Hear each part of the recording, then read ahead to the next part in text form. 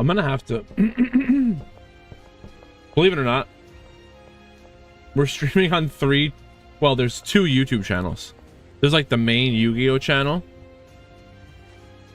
and there's like an alternate channel that I started posting other gameplay than Yu-Gi-Oh and other stream stuff, highlights and things like that. So I got to use both of them, right? So I'm gonna have to put them all on one of those like things where all the chats go into one place so I can see them, because I literally, there's like, to believe it or not, bro, there's a monitor with 3 chats on it. What am I supposed to do with that? All right, so I moved this whole place around last night.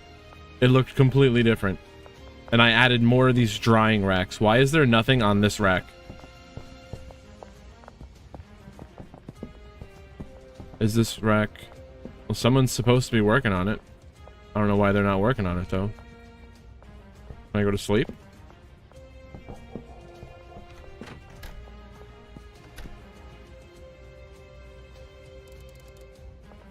We're shot caller. That's right, get to work.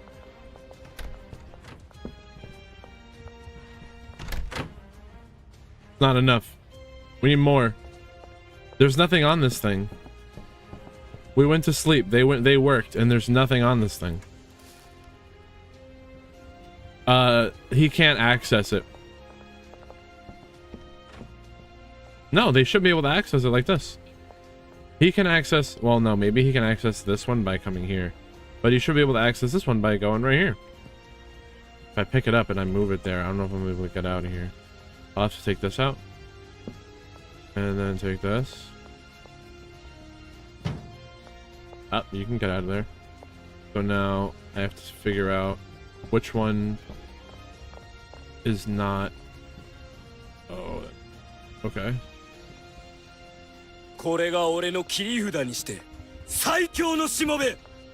JL, what is going on?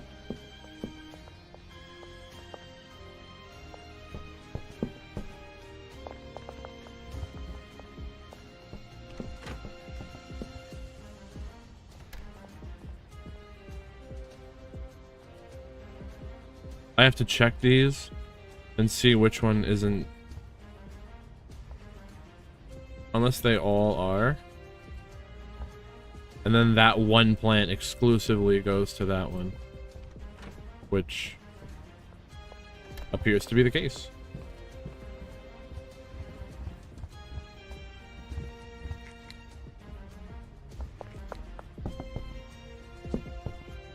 Oh, he's taking care of. Oh wait, yeah, this one.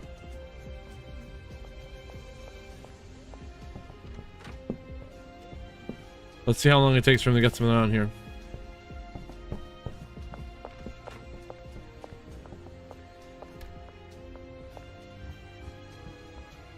Putting the product on this rack increases the quality.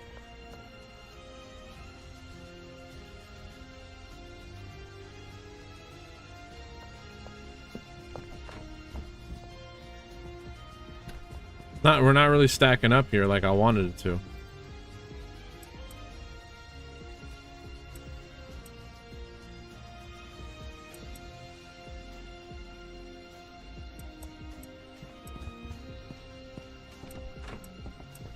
We need soil.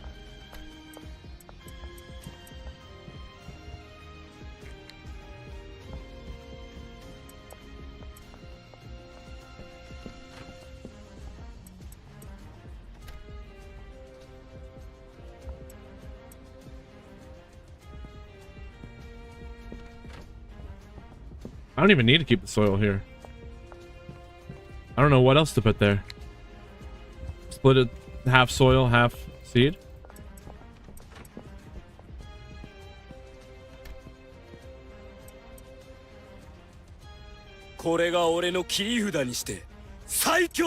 Victorian Light.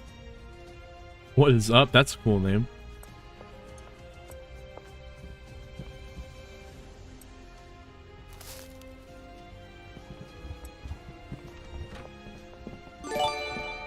Wub Wub? Gifting it To Yoshi, very pog. Thank you. Hell yeah.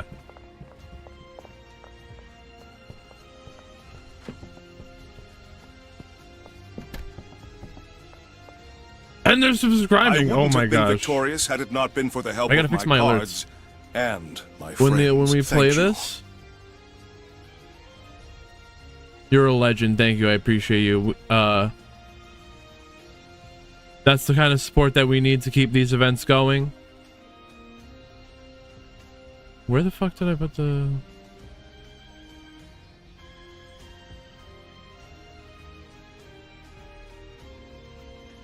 Where did I put my alerts at?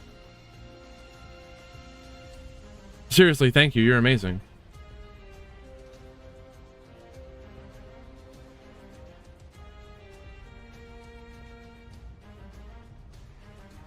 Yes, they're putting that prize money to good use. For real, thank you.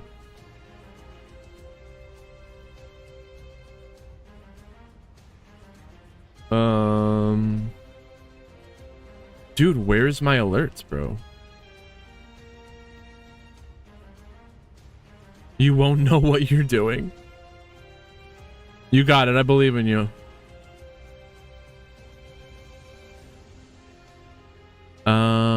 Bro. Oh, here it is.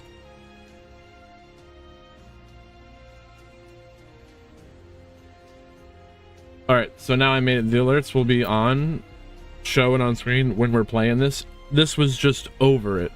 It don't matter. We got the bag. If only we could get this money in real life. Wait, we just got to start selling drugs. Wait, don't, no, don't do that.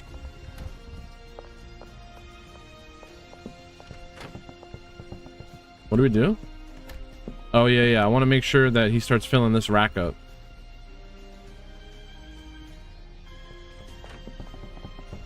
Oh, yeah, so I got a purple van and I got a purple car over here.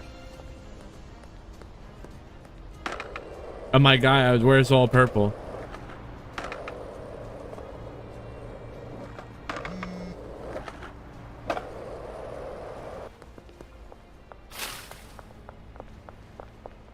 What was I doing? Oh yeah, where did he put my car?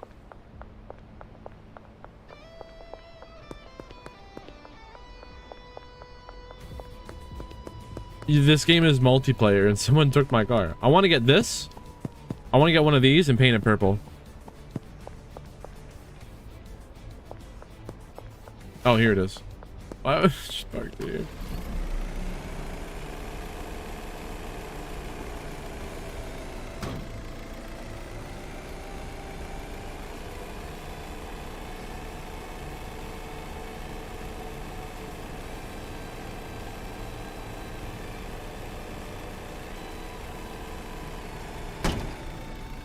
It's actually really easy to roll it like that.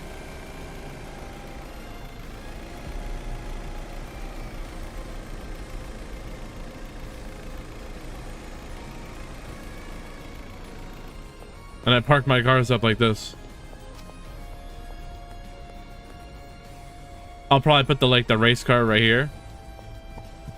And then you can use this as the trunk of this shit is extra storage space. I gotta put these foils away. Oh yeah, I was gonna... Okay.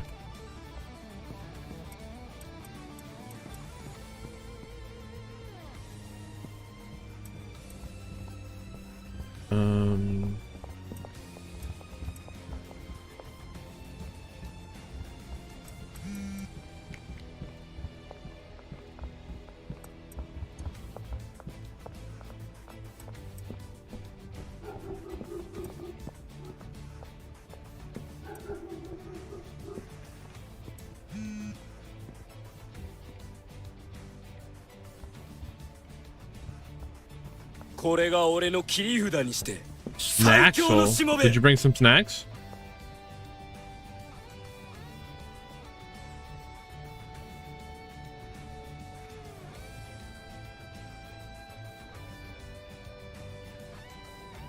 Snacksel, what is going on?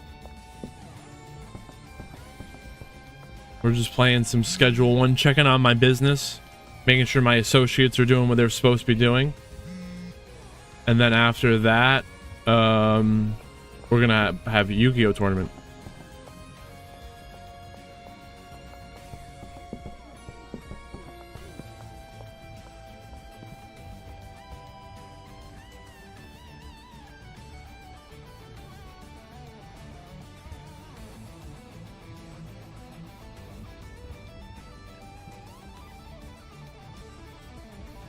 We're all good here? He's loading that up. Drop these off here. I need more soil. We always need soil. Not really, we're pretty good.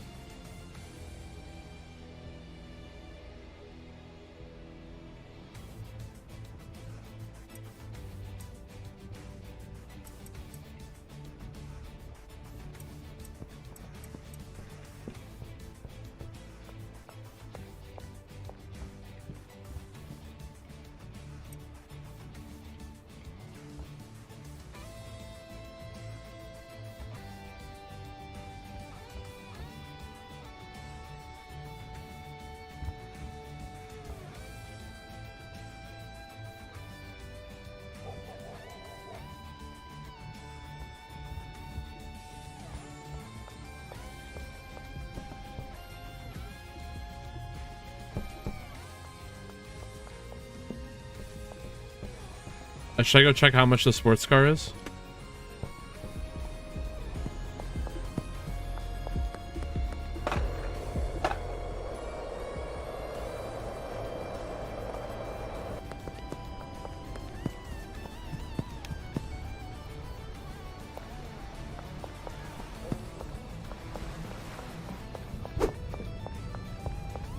Oh, 19? Thank you, buddy.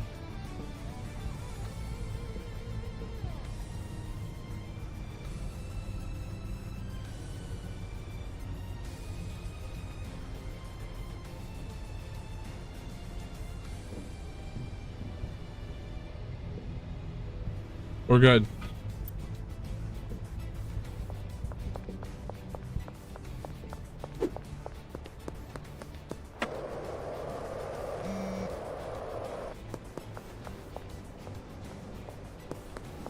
Here at the laundromat, we can launder money. We're cleaning the money at the laundromat.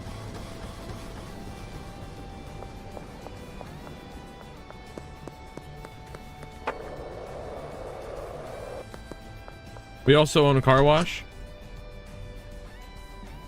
We're gonna launder some more money.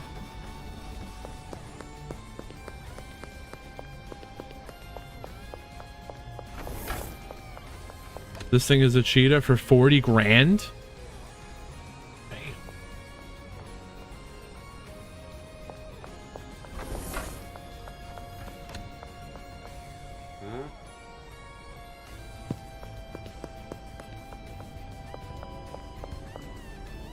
I don't like this song. Wow, we went through the whole song.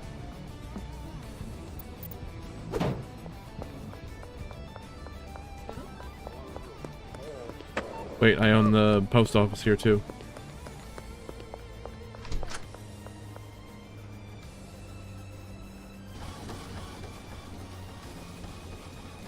And doing that, we'd be able to afford the muscle car pretty quick, the sports car.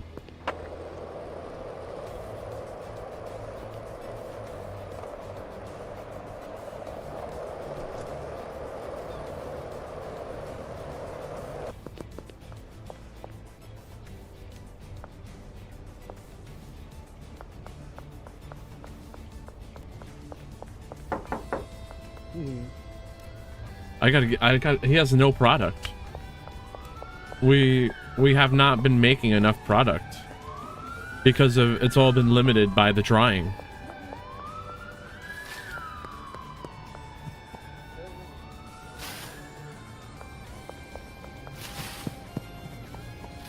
But I don't know if it's worth it to dry it and raise the quality to make it sell for more, if it's worth the time.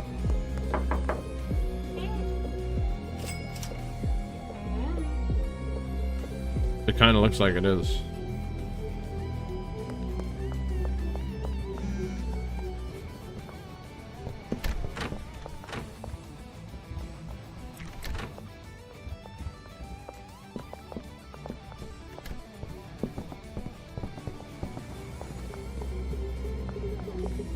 Maybe it's a quality over quantity type thing.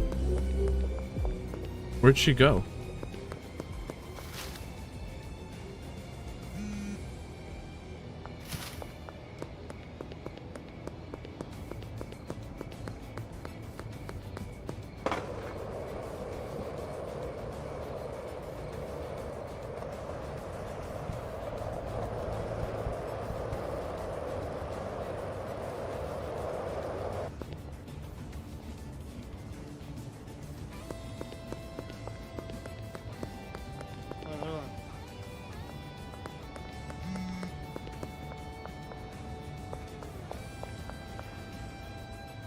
Hey, what are you doing?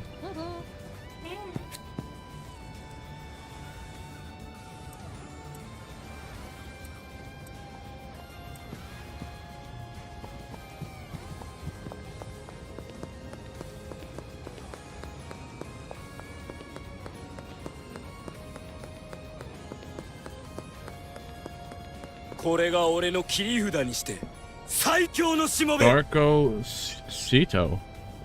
What is up? We got this. No, where's this guy at?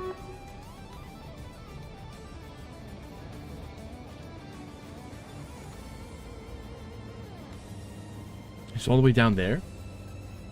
What's going down there for? You just teleported.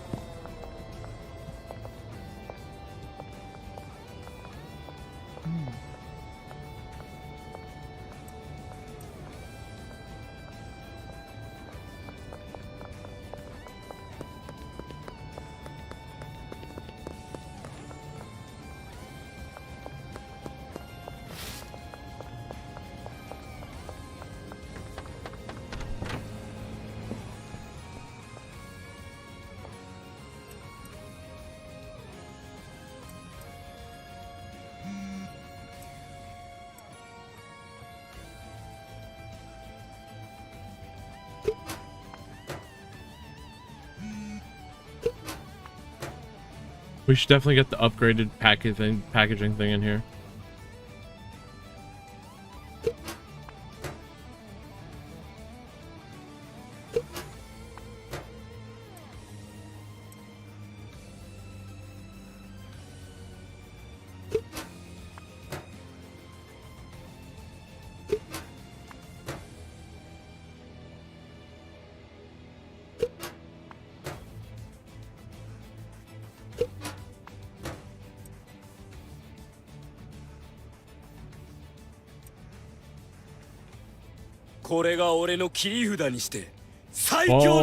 Balrog.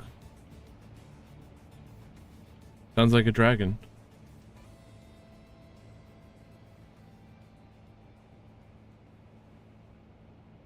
I gotta make room codes.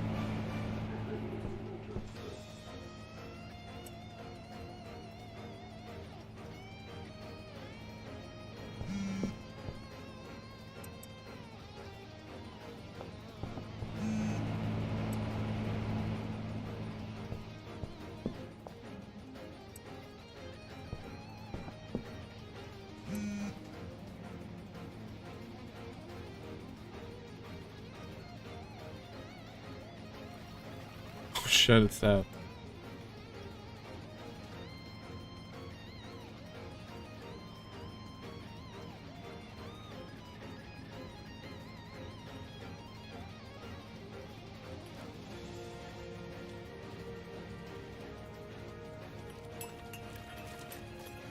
Oh shit, we making meth, yo.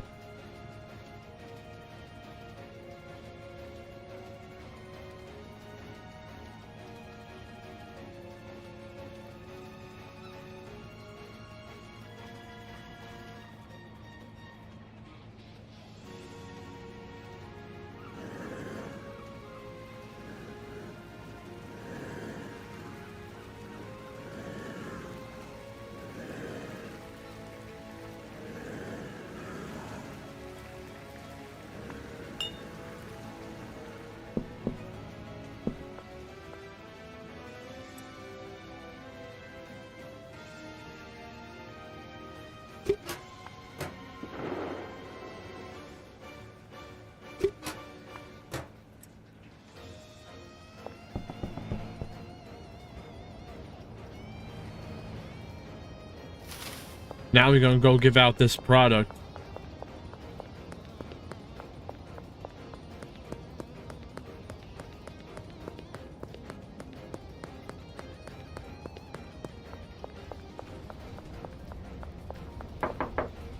Yeah.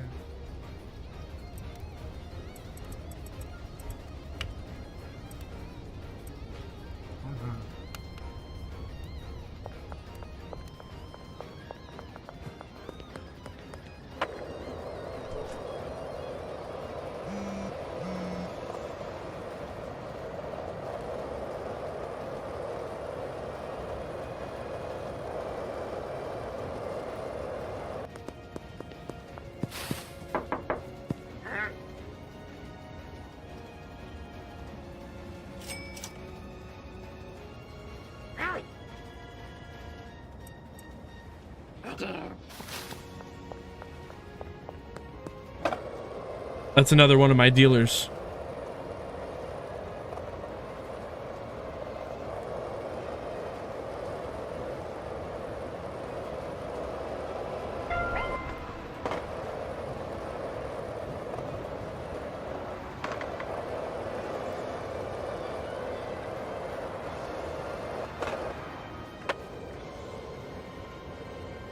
I was skating through there like I was Tony Hawk.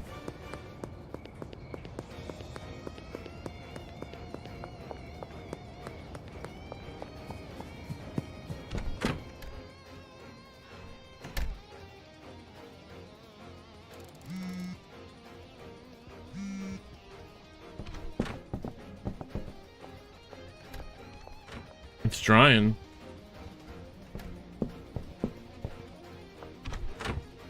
Not enough product is coming through here. What are you doing over here, man?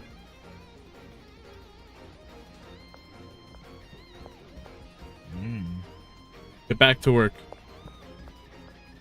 Why aren't you working? Oh, you are working.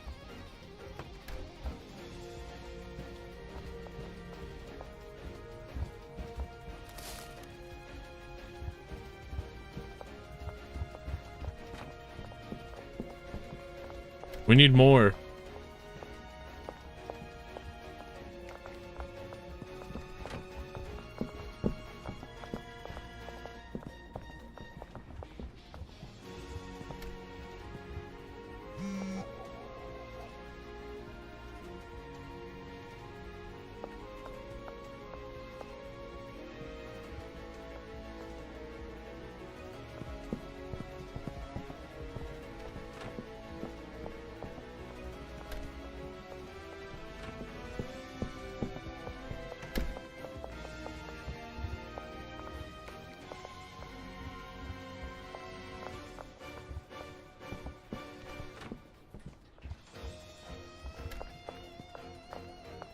I think we've maxed out this place, but it's not producing enough quick enough.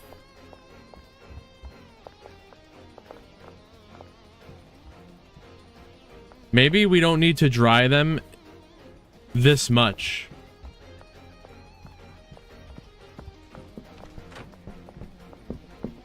Like the the extra drying to make it super premium.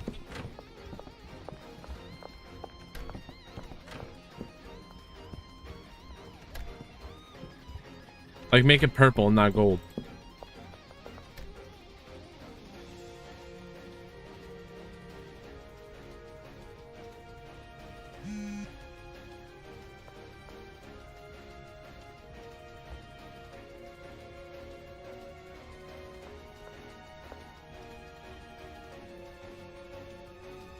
Why are you looking at me like that for?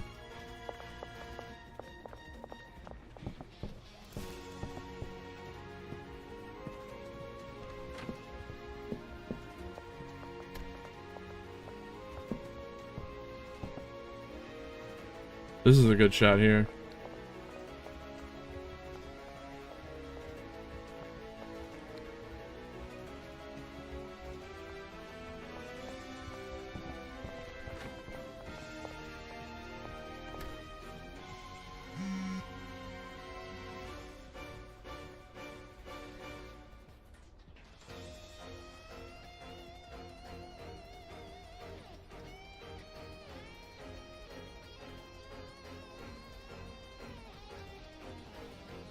Silver Wolf, what is going on? Good to see you. How you been? Welcome to my business operations here. These are my workers. And these are our products. It's an honest work. See, now we're filling this thing up here. Business has been good. Business is booming. We got my custom purple van and car. I'm gonna get a sports car next. And then I'll be a real drug dealer.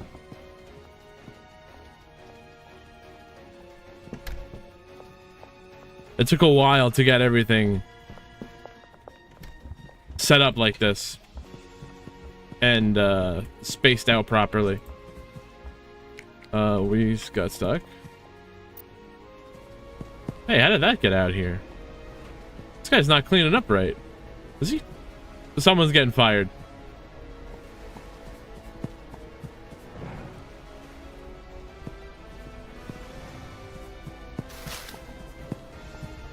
Why aren't you working? There's nothing for you to do? Come on.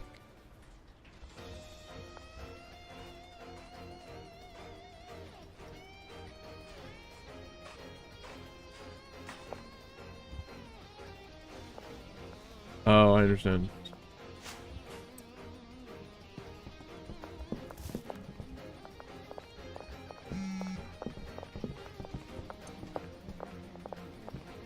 I'll bag that.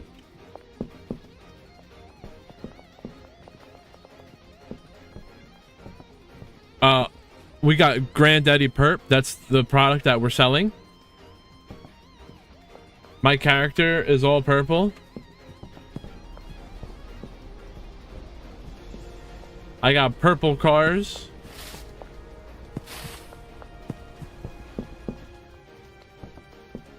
There's a theme.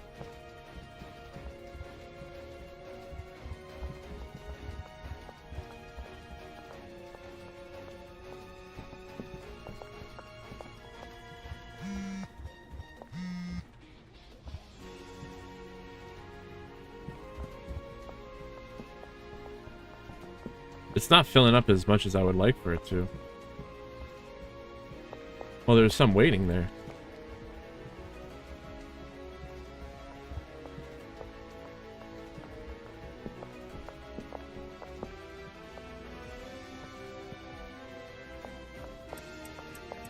Need jars.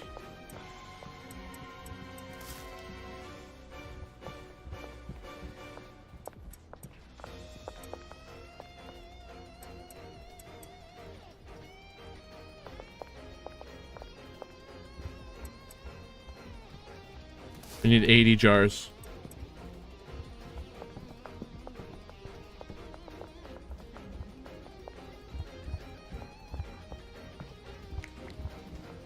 80 jars, 60 soil.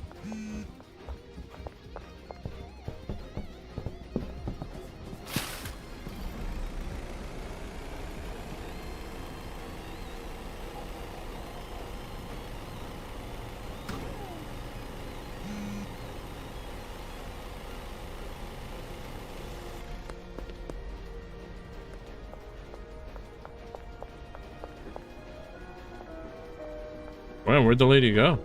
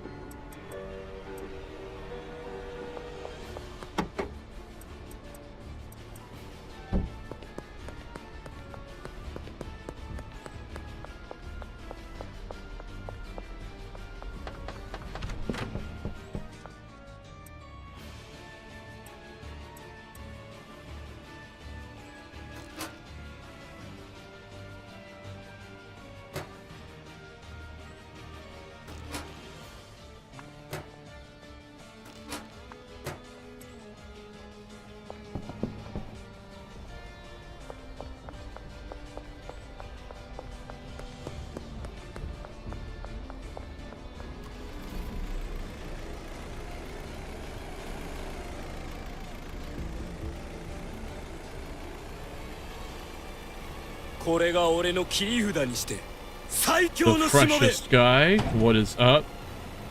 A lot of new players today.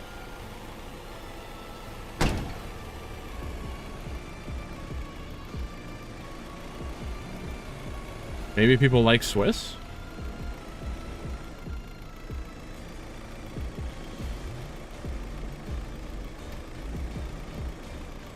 Dude, how do I... Oh, you can do that.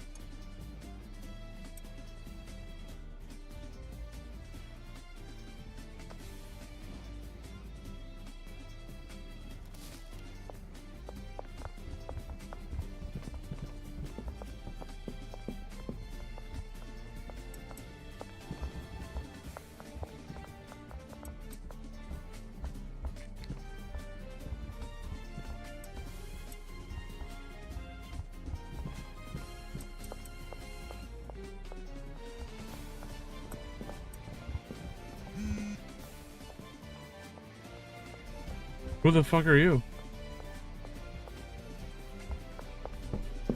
Who was that?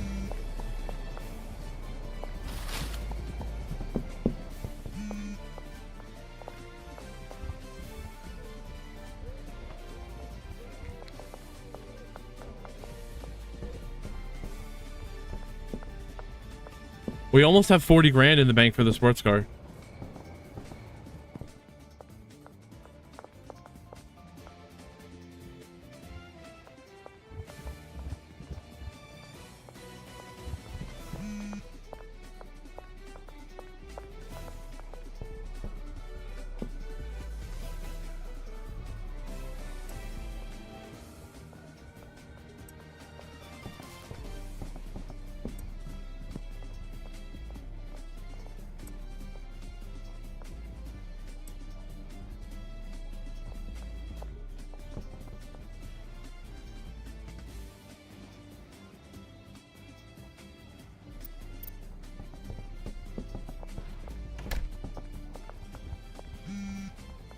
I think we cracked the code here.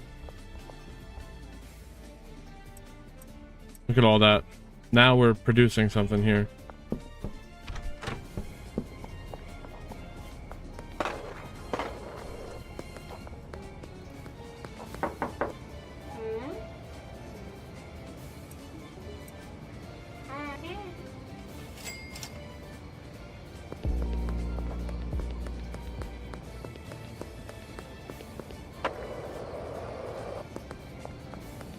Saw the cops. I gotta go down this alleyway here, jump over this fence.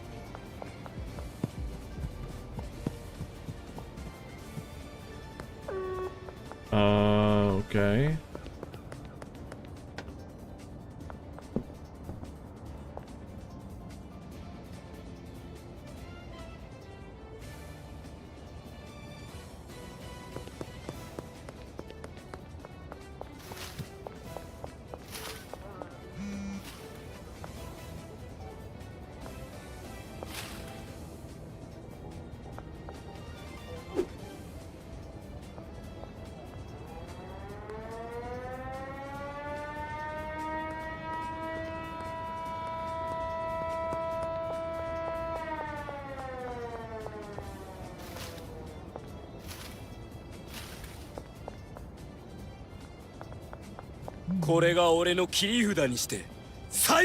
Davis, nah. What is going on? That money's coming in now.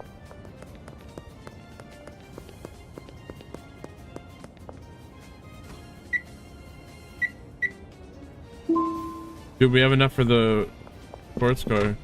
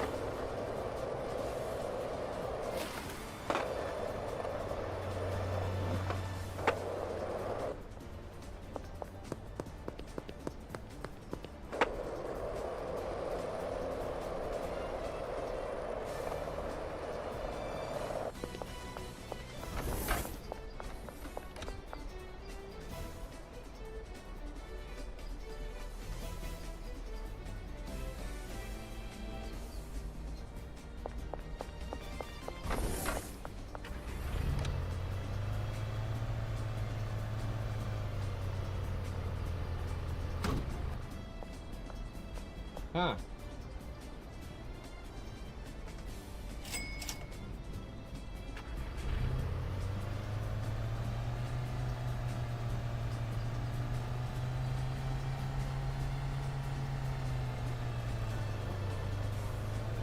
Thing's not really that fast.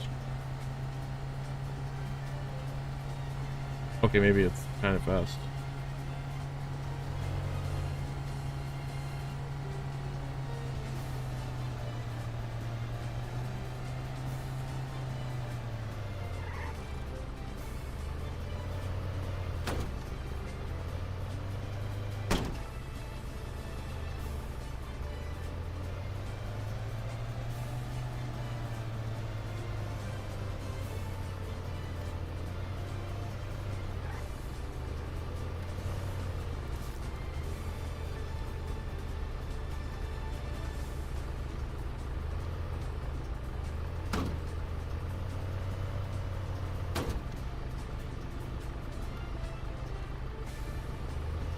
How do I park this?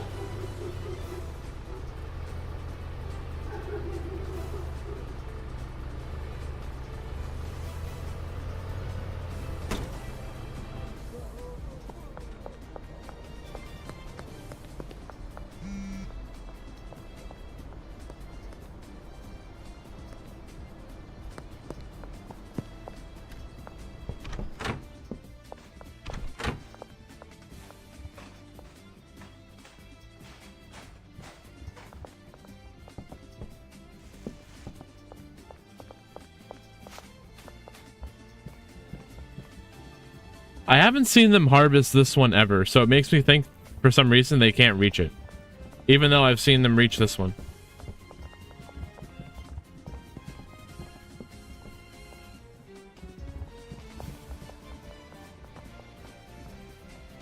If they can reach that, I'm pretty sure they can reach this.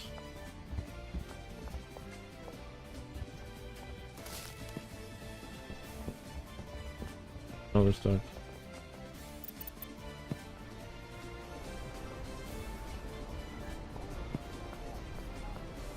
Now we're looking good over here.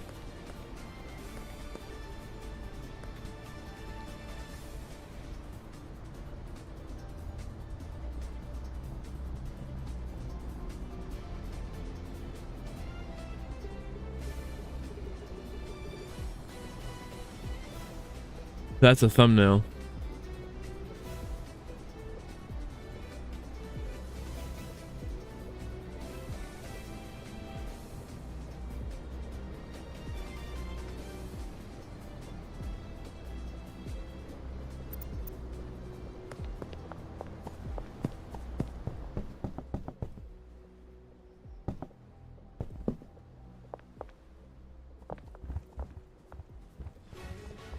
We're getting something going through here. That's all you're gonna take?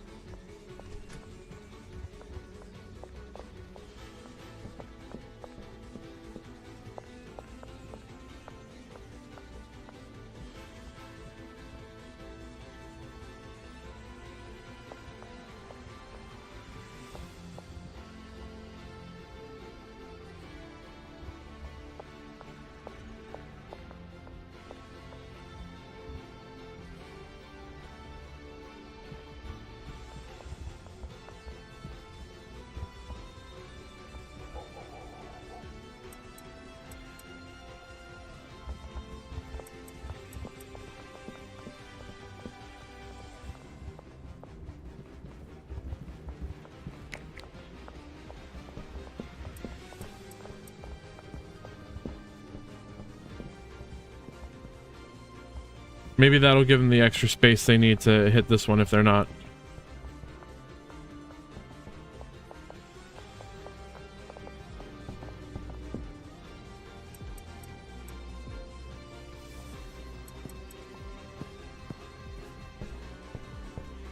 He's got 300. Brad has 3,000 we can collect.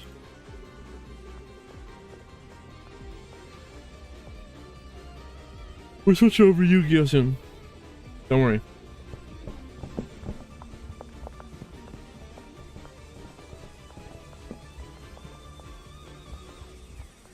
I guess we're good.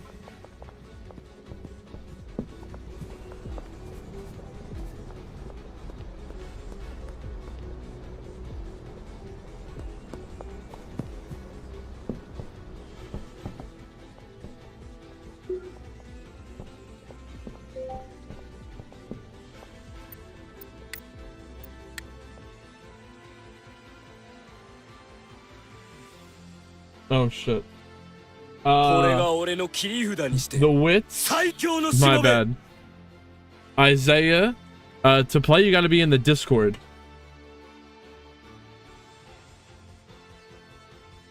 I'll send you the link right now.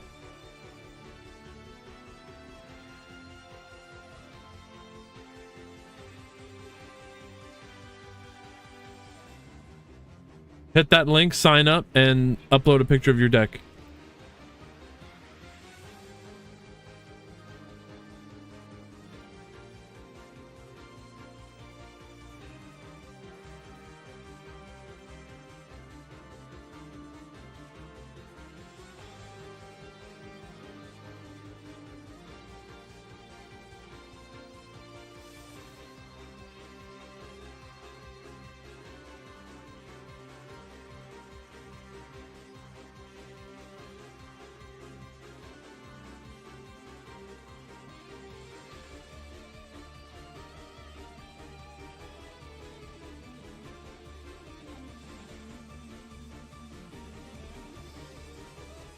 We'll let everyone know last minute.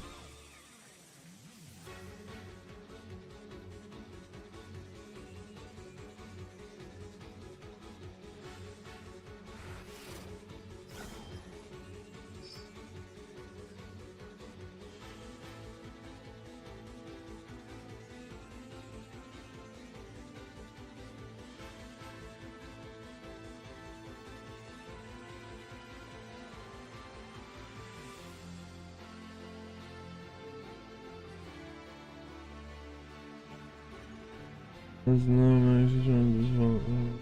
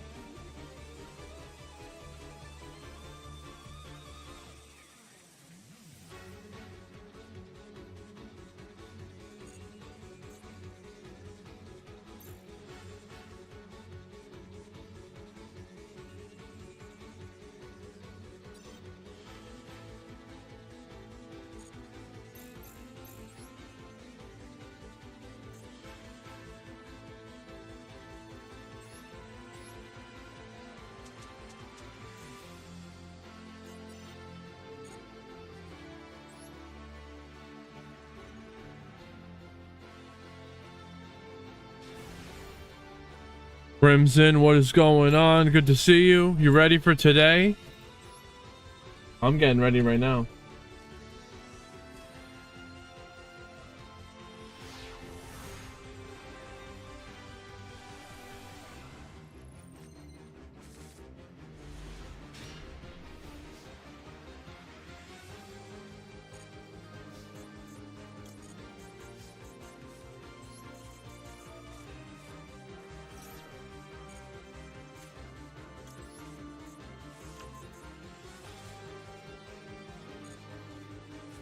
That's an issue.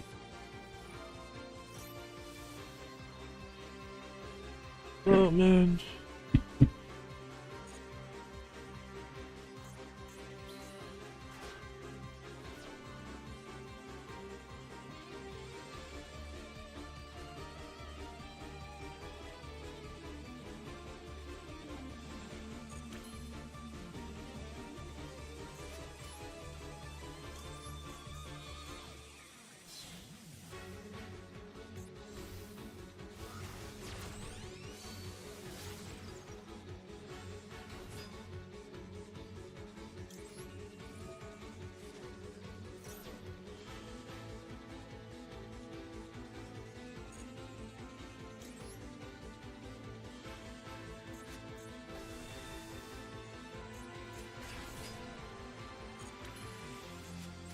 This does nothing.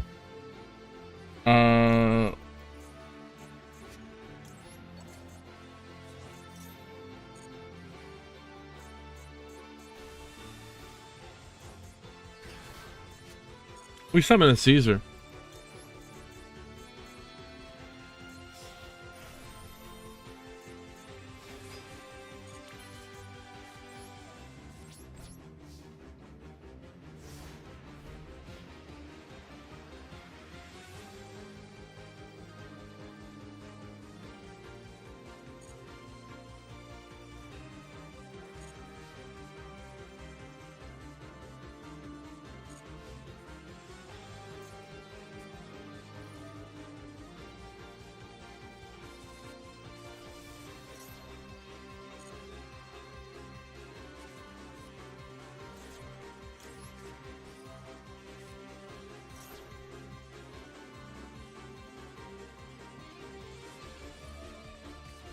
Oh, you don't know if you're playing today, Crimson? What happens? Everything okay?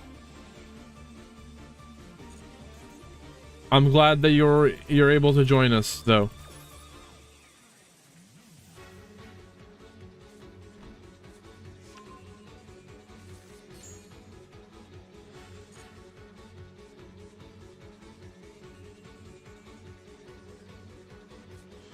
We negate this? No, can't. Yeah, you can.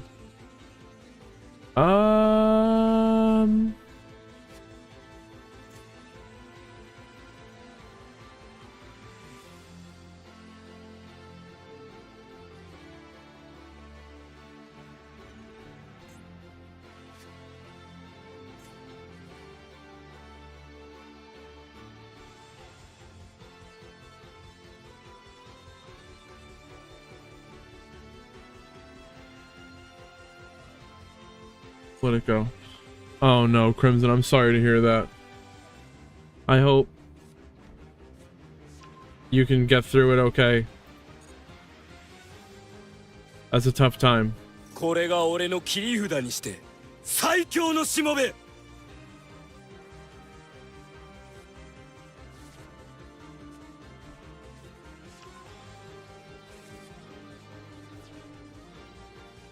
Damn, I should have negated it. It's crazy.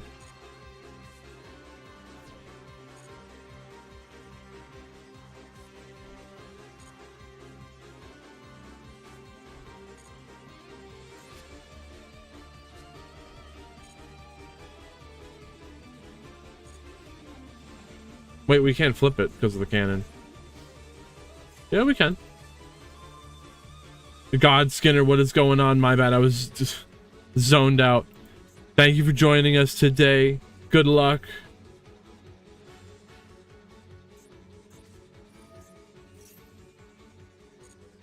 It seems there are people excited to play Swiss, which I think that's great.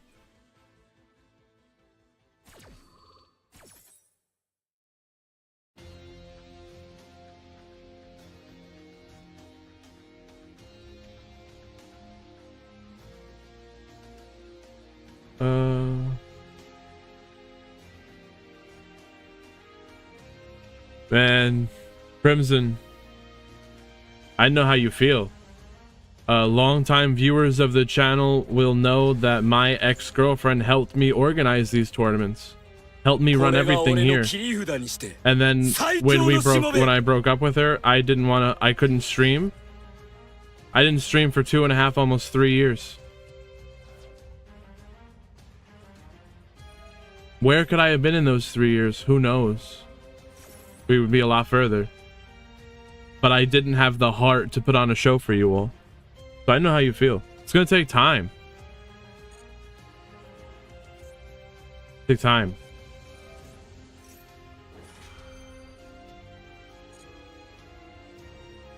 But it's gonna be okay. It might take a while. It might take a while. But it's gonna be alright.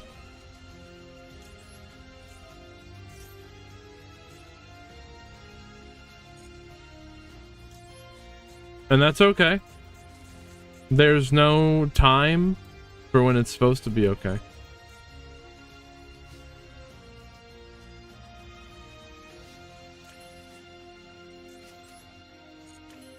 I think we're screwed here.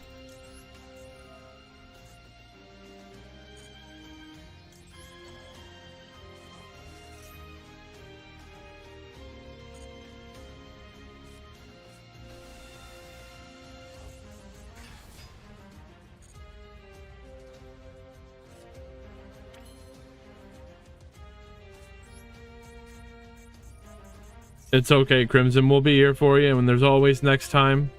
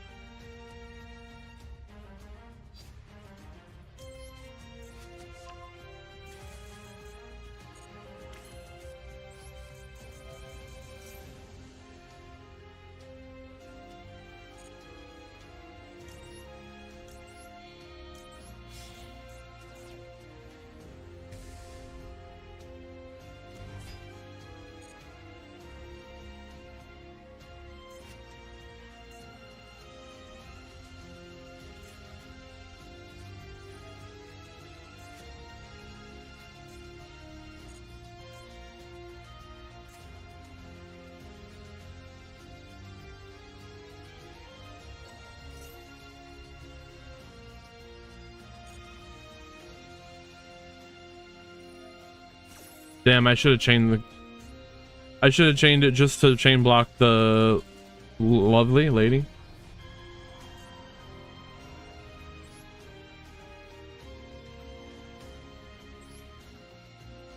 We learned that last week. If they start chaining the lady or lovely, whatever it is, to one of their own traps, it's a wrap.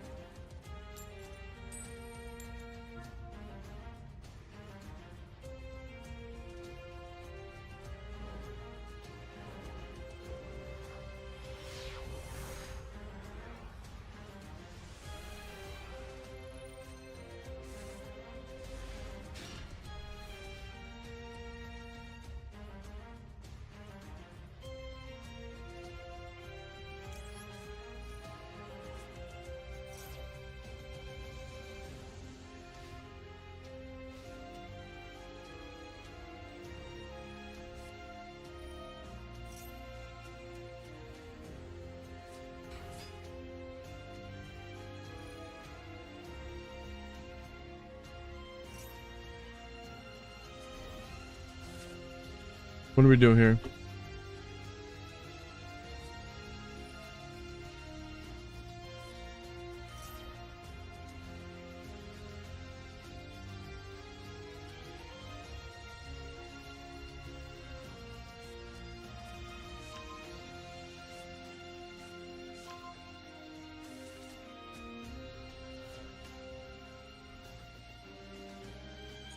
Did the maxi resolve? Yes.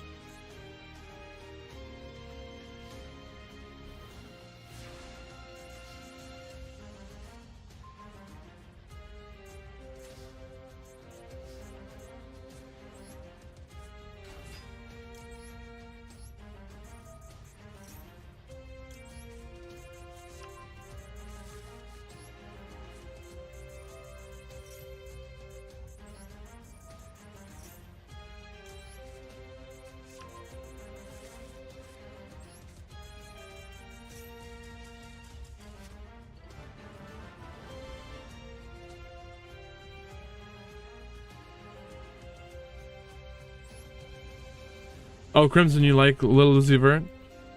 I've seen him live 3 times. And his birthday is the day after my birthday.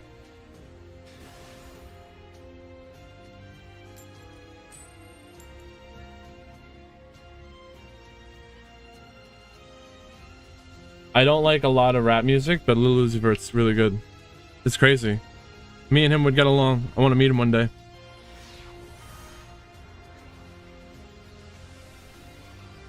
And then he had a Bugatti, and I like, not like I could call the person, but I know the person who bought his Bugatti.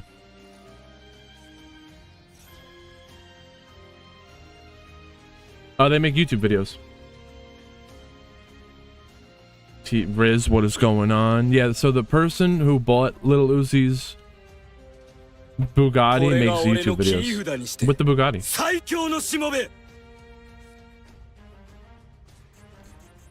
And then when I saw him one time, one of the shows I saw him at was in Philadelphia. That's where he's from, his hometown, home city. And he had the Bugatti there.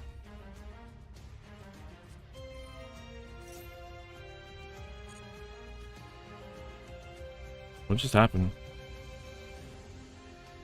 Did I not activate the Kepler? You're playing tonight, Riz? I like that. Very nice. Good luck. Swiss today. What just happened?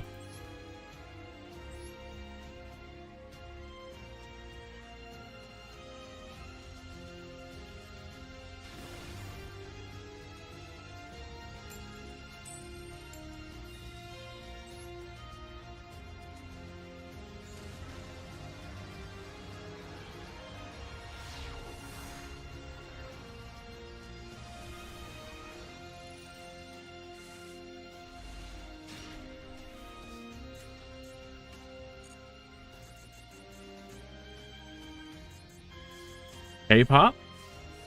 Maybe not really. I don't think I would know what to even consider that.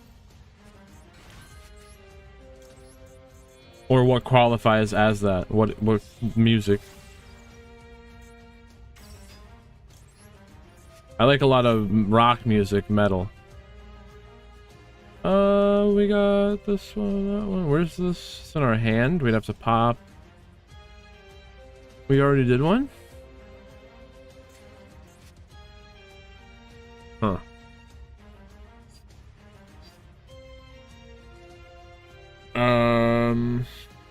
That's crazy.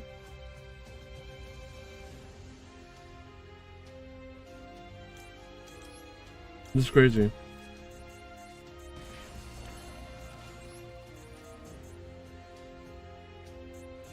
How would I understand it if it's Korean? Nice, Mark. Busy is good. Take advantage of that.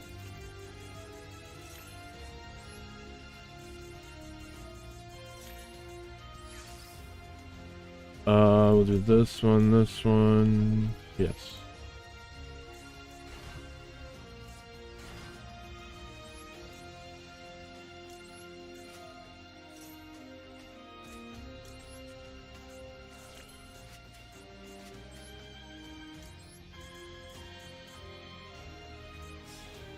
We got the necro slime in the grave.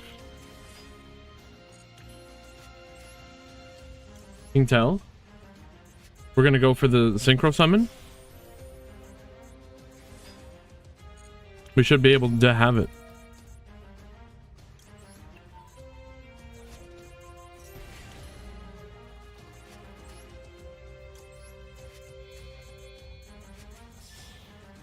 You make it spicy, Riz? Well, it'll get in a video.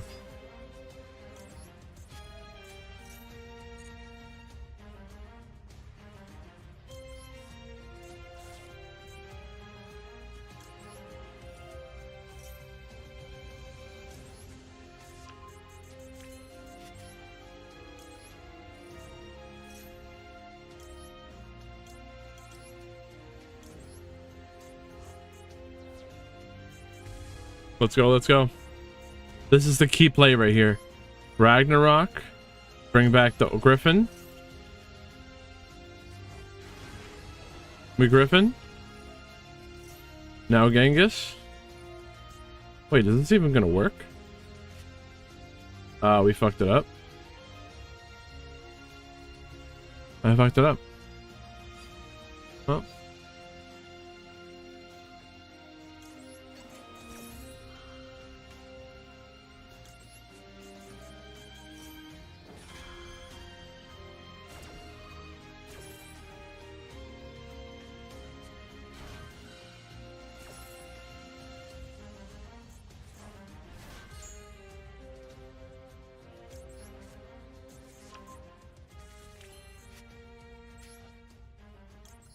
We would have been better off.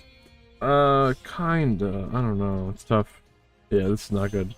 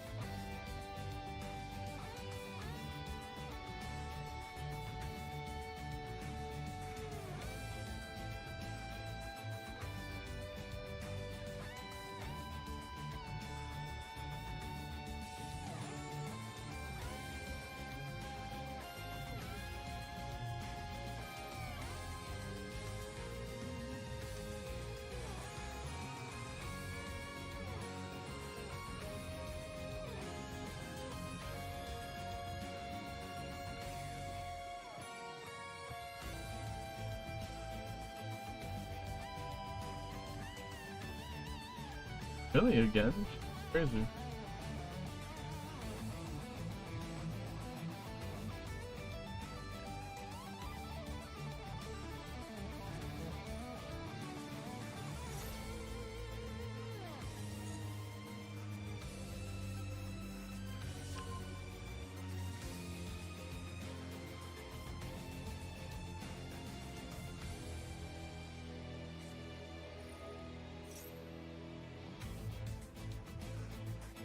Mark, get back to it. It was good to see you.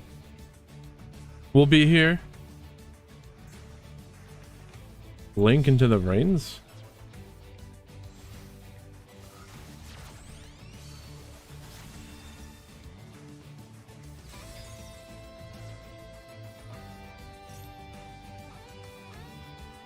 Dude, why is Link into the reins crazy?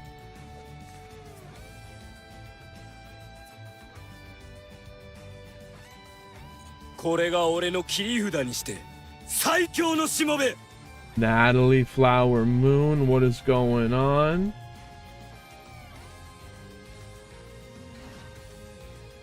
I got you. Go to this link right there. Sign up. Upload a picture of your deck. You're good. And we're going to be playing Swiss. So keep an eye on the website to find your match. I'll post the room code in the Discord in just a minute here. First place $10. You can get a pizza with that probably. Depends on where you are.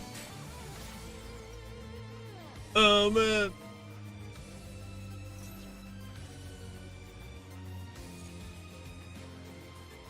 I can get 2 pizzas with that.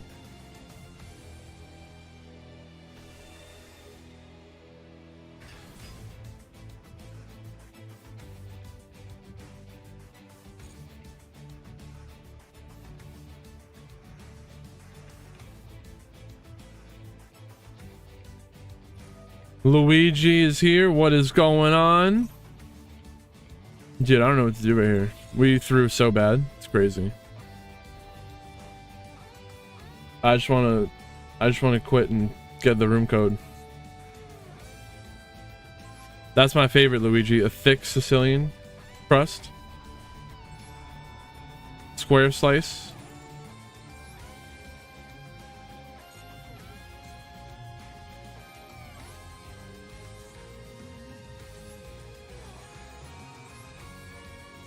We got to make it unlimited for today. List permissions.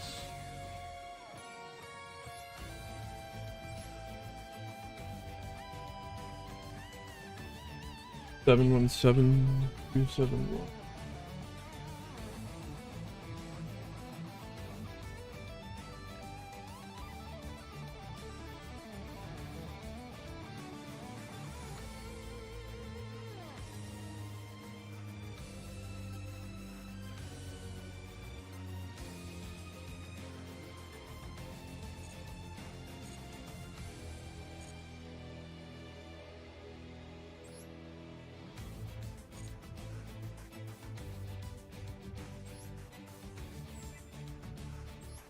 Ritual Synchro Exceeds. I did a synchro. Oh, I surrendered. Fusion Pendulum Link. We gotta do a game. A real game.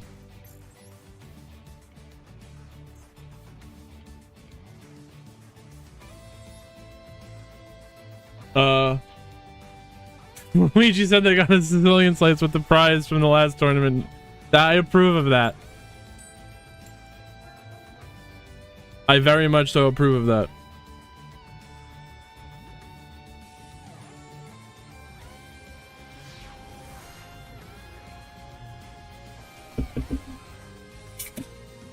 Oh, dude, I can take a train and I'll be in New York City in 10-15 minutes.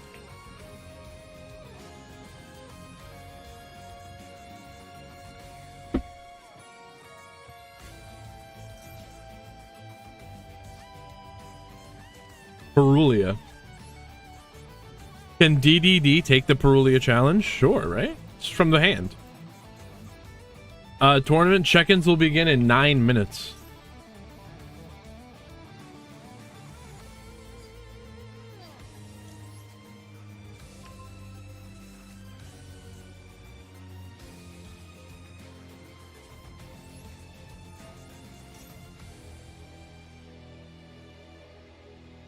It's 4 sucks. It's more. We got more contracts.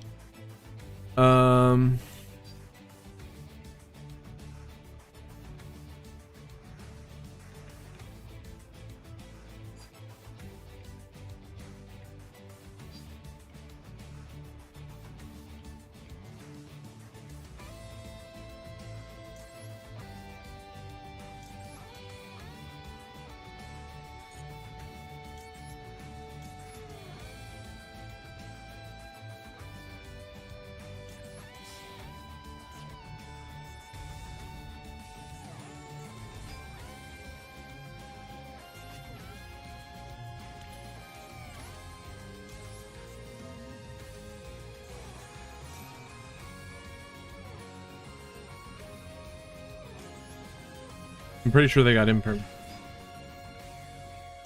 Oh, this can only summon a big D.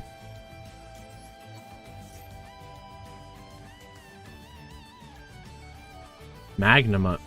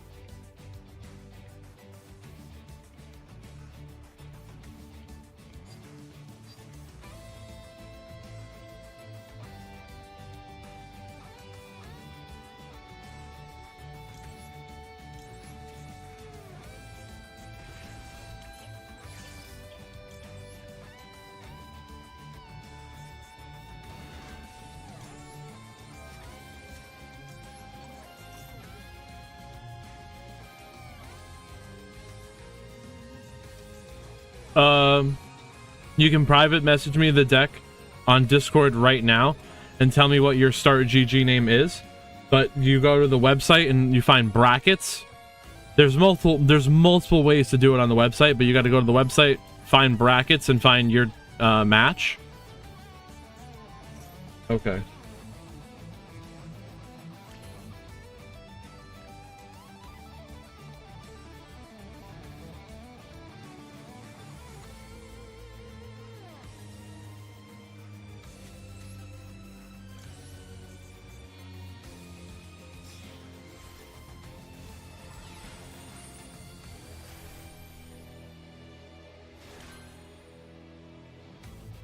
That was me, Greedy, whipping out my triple D. Do I have to refresh?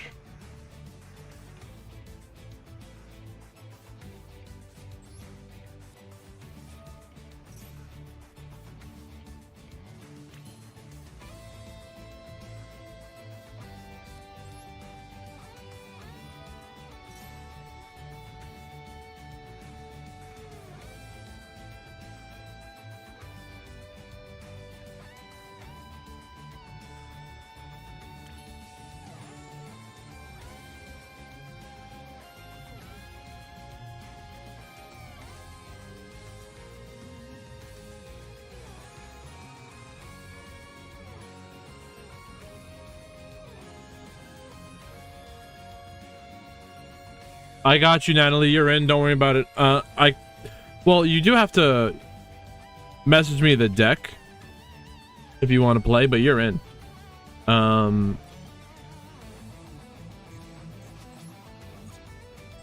What else is there?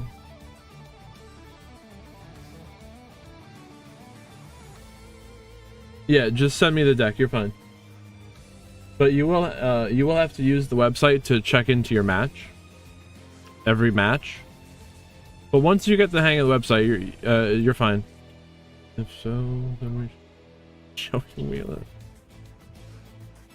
that. I'm very close to New York City, Luigi.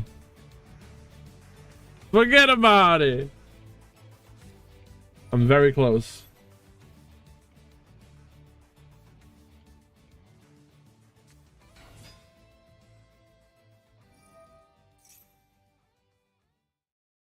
They are unaffected.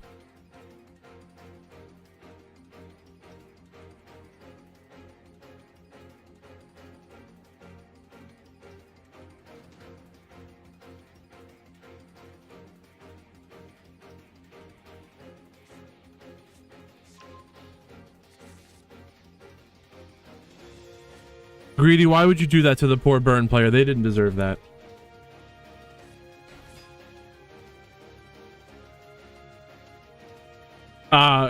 Crimson, they might care, but then it might be insincere. I would just ignore it. Best of 3. No side. Natalie, you gotta get that deck in.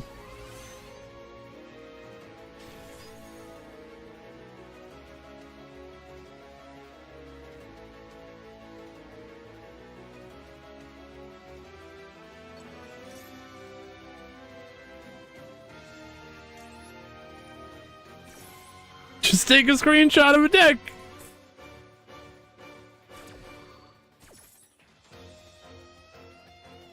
This isn't gonna do anything. I just realized.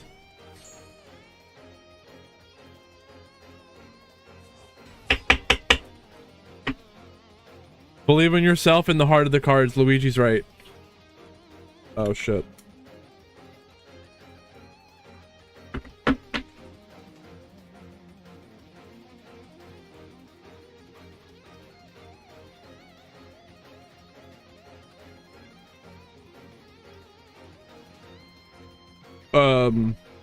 Natalie, just because you're new, you go to the place with the matches when it starts. You go to the brackets, and you click on your name, with the match with your name, and you use that chat to talk to your opponent.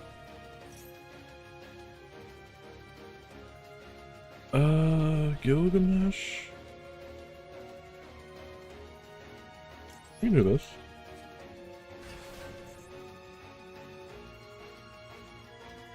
Oh, we're in battle. We can't activate effects. Oh man, Greedy, we had a hate raid yesterday. Someone just blasting out some real bad shit on the TTS. It was so bad. Don't go look at yesterday's VOD. I have to go delete that. Do not go look at the VOD. I had music playing and I have the TTS low. I don't hear a lot of the TTS. I hear it in the background of my headphones. Just the way I have it set up. And wait, why was I able to activate? Oh, it's because I'm stupid. It was well, so I got the music going and I don't even know what they're saying. They're just saying well, I know what they're saying now. Blah blah blah. And I'm like, wait a minute. That's not good. You can't say that.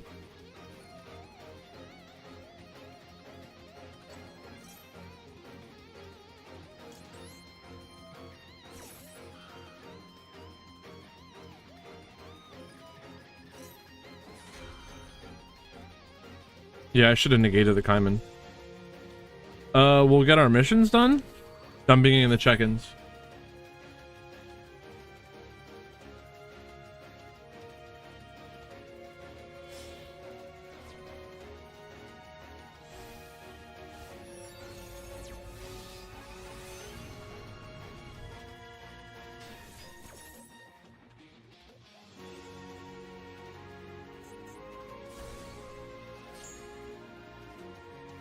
これが俺の切り札にして最強のしもべ。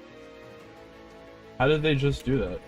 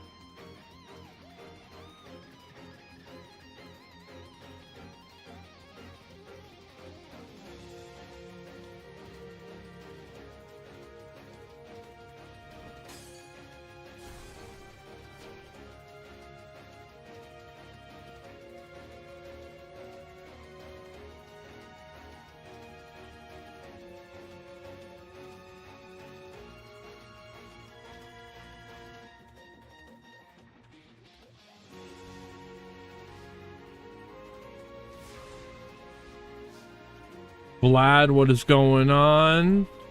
What's wrong with the way it looks, Thomas? Yeah, I think Swiss is going to be better for interaction, engagement, all that kind of stuff. Business type deals, you know?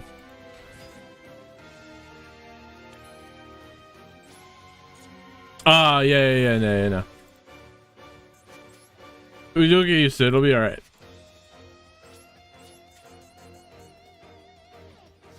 We'll make it through. We'll adjust.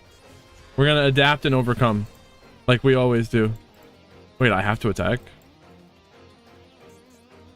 The room is posted in the Discord. I tagged everyone with a tournament participant role, and then I tagged you as well.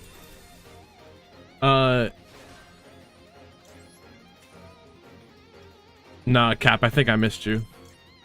Oh, table? Yeah, you're fine. But use the chat to coordinate with your opponent to make sure you're on the right table.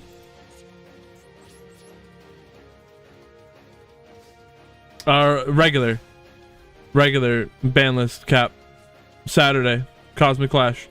Regular ban list. Well, we're using the newest ban list.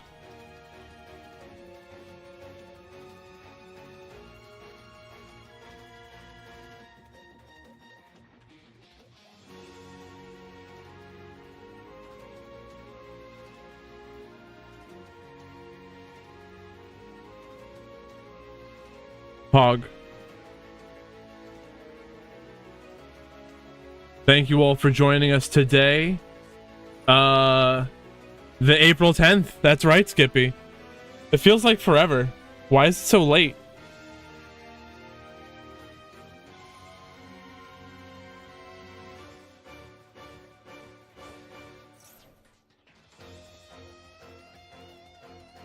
Are we gonna win this, dude? I just want to get my mission rewards. That's why I'm here. Luigi, if you're there, where's the best pizza in New York City?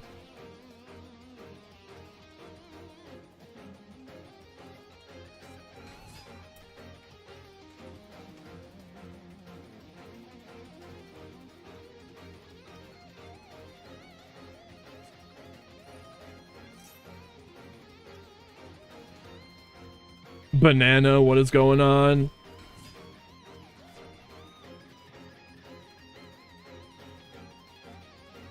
Oh, you're fine, Natalie. It's all good. Every Master Duel ban list feels like tax season. They let you know what it will be like a month ahead of time. Then when the day comes, you're like, I forgore. Damn government taking our taxes, taking our money. Yeah, go play. You're good. Start it up. Thomas, for you. Yeah, that's fine. Send it real quick. Don't tell anyone.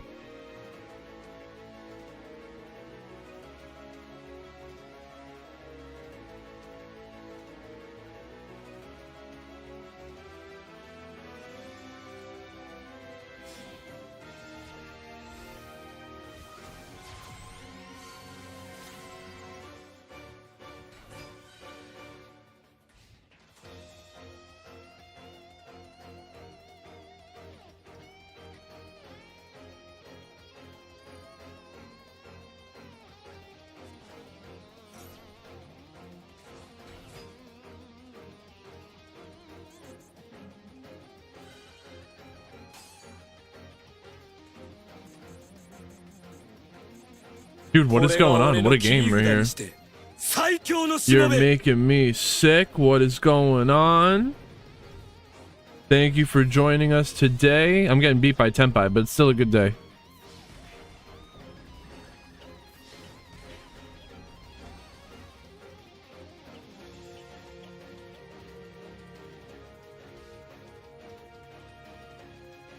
I just want my missions.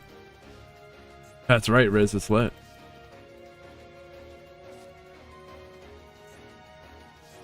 Secure garden to go burr.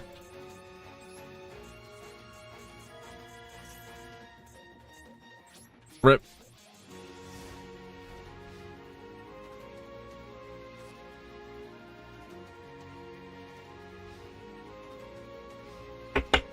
That's what we'll do.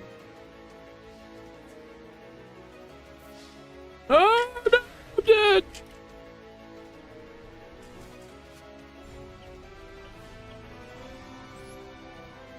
Their name was Duelist C.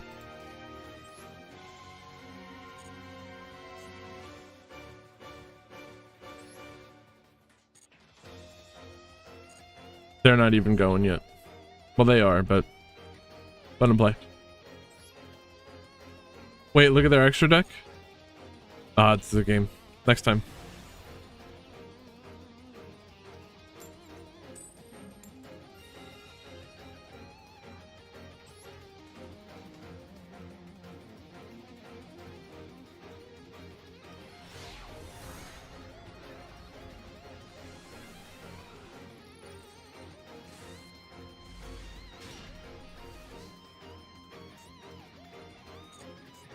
This is an okay hand.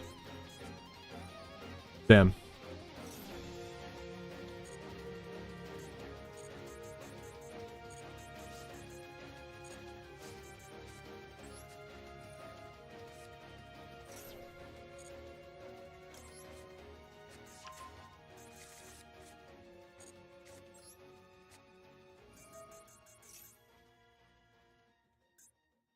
Fualos. DDD Fualos challenge? Nah, I don't know about all that. 1, 2. This is already too much. This isn't even worth it. No. Regular ban list today.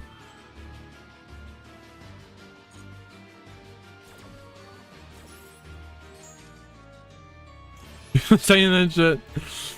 Be making me confused, making me think it's the wrong day. Today's Saturday, right? Am I on Earth?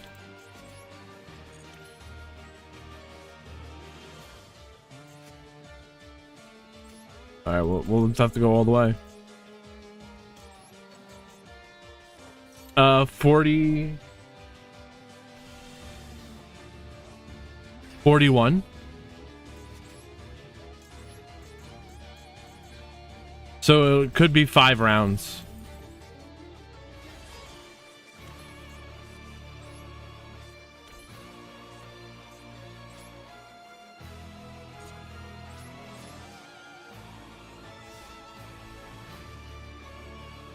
Yeah, I think it has to be 5 rounds.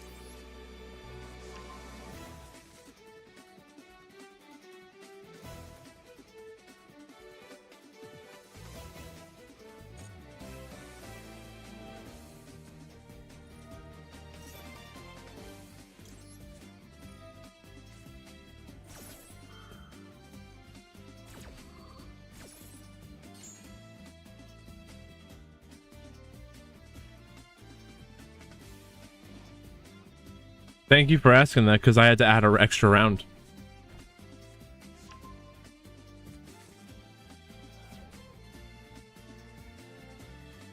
Olaf, that's a nice name. My name is Patrick. I drink water.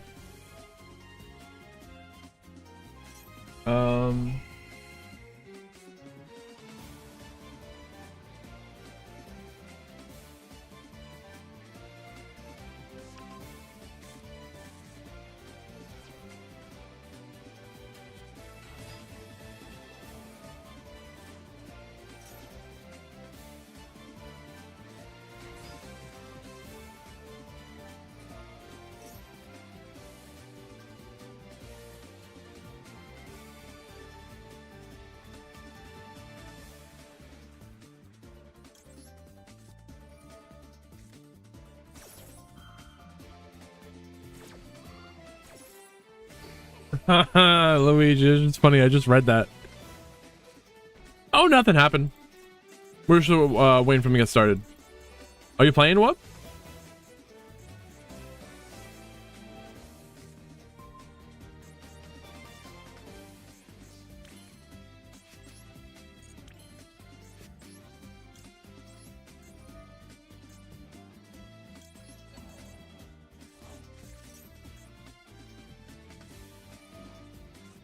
Ghost Bell.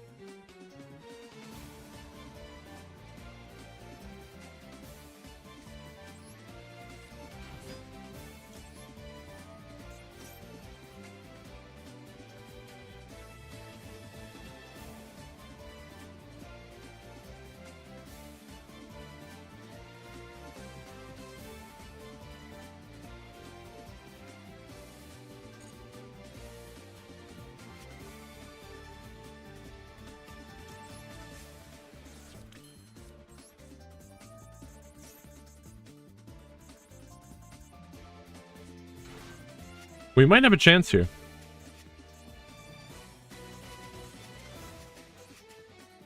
Wait, what's with all the tempai?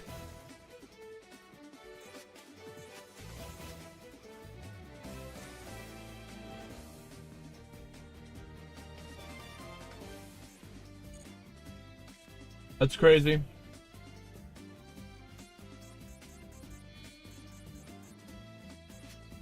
Wait. I still have a play.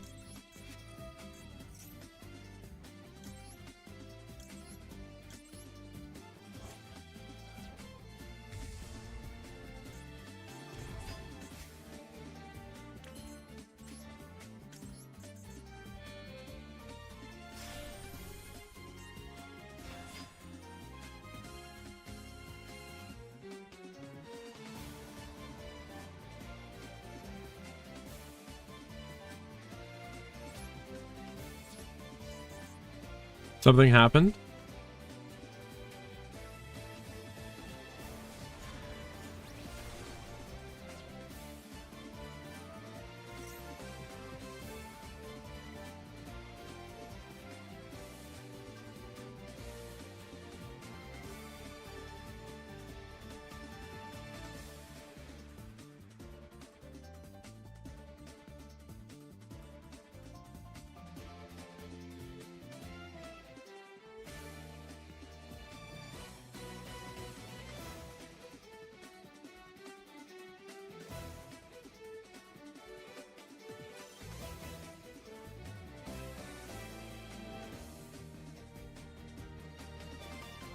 I reset it.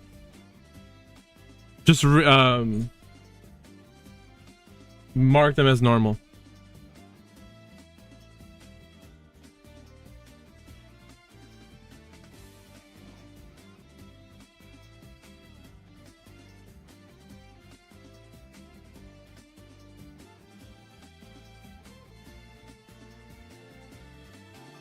It didn't change the matchups, right? That would be bad.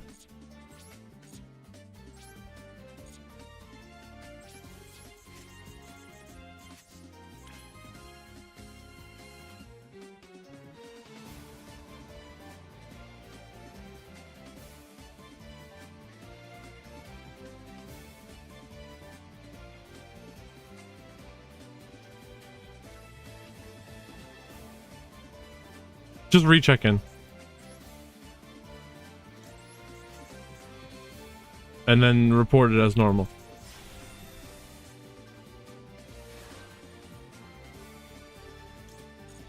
Do we Zeus now?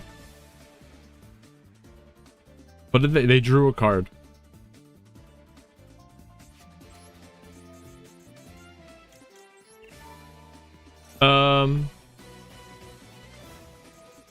The loser of a game chooses who's go first in the next game. Damn, it's an imperm.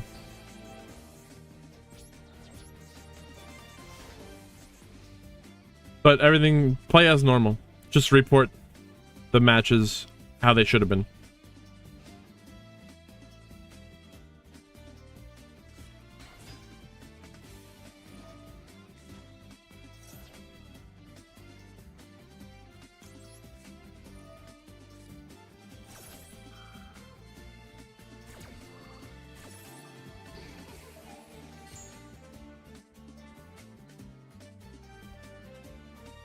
I think something happened when I added a 5th round.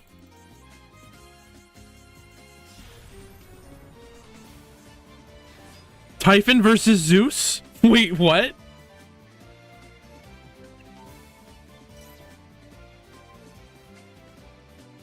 Oh, we're having a complete breakdown? Thomas, you telling me that society is breaking down? Oh. I don't know. It made me click start again. I'm sorry. It was my fault. It was my fault. My bad. It was my fault that time.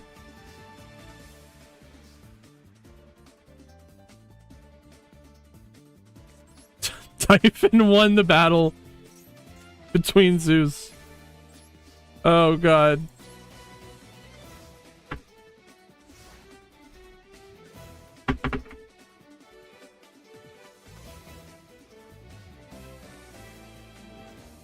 Yeah, so the bracket bugged out, so I hit refresh it, and then I had to hit start. I didn't hit start.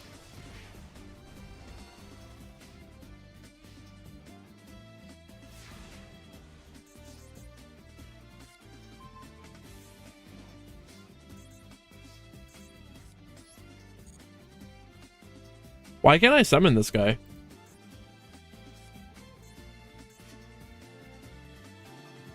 What did they do? They heat waved?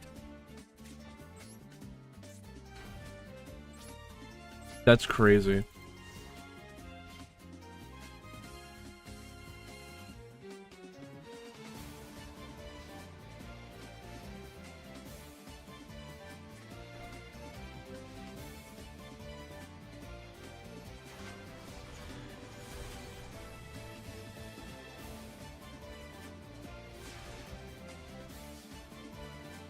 All right. Unicorn? This doesn't win.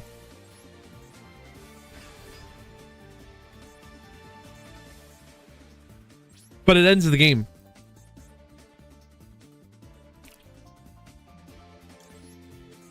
I'm looking at your extra deck. Stupid Tenpai. Oh, it's not over.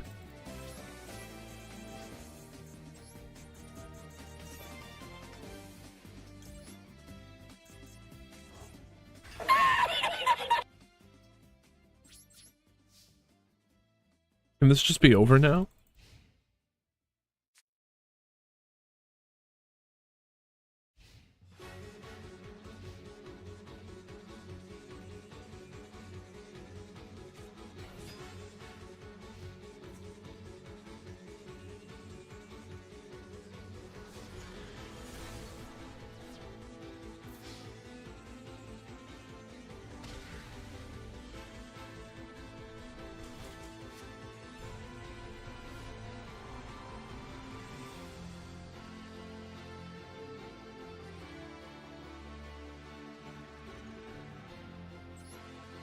Finally over. Oh my gosh.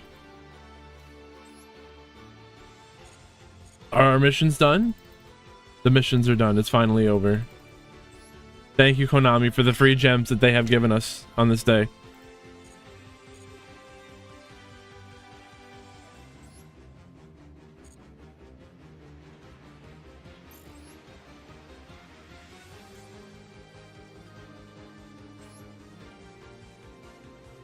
Let's go to it.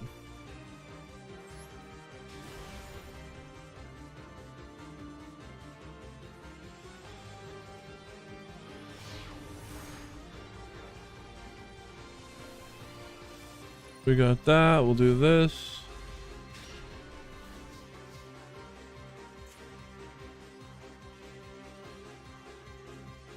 That's the one. That's the one.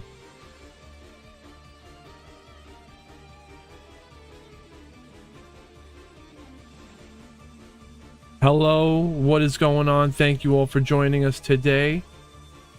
Weekly meta tournament, free entry, no sub required. Second week with the new ban list. That is what happened? Beatrice is banned.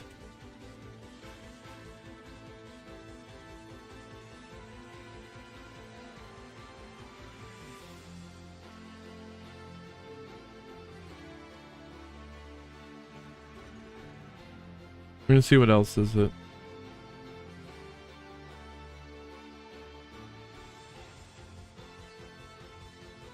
So Perlily from 2 to 3, Sangan Kaiman going from 2 to 1, and Block Dragon from being banned to 1, and Beatrice is going to be banned.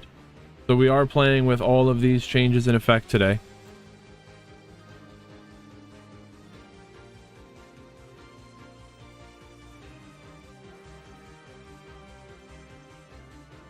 There's the full changes.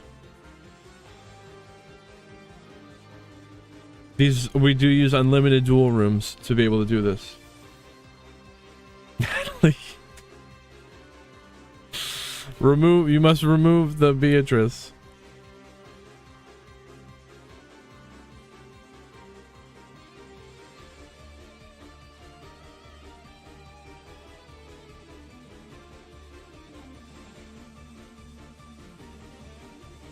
Is that good? Where's my music here?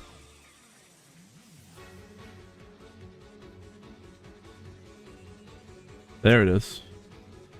There's 2 long pauses in between that soundtrack.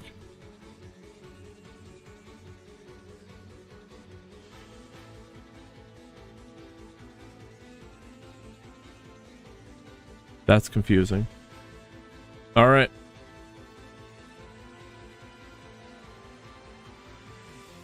Kashtira versus who? I have no idea what this is. It's engine.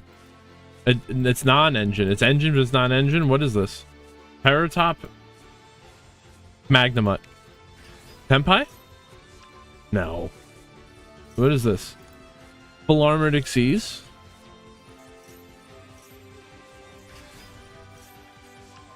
Virtual World Goblin Biker.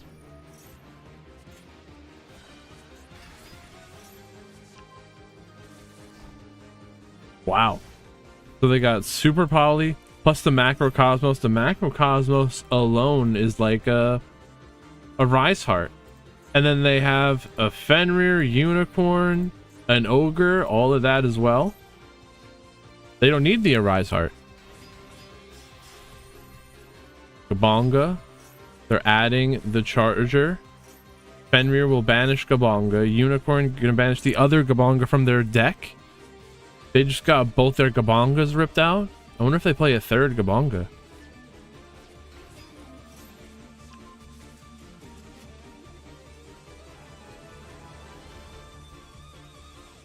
They're not going anywhere without their Gabonga.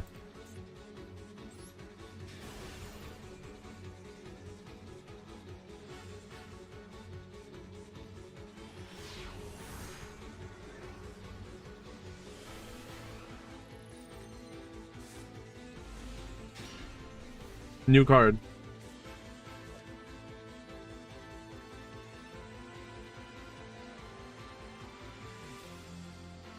Oh, having the dual log there messes that up. But Dominus Purge. They're purging.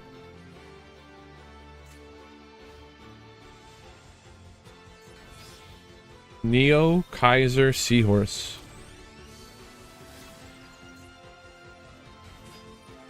No hand trap. Well, there is the purge. Adds a card from deck to hand. That's what you can purge? Wouldn't no purge? So we're gonna maiden. Hey, is this a mirror?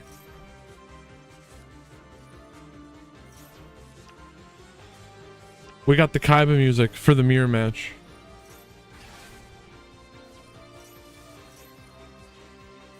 Called by the grave. Banishing and negating the spirit dragon, but that's going to negate their own spirit dragon. Doesn't matter. They're not even going to let it go that far.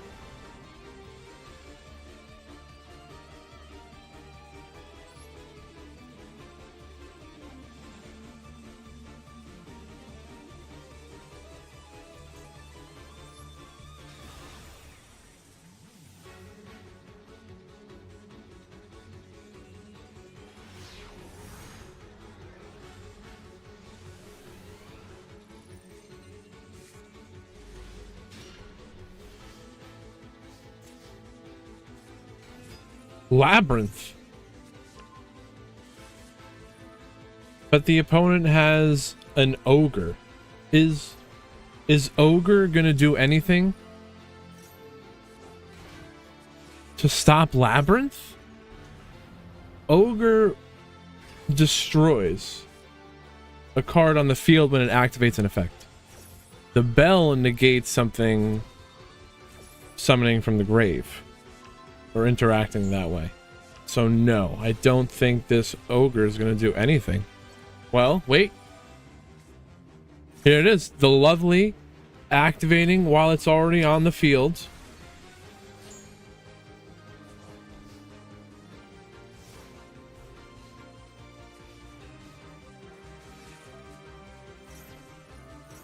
The ogre destroys the lady. Wait, banana, it happened again?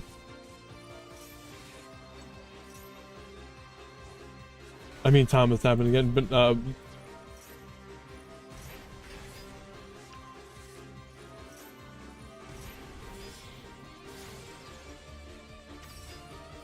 your opponent didn't check in, you're all good, Kite. What the hell happened?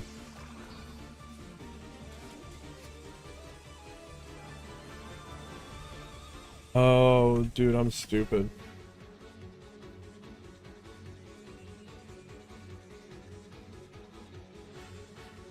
It's all my fault.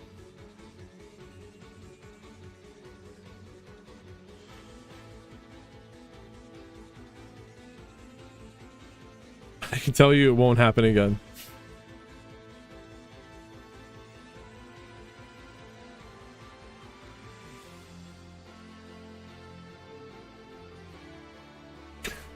Won't happen again. It was all my fault.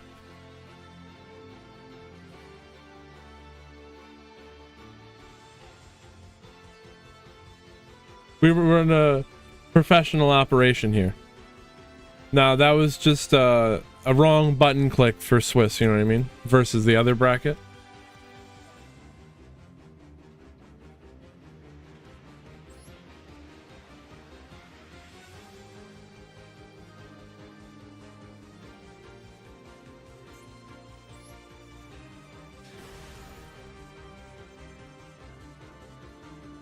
What are you talking about, Cap? It's not a reset. You just report it like normal.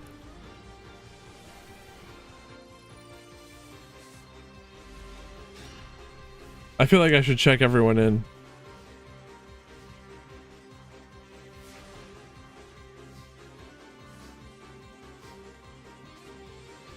We'll probably be fine.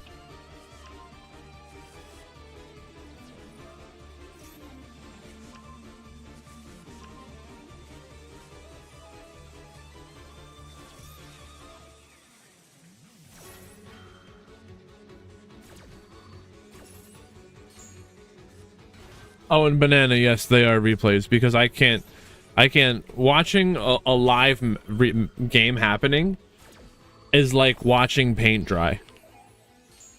Here I can control the flow of the duel.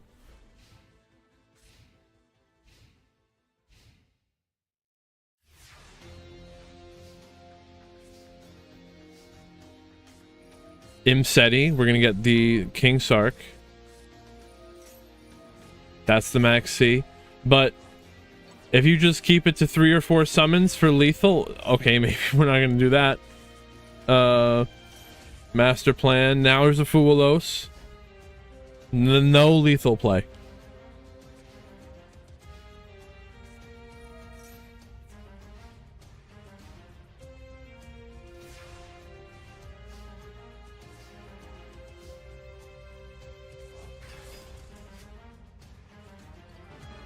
That was interesting. A whole lot of nothing.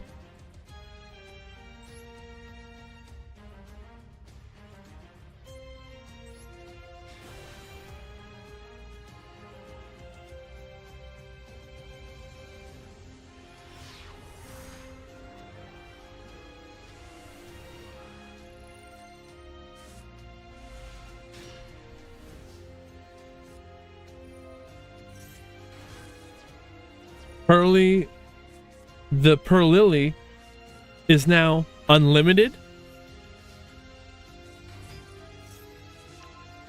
So we got the My Friend. They have 2 ashes. Where do we ash? You want to ash the My Friend Pearly. But they have all this already and they don't even need the My Friend? They're still holding on to their ash. Well, that might have been their only time to ash anyway. They could have ashed the Pearly. Purely? Yeah, I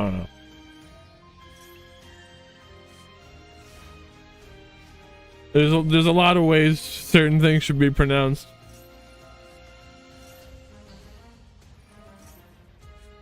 They're yeeping. This Nor will leave. It's not forever. But it is unaffected.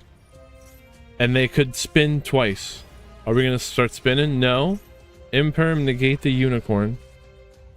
Wanted, it's all the unicorn is a really good way to eat up disruptions. Wow. Pearly power.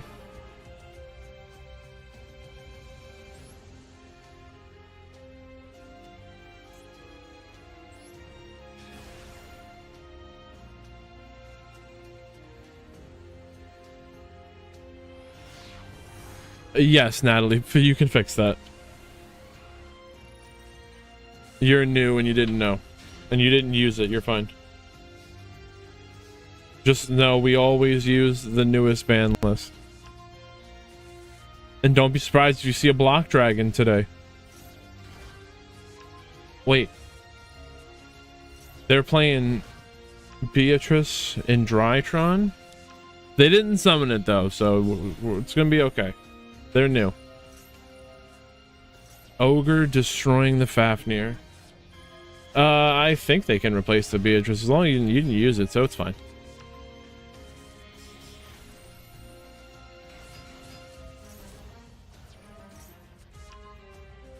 It's not the end of the world. Watch they win. Someone's gonna get mad.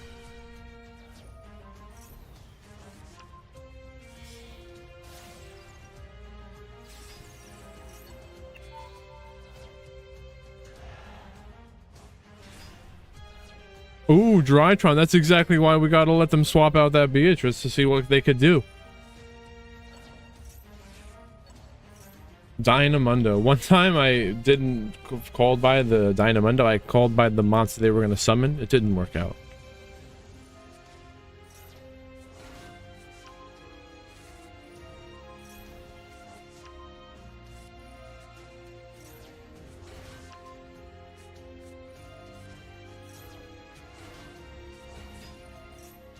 So the big boy here, 5,000 attack, Draconid twice per turn. We can negate.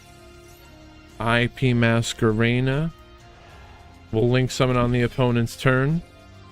Little Knight, possibly. Unless this is just lethal. This is lethal damage. There was no next turn.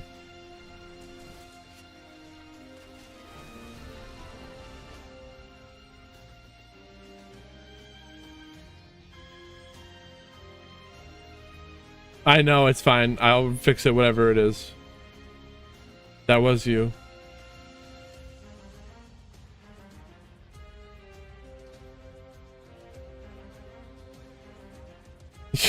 It's okay about the cabs. I'll fix it, whatever it is. And there's no siding. But what was the... You're checked in. I know, it bugged out. But I fixed it.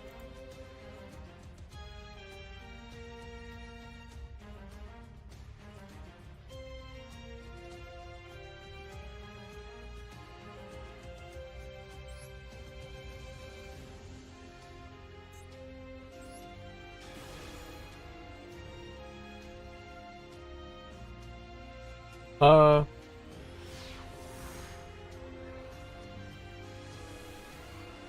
my end, TD, it says you're good. You're checked in.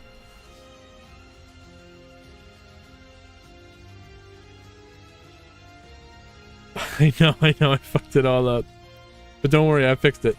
I clicked the wrong button for single elimination and not Swiss, but I thought I fixed it. We're all good.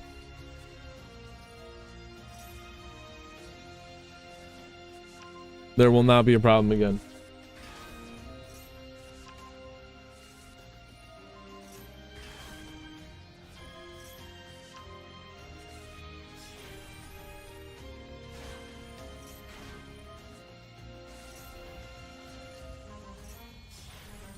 Oh, more Kashtira.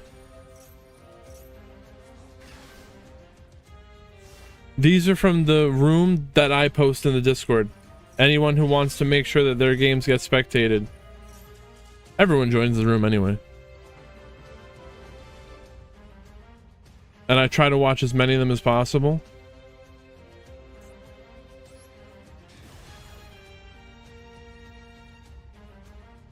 Then once they get to the top 8, you're guaranteed, really probably, oh yeah, once you get to the top 8, you'll be guaranteed to have your games watched.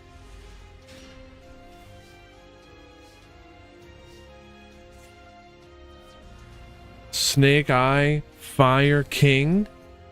We're gonna Diabell. It's been a while. Fire King was my favorite way to play back at that format.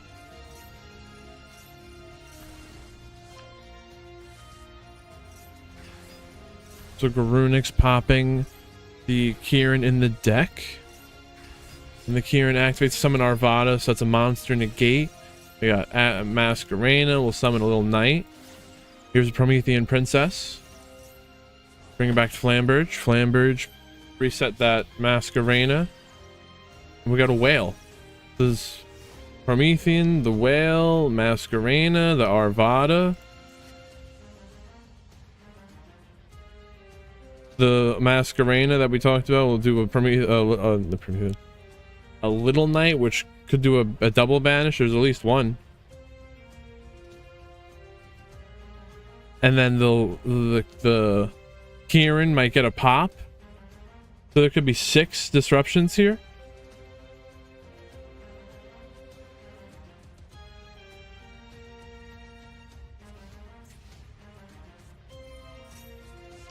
So the Wraith Soth's getting the Fenrir. Flamberge bringing forth the Masquerena to link summons the little knight. The Fenrir is going to banish Arvada. Flamberge bringing back the Snake Eyes. Little Knight banish Fenrir. Oh, they bring back the Ponyx so they can search for the Skyburn.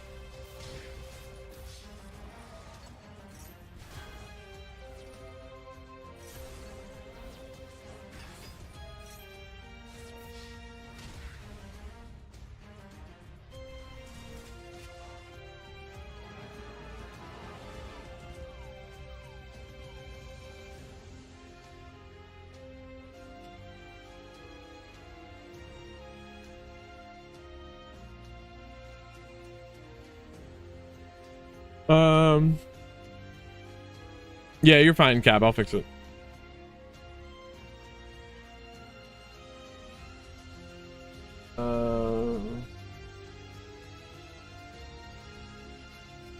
I reset it and you re-report the match.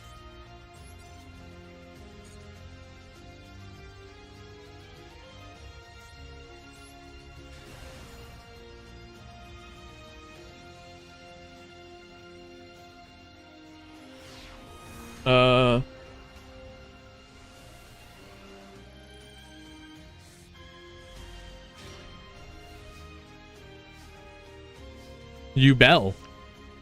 So we're returning the spirit of Ubel and the Ubel to summon the Phantom, and now the throne. The Phantom's here to protect the throne. Are we going to Phantom Ubel negate the Ash?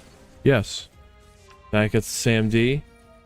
We're Spirit of Ubel popping, or summoning a Ubel from the deck. There's too many Ubel names, and they're too confusing for someone who doesn't play Ubel. Super polymerization.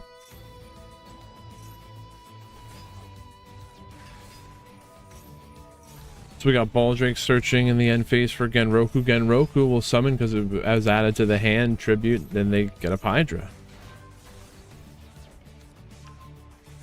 Sangan summoning is going to make it so their Fire Dragon monsters are unaffected by opponents' activated effects. They're fully protected. But the Nightmare Pain is an issue.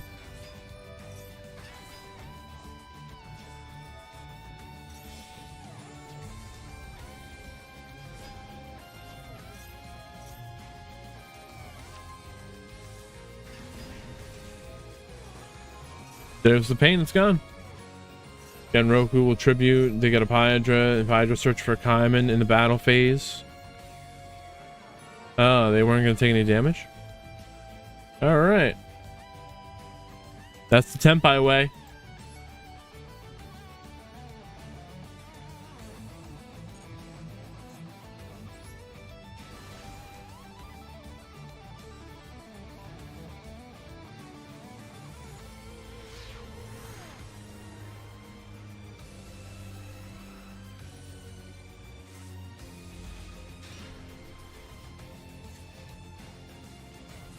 Ariana. We got Labyrinth. Nah, Guy, you're fine. Don't worry about it. I'll fix it. Where... There was an issue with the website.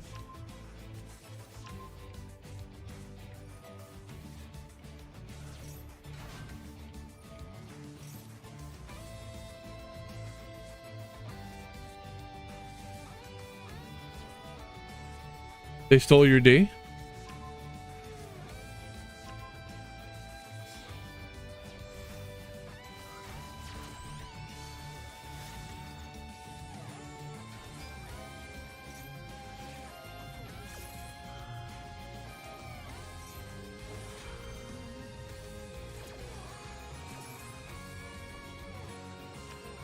Of course. Thank you, Guy, for understanding the website issue.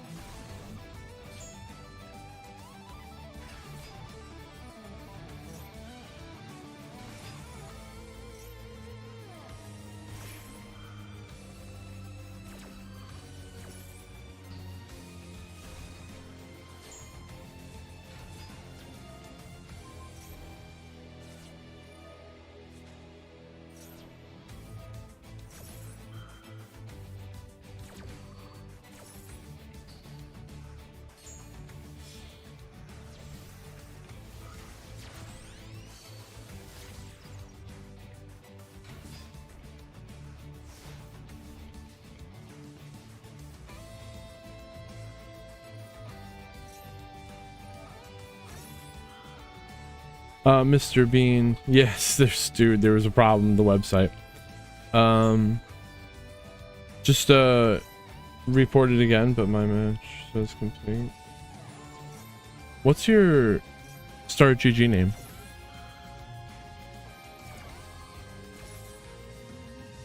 So I can fix that for you.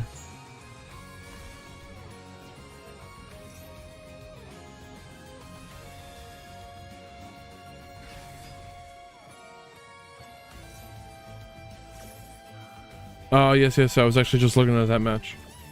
I'm fixing that right now. Yeah, so both of you. Yeah, you're good. You already see it.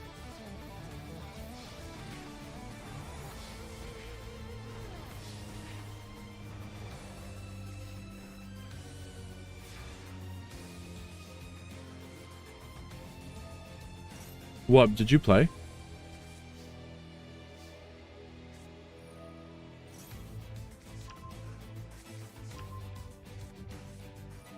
Oh, Wob, you didn't get in trouble. Don't worry about it. No, no, no, no.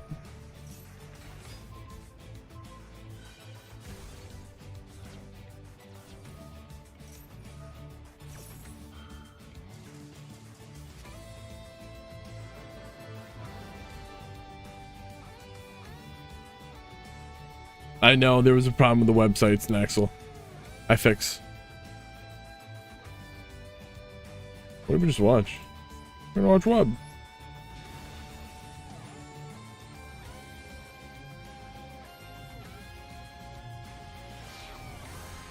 Kites with the Exo Sisters? I want to see it.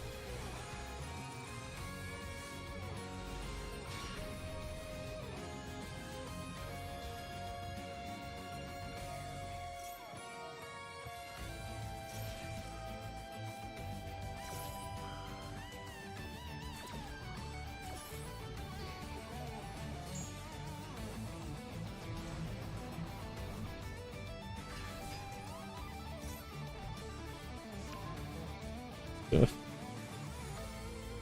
This might cause a bit of an issue.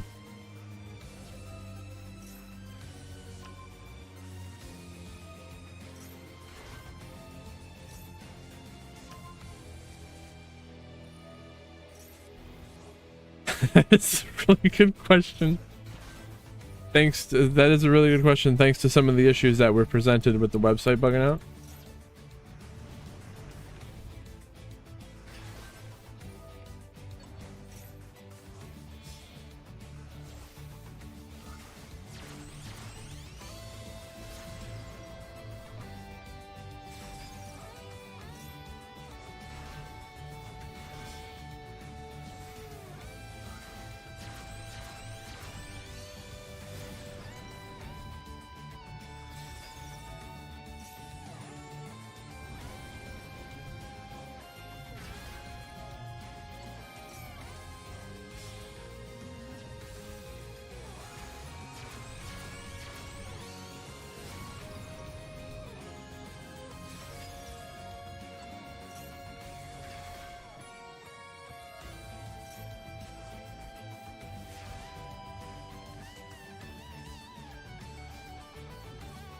Triple, it's so funny.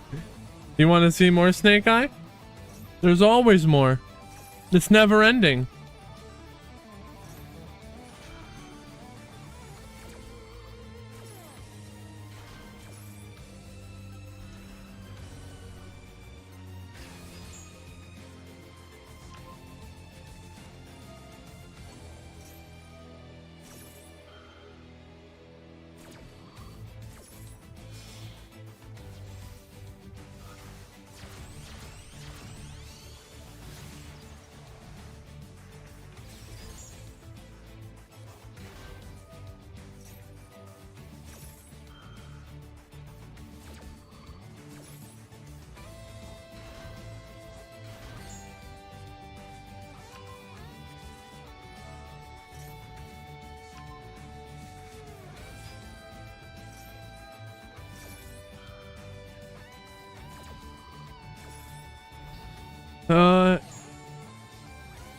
Rizzy, are you here?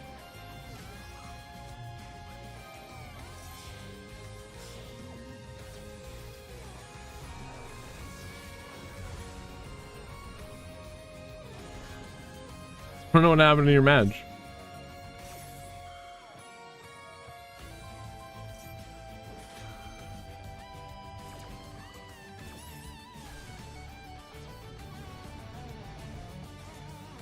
Snake Eyes, the gift that keeps on giving.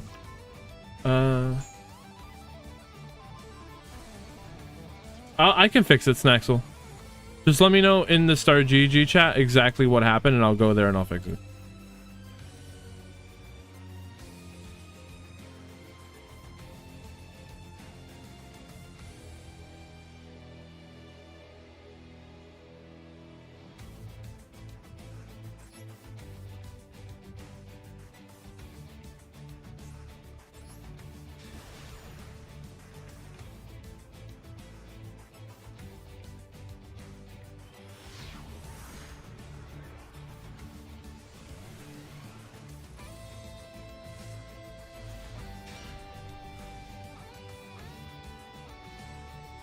Which one is your...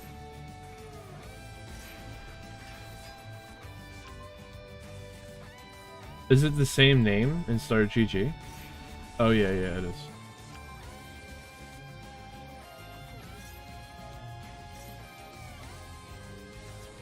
Oh shit. Sudden death. What, oh man.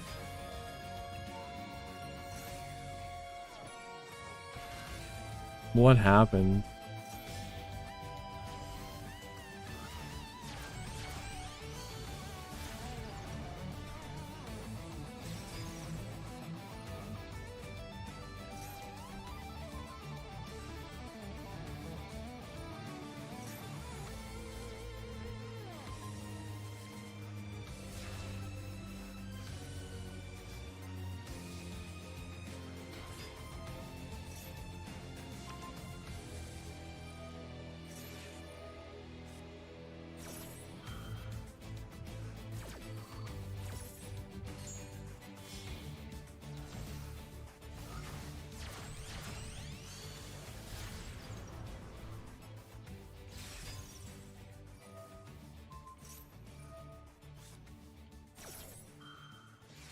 Triple versus the winner? We can do that. Triple, there's someone playing Drytron.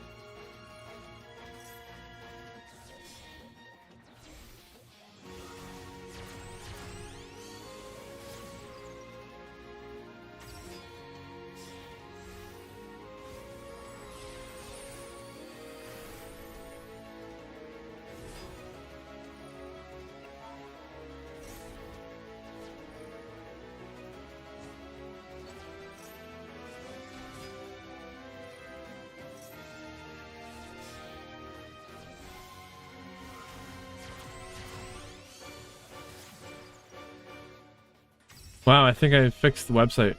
I wish you with like 99% accuracy. Man, that was a whole shit show. It was a shit show and a half, actually.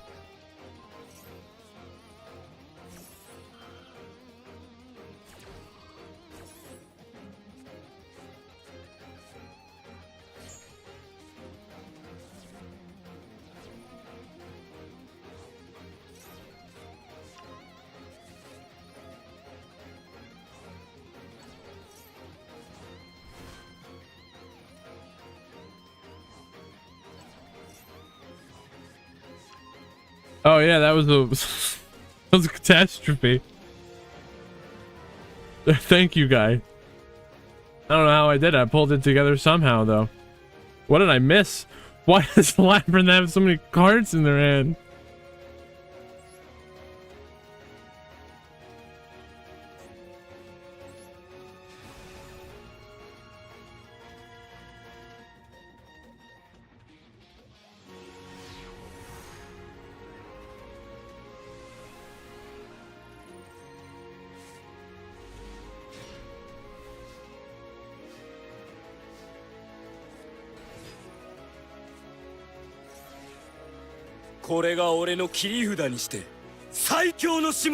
X Dome, what is going on? Thank you for joining us today.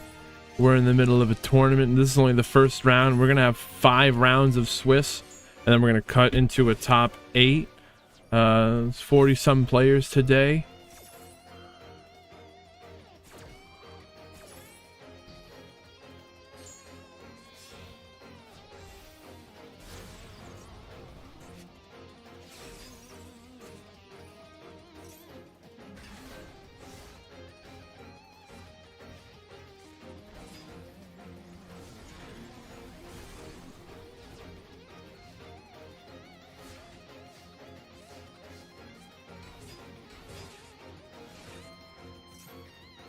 Are we unlocking the block? I was just about to say.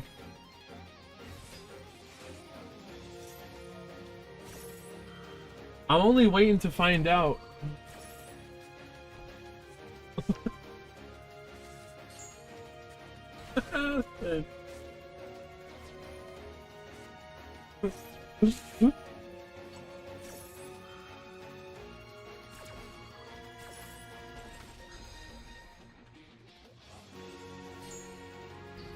One.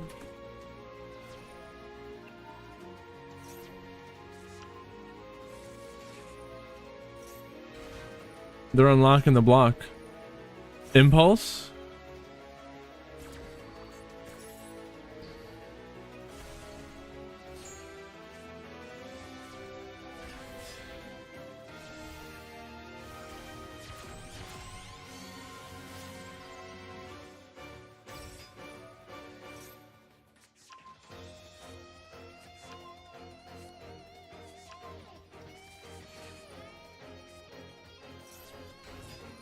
No, it's not Drytron. Do not listen to them.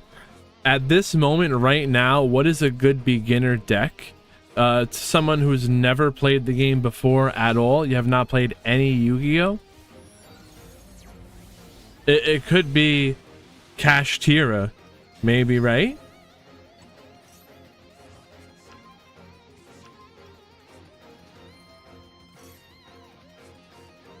Yeah, even Luigi said stun, Kashtira. I would say the Kashtira probably. Salamangre is really good, but it might be a little complicated for a new player. Nepta Prince says, what you got for us? Not with support. Sword Soul? Yeah, and I was thinking Blue Eyes could be possible as well.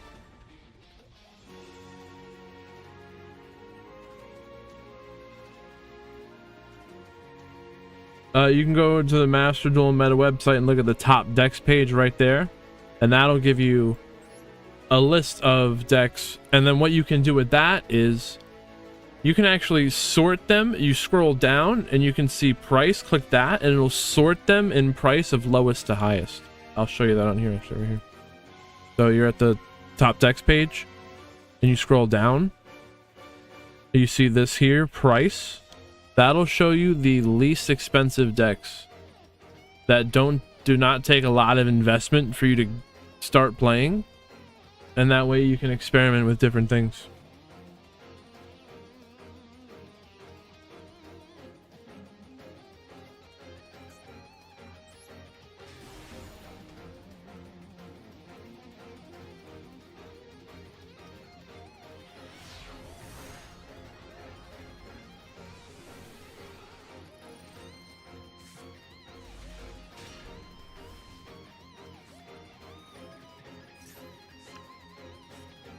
There is a lot of choices, and we were just talking about, somebody got Sword Soul here. That was something we recommended. Sword Soul as well. There's Exodia, if you wanted to have fun and obliterate fools. This is Dark World. It's kind of crazy. Runic, maybe. Flowanderies.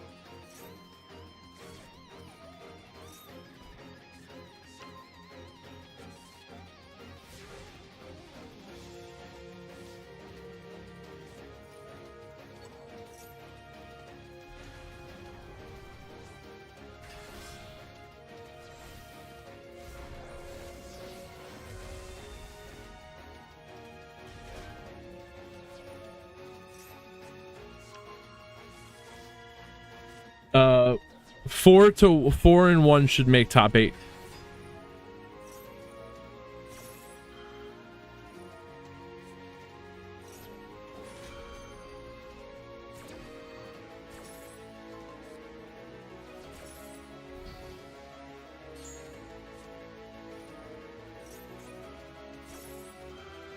And this gives everyone a lot more of a chance to play, more replays for us to see.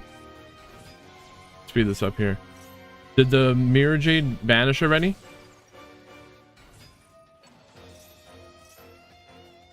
Gonna Poplar place itself into the back row. That hollowed Azumina has nothing to do.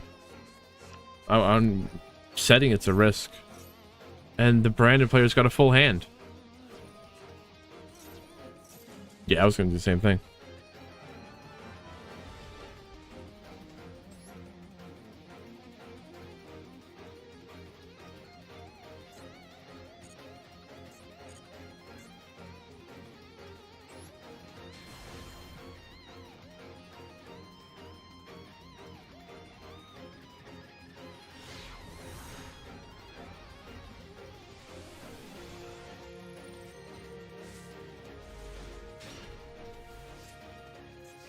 Now we're gonna get into this. Everything's flowing smoothly now. I fixed the issue that the website had. We're good. Ash negating the wanted, but tracked. We get the Lurie. Discard the Lurie. And they have an Imperm, but now that Triple Tactics talent is returning the Imperm back to the deck. No disruption left. They already used the Ash, and this is going to be a full combo. Oh. No, they do the Silvera and that's it. Why? Did I miss something here? Oh, they already did the wanted, but they don't. Do they not play original?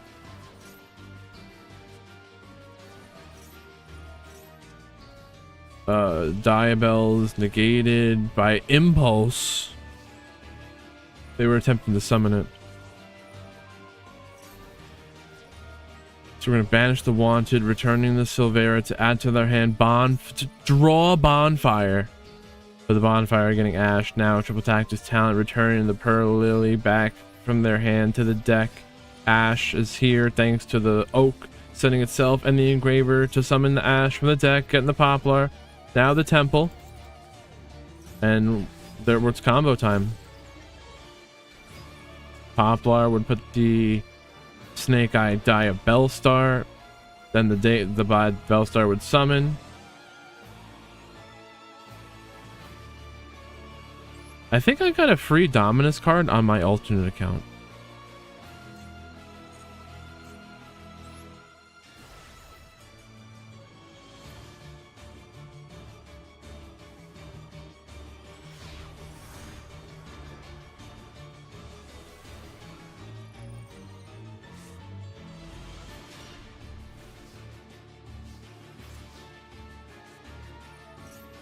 Sangan summoning.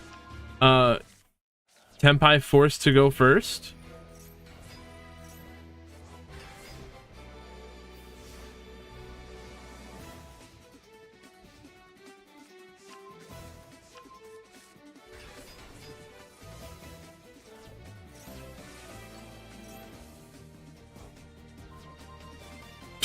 My gosh, Luigi.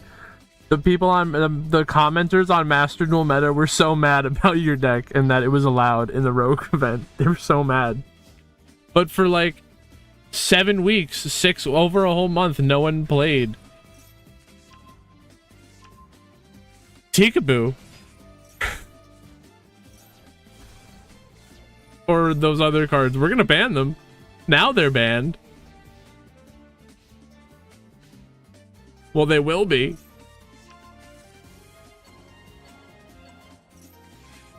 Imperm in the same column as the birth.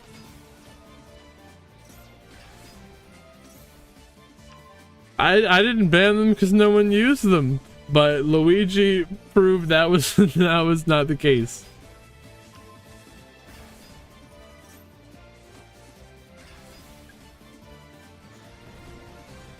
Wow. Why are you hitting yourself? Why are you hitting yourself? Why are you hitting yourself? Why are you hitting yourself?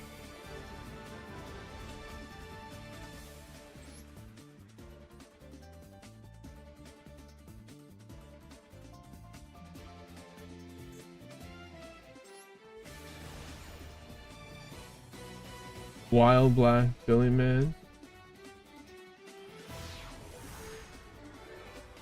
Billy Man, what is going on?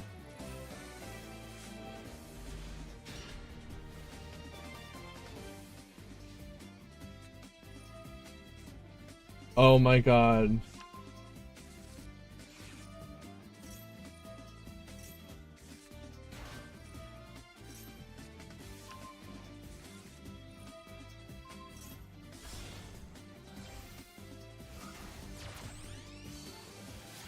Wow, it did it again. I'll fix it. It did it again, bro. Reset. Yep. Yep.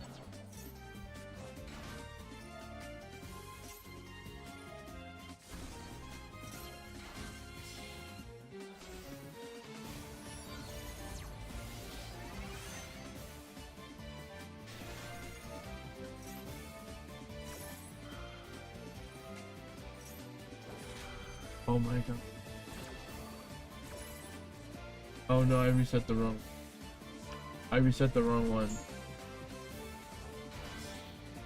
Oh no, I reset the wrong one. Oh no, we fucked up.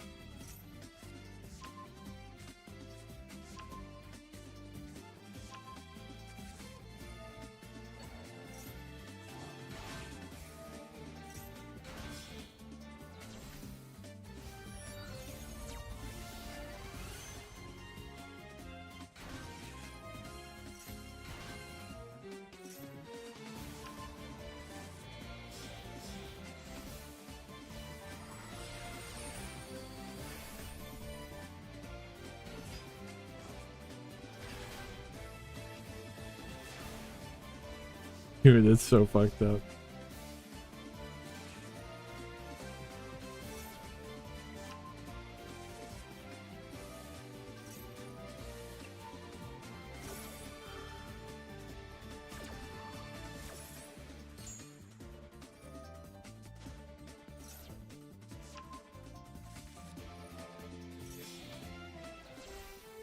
This is round 1. And we have to re-report round 1 again. And then we can do round 2.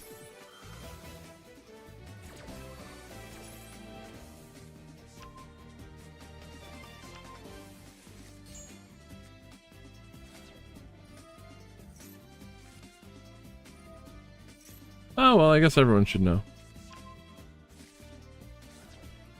Yeah, good luck to me right now. You did round 2 game? Yeah, I know. It got messed up. It got messed up real bad. But we're fixing it right now. Just re-report. Just re-report and then it'll do it again.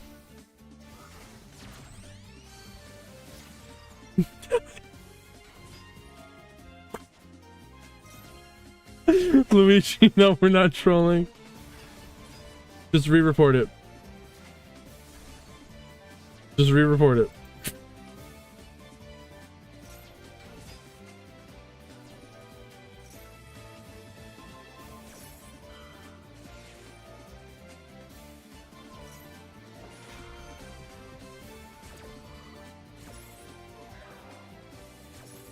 Rewind, baby.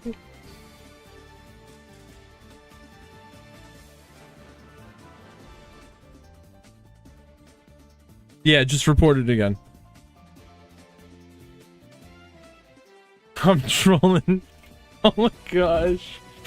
Dude, the website's bugging, bro. We're gonna fix it though.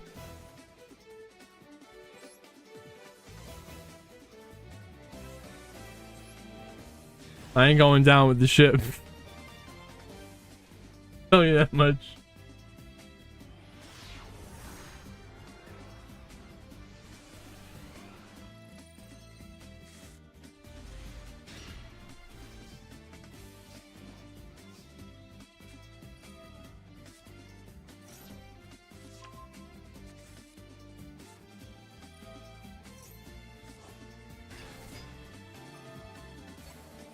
Oh, triple, relax. We don't need to call people R words. Yeah, just report it again.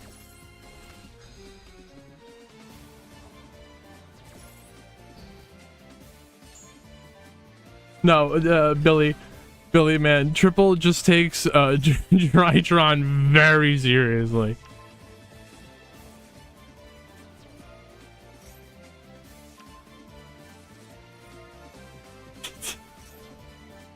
I've just re-report the match again. Snacks, I fix it. Something the most. Freshest, just re-report it. You won that match though, right? Dude.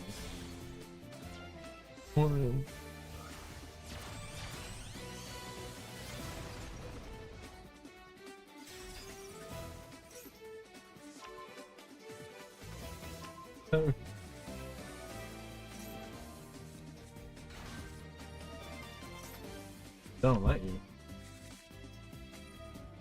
What do you mean it don't let you? Oh.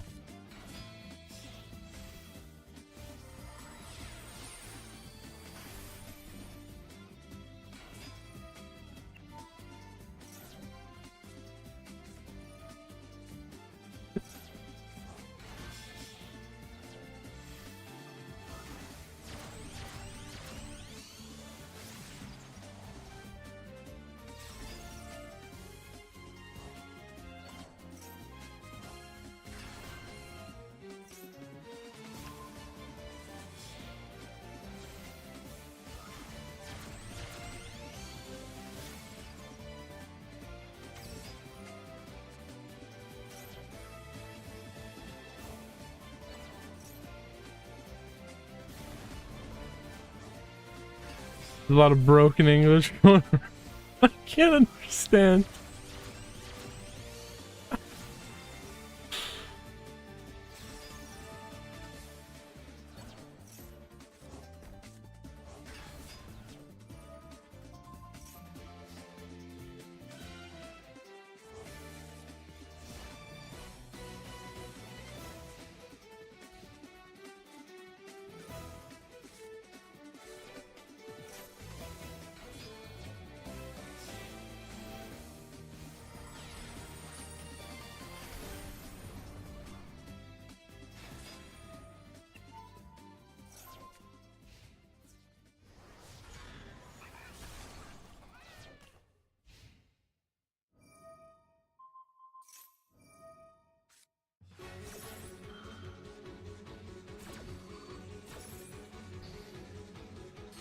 Longest.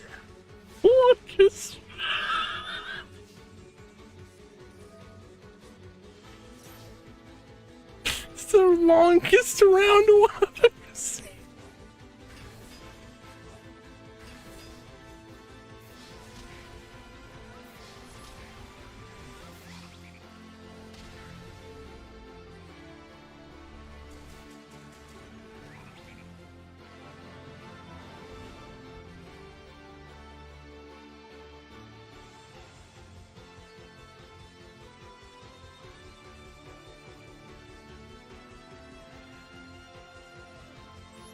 I gotta get moving, bro.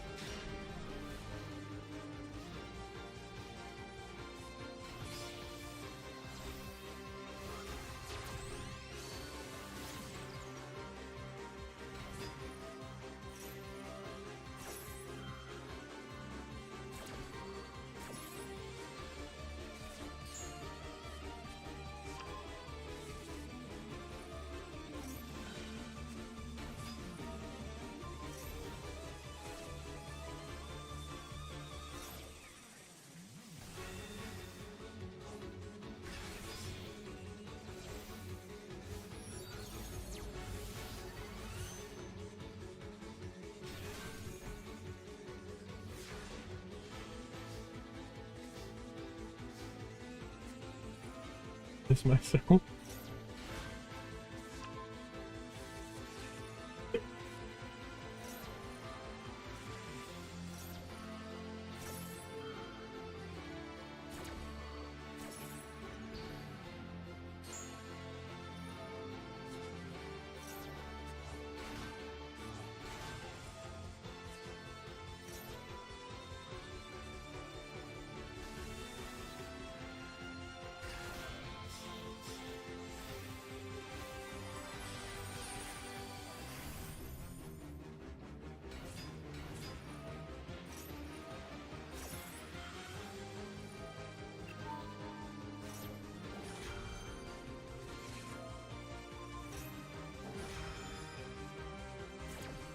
No, Luigi, it's my fault. My fault.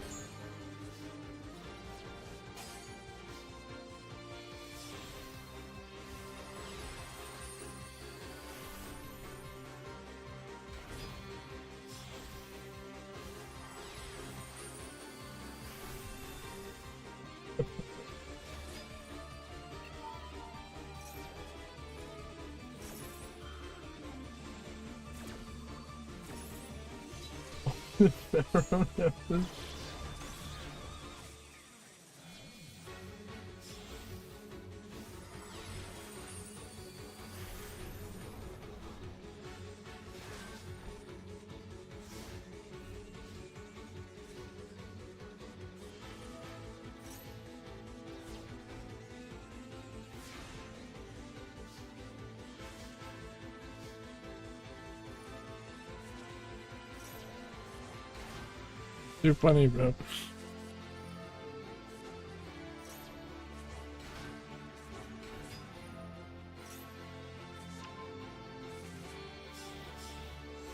Straight up trolling people. Oh man, it's not.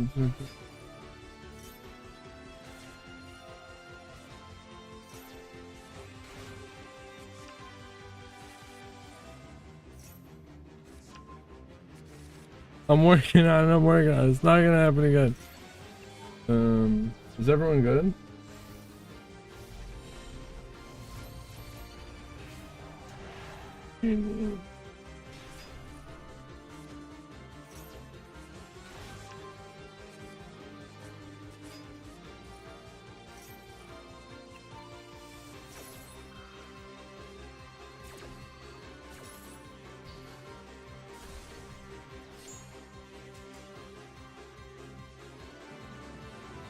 V. This guy's name is V.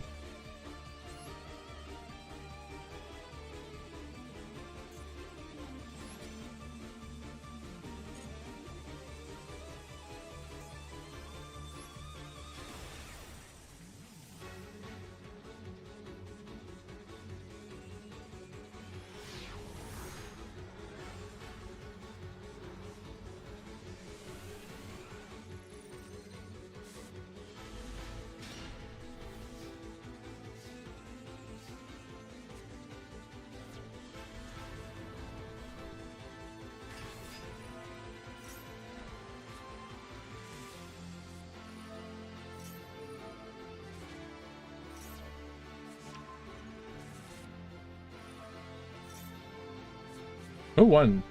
S-Max or Reno?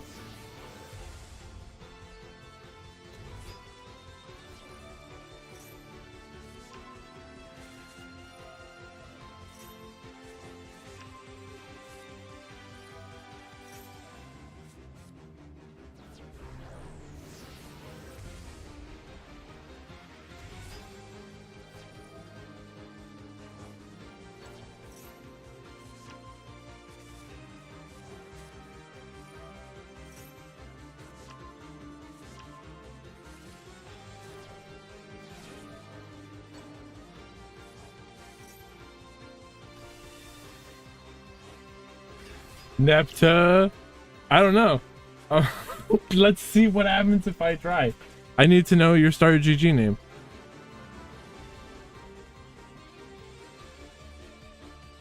Someone's saying no, no, no, don't even try. It's gonna break the whole bracket.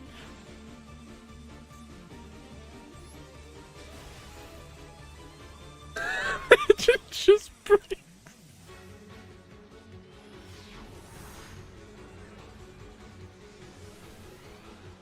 He's so funny. The baby comedy.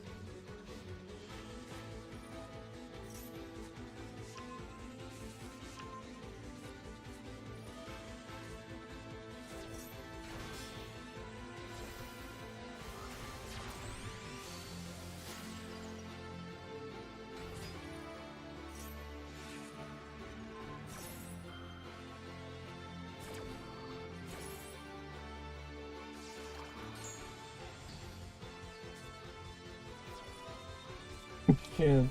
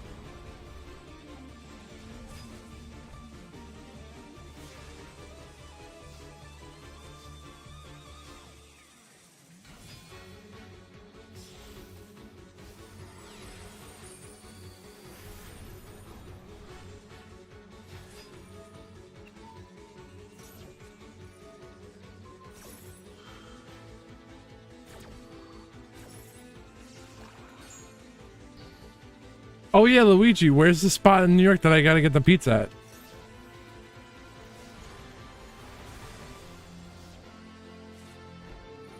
Oh.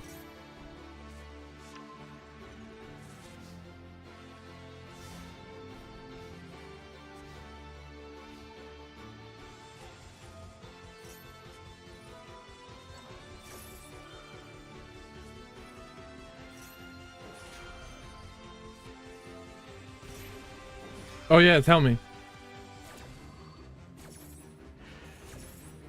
Round 2 is up.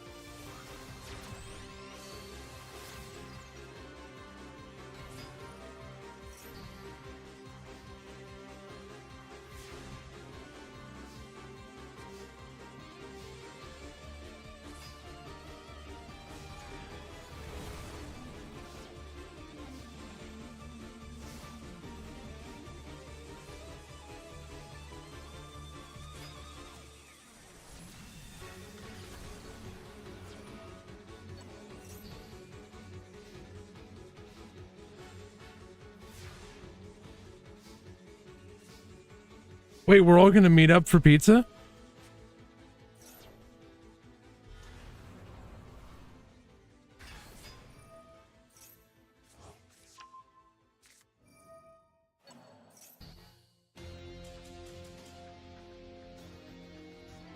I wish I wasn't. I wasn't. Oh god. Oh god.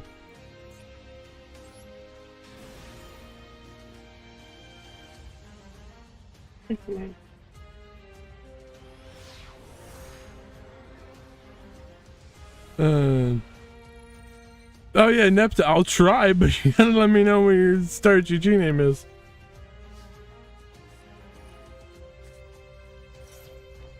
I don't know if it's possible.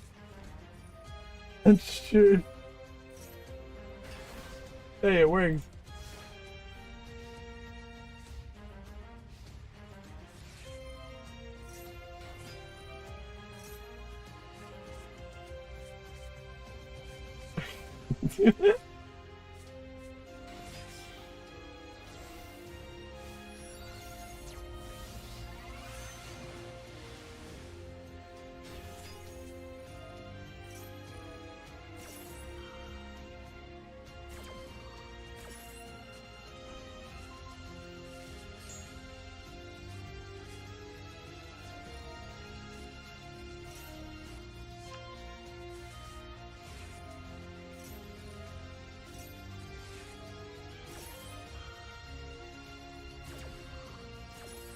Hey.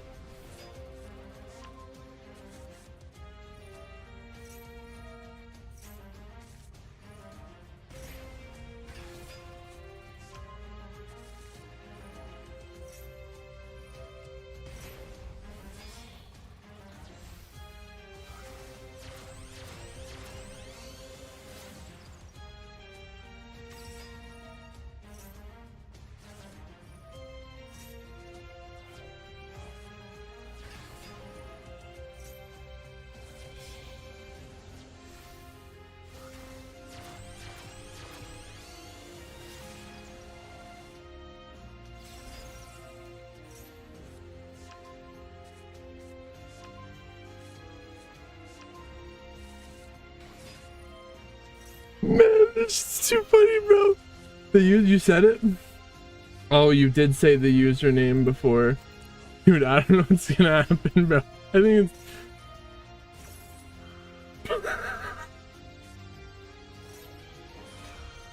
Man, some really funny shit's going on. I can't even keep up with this.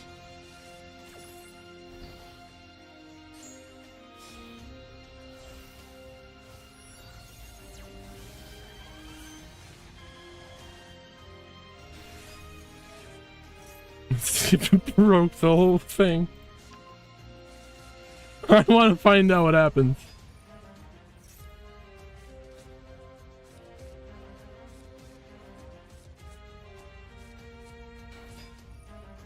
Oh yeah, it's not.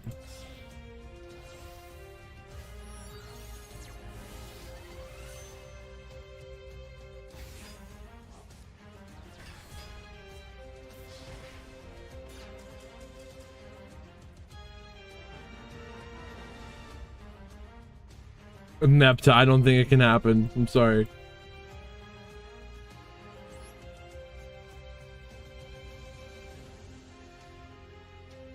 What do we just watch?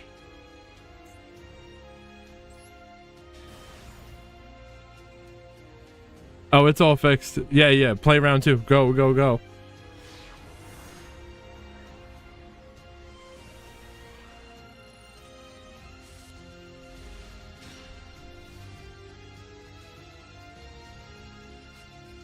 It won't blow up again. Make sure. Let me make sure it won't blow up again.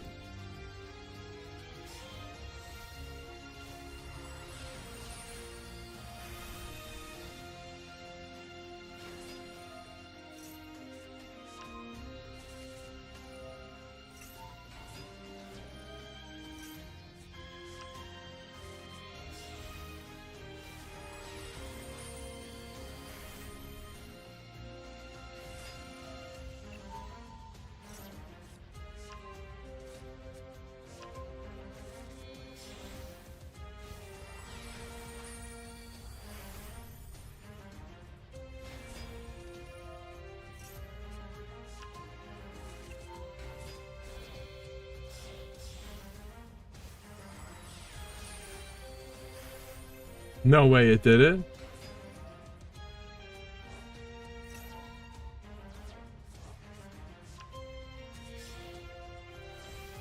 Why did it do that?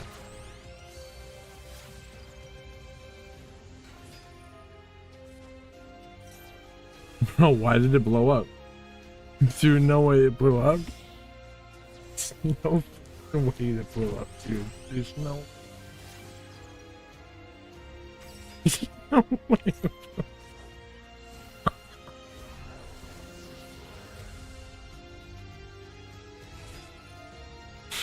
There's no way.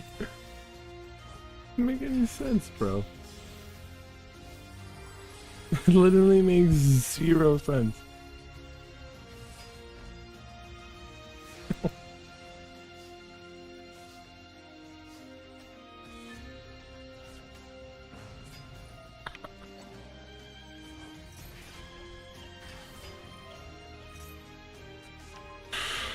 No way, bro, dude.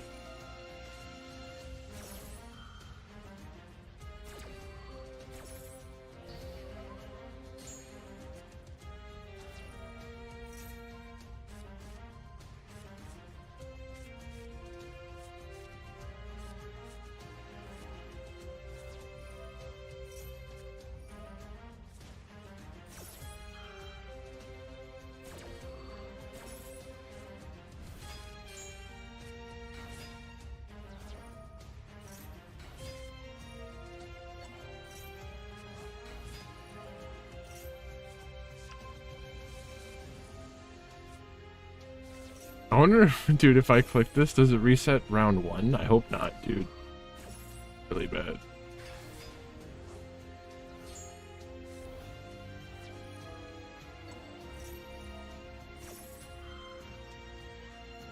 Alright, we're gonna do it. Don't touch it. Don't touch the big red button. Maybe it will, maybe it won't. I like the way Tom is thinking. So you said don't, so touch the big red button. I'm gonna touch the big red button.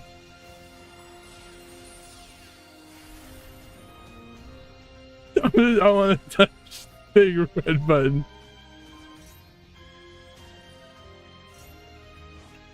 I know, I'm Wait, what? Yeah, we got new pairings. Dude, I don't wanna. Will cause all match results and states to be cleared. It says all. It doesn't say the round. And bro, wait, let me do this. I'll take a screenshot of the way that it's supposed to be, right? I'll take a screenshot of the standings of round 1 so that I can fix them if I blow it up for real. All right. Hang on. Override. It's not awesome. It's not awesome.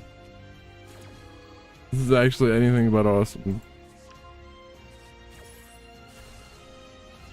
No,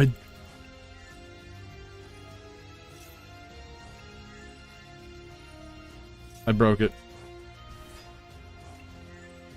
I broke it, but I'll fix it. I did it wrong. I broke it. Okay, I'll fix it though.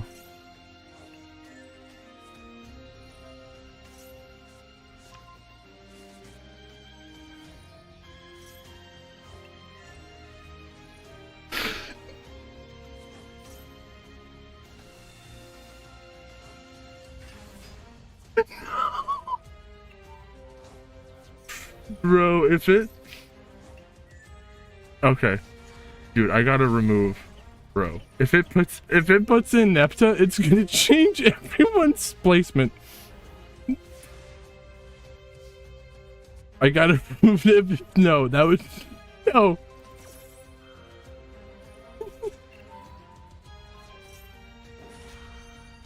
Nepta, you're fucking me up right now.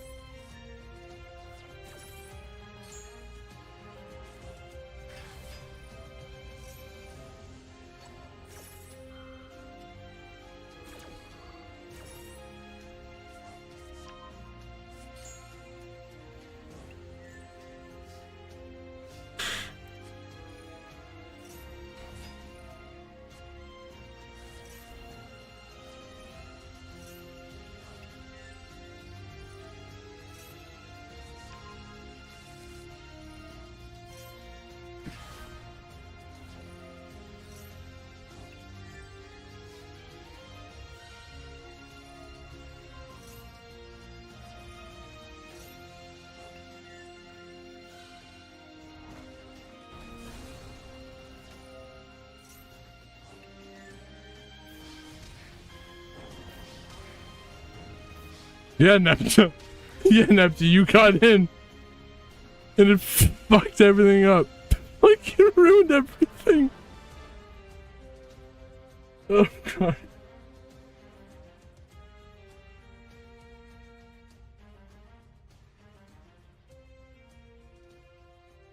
Dude, how do you even fix that?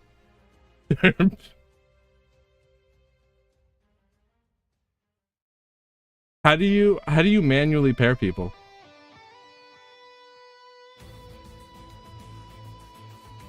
Wow. It's crazy, bro. It's crazy. I'll tell you that. It's crazy. I'll tell you it's crazy. So anyways. Dude, it's fucked. It's fucked up.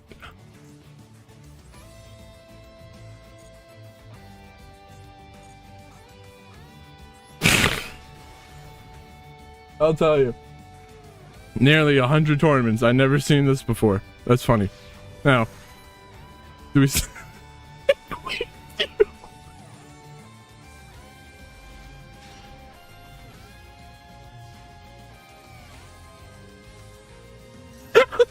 sorry.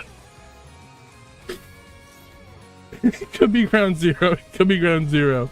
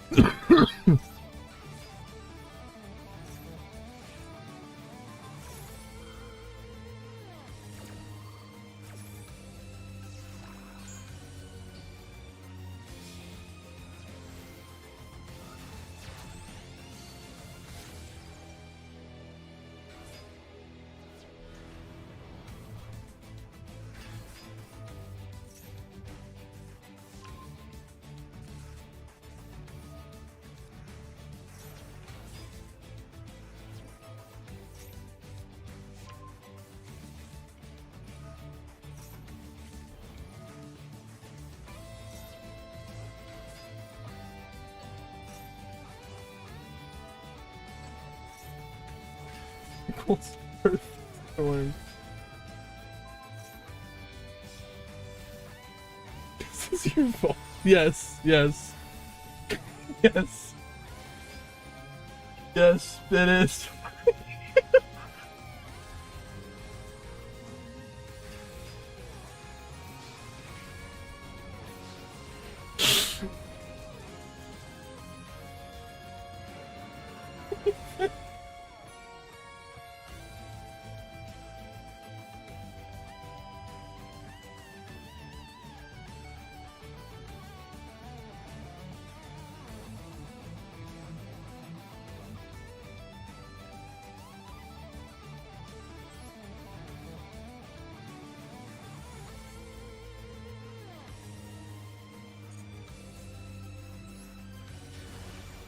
It's fucked up. Probably easier.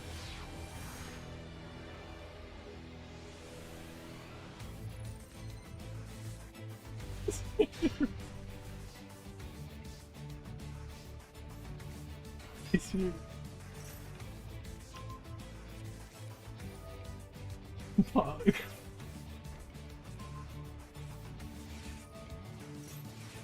He said Pong?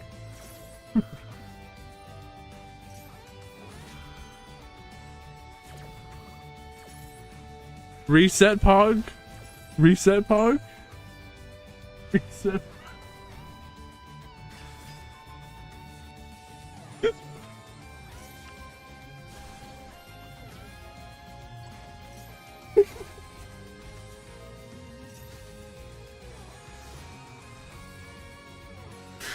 Oh, dude, the funniest shit's happened. I can fix it.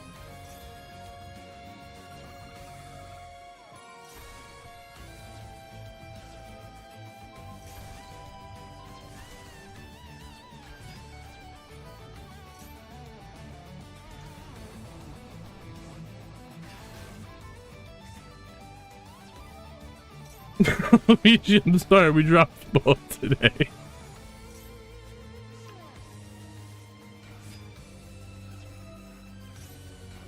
fuck?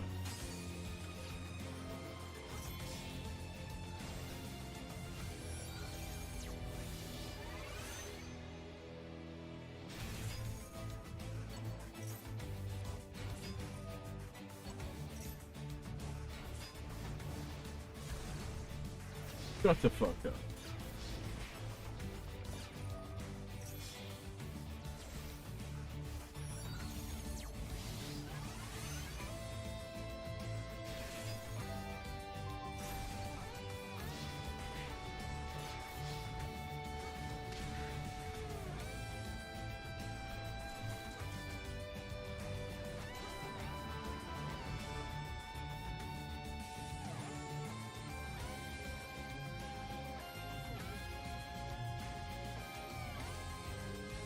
Oh.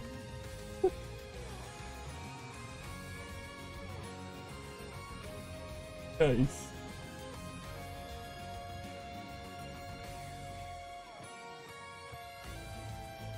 We're all stuck. We can be nice to each other.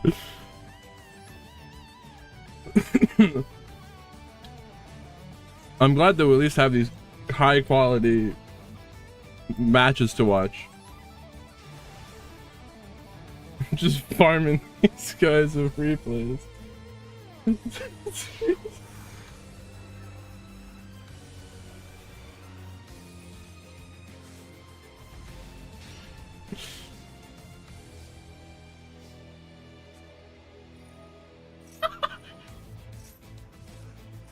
Funny ass shit going on. Some really funny shit. Alright, I gotta get to it and start trying to figure out how to stop. I'm rolling. People are saying the funniest shit in the Discord right now. Oh my god. I can't look over there. It's all a mess. Bracket setup. I don't know how to manually.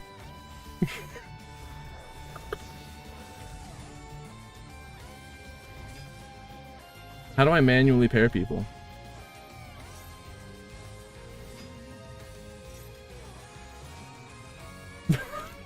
Captain, thank you.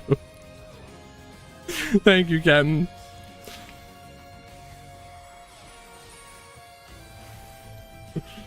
Oh god. Wait. Are the matchups the same?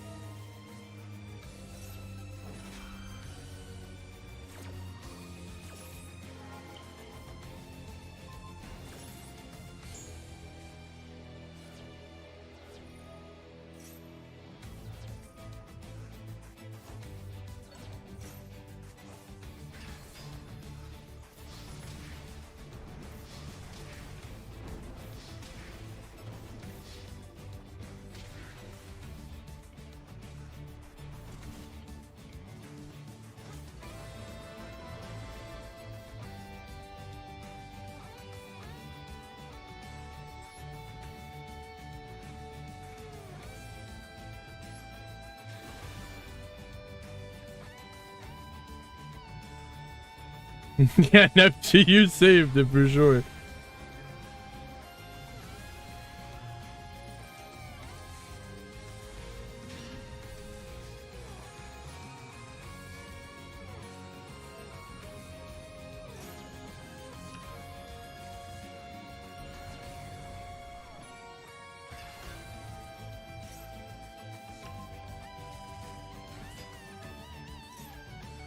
The new event, that would be a lot.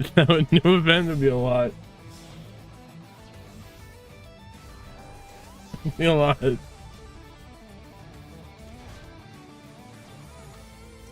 Someone messaged me, said fix up internet, make good. Oh man. Fire demon, what is going on?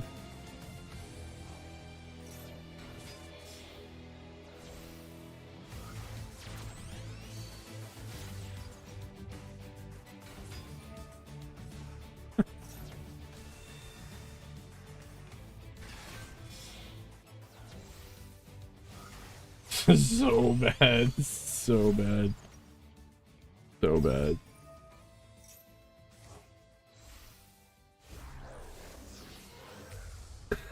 Dang it, no.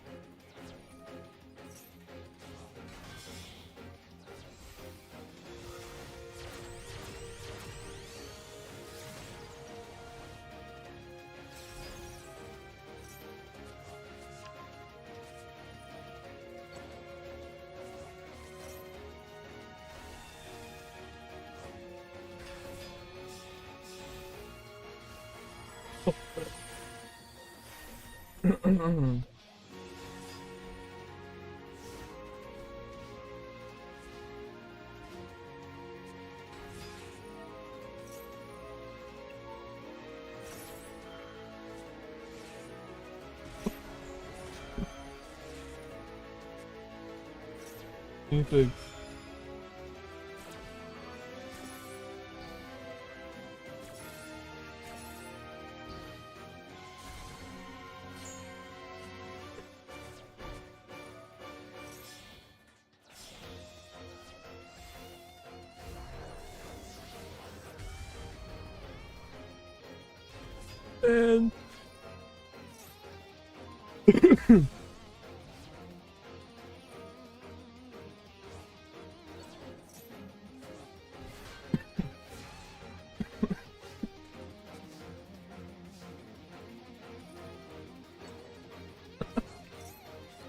So bad. So bad. If people are here for our worst day. The website completely exploded that handles the tournament matches, and I'm here trying to put out 7 fires at once. At least we got these good replays to watch.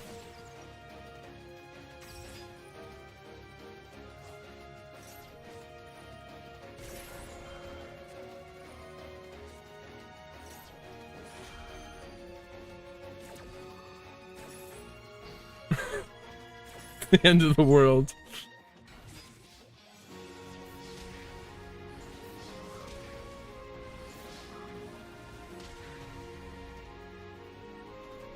Oh, that's weirded. I can't take the loss.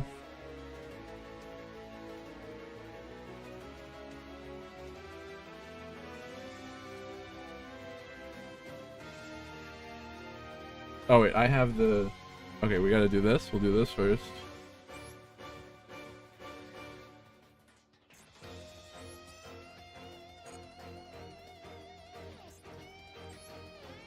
I'm farming a ton of replays today, I can tell you that.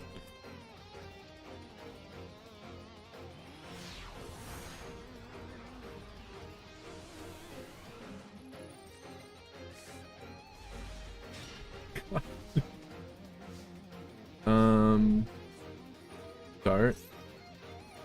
Man, I wish this website moved quicker. I know, Triple, I gotta do this. Hang on. Can I hydrate with soda? I got my water.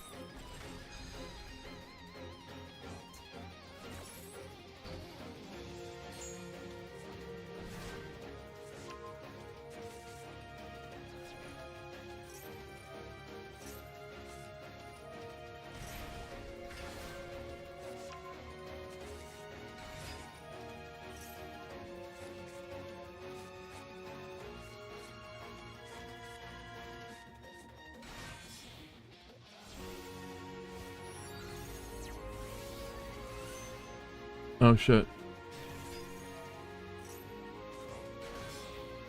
What am I doing? This one.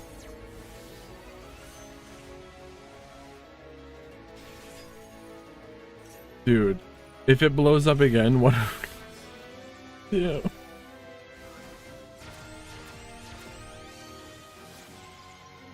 Okay, I super messed this one up because I was supposed to reset the second round and I accidentally reset the first round. So that's not gonna happen again. But the rest is unpredictable, I can tell you that. Might have been a slight oopsie.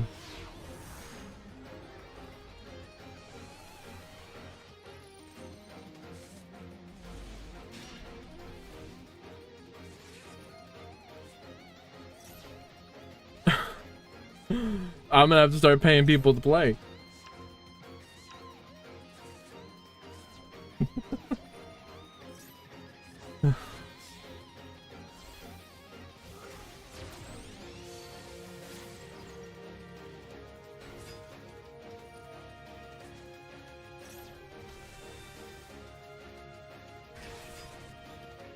Go for it.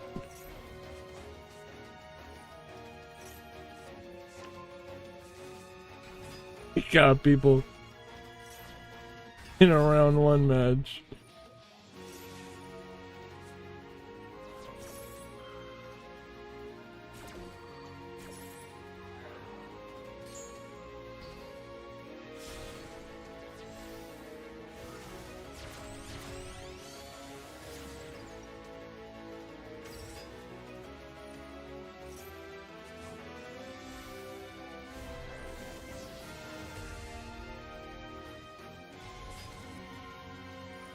Balatra? What is that? Wait a minute.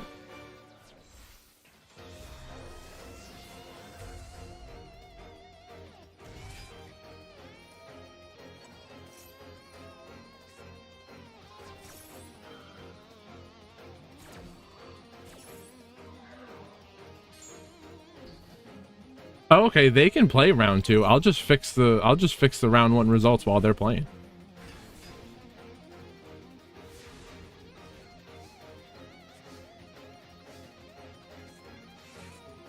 I don't know if you can do that though. I have no idea. I have no idea. I can't look at that yet.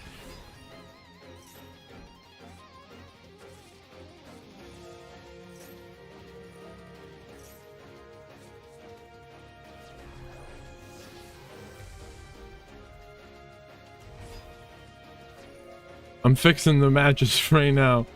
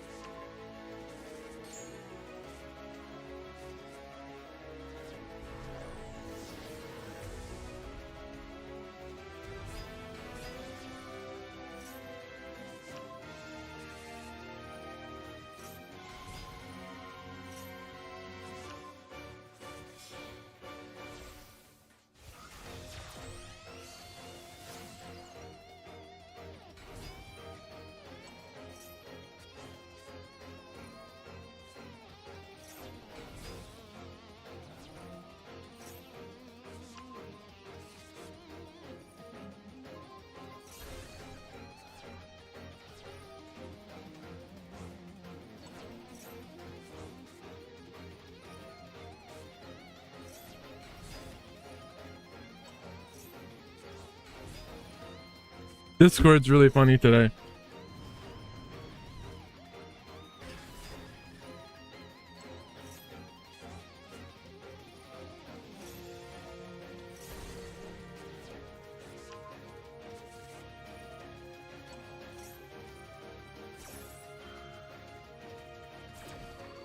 Banana Pete, Dr. Doom, banana.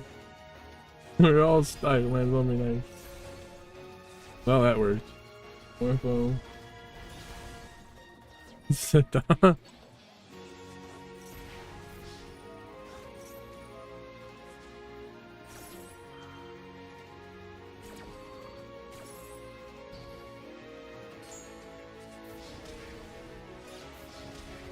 I'm putting in the results of round 1 right now.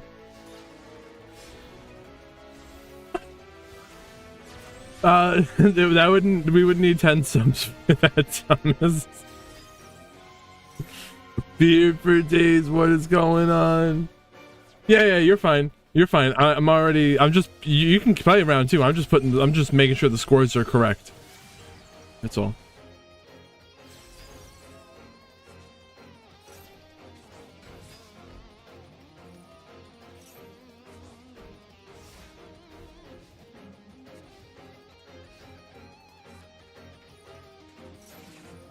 Nice beard. Get that OT. Hell yeah.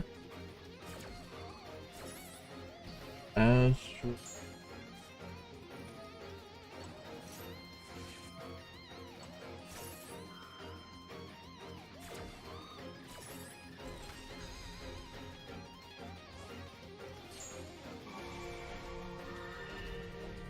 If you got matched with the same opponent in round 2, then you're good.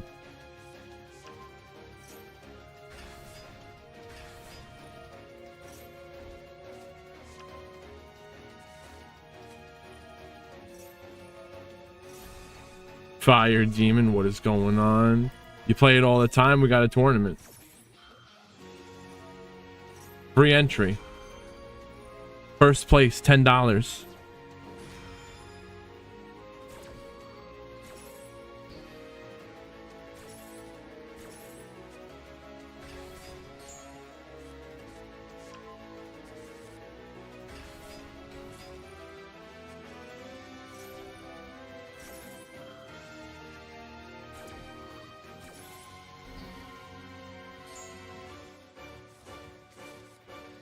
No, stop.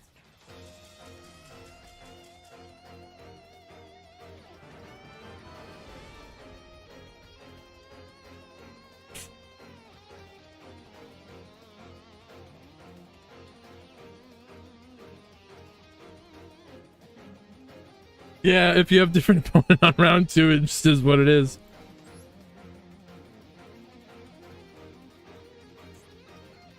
Nothing we can do.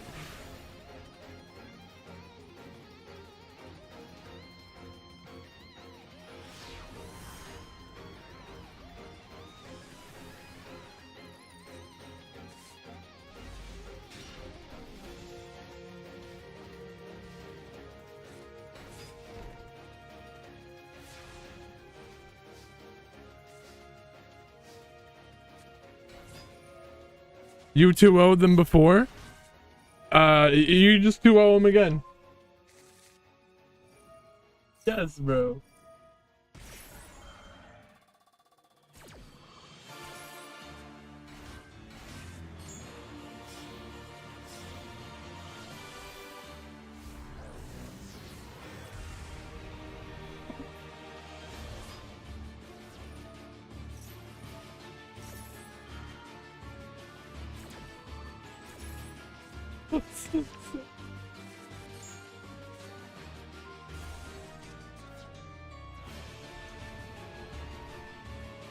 No.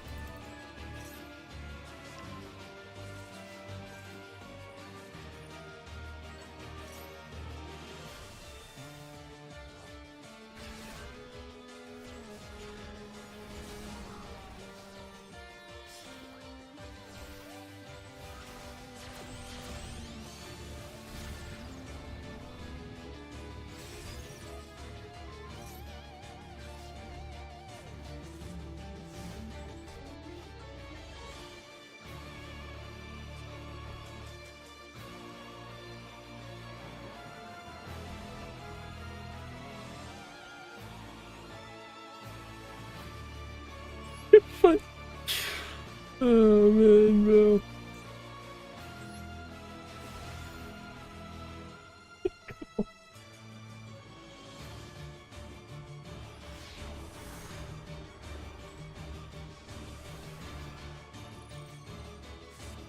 Okay, I know I said it before.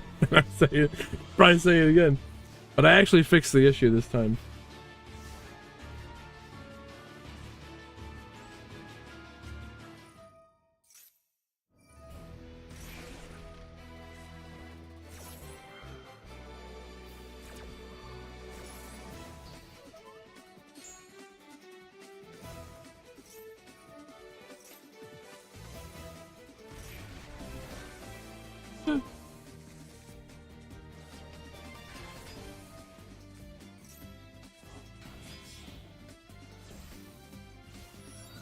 Promise.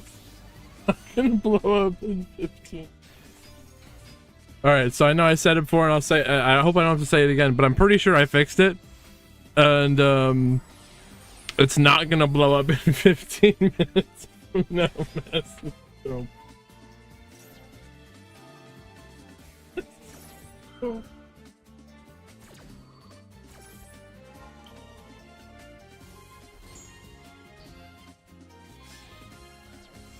For real.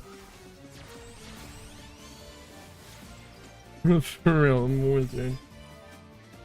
I am a wizard. I'm shocked it too.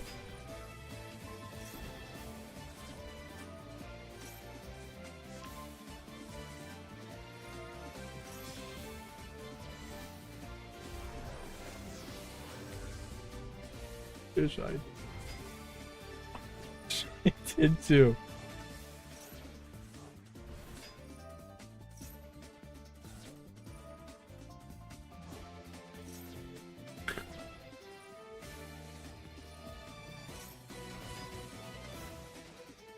Son of a bitch, it's crazy.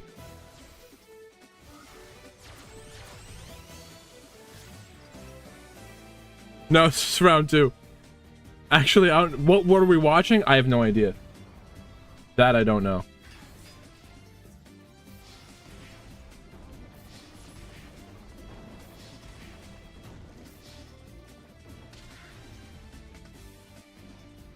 It's the watch time.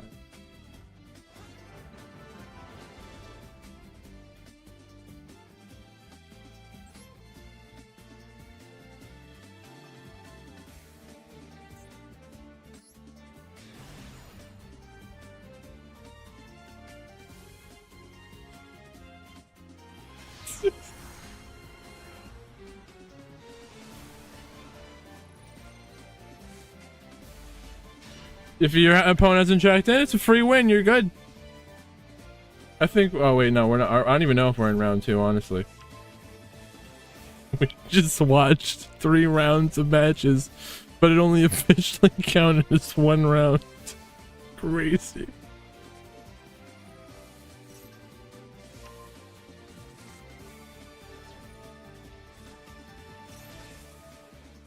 I know, Tricky. See, the thing is, like, I stream, and the bulk of the stream we get started going at like 6 p.m.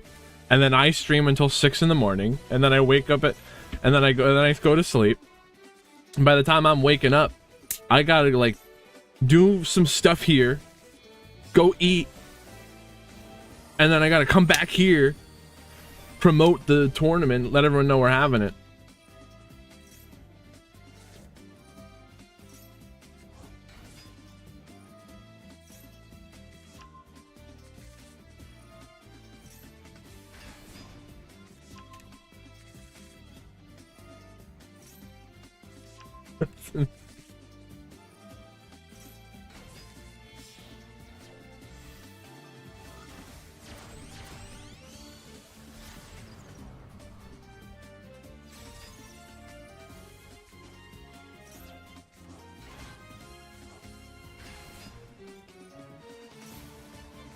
That's funny, man.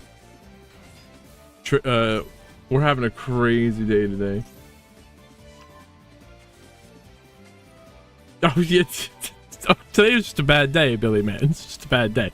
You called us on a bad day. We're changing from one format to another. We were using single elimination. Now we're doing Swiss. So there are some technical issues, differences that go along with that.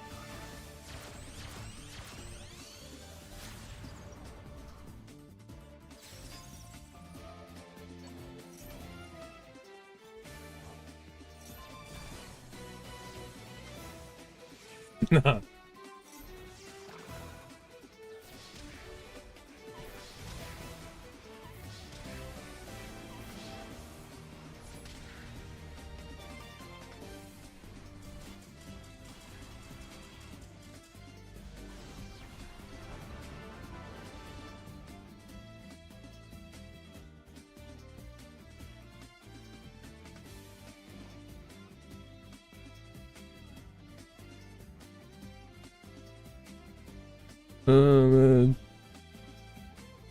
We got Natalie and Wub.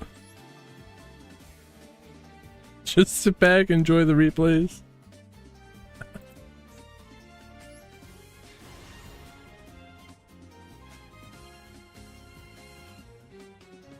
Why is it 15 check-ins? Check-ins.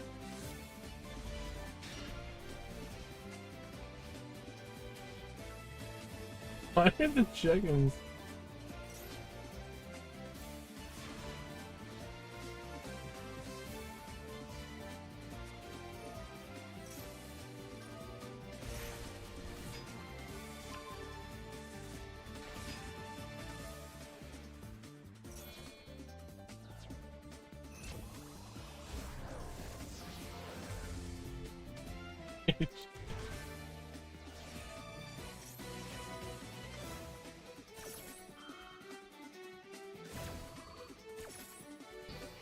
Dude, I thought I fixed it. Why are the check-ins still going?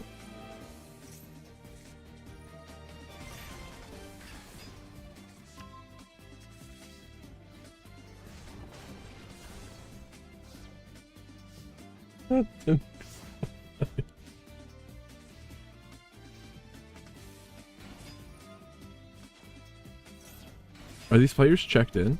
I wouldn't have been victorious had it not been Tom, for the help what of is my going on? cards Good to have you here. and my You're friends. here at one Thank heck of you. a time. Crazy stuff is happening right now. And we're playing Swiss. The website's exploding.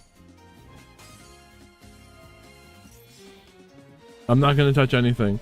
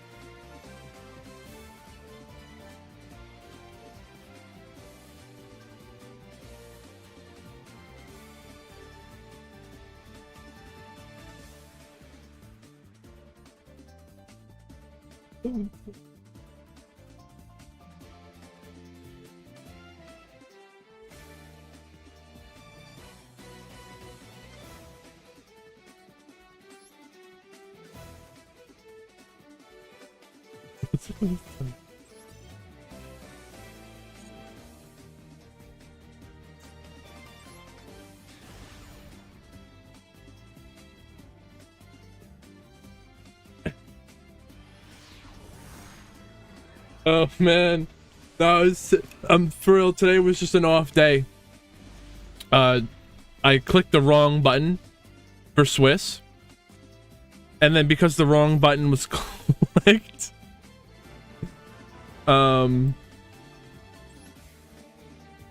it really just set off a whole cascade of other problems. Like the round was supposed to start at 7. And it was only gonna go for an hour. We were trying to start round 2 after round 2 was supposed to have already ended, according to the website. So as soon as you try and do that, the whole the whole thing explodes. And that's how we got the situation we ended up with today.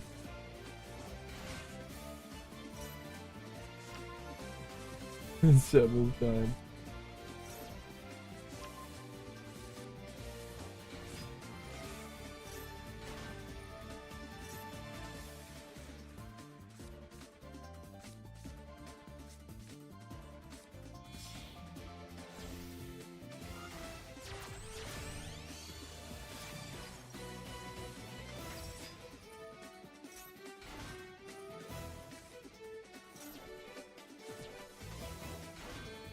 Probably not Bible.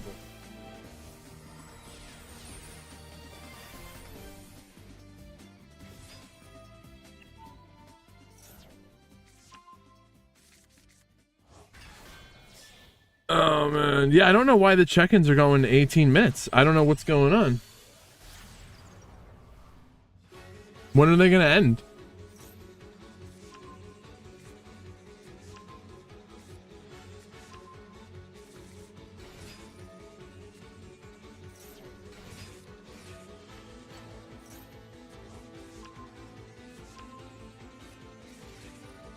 It just ended?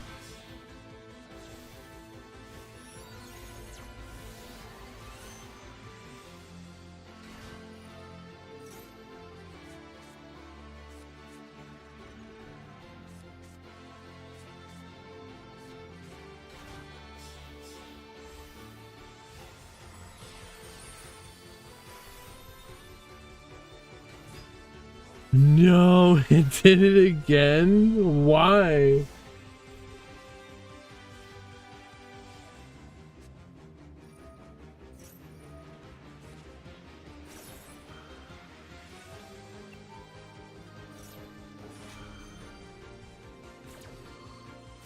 Okay.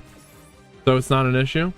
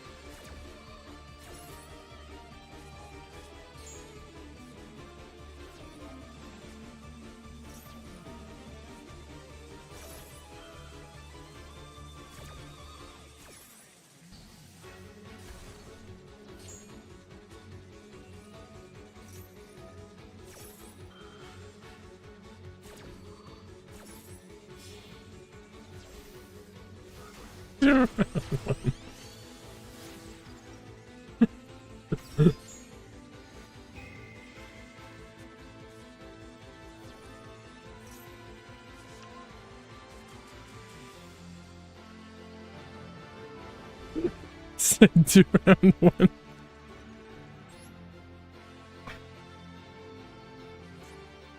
Someone said up to round one we go. Come back to round one.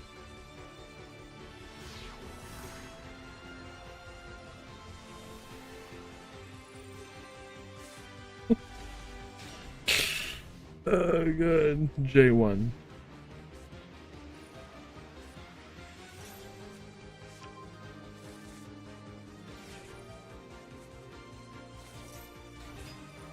Fuck.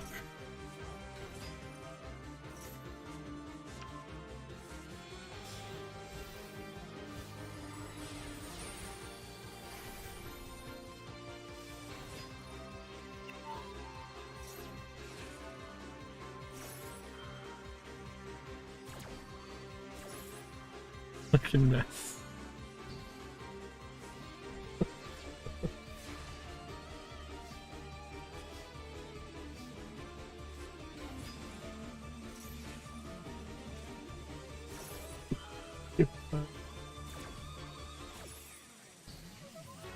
What? Did you play Declan? What happened? Who win?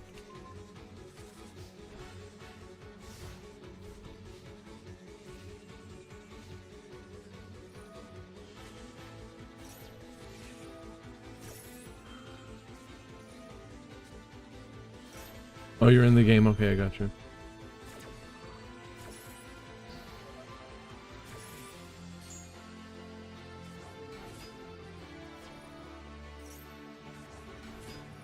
Oh, Beto, are you there? You playing?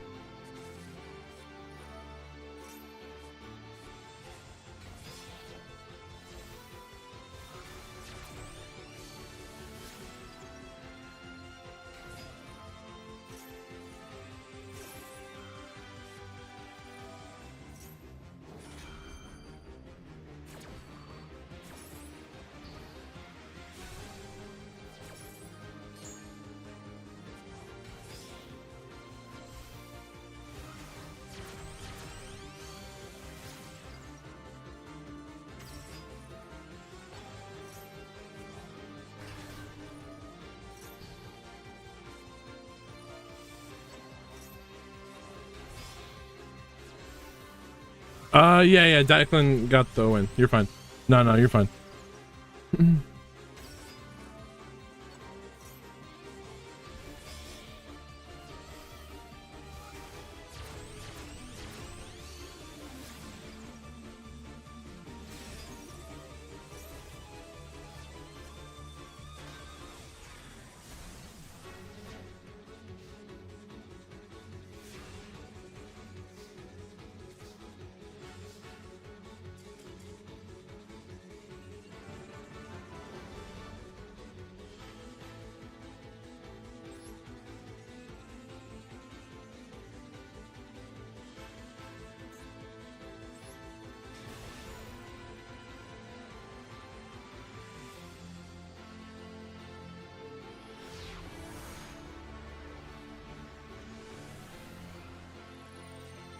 Payload, what is going on? We're having a breakdown over here. The website's all messed up. I'm trying to pick up the pieces of a fire. Luigi, are you here? Are you playing? Oh no, they're 0-2. Well, maybe. I don't know actually.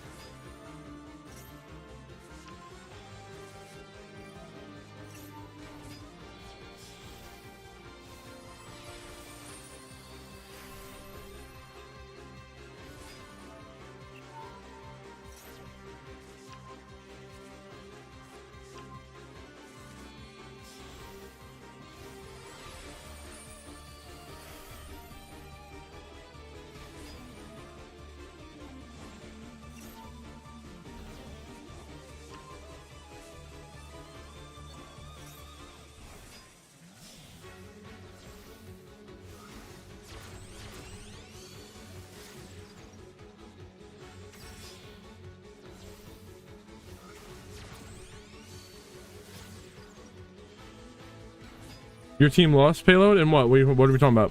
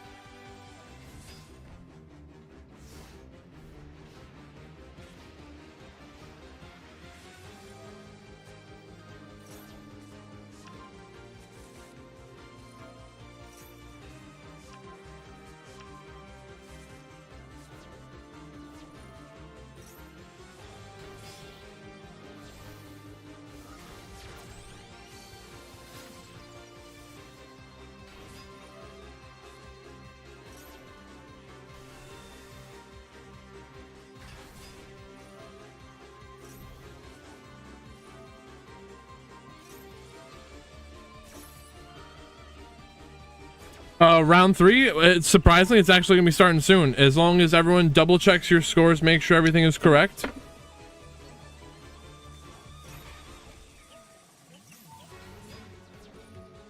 Payload, we're playing Swiss today, and I clicked the wrong button for the Swiss bracket, and I messed it up, and I've had to try to put out a fire. It's funny, though. I'm sorry about your team losing, though.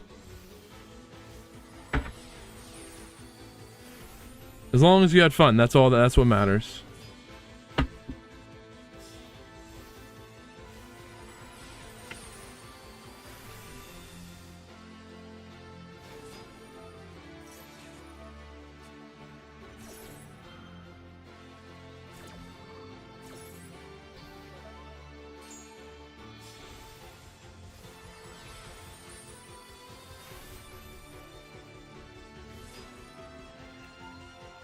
No. I just called problems fires.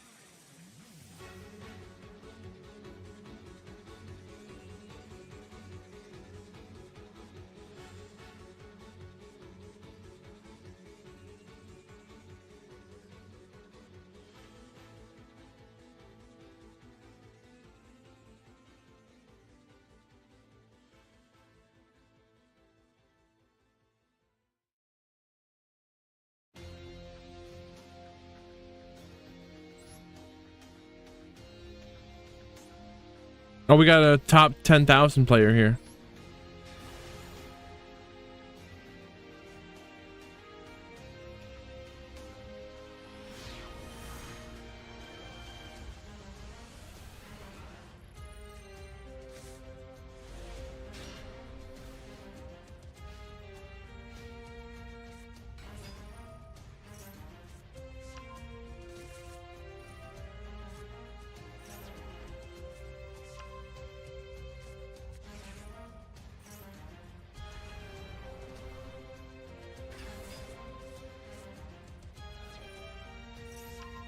Team duel.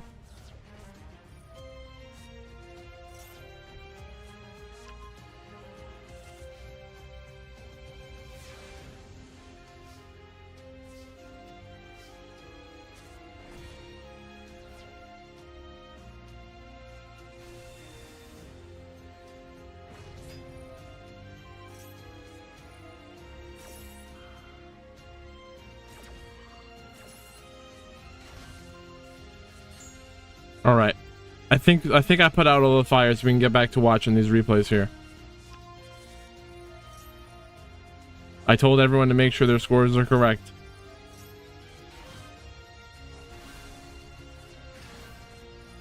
Wait. True Draco versus Lab, they both deserve it. They both deserve this fate.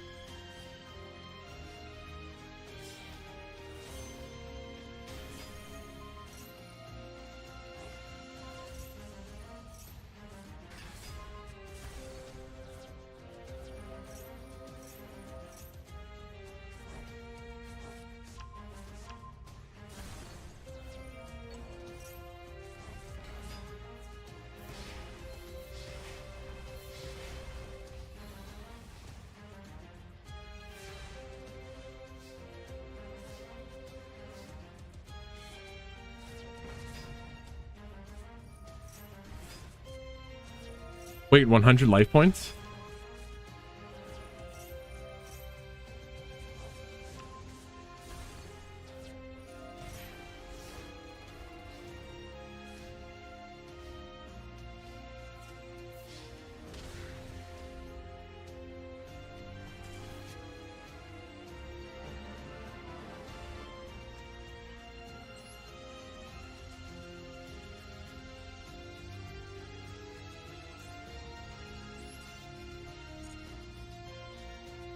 Dude, the amount of replays we have from this is crazy.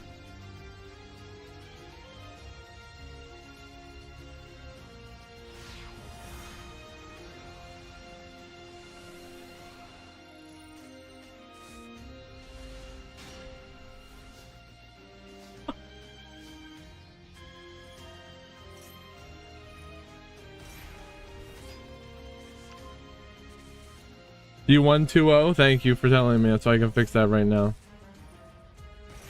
My favorite deck, Dark Magician. But it's not as good, that, you know? DDD. And then, but if we're serious, something that's actually playable, Dragon Link.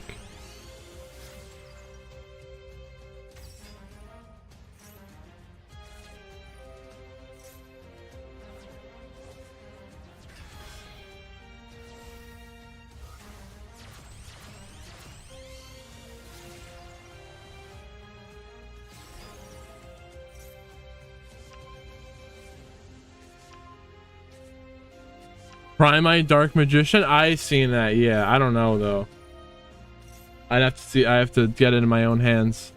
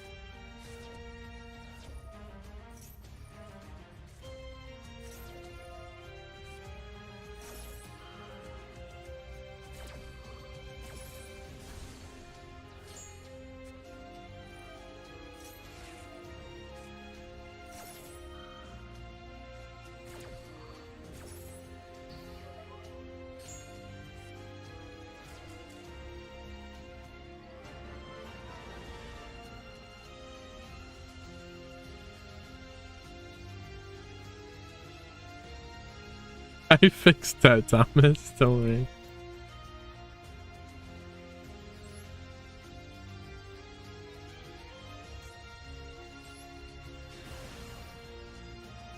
I fixed that.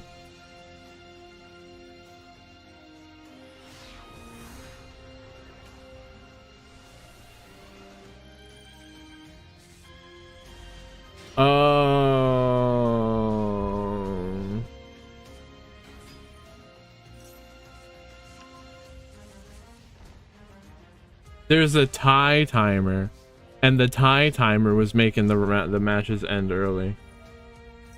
Oh. Why is it even there?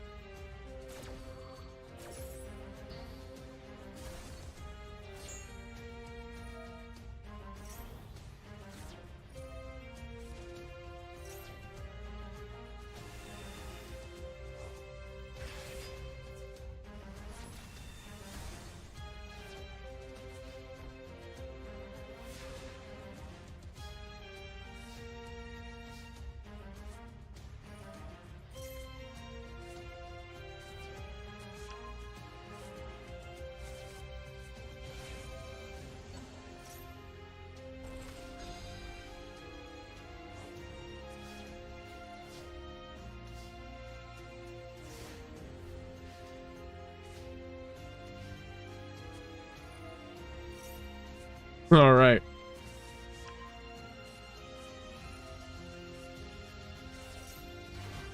Dude, we had round one. We had round one over there the whole time. I don't know what was round one. I don't know what was the fake round two. I don't know what was the real round two. I don't know what's real anymore. I'll put the 2 on here for continuity's sake for just a little while. I was gonna skip right to the 3 though. Blue eyes? Alright, so I think I fixed all the issues that were happening on the website. If I was ignoring you guys for a while, my bad, but we're moving through here now. There was a timer that was set to end the matches early. It was stupid.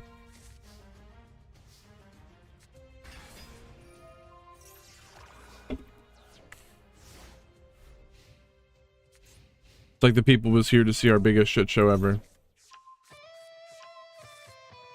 Man, that was so funny.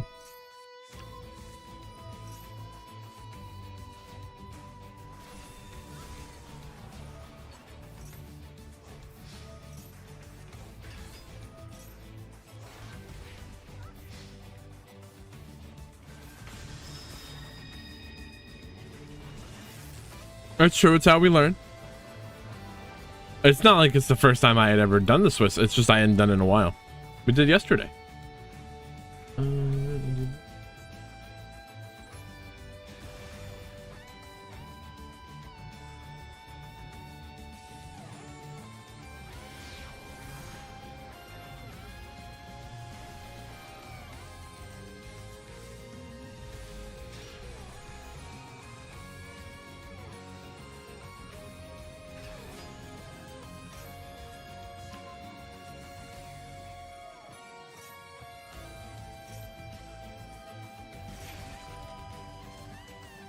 Max C will resolve. Now they're gonna be drawing some cards. Unicorn banishing Magnifica. Added the extra deck. This is Exo Sisters. Exo Sister versus Unicorn and a Birth. And a Macallus. It's Snake Eye. So they didn't get to their Snake Eye place.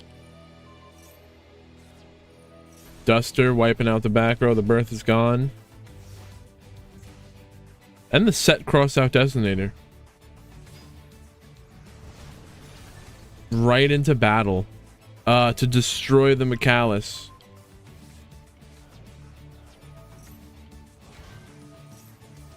Now they max C, but we have an Ash. Macallus is back. Banishing the Lurie. Returnia. Banish the Golem. Diabell sent to activate the original. They get an Ash to search for the Poplar. Get back into this. You know the Snake Eye plays here. So the Oak, send the Diabell, and itself summon Flamberge. They're gonna link summon using the Poplar. The Poplar's gonna reset the Diabell. The Diabell will summon from the back row, putting a fire monster in its place. Dude, why did it do it, bro? Oh no, it's people just DQ'd.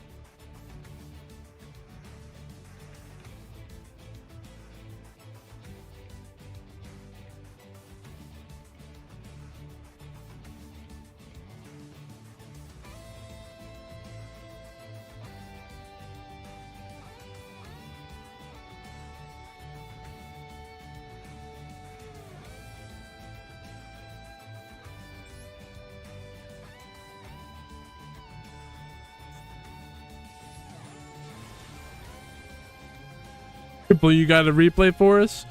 Triple, just hang on to that for a little while. We got some matches to get through here.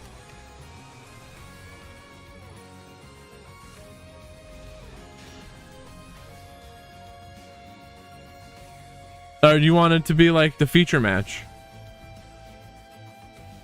Yeah, we can show the feature match. I got you, Triple. It's not as important because like we're not in the top 8 and these few players will get to keep playing. So if we miss something right now, it's not that important.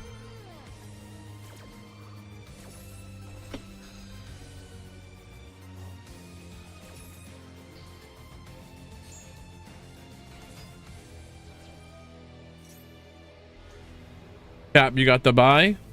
You got the free win. That's all good. Cap, what do you think about this format where you get to keep playing even if you win or lose?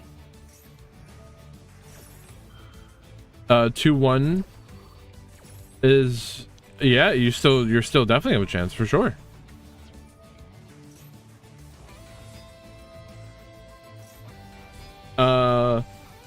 You want to be 4-1, some 3-2s.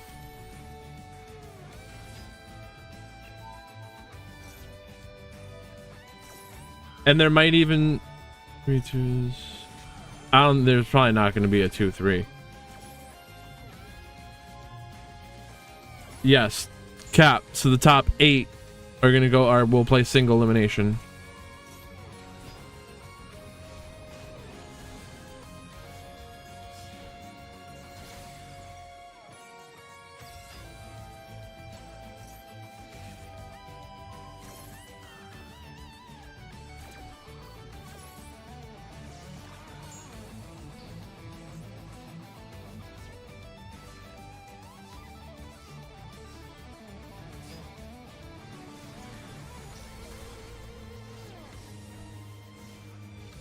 So they got a lady, plus an ice dragon's prison, and a skill drain. I'd be out. Triple has a replay for us.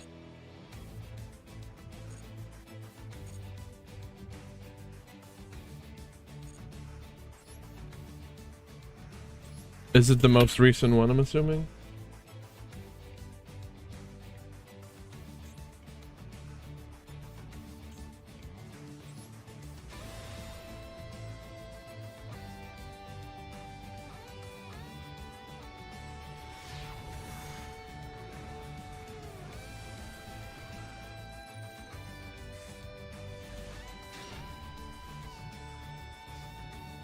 Let's see it.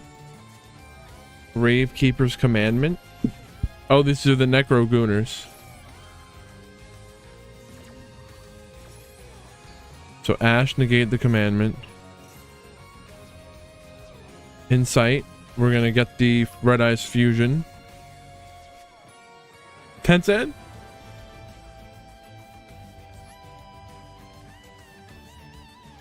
They bow to the power of the Dragoon Necro Valley, the Necro Gooners. They see a Necro Valley plus a Dragoon. They say, I'm out.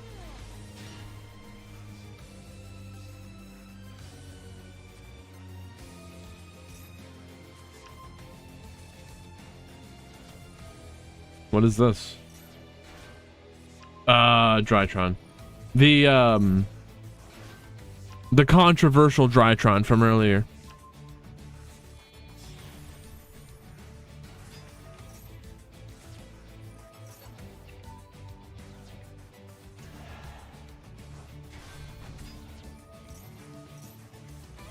Ben 10. Plus a Herald. And a Dawn. What?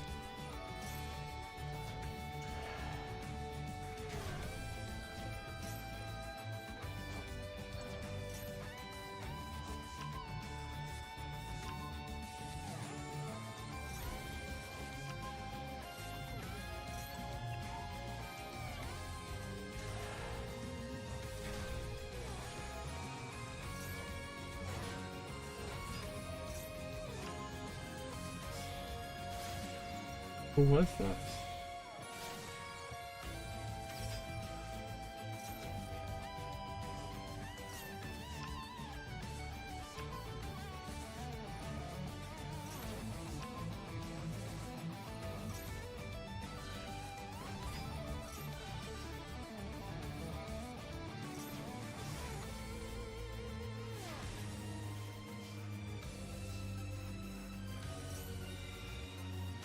Wait, they want a coin flip?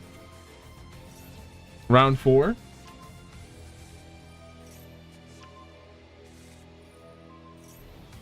gonna be a little while. What, do you have a buy? It's gonna be a little while. Wow, triple herald? Alright, let's get back to it.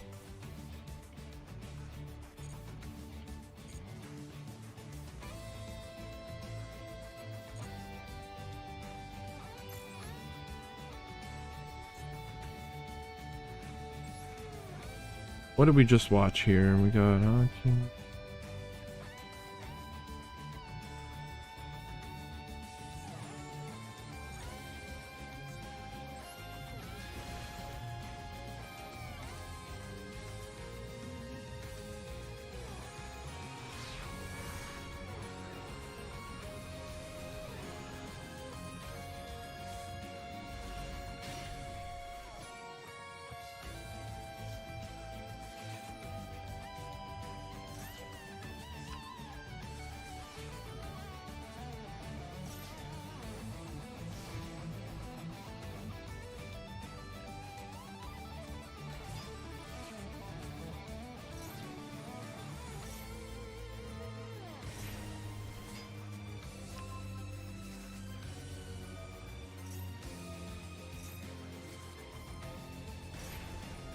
all right. Everything looks like it's moving smoothly, and we can get back to focusing on these games here. Emancipator with super heavy. Well, they are Earth. Excel Stardust Synchro.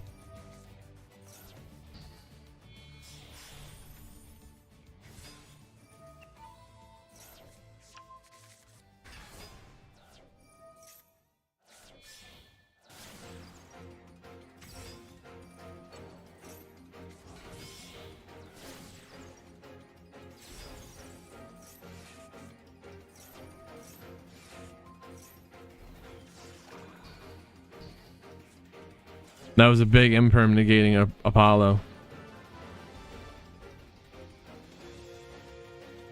Ash negating the block dragon. Apollo trying to protect the block dragon, negating the Ash, but then the imperm.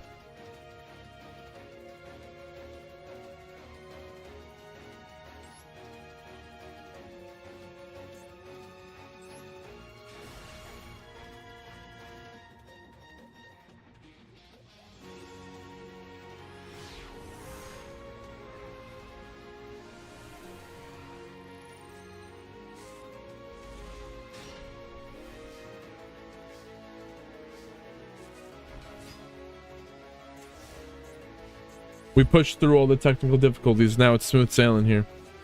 Mirror Force? They're actually using a Mirror Force?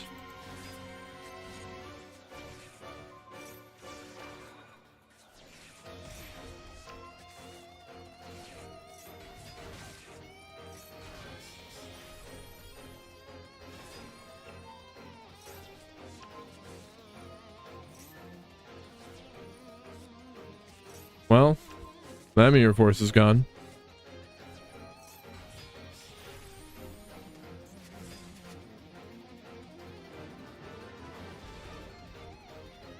You'll get him next time, Wub. With the lab. Oh, they're playing.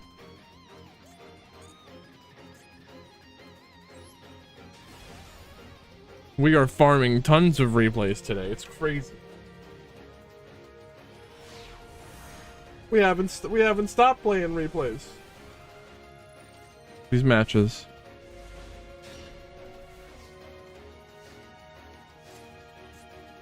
We got Millennium. Emancipator? Well, they are Earth. So we got the Golem. Now search for the Temple. They're going as far as to play the Shield too, to link all that into a Curious.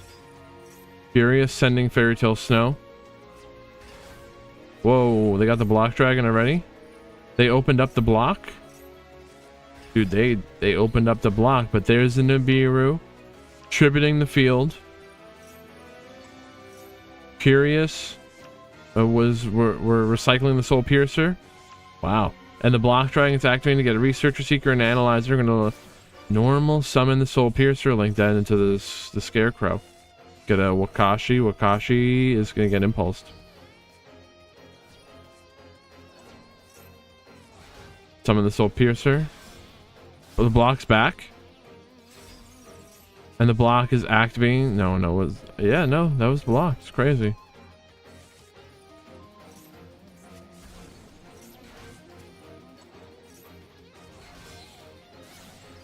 But the block did not activate. It's not once per turn. That's the whole problem, right?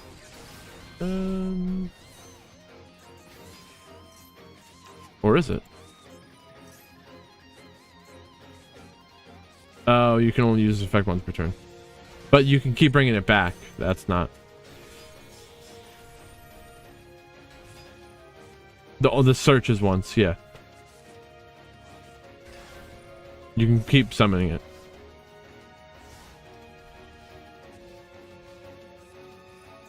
Masquerena. We'll do a little night. Abyss Dweller locking down the graveyard. Baron de Fleur negating. Plus, they're gonna be able to do the block dragon, but there's an Ash and a Nib. So 6 disruptions. They already used the Abyss Dweller. They did the little knight. They could Ash.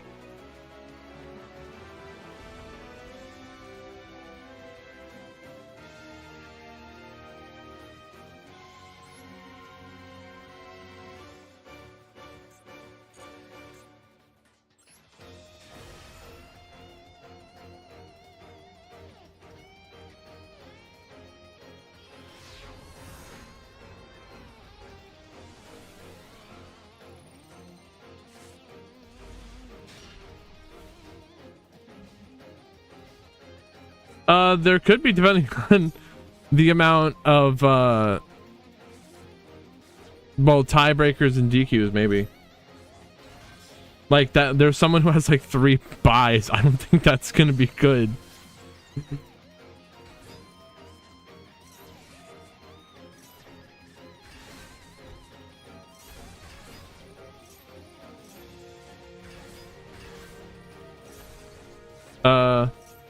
It is, but the tiebreakers, they're affected differently. So if you would have to win the next 2 matches.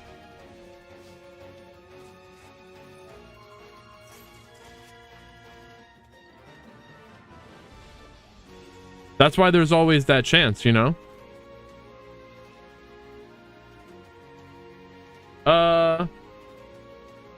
Well, the way that it really works is the system compares your ties and who you tied against versus who else versus who they won against.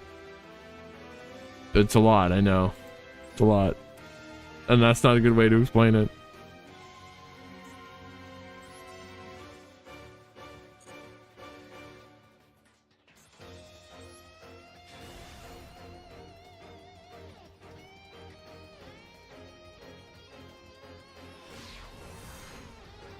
If you tie with someone who has buys, then your wins will be worth more than their buys.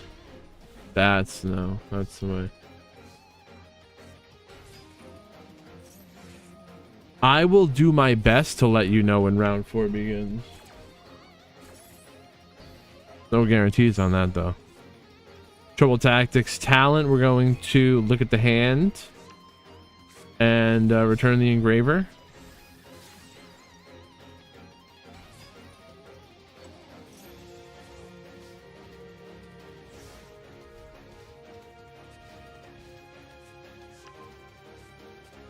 Yes. I will keep an eye on the brackets. I usually check it as soon as we end, as soon as the game ends.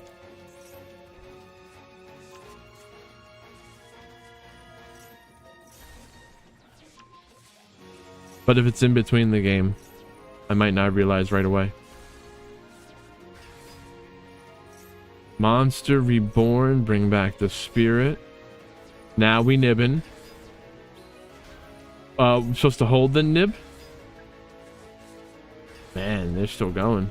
Oh, Yeah, you could have put it in defense, and then you wouldn't take that 6,000.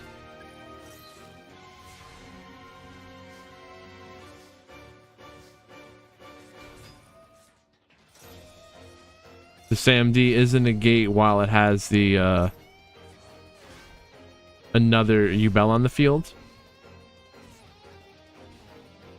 While you control the U-Bell monster.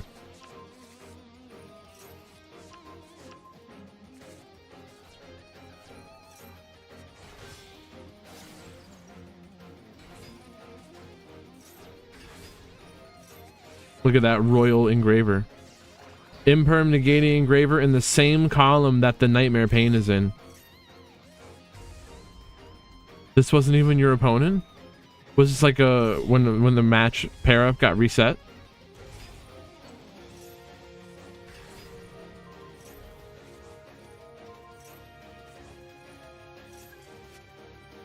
I guess you lucked out.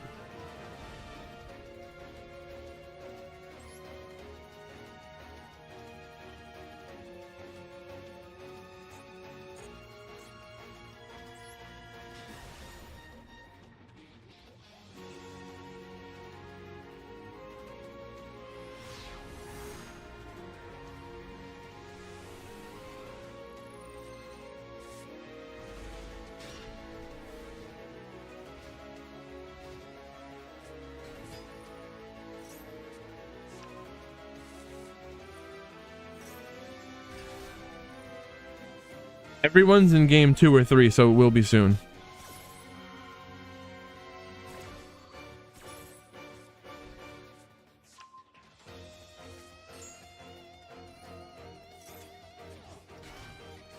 Big welcome labyrinth. They chain the lady.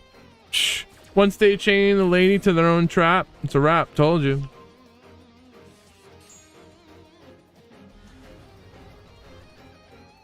We'll have 5 rounds today. Once you have more than 34 players, I think you need to have 5 rounds. And then if you have 64 players, we get a top 16.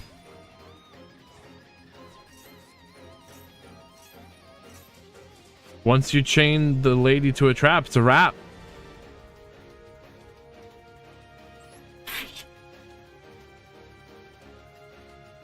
It's crazy.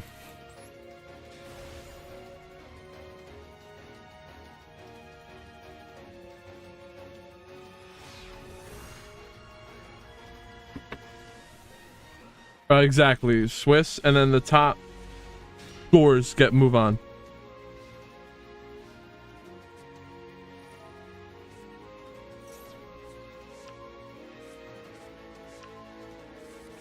So it might add like one more match from finals to, or from round 1 to the finals, versus single elimination.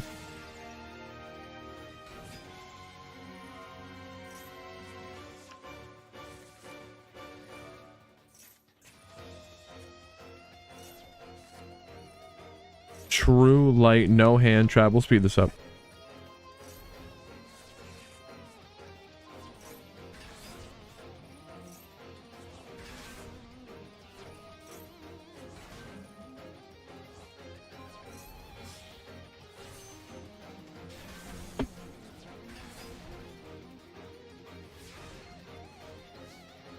Never give up, Thomas. You got this. You just got to win the next 2 matches. Unicorn eating the imperm, and now we got a golem, but there's a prologue of the destruction swordsman, and now max C with the chainlink 5, the chase to set up the Diabellstar, Snake Eye Diabellstar. The Buster Blader is making their monsters into dragons, and then the Buster Blader the Buster Blader changed their monster to dragons, and then the Buster Dragon makes them dragons. The Buster Blader makes all their dragons in defense position. Underworld Goddess, they're using the Buster Blader as link material to summon that goddess.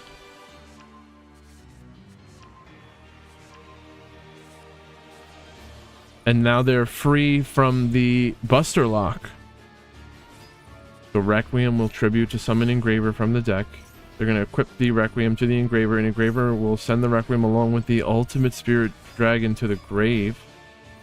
And now we're doing Snake Eye plays, Ash adding the Poplar, and they broke through the Buster Lock.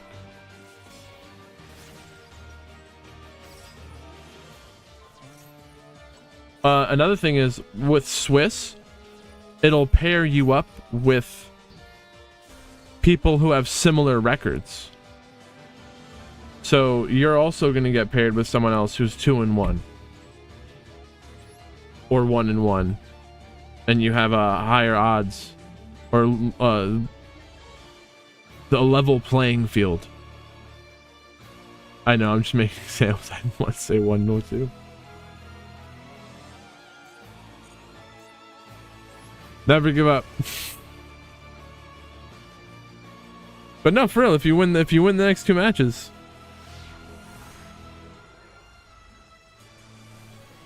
it's always a chance.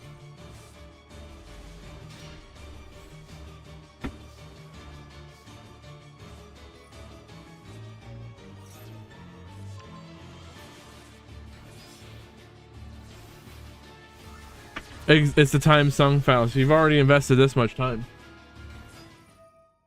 This is how we're gonna get people to lurk.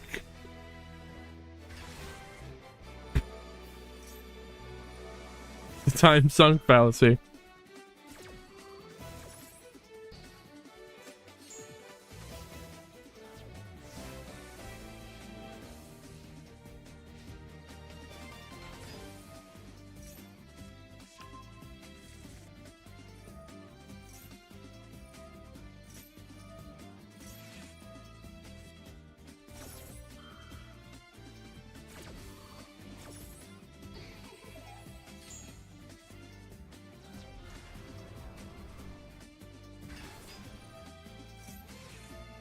Soul Drain and Mind Drain. I would like to see it.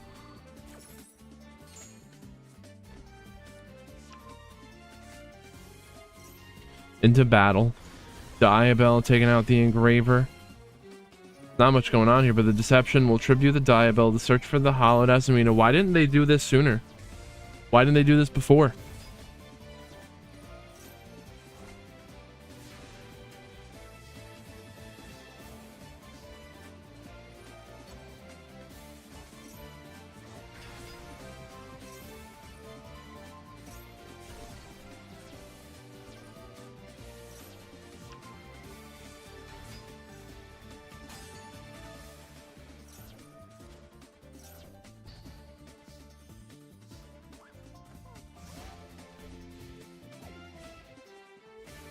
Okay, so they're going to recycle the Ponix from the grave. Summon Arvada. Deception will do nothing, but we're going to recycle the Azumina. Summon the Murcielago. We're echoing?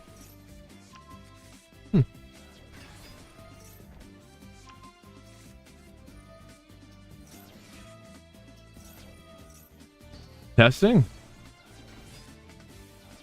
We echo.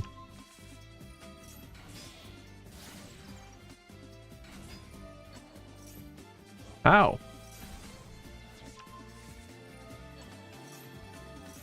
I'm echoing, or all sound is echoing?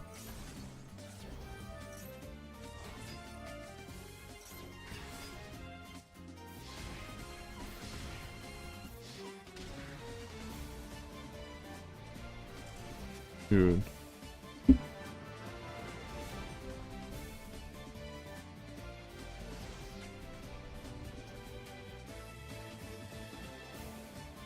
No echo? I'll be fucking with me.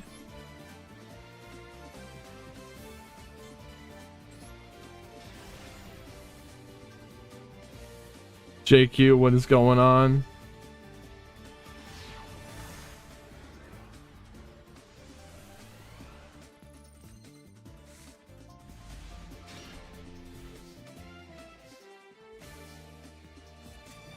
Deception.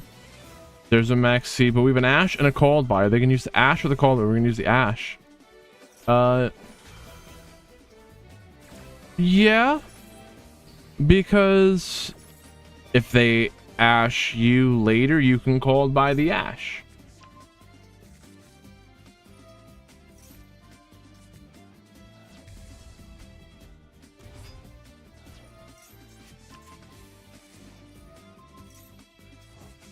So we got the hollowed Azamina. We're going to summon the Sylvia, sending the original.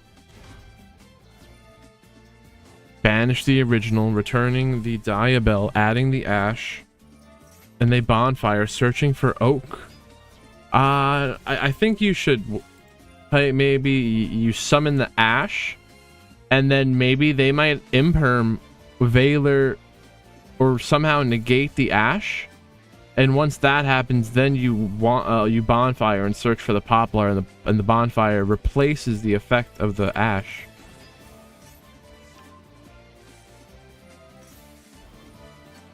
You could be, I guess, checking for ash, but they already did an ash in this situation.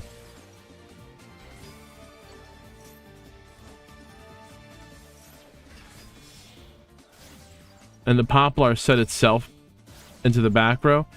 If you link summoned with the Snake Eye Diabell start first. No, it already summoned. The Snake Eye Diabell star already summoned, so it's fine.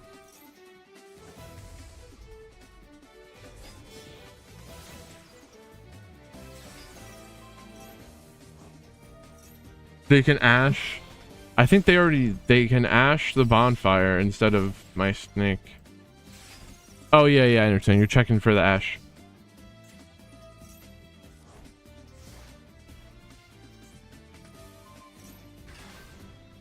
So Flamberge bringing out the Diabell, and we're gonna Santa Claus to tribute the Desiree. Raigeki will be negated by Sylvia is attempting to negate the Raigeki, but called by the grave, banish, negate the Sylvia. The whole field's getting wiped out. Flamberge bringing back the ash and the poplar. Raigeki go crazy. Called by the grave. Oh no.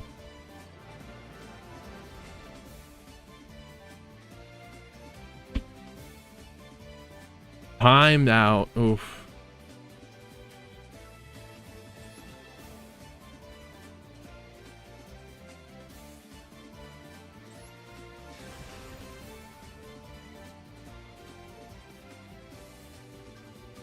It looked like a crazy game, Father. I can imagine. Is this round 3? Ranus and Obito?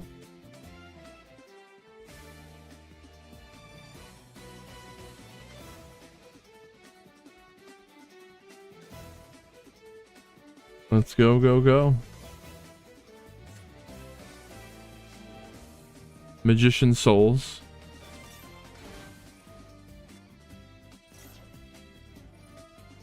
Okay, so Magician Souls can send spells or traps from the field, a hand or field, to the great up to 2 and draw that many cards.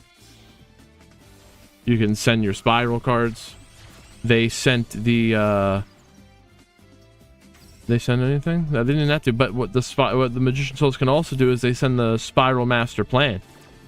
Oh no, the Magician Souls sent a rescue to draw a super agent.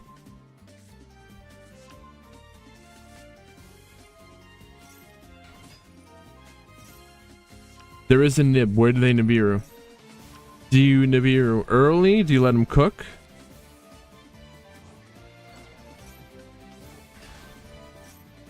Spiral. Who knows when to Nibiru?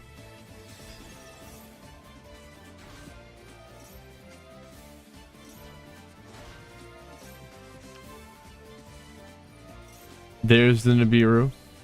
I guess when you feel like they're gonna Apollo.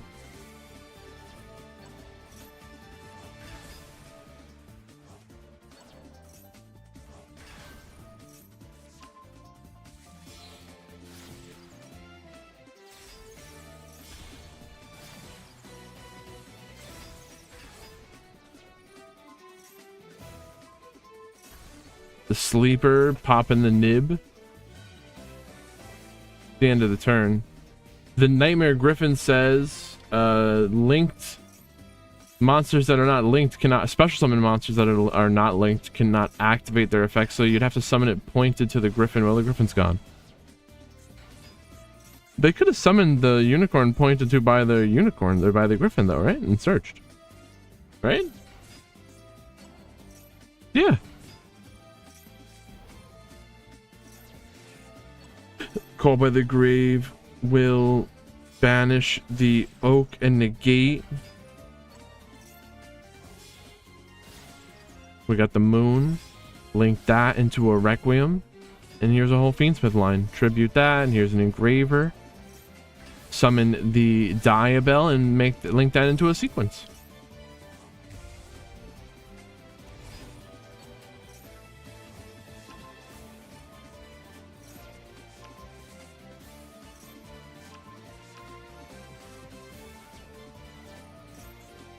You've seen it before, you know how it goes. Here's a little knight, and are they gonna banish on summon? Yes. Oh, they were gonna banish, but I don't know what happened. Surrendered. Oh, we know what happened.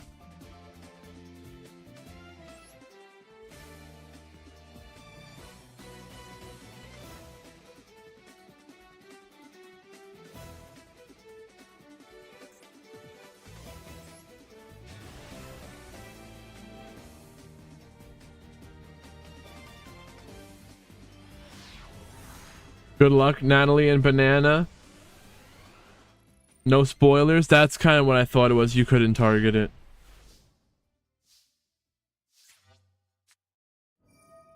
We got the temple setting up a Snake Eye Diabell. Summon the oak, sending the Snake Eye Diabell itself. Summon an Ash. Ash was gonna search for a Poplar. They didn't even want to sit there. What was their hand? Nothing. Well, I mean, no hand trap to stop them.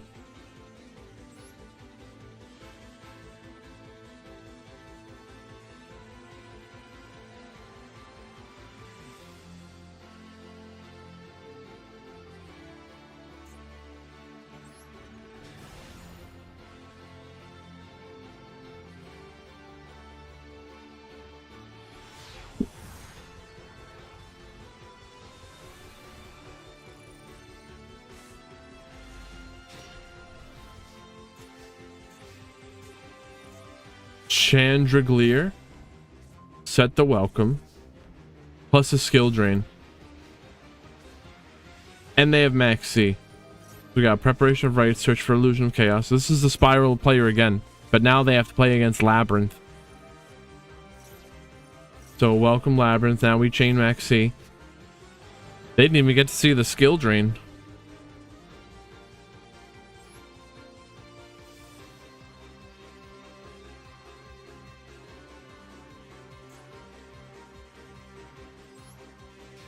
See game 2 with that.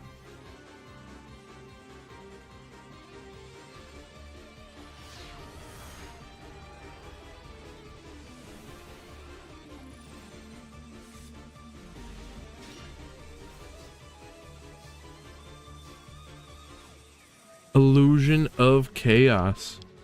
Gonna get a Magician's Souls, putting that Illusion of Chaos back on the deck. We're gonna summon the illusion by sending Imseti to the grave. Now the walls, we're gonna bring the Imseti back. And we search for another Imseti. Returning Spiral Agent. Discarding the rescue along with the Imseti to get the Sark. Magician Souls. Sending a rescue and the walls to draw 2 is crazy. They draw the Resort and the Super Agent. No hand trap for Labyrinth. Labyrinth has to go second here. And we got a Photon Lord as a negate to protect their plays. And a Tikaboo.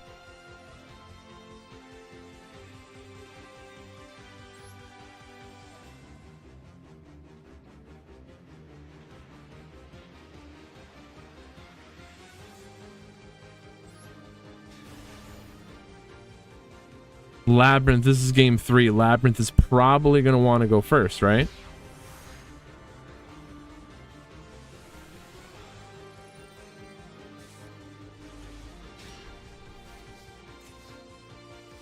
We got Labyrinth going first, and they don't have anything. They can't summon the Arius. The clock doesn't do anything. They have 2 Fuelos, though. And a Dominus Impulse. When do we Fuelos? It doesn't really matter. I would just do it now, you know? I would do it. I would have done it already, right? Well, now there's a talent. So if you activate a monster effect during the main phase, they're going to have the talent's going to be activatable. Wow, I'm surprised that you lived.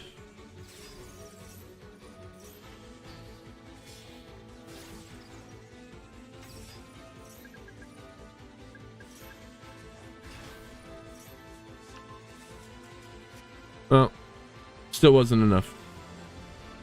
But I'm surprised they even survived the battle phase.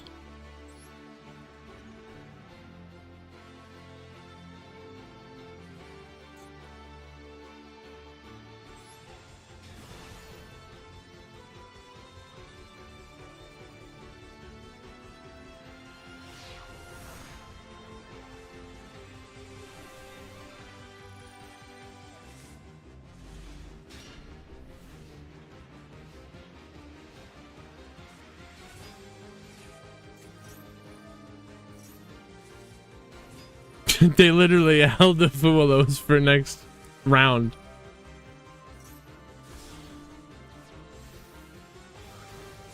Well, they were right though, because if they activated that Fuelos, then the talent would have been activatable. So it's tough.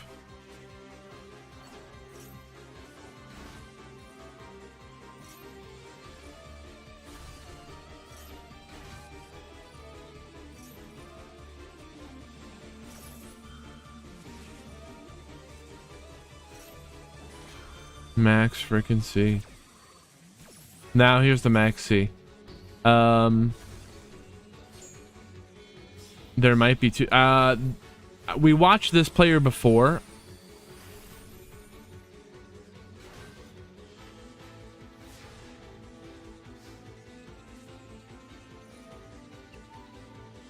So Dweller shutting off the graveyard. What does Snake Eyes want to activate in the grave? No Flamberge.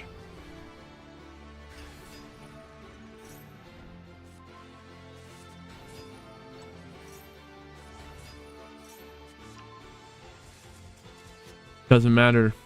They can still summon the Flamberge, push you back.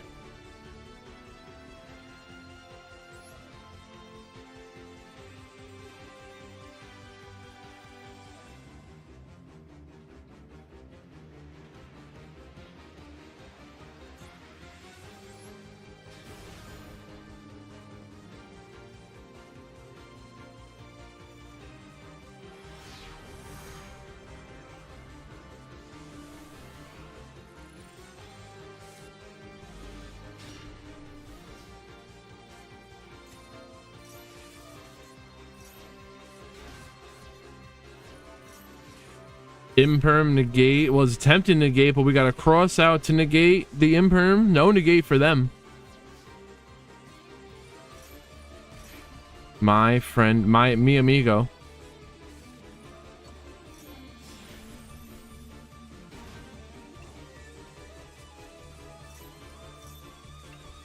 So the Expellinor sets the Yeep from the deck so that they are ready to Xyz summon the big Nor on the opponent's turn.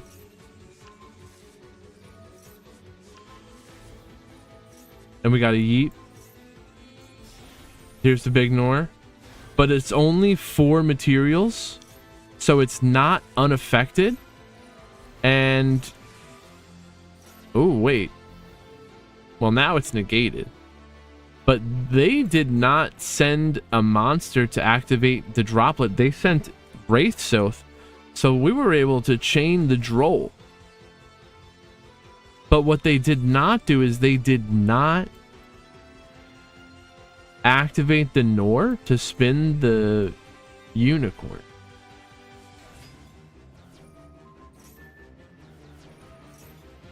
Well, they could have spun though.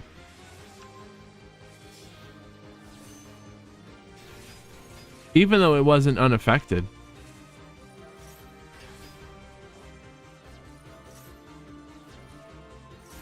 Now my friend is gone.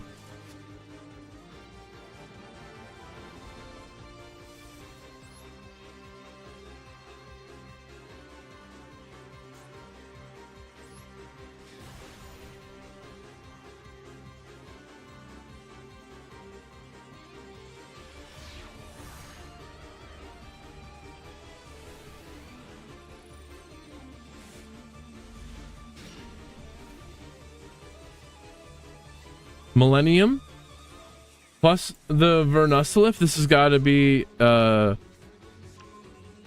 Block Dragon Adamantipator, right? So there is 2 Adamantipator players.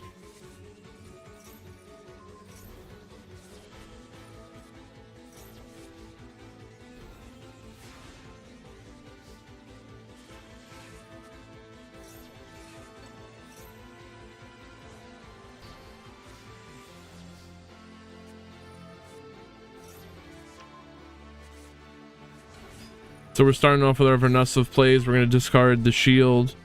Get this bear. Summon a Max C from the grave. It's Earth. Summon the bear. Now they're summoning a revival golem. Link that into Sprite Elf. This Sprite Elf has a 75% win rate at time of appearance. The elf is pointing to a gallant granite, which is searching for a block dragon. I see what's understanding. I will see what's happening here now. They're going to link that into Alta. I forget her name. Alsa. Asa, the Earth Charmer. Block Dragon left the field, so search for Adamanticators. Oh, we're gonna summon those Adamanticators.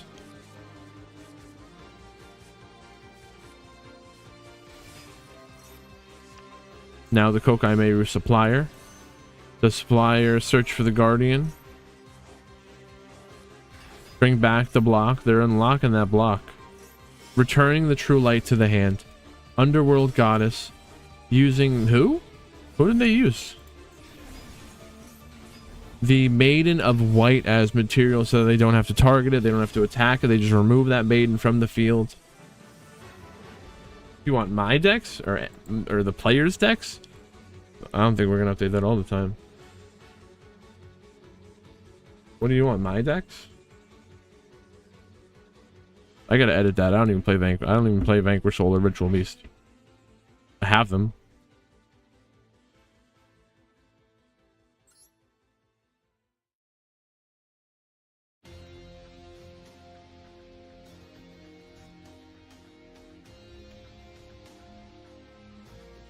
Yeah, everyone's got stun in their back pocket.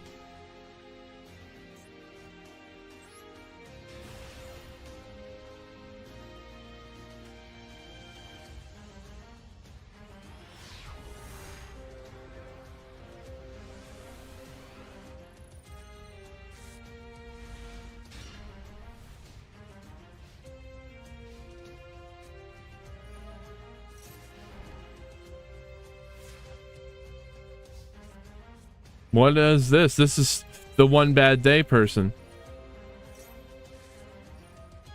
Someone's having a bad day. True Draco Heritage, lose 1 turn, Rivalry, the True Draco Apocalypse, and there can be only 1. We're going to, okay. Skyburn, pop in the Ponix, end the lose 1 turn, bring out the Ash. Ash, search for the Poplar. Rivalry. Rivalry would make it so that they can only control 1 type of monster. I was going to say, you want to activate that rivalry right now, so they're forced between the Pyro Ash and the Cybers Karibo. This is a type. Yes. So we're going to lose, they're going to lose material here. The Link Karibo goes to the grave. Poplar putting itself into the back row. Bring out the Oak. And now Tikaboo. But they can add the Ash to their hand.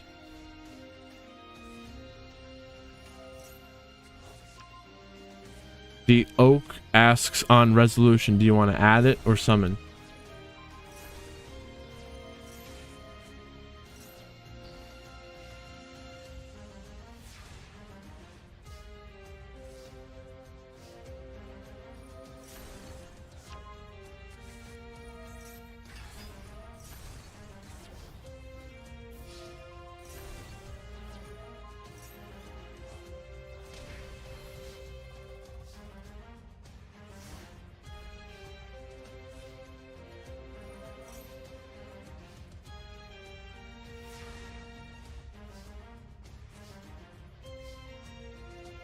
One Garunix. Garunix, pop the Garunix. We add a Kieran. The Kieran destroy the Ponix.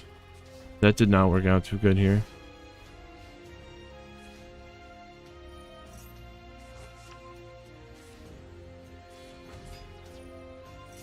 Kieran was destroyed. Ash, negate the Ignis Heat. We're gonna bring back the Garunix. Garunix will pop Arvada and summon Garunix. Does it get just destroy on resolution? No, it does not. That is a Kieran. The Garunix was destroyed, so it's summoning in the standby phase is gonna destroy all monsters on the field. All other monsters on the field. So the island, popping the Ponix to add Alcanix. The Garunix saw their fire was destroyed, so it can summon, and it's popping a Kieran. The Kieran will add, when it hits the grave, it's gonna summon the Ponix, and it's lethal.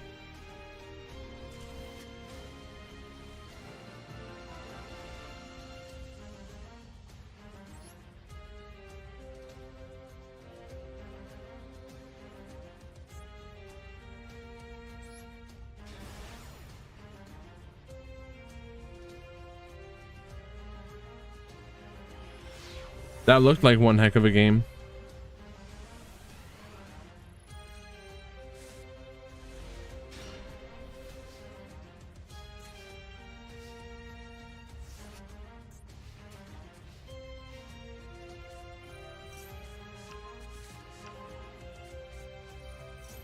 Spiral going first. Labyrinth forced to go second. I think we saw this story before and it didn't look too... Oh no, we saw this game.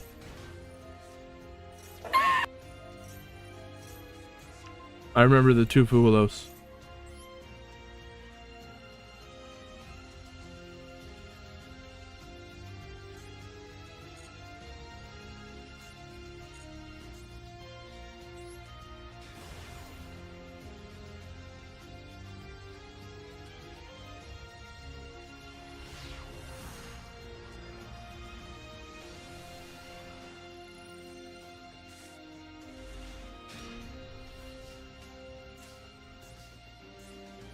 The golem that guards, we'd be guarded. We'll get the temple, and there's a Droll. No way to stop the Droll, but the Droll doesn't guard. The grass doesn't care about Droll. They could have summoned the snow, but maybe they'll do that this turn. Ash, negate the wanted. Do you really negate that though? With Ash, negate wanted?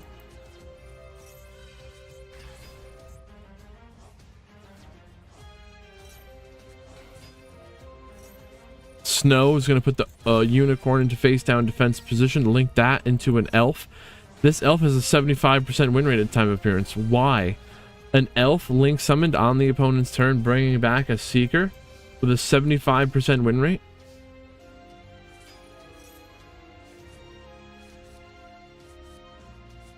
Thank you, Natalie. Yu-Gi-Oh players, round 4 pairings are up.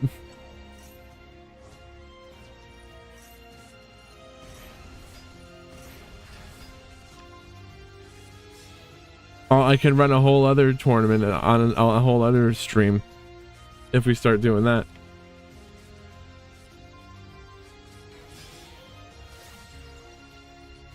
Digimon players.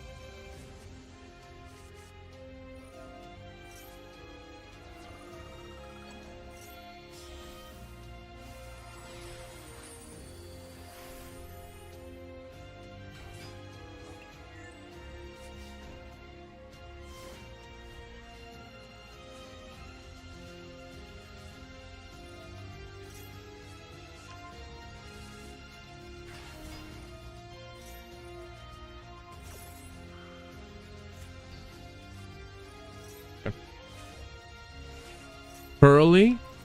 There's a Yeep, but the beauty is not big enough, and the Nor is going to be tiny. It's only a 3 material Nor.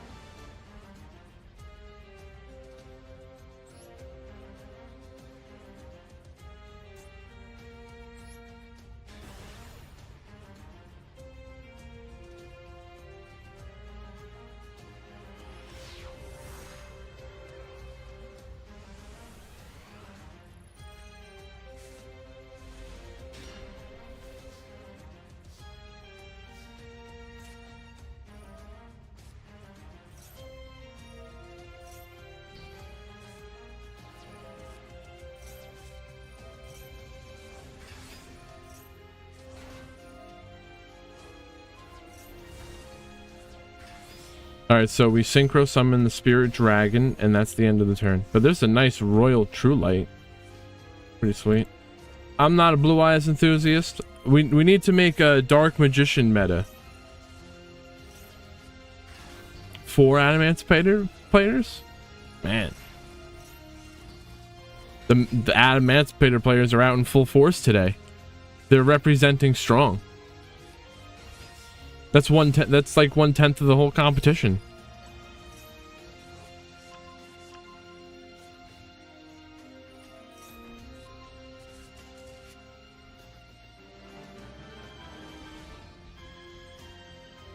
It's not 4, it's more. Are we gonna have Adamancipator mirror match in the finals?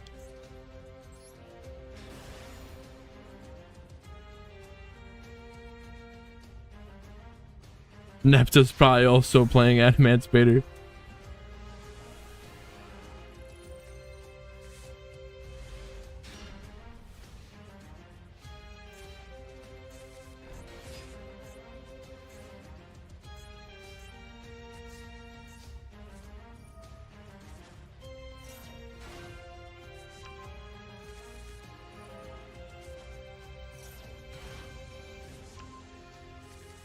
Okay, so we got Drytron going second against Exo's sister. But, yeah, they got to be careful about moving cards out of the grave. Well, here's McAllis.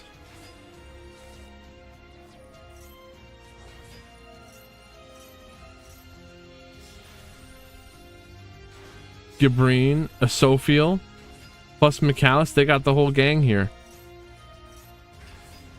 Natalie, how do you beat this?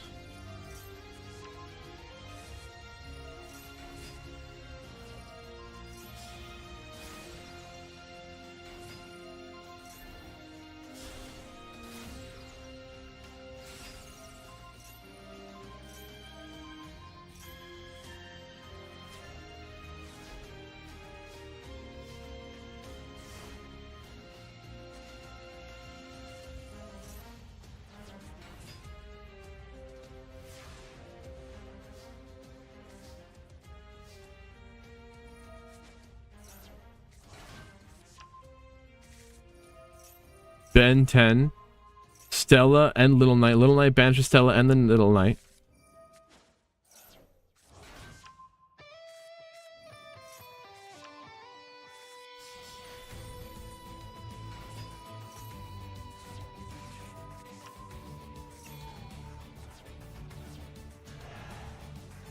Big beater, 5k, big boy.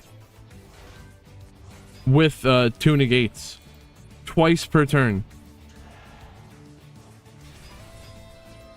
Almost 12,000 damage on the field right now.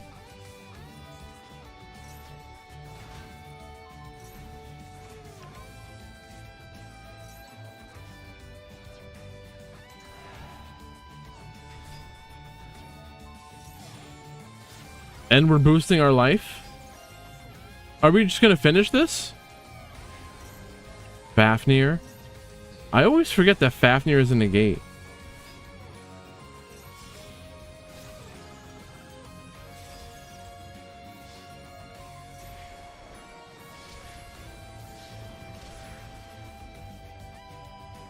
Nice. You would have lost without the life boost? What was the final life?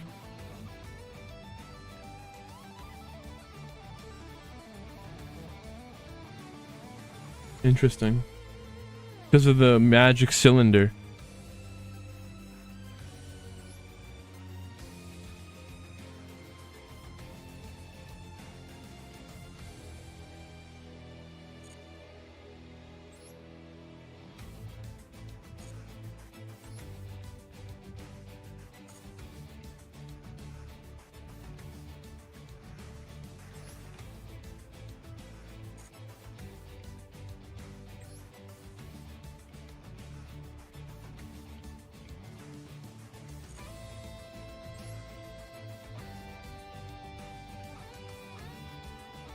But if you're playing against Tenpai with set battle trap, they're gonna have the guy that says you can't activate effects during the battle phase.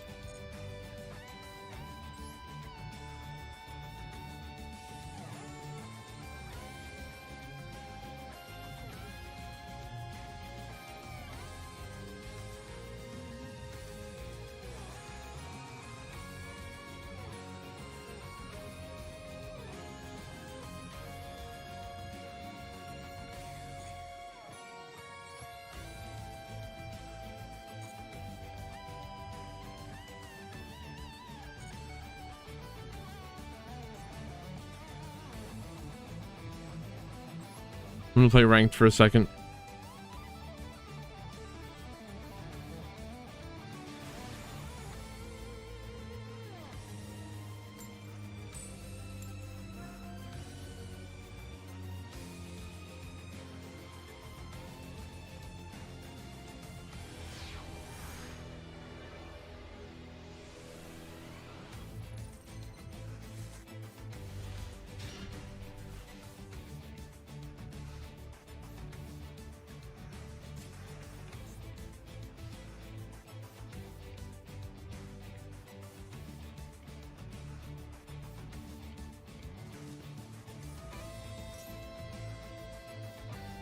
Cap with the free win. Nice.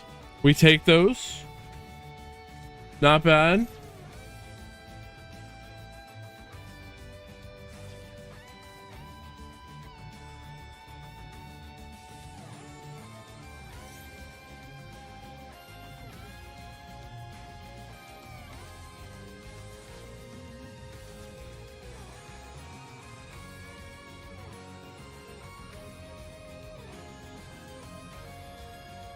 Rainbow Bridge. What?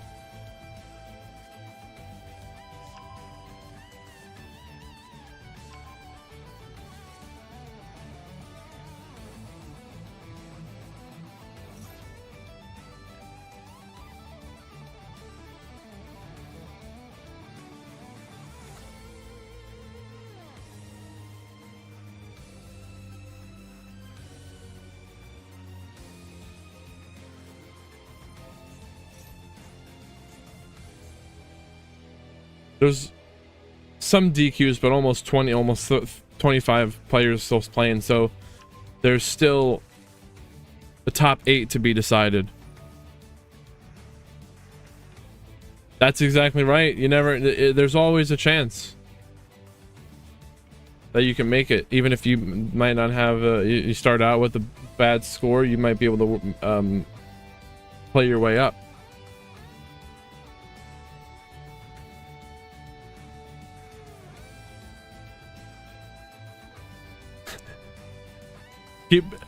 A cope is a hope. And you can never give up hope. Mansion FTK? Yeah, you're right. I just realized it.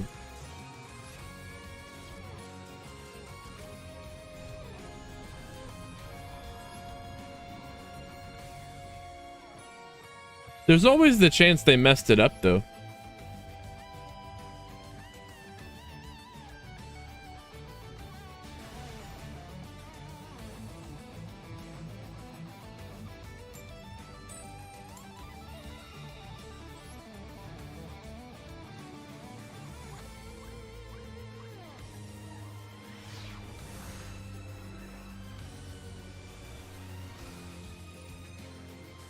Father, if you're fine with it, no worries. They do have like 8 minutes in between games. If you're okay with giving them an extra 2 minutes, it's not a big deal. They're fine. You know, you get like 8 minutes to go to the bathroom, get something to drink or whatever, stretch your legs.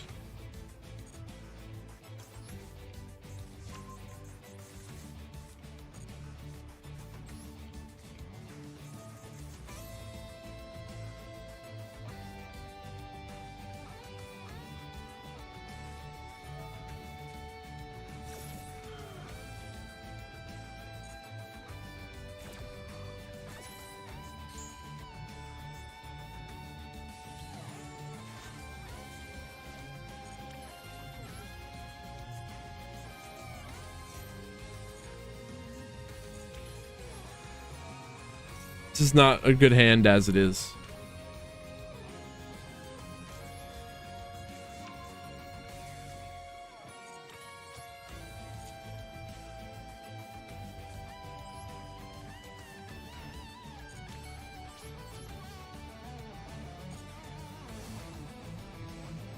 Yeah, that's true. If they're still playing Gimmick Puppet now, they probably know the FTK.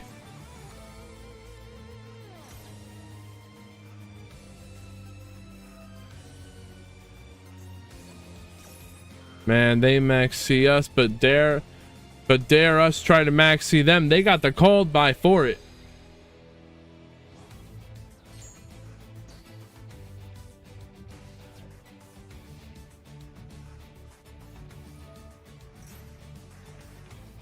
Extra Sag.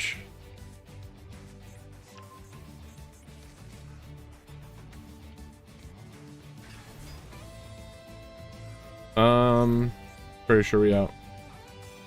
Man, our luck has been rough over here.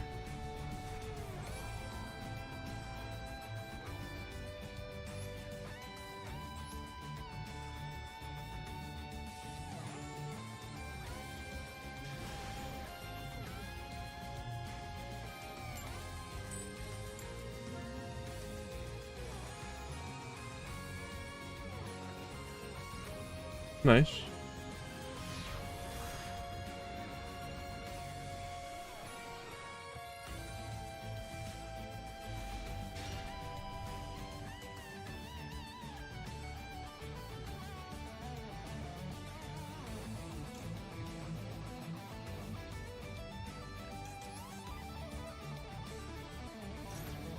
Well, I surrendered 3 duels because we were getting smoked and I bricked. But yeah.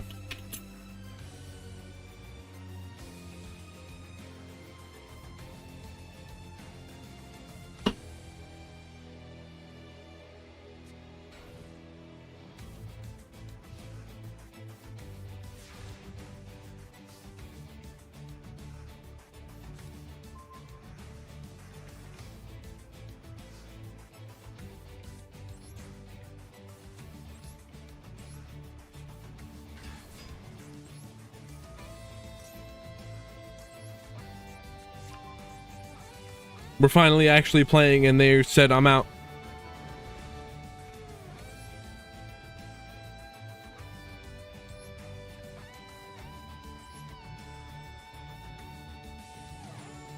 I've fallen so far behind on the ranked ladder.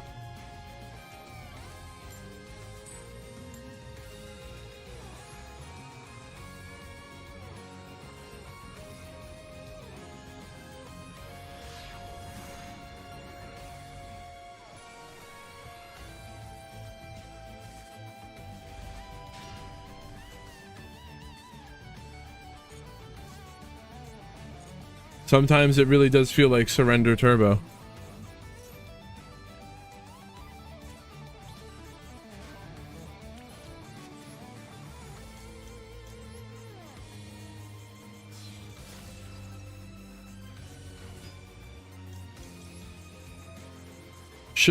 Triple, you're using Untapped, the summon counter, or are you just counting? Should I be using Untapped?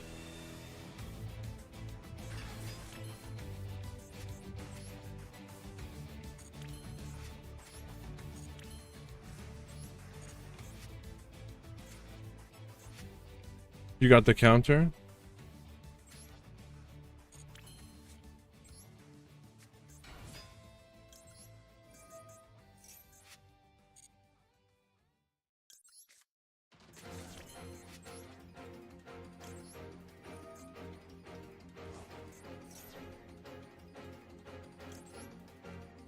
For proof of what? Who are you proving the coin flips to?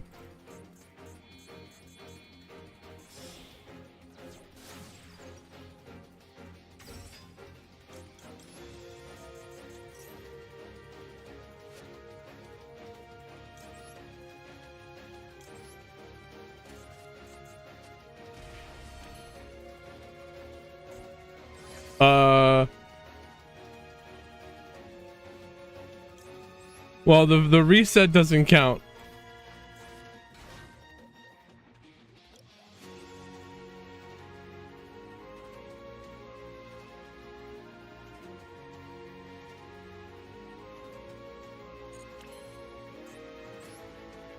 Oh, I'm locked into my D's. Yeah, that makes sense.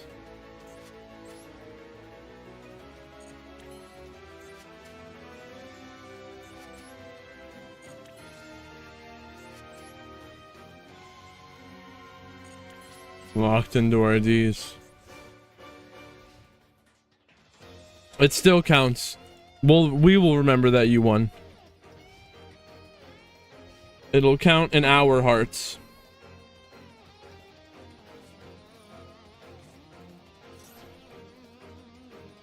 The commandment?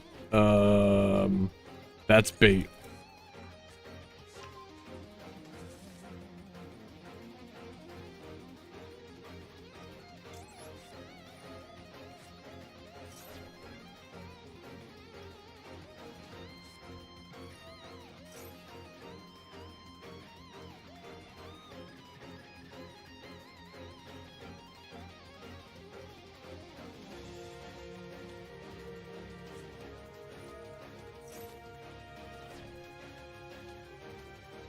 That's right, Triple. We got some gooners.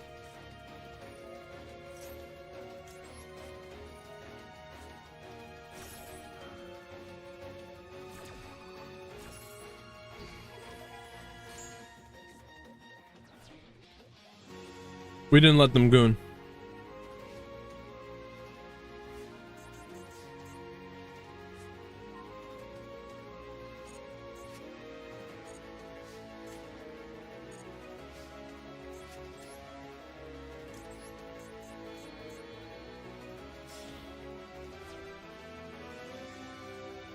Synchro summon with no tuner.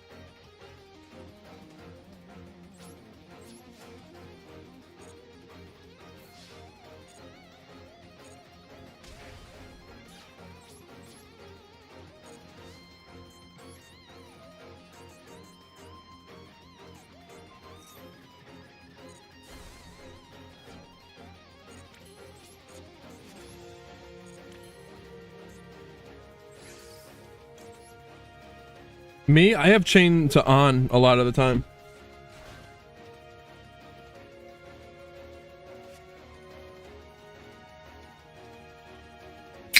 What do we do here?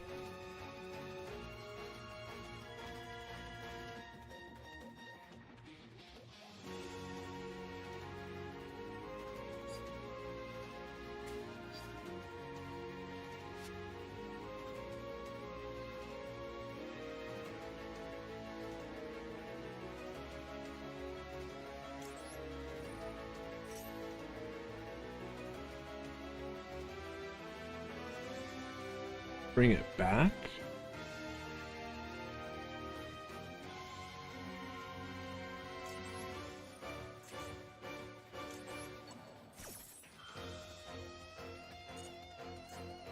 Yeah, I'm over.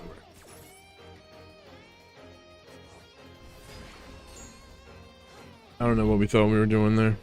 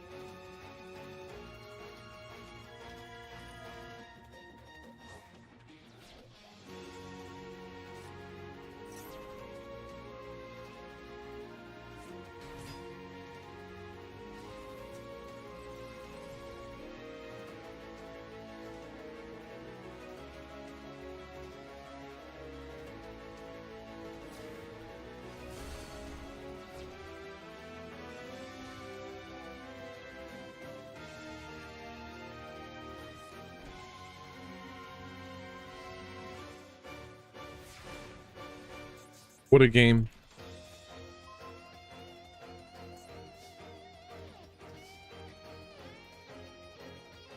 What?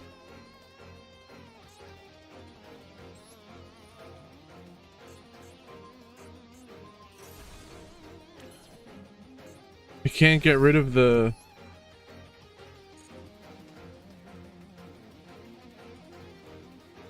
border.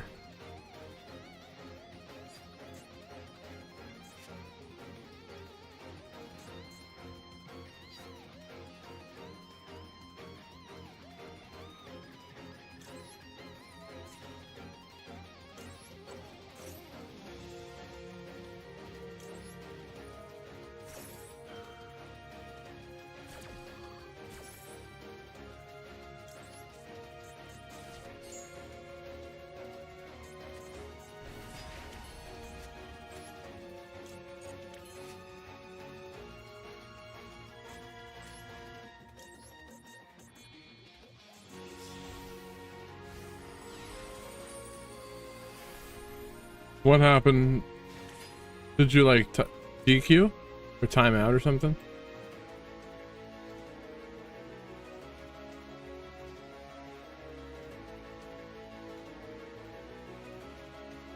Oh damn. Yeah, you'll still get the top if you're 4-1 probably. You're fine.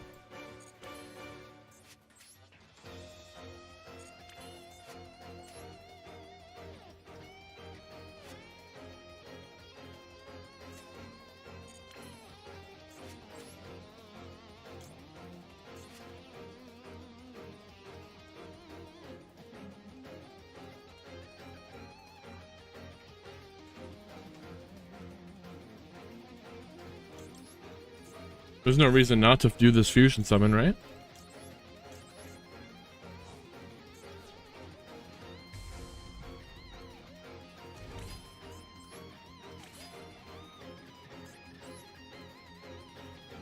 Oh, Caesar. I didn't even realize we make a Caesar with this.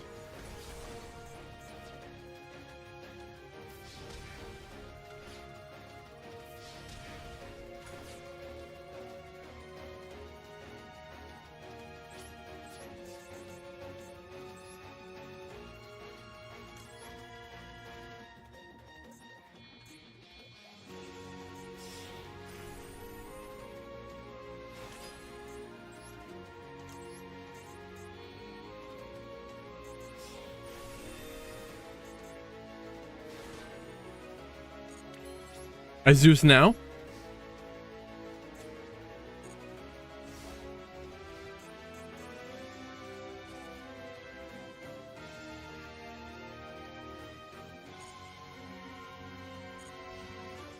When do we do the Zeus? Now?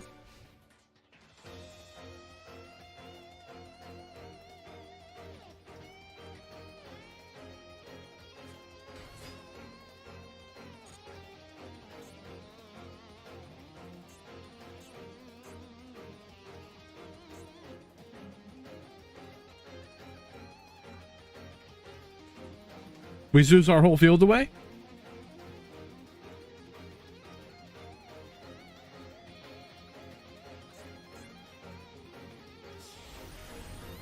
Typhon?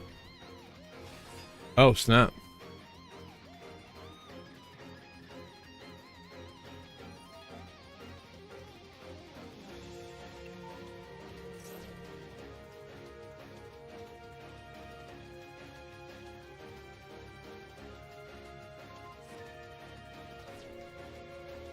Why can't I Zeus? Oh, the Typhon. Wow.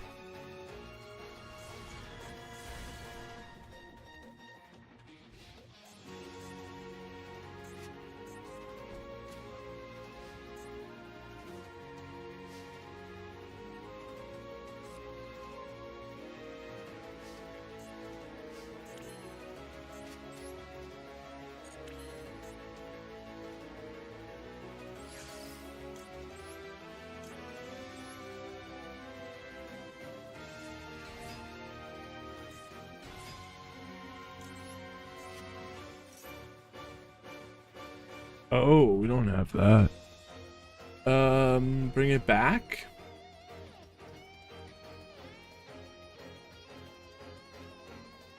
Might have to.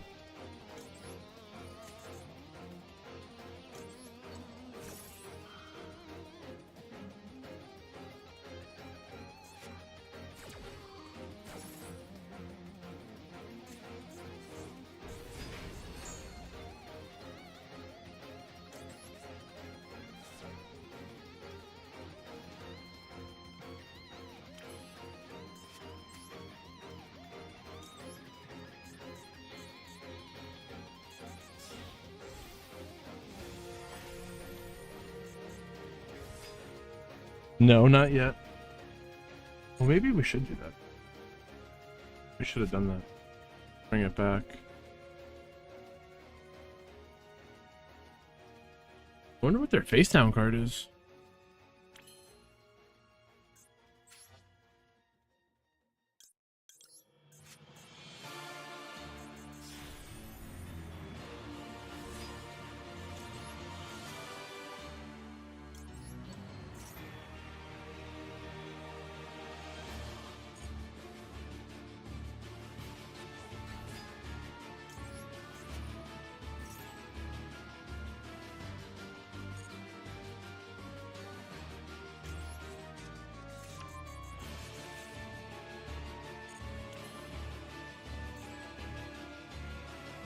Well, no, we're fine.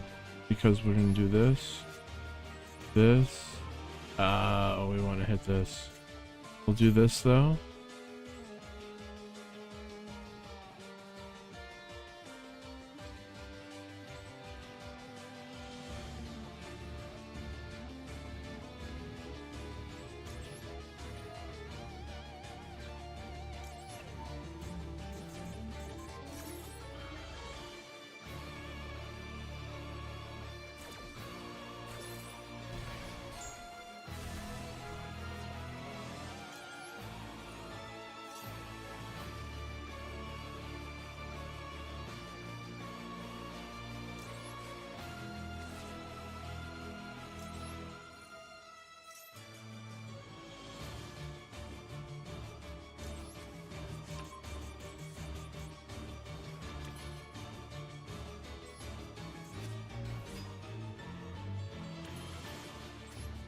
We can summon Baron de Fleur or the Siegfried, but I gotta go with the Siegfried because that'll keep the headhunt live.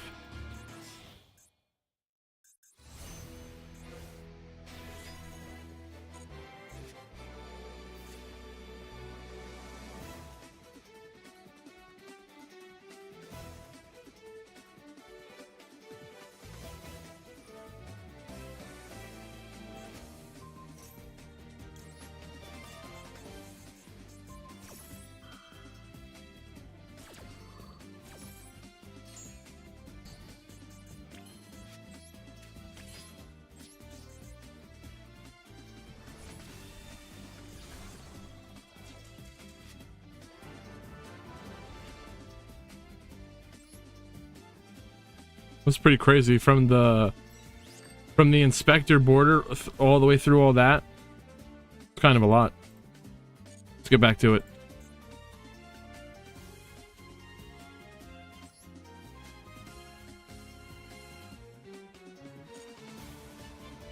Dude, did the room like bug out?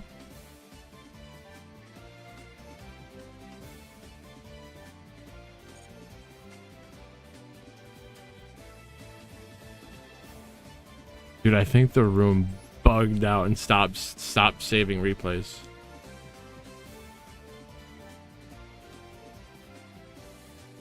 Is that even possible?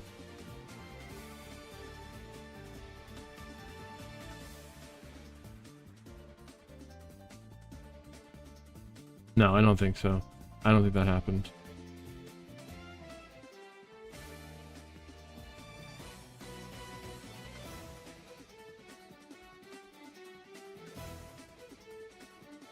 Oh no, we got replays. We got matches to watch.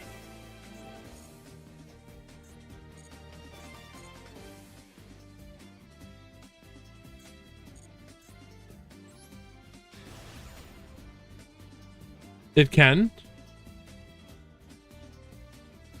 Small indie company, of course. You got to keep that in mind.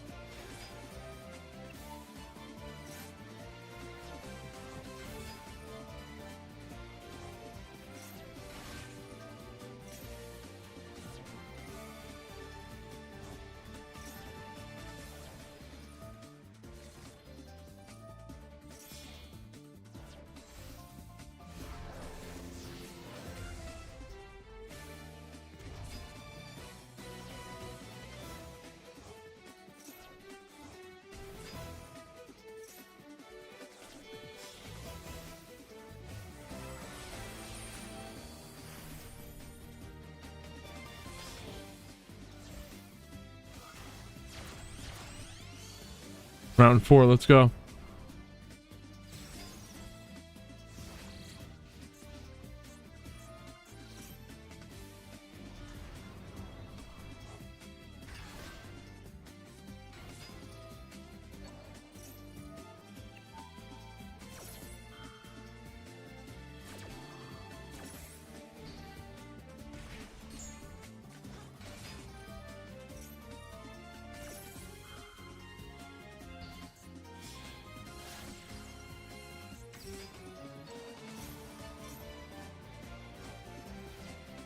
This is round 3.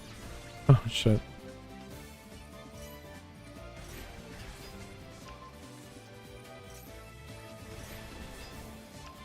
Was it like really close to the end of the round or something?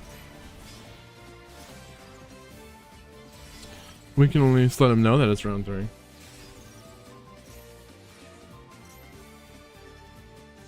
There we go.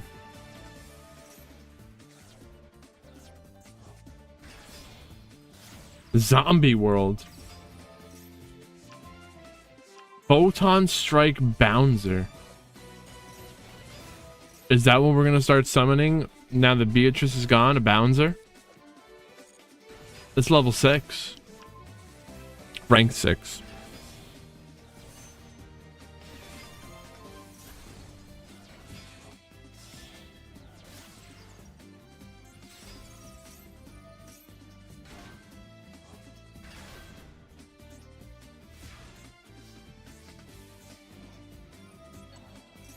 Elf, bring back Masquerena, but the Bouncer will negate that. No, wait, it doesn't matter. It just goes through.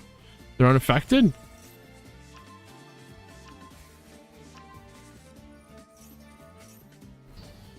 Oh, the Bouncer's negated.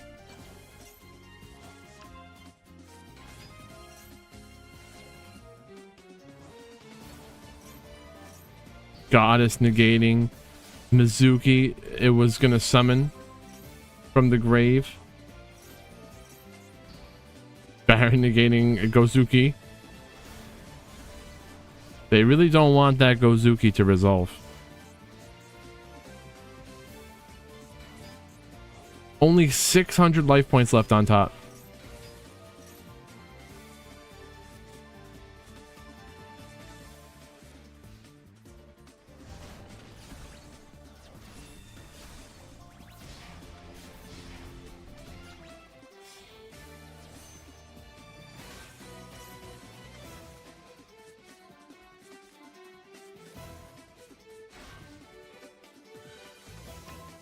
Okay, the Guardian, get the supplier. And no, it goes both ways.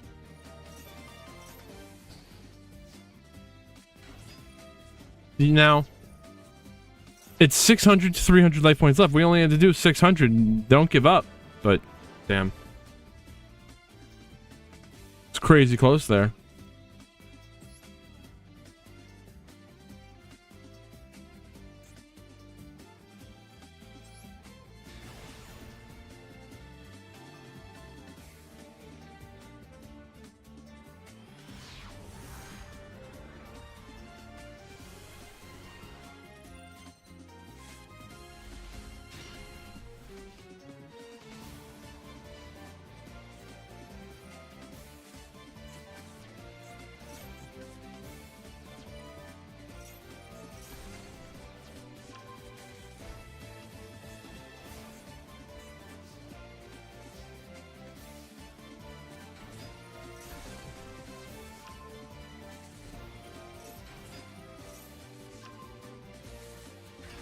Snake Eye, Fire King.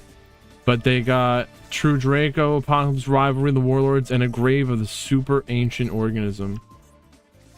The Grave says that level 6 or higher monsters, special summon monsters in the field, special summoned monsters on the field cannot declare attacks, nor can players activate their effects. But it's gone now. Ash, search for the Poplar. Poplar will summon from the hand. No search for the Poplar, though.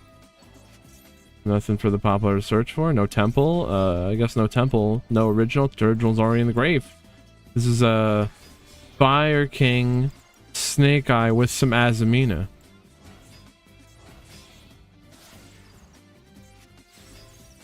Fire King.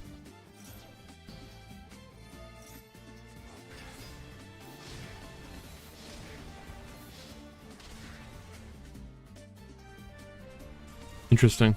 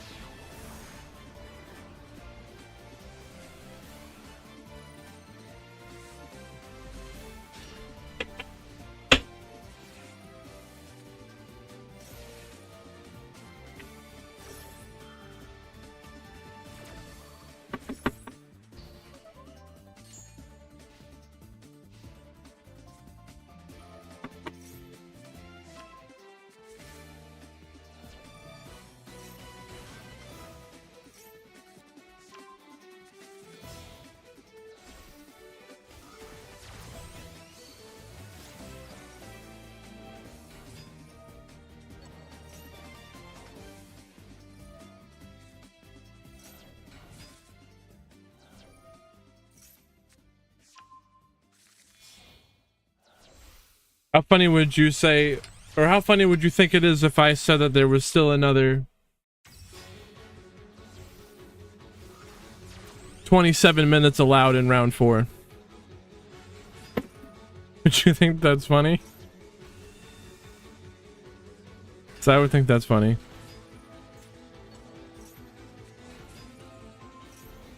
He said, my God, man.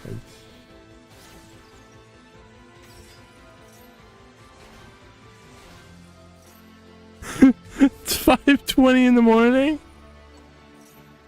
We didn't even hit the top cut yet.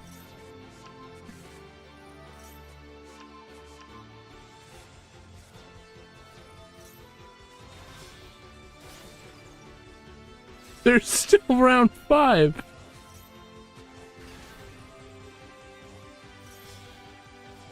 This event's gonna go on for 4 hours.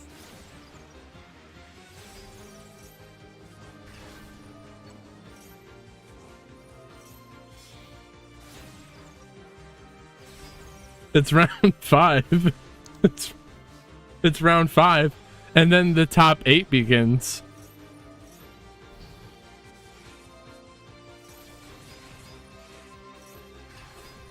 Yeah. Okay. Just want to make sure you know. Yeah, I'm chilling. It's only 10 p.m. for me.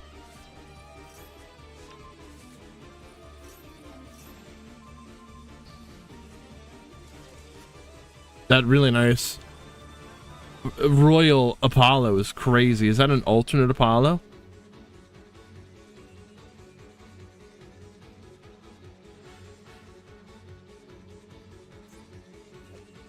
I don't know anymore. North American moment, basically, yeah. That's not the alt. Okay.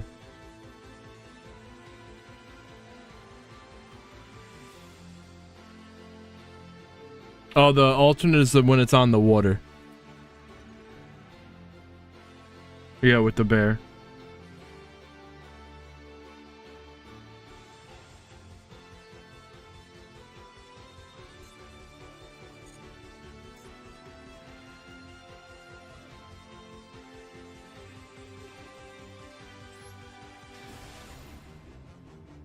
I know, Malishina showed up really late.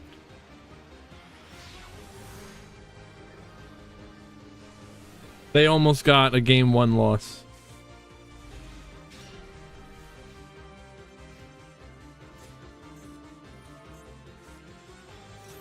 But we're seeing some really great matches here, I can tell you that.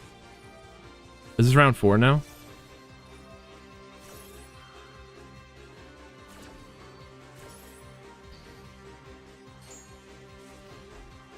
No, this is round 3 still.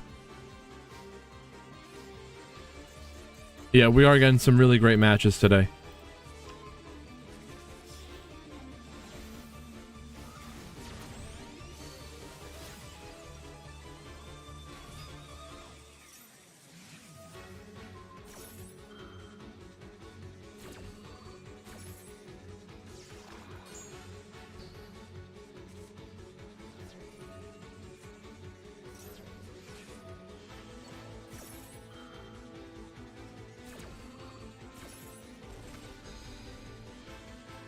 You hit master with the Necro Gooners. Very nice. Triple congratulations. We knew you'd do it.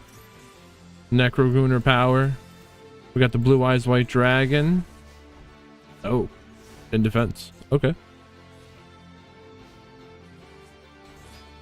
Vernusalif of the Awakening Force. We're gonna exceed some of the Gallant Granite. This is a great negate. Imperm. Ash. Whatever you've got to negate the Granite, you definitely want to do that because they would be searching for the block dragon, and that's a wrap. Sliver, what is going on?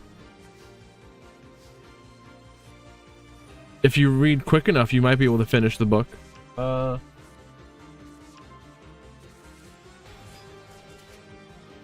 As far as I know, they are in game 1. Oh man, Sliver, we had a crazy day today.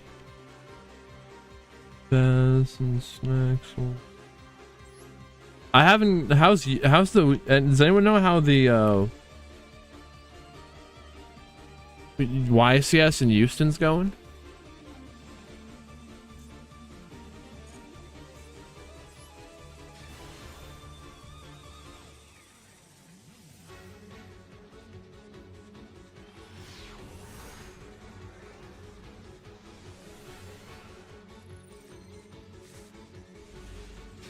It's only day 1.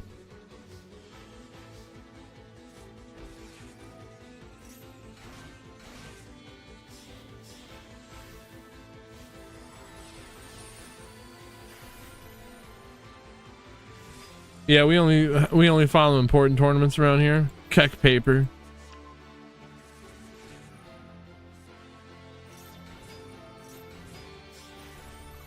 Exo Sister going first.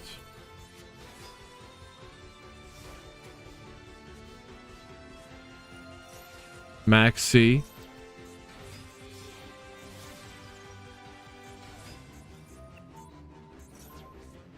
All right, Nanima's gone. And they're drawing per special 7 because of that, Maxi. Beatrice is banned today. Valor negating the Typhon. Into battle. Magic Cylinder?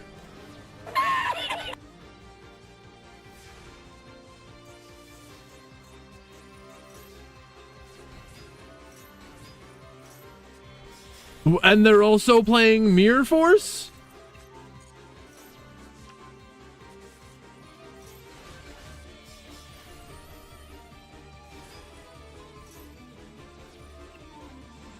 They're just built different.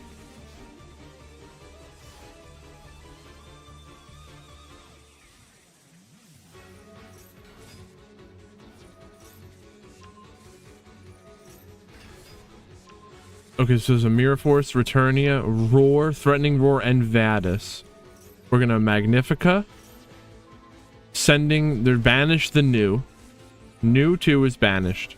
Now Vadis will summon X Sophia and Irene. We're gonna Xyz summon with those two. Gabrine, as well as the Asophiel. 2002 card, the Threatening Roar. Or the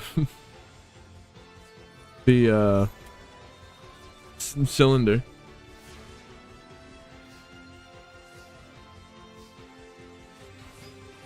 Wand. Okay, draw 2. Wow, that's a big boost. They didn't even need to threaten the roar.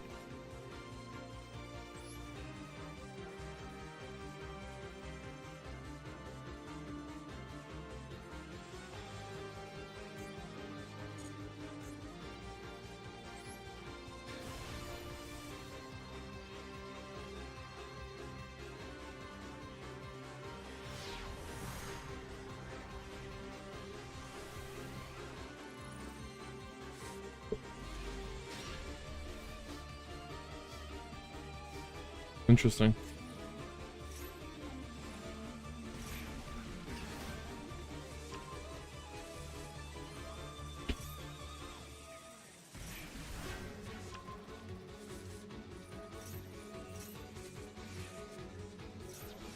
Millennium starting us off.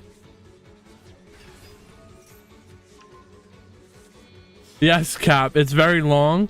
And this is the advantage that I'm gonna create. It's gonna keep people watching the stream, and but the idea is we're gonna be able to get more funding and bigger prizes.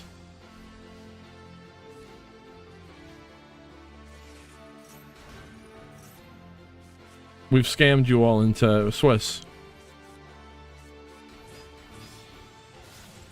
Osa the Earth Charmer. We're gonna summon the Sengen Jin from the opponents from our grave. Oh my gosh.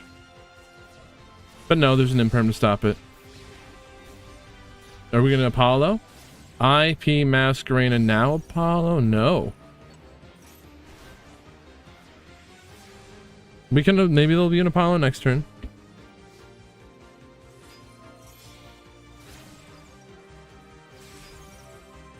Banish the Druid Worm.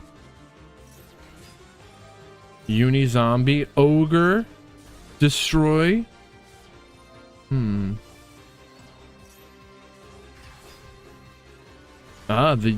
zombie vampire destroys the Little Knight. The zombie player on bottom here has 250 life points left.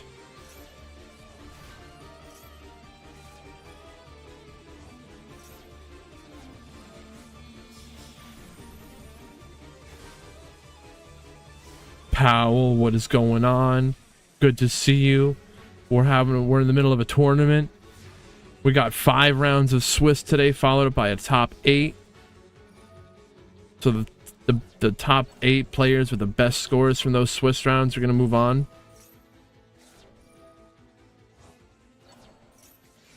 Photon Strike Bouncer. This is the second time we've seen it today.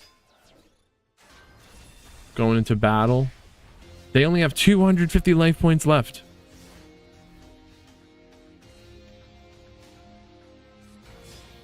Link summons Scarecrow. The Soul Piercer.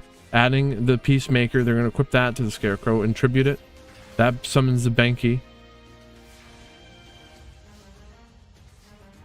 Boldrake. Draw.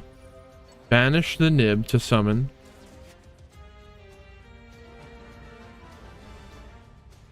That's the game.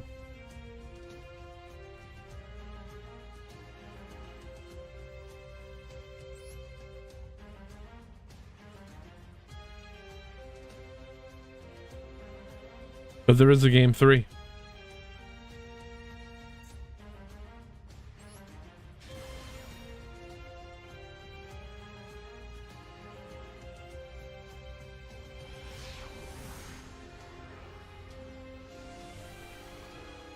Ooh, bless me. I should say, excuse me. Sorry that you guys have to listen to that.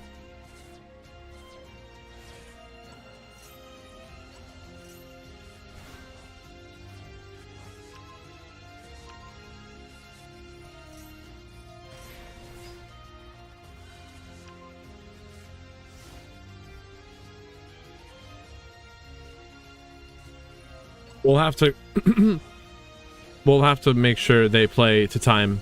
This is a no time. Yes, I was just gonna say we're gonna have to make sure to enforce time rules at this moment.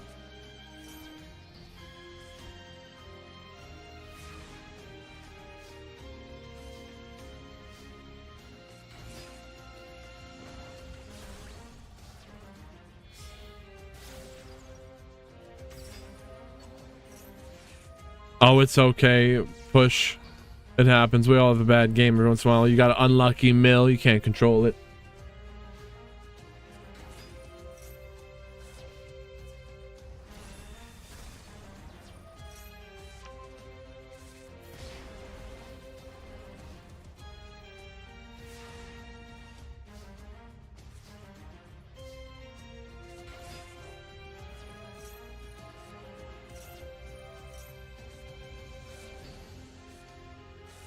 Nepta, Nepta, are you playing? What's your score? Are you gonna top? You're crazy. Story of a lifetime.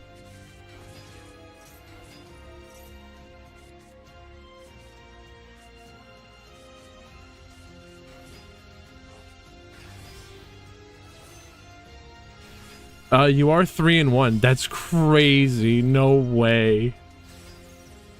Story of a lifetime.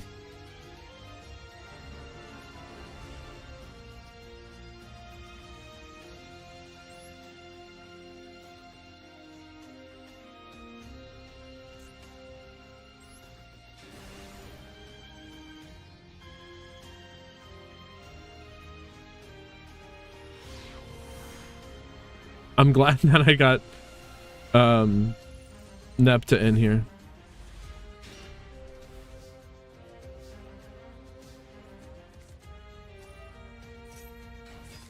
Yes, the effect for Block Dragon to summon is not once per turn, but the effect to search is.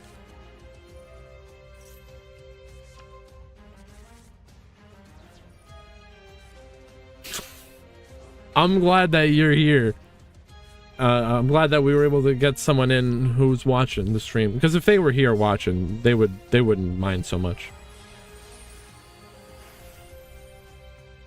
Is my general gist of it. Understanding.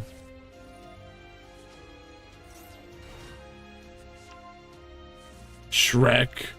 We got the Drytron supporters.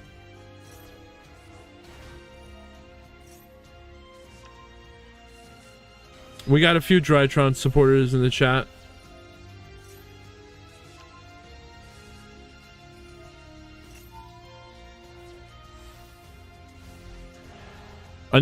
Unfortunately for the Exo Sisters, there's no hand trap.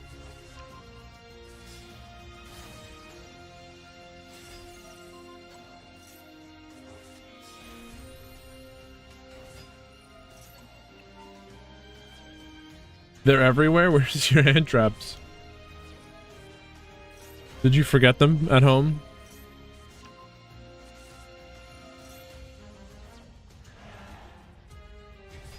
Triple Drytron is going on. That's what's going on.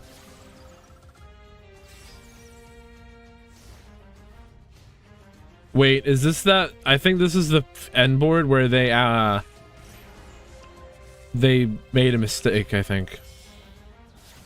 Yeah, Natalie, is this the board where there was the mishap?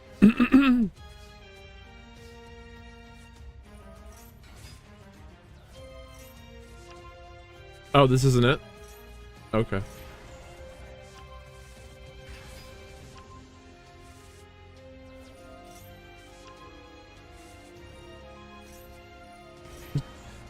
Triple is very particular about their Drytron plays.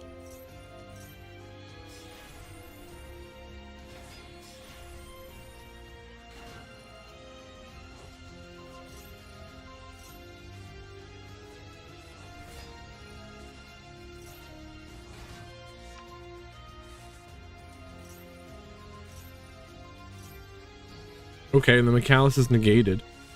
That... Oh.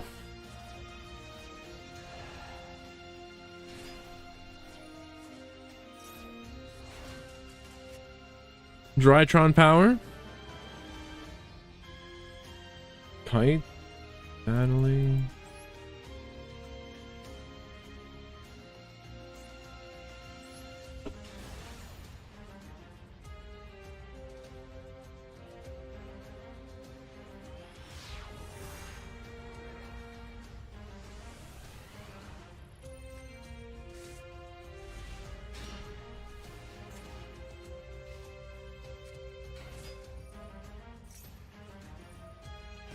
The Kokai Guardian says that when a monster effect is activated, you contribute this card, negate the activation, and if you do, destroy that monster. They are negating the Max C. The Danger Dark World. I played some Danger Dark World. It's fun. Xyz summon Gallon Granite. This is where they search for the block. You gotta negate the Granite.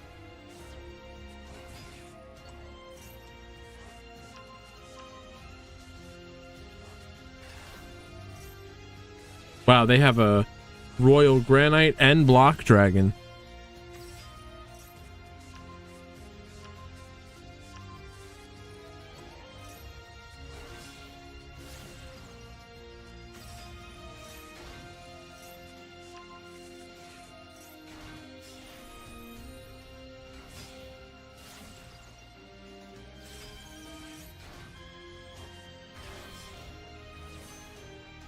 Baron de Fleur.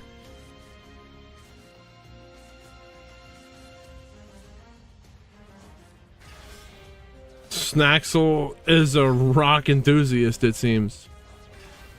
And the Baron and the Block Dragon's back. So there's the Baron de Fleur, Masquerena, the Cheng Ying, the Dweller, which is locking down the graveyard, and the Elf, which we'll see what that does. That didn't even... There's like 25, 30 players left, so it's still competitive to see who gets into the top 8.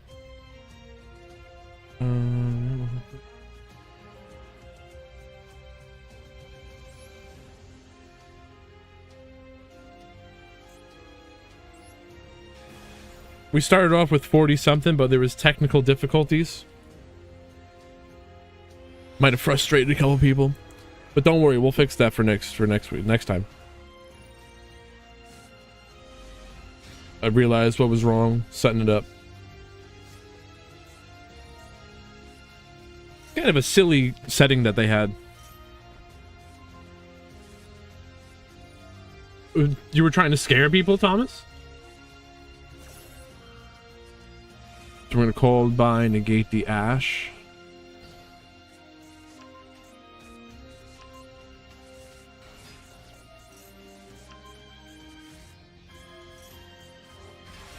Who are we scaring?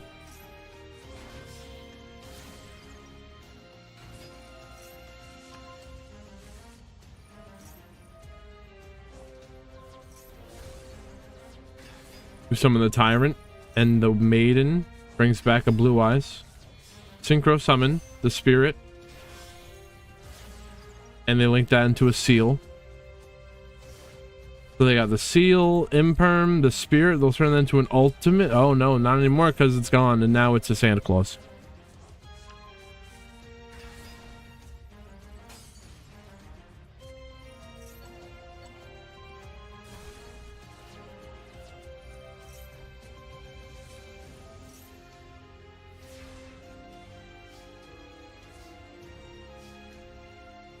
Hi, bro. Oh man.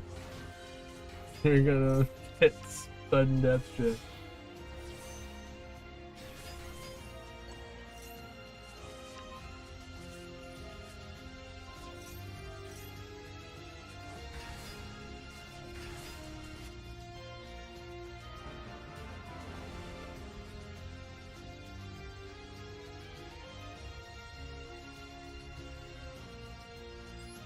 Man, there is time rules. But the person who was late has an advantage because of the time rule. They need a game 1 loss.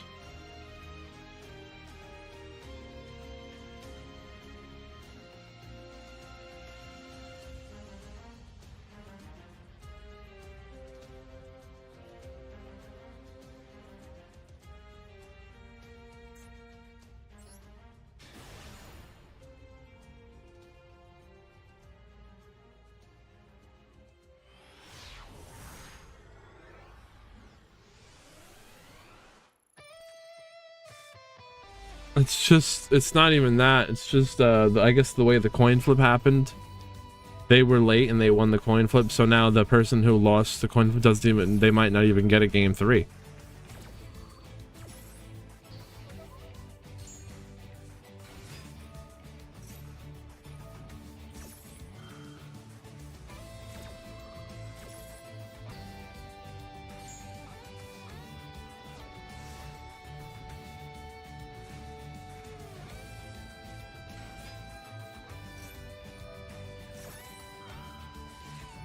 We gotta let him play it out, or give the guy a game loss.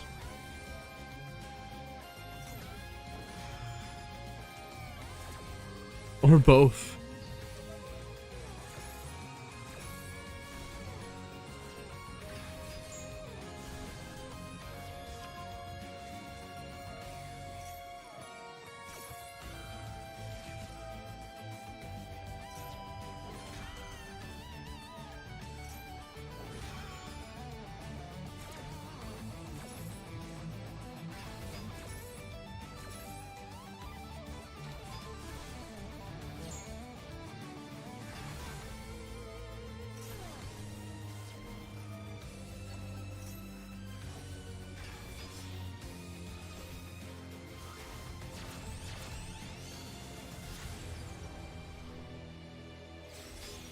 Oh, we'll definitely stream their game, yeah. I'll say, okay. So do I give him the game loss, or do we just watch it?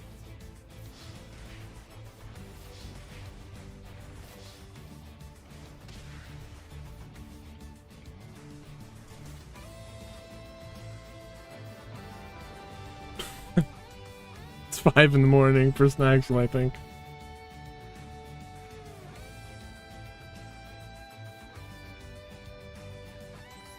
There's no way they're on turn 100.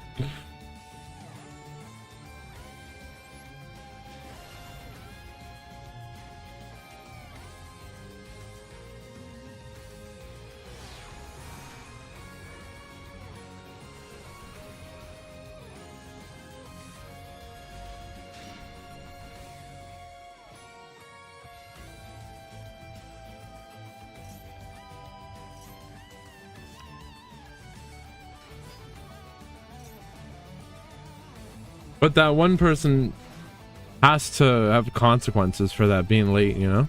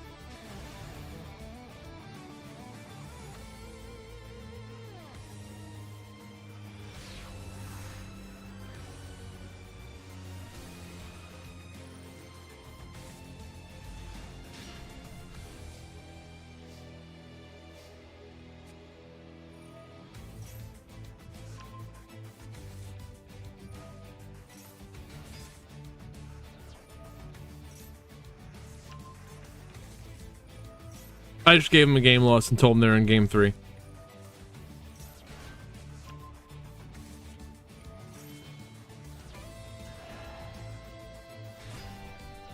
Alan Walker, the Spectre.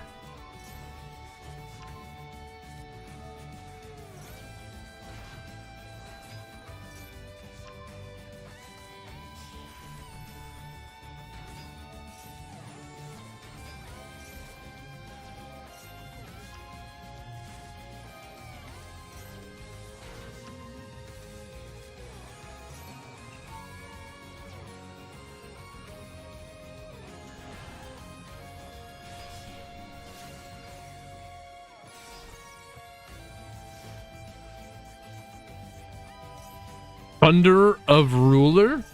What? There is no battle phase?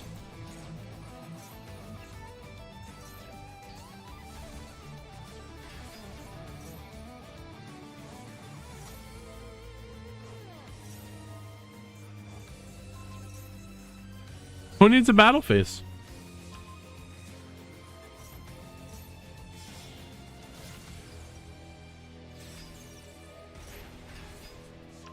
Antoine, what is going on? Good to see you.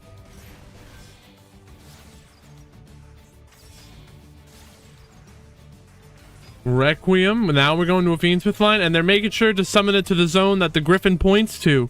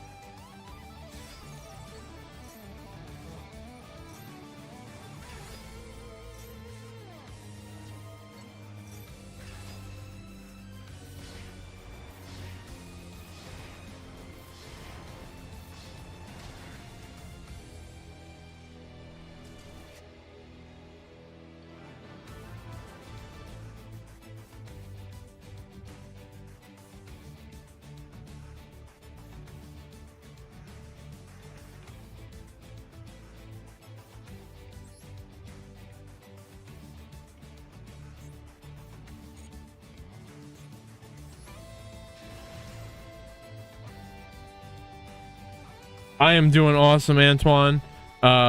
We got 5 rounds of Swiss today, and out of that, the top players are going to be chosen to the top 8 players are going to go on to play single elimination.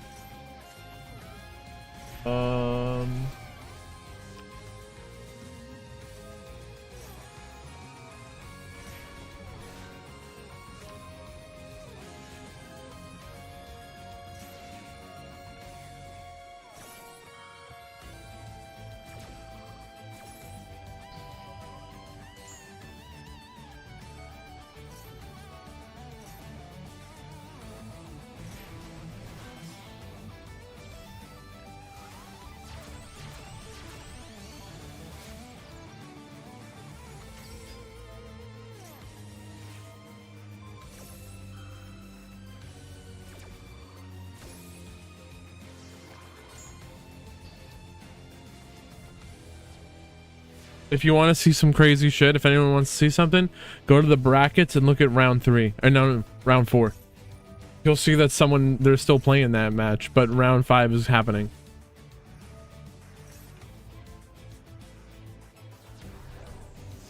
Well, it's just because you can reset it after it's already gone to 5.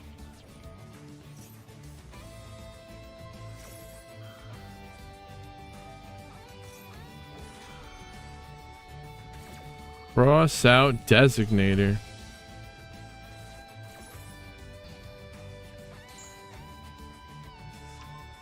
No imperm for you.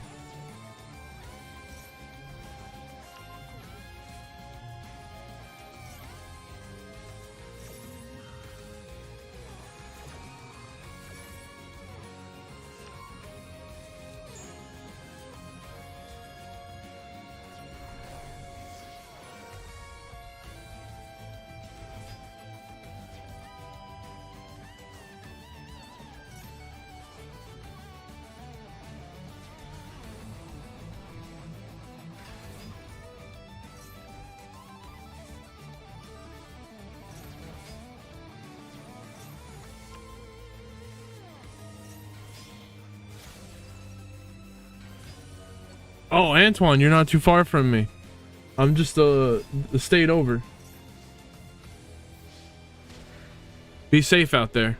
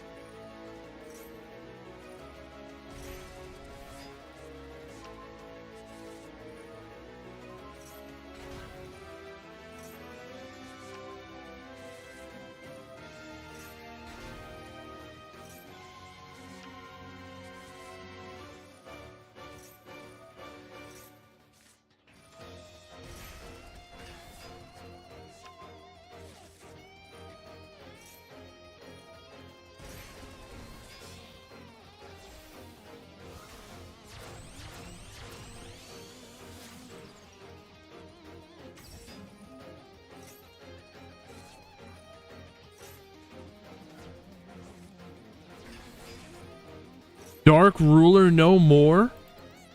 Oh, this is turn 2. What happened turn 1?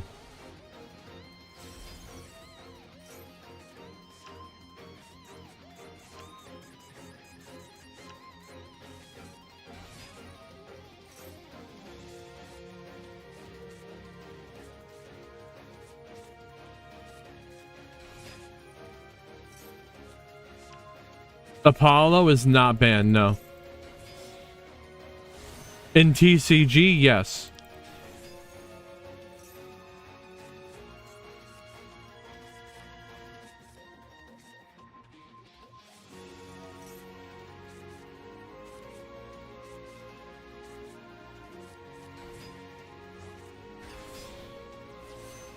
You know for sure, Thomas?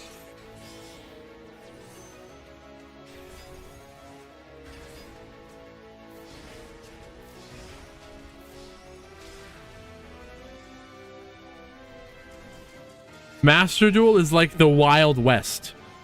They just allow anything, whatever they want.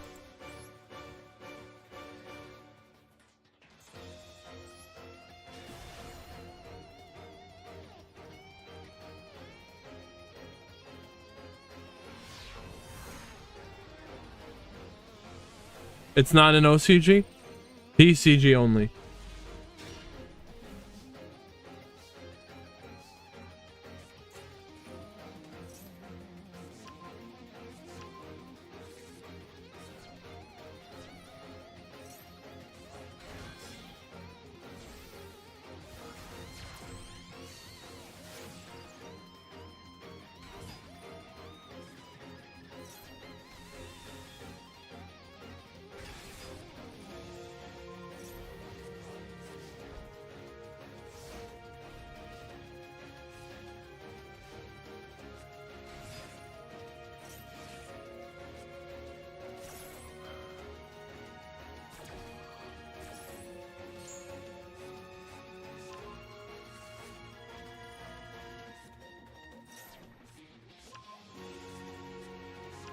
Antoine, I know you must be busy. You're keeping us all going.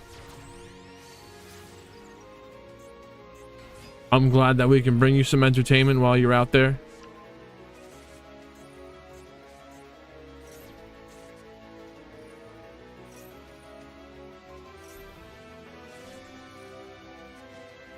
Oh, I'm right over there. I'm in Jersey.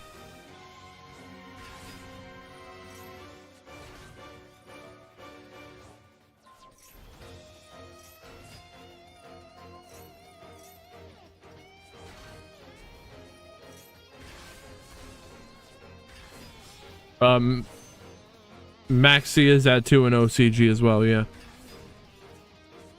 When I look at the standings, it doesn't show like the order how you would want them to be shown.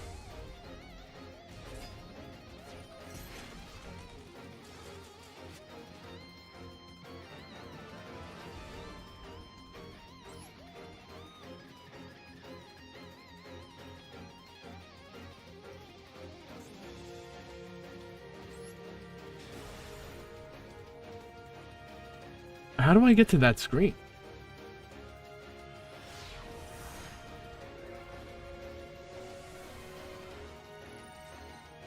Can you put the screen, the link to that page that you're in the chat?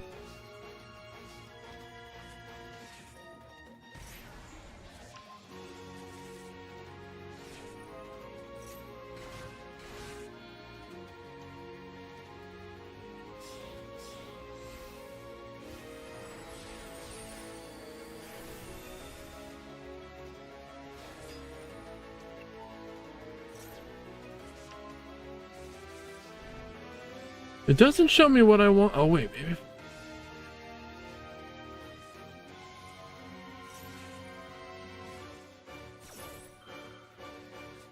Oh, I found it. I found it from that link. Thank you, Kites.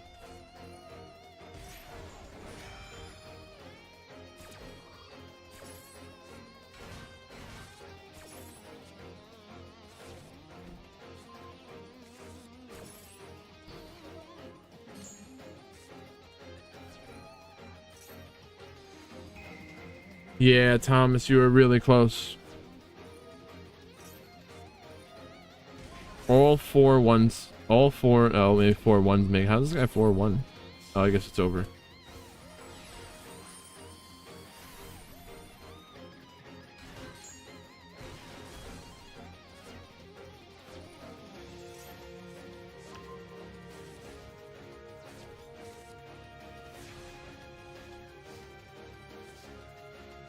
Four 3-2s didn't make it.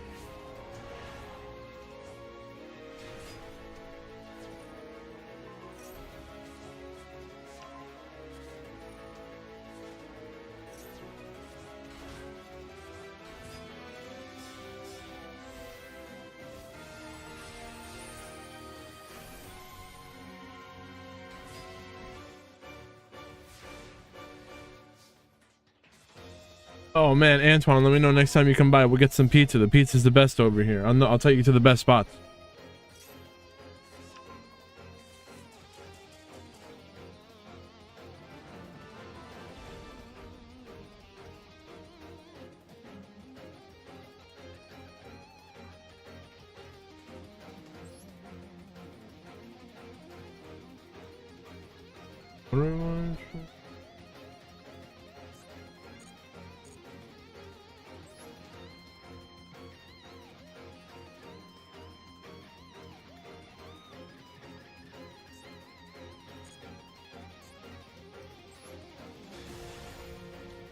No, I wish I was in Italy. That would be cool. That would get some good pizza there.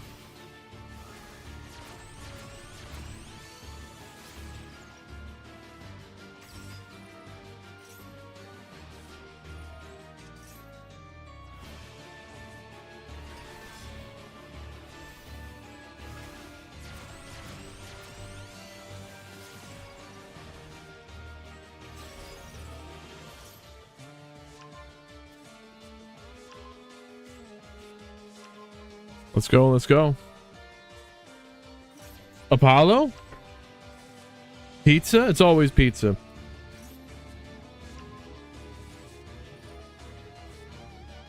It's always pizza.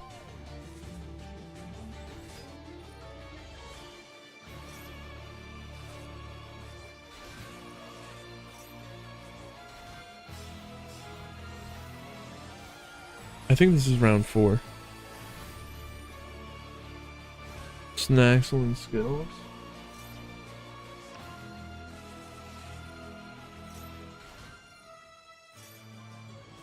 Gotta be.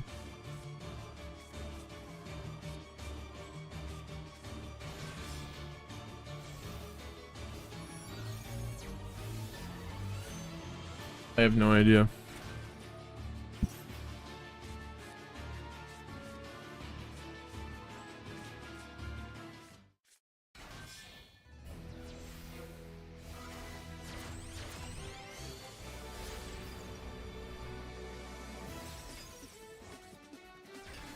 I think this is actually great, keeping everyone playing for longer. Is this better than playing ranked?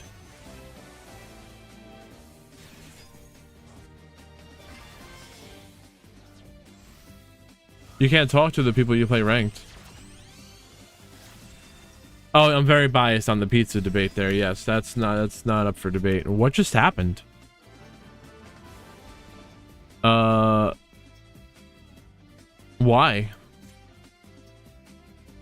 Goddess? What?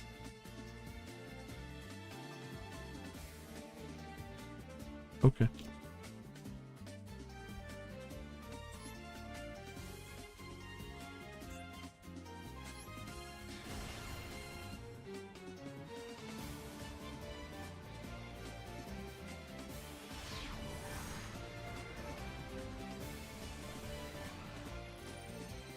You gotta get the pizza.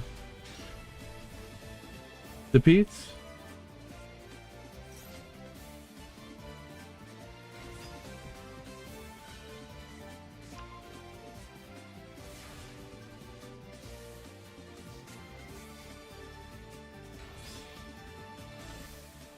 Super heavy samurai starting us off, but it's not just super heavy. It's really Block Dragon Adamantipator. But is this an Adamantipator mirror match?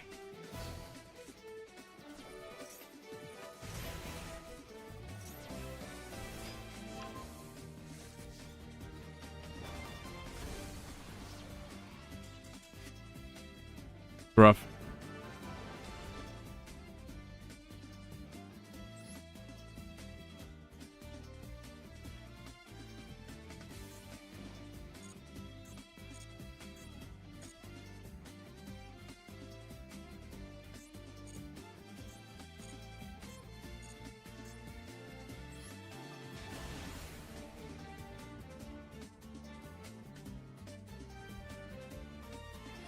That was the quickest round 4 ever.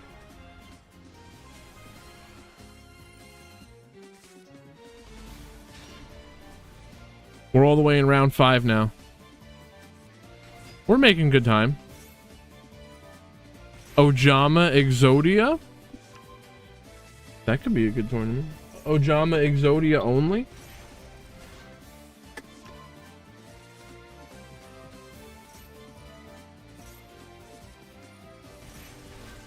Is this another Adamantipator mirror match?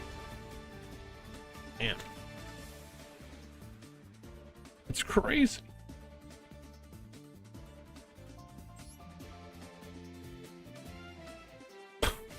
The guy. They lost. It's in the Adamantipator mirror. They lost 2 games in a row from going second. They lost a match and they get into a new match. There was another mirror. They lost the coin flip.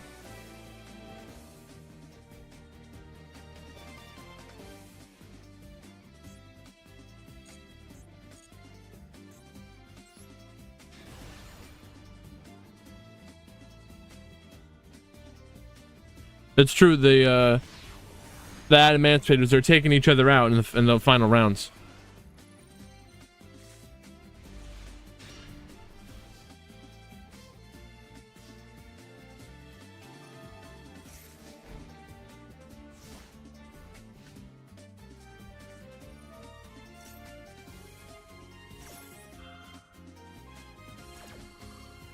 So the organisms making it so level 6 or higher monsters can't activate their effects. They can't attack. Before it was an Adamantipator mirror.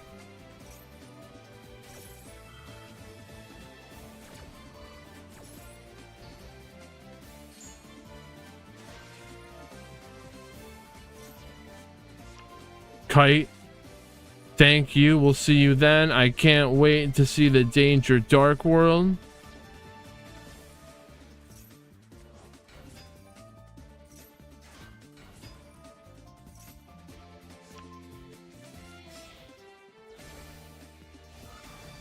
I don't know why that person surrendered, Antoine. It was weird.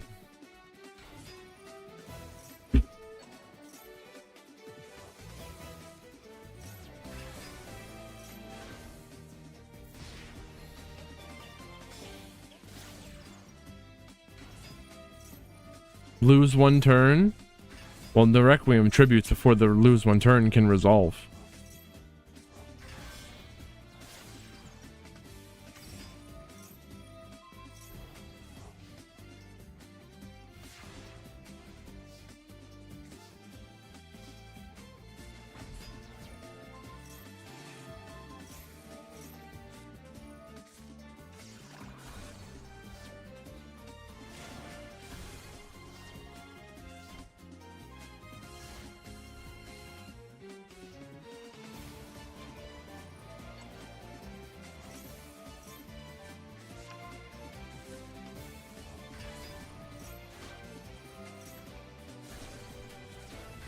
Where did the field go? Curried Kara?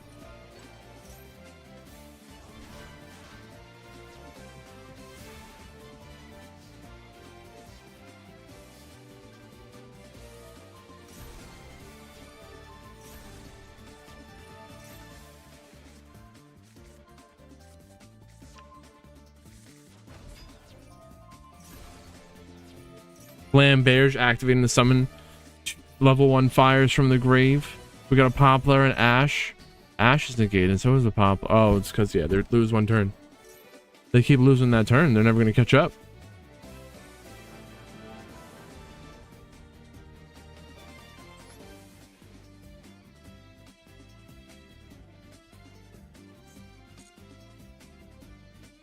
That was actually a round 4 game, but it's fine.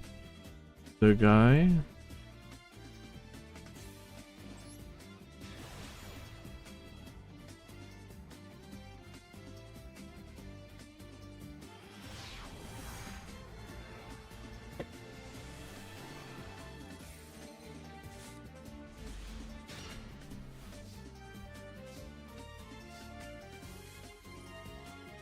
The golem that guards, they be guarding. The purge. Purge in the guard.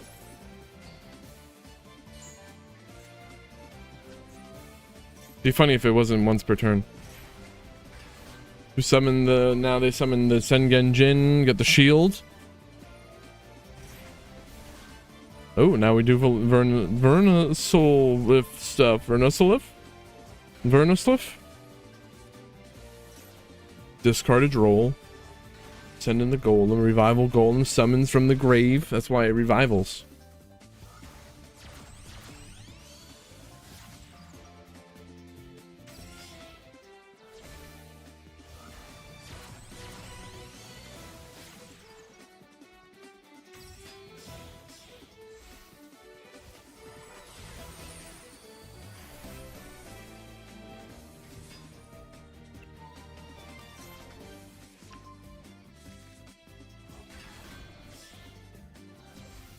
Tricky, you won against Kashtira Floodgate.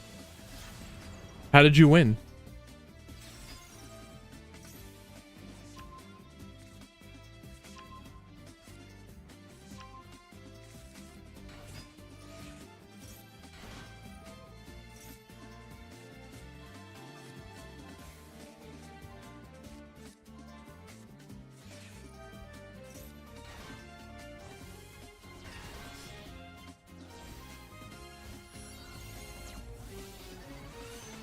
Harpy's Feather Duster, that makes sense. Yeah, I know. The ban list in Master Duel, it's like the Wild West. Anything goes.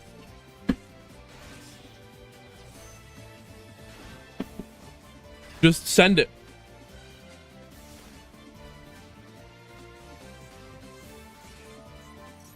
Imperm negating the Baron, but they don't even use the Baron negate because if the Baron Defleur survives until the next turn, it would keep the negate.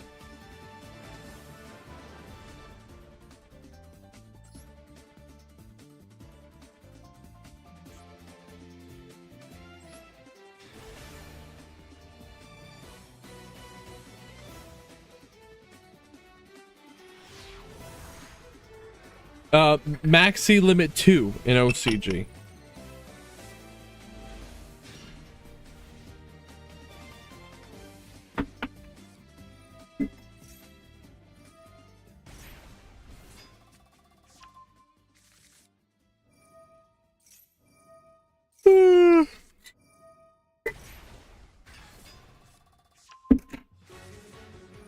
Oh, I was looking for that.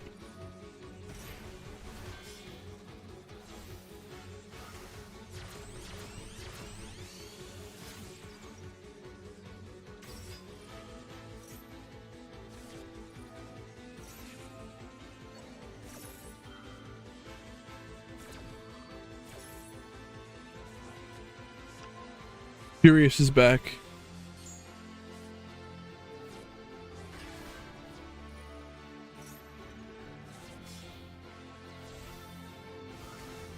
I like to think of Master Duel as like how far could the game go if it wasn't tied down by a ban list.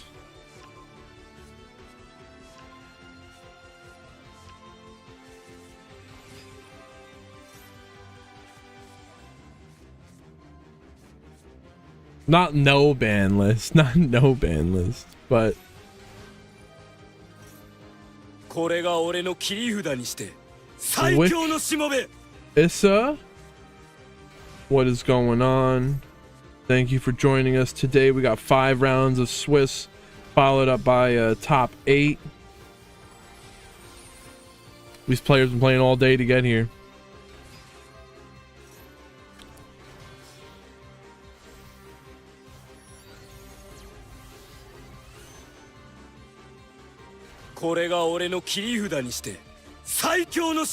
And the Tef. A Tef, what is going on? To participate in these tournaments, all you gotta do is be in the Discord.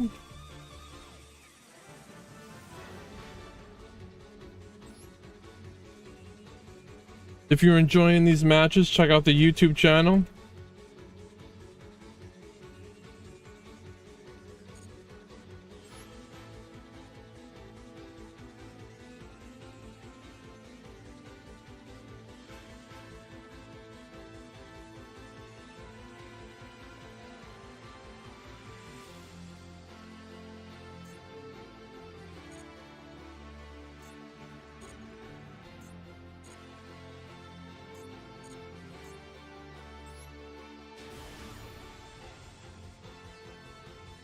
We are playing with the new ban list today.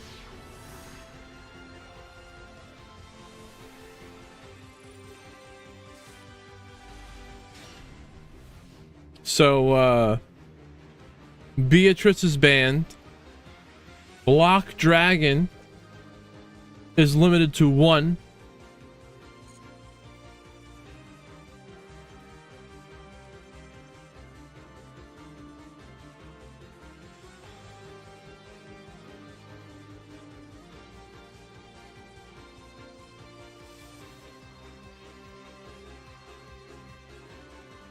As well as Per Lily is unlimited.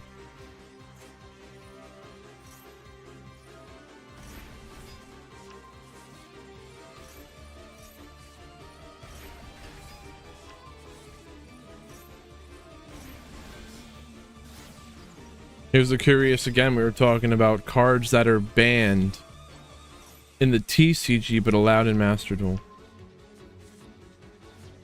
And Block Dragon.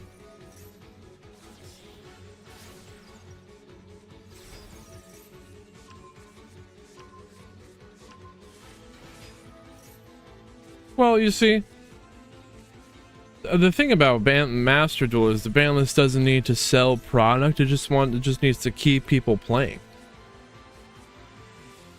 And however that works, that's how they do that. Or that would be ideal.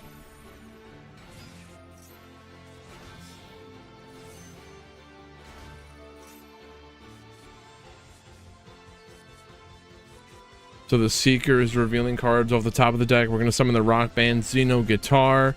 I've seen a lot of that today where people are watching Adamantipator combos and they're just saying, what the hell? How am I ever going to overcome that?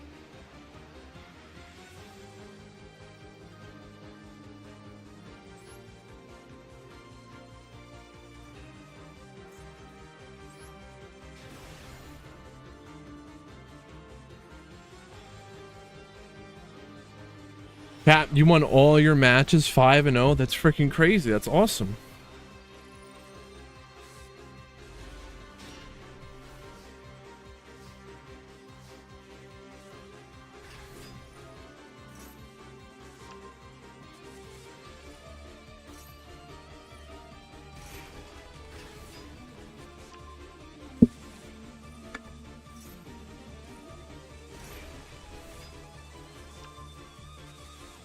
Yes, send me that list.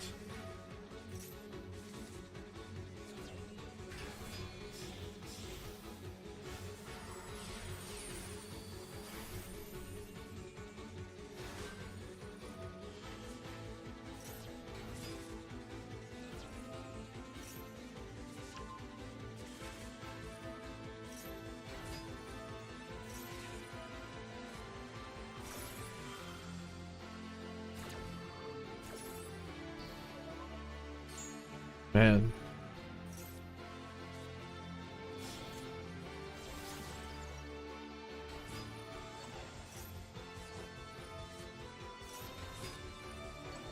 So the Oak will bring back the Ash. Here's the Moon. Now we go into a Fiendsmith line.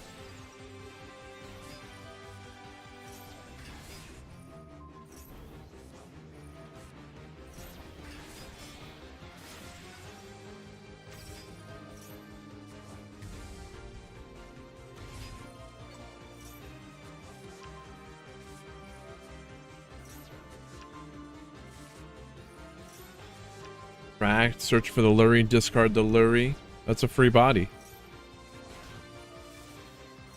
A free Linkaribo.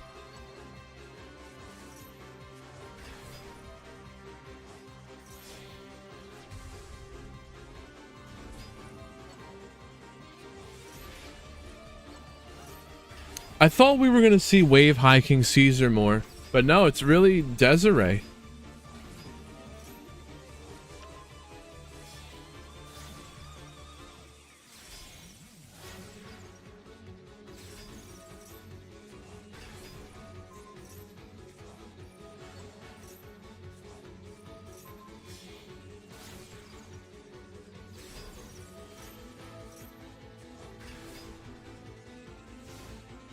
So there's Apollo with 2 negates. There's the Photon Lord, Unicorn, Desiree negating the called by, and now Masquerena, double Little Knight banish, and a Droll.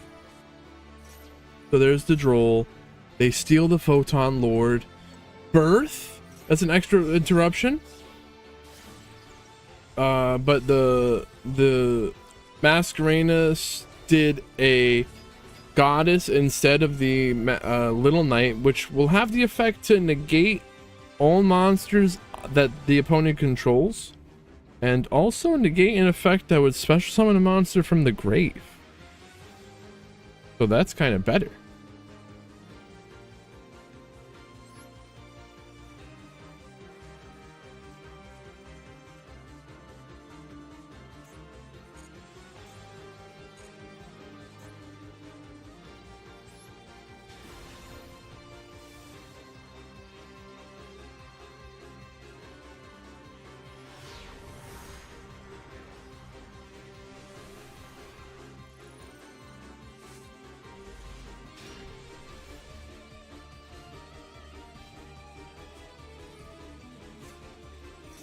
Maiden of White, they get the True Light. Now the Wishes, discard a Blue Eyes, getting a Roar, and the Sage gets Search for the Master. May Hugh 1412, what is going on? Thank you for joining us today.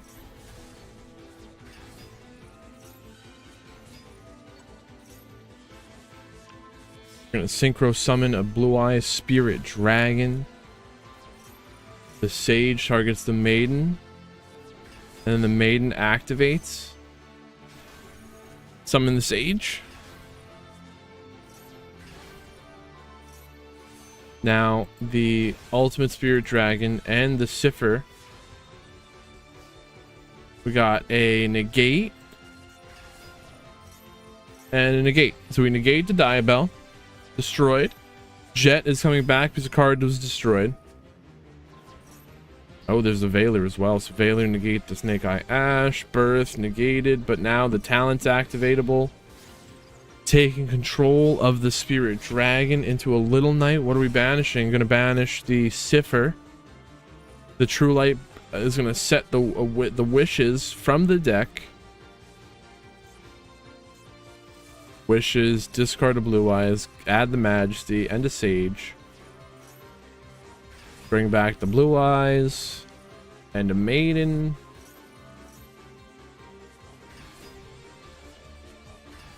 They're looking at 3 big Blue Eyes right now, plus the Spirit Dragon. Animation special lethal.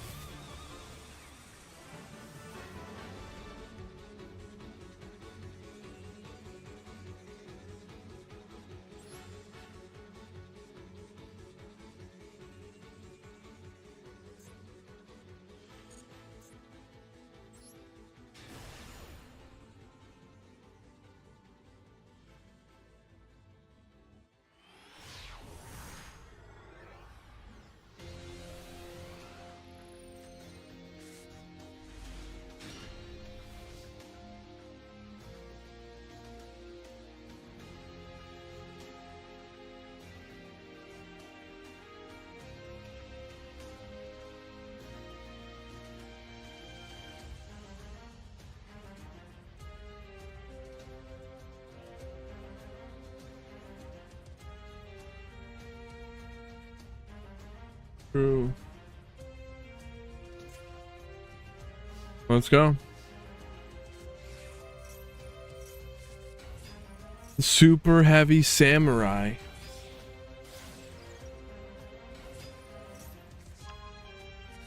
Motorbike, discard, you get the Soul Piece Maker. Alright, we're gonna summon the Piercer. Synchro Summon. Synchro Stardust Dragon. We get the Scales. Summon the Bike. Synchro Summon. Baron de Fleur. Equip the Peacemaker to the Scarecrow. The Peacemaker effect to search or summon is only once per turn. So that's a really good negate, but they're most likely going to try and protect that with the Baron de Fleur. It's tough. But you don't want to negate the Soul Piercer. The Soul Piercer is not once per turn. They're just going to summon it back, do it again.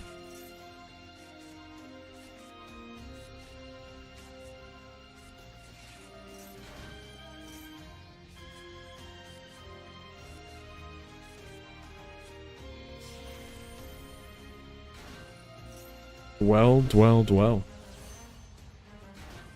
A lot of Dweller today.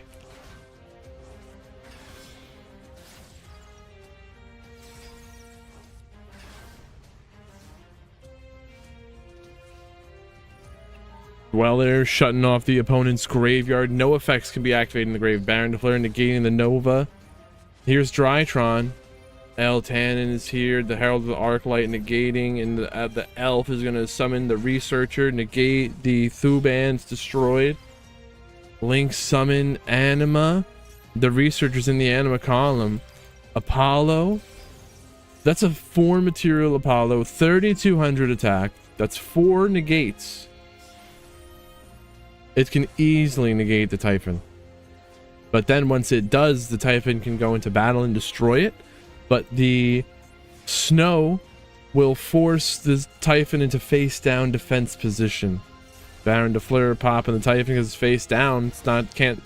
It's a lingering effect. It's not continuous, whatever. It's not activatable. It's not an effect. The Typhon can't stop the Baron if it's face down. Again, Dweller shutting down the graveyard.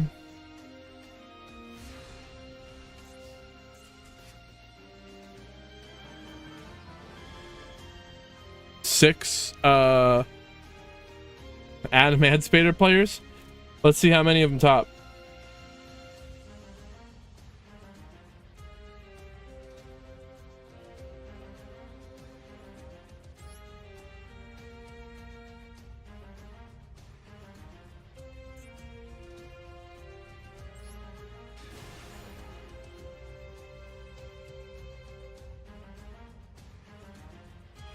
True.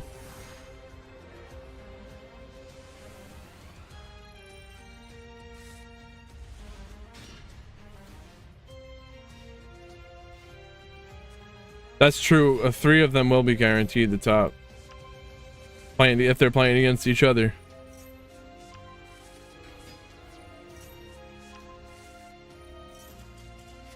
That was a quick one.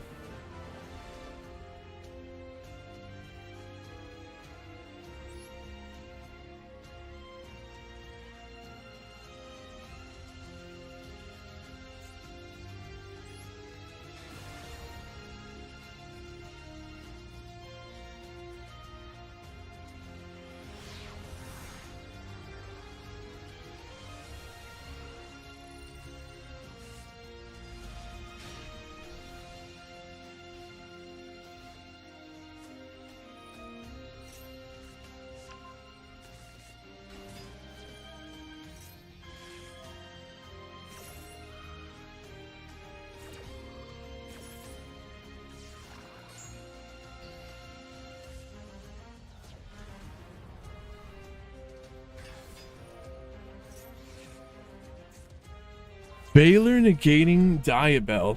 The Ash was already negated. Was there an imperm? Nice, okay. Blink Karibo. No heat. They can't do a Hita. Sage, Ash, but there's a cold buy. How many Ashes are gonna happen here? Maiden. Getting the True Light. And the True Light sets the wishes. The Spirit, getting the Mausoleum. Now the wishes, discard Ash, because the Ash is negated by Cold Buy.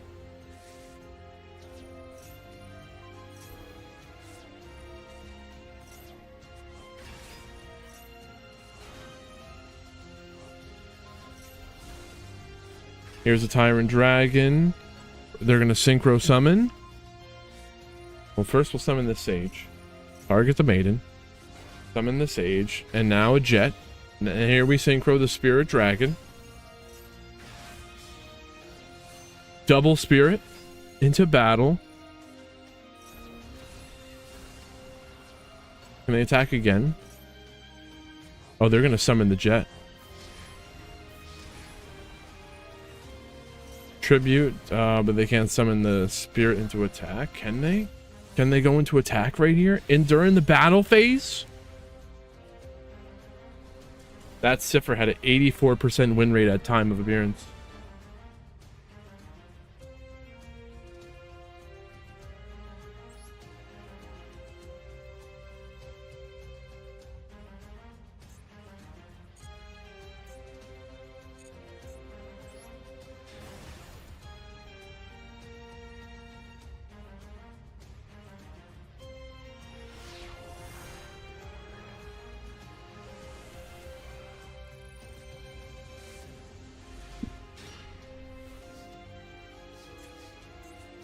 Hokai Meiru, Sengenjin.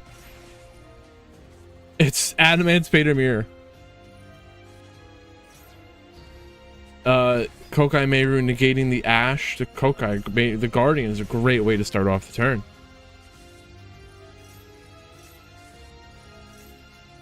Free, easy negate.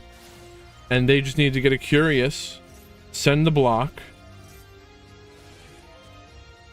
There's a Fuelos. Are they going to take this Fuelos challenge? That's an Apollo. So that's one draw from the Fuelos. And that's the end. But this is 2 Apollo negates plus the Kokai Meiru Guardian. So 3. Into battle, they're clearing out the Apollo, leaving just the Guardian. Wow, and now they summon a Guardian from your grave with the Osso, so now we Guardian, they negate, but they could have also used their own Guardian, but they won't, because now they have to Curious. The Curious, send the block. Bring back the block. They're unlocking it. Now they have an Apollo. The block is searching for a Researcher, a Seeker, and who? Gigantus?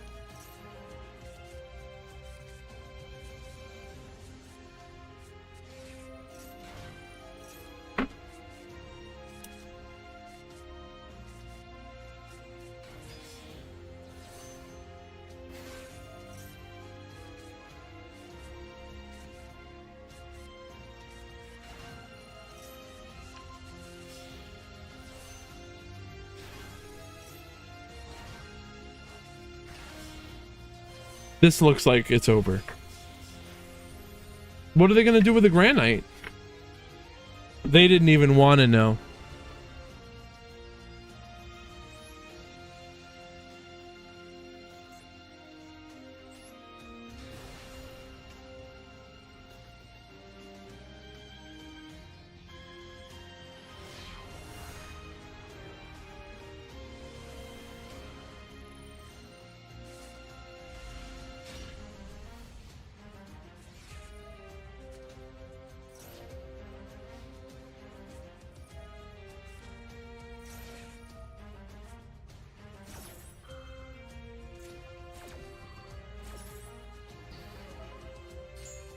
Ash negating the Thuban, and now we got a Max C. They wanted to Ash and check for a cross out or a cold buy.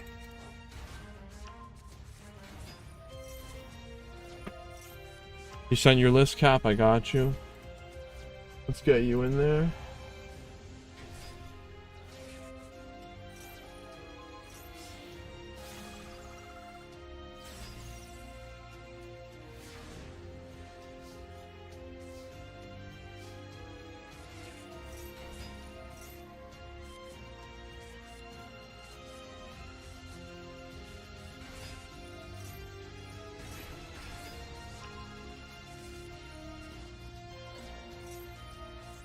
Max C again?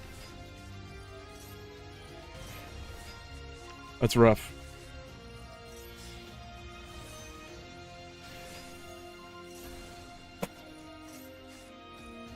shield. We'll summon the shield. You saw it before. Here's the Curious. They're sending the block. And they're milling 3. Something like that. Now, Apollo, the block, searching. We get a Guardian, Researcher, and the Seeker. Summon the Guardian. Now the Researcher and the Seeker. Banishing to bring back the block. And that's more than enough for lethal damage. Well, it wasn't. Just a few hundred, I think, actually.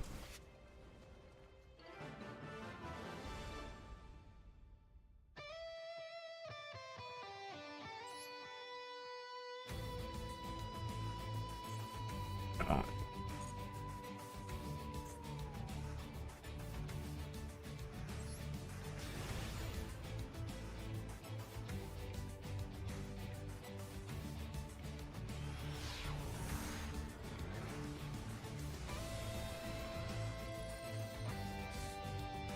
Three to 2? It's a chance.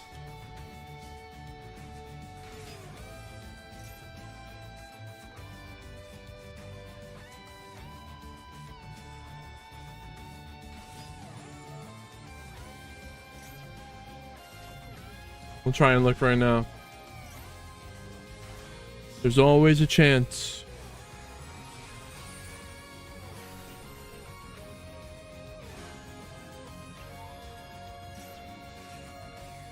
Should I restart it all back to round 1 again? That would be funny.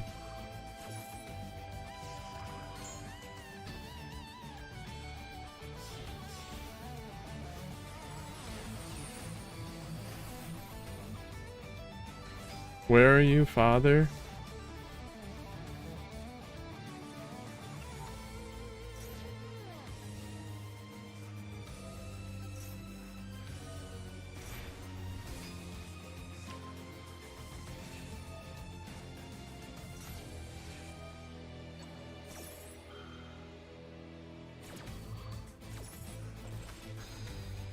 I don't see where you're at on here, father. Maybe, I don't know.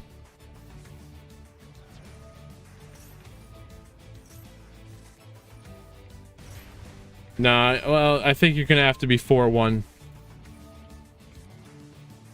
Yeah.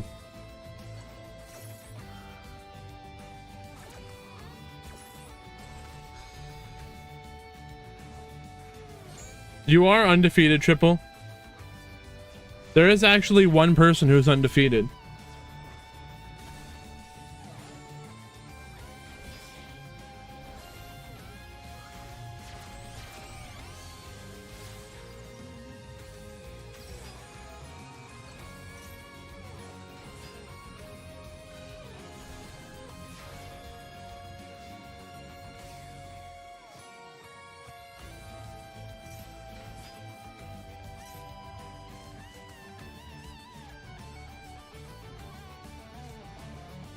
Misplay? It happens. All 4 ones top.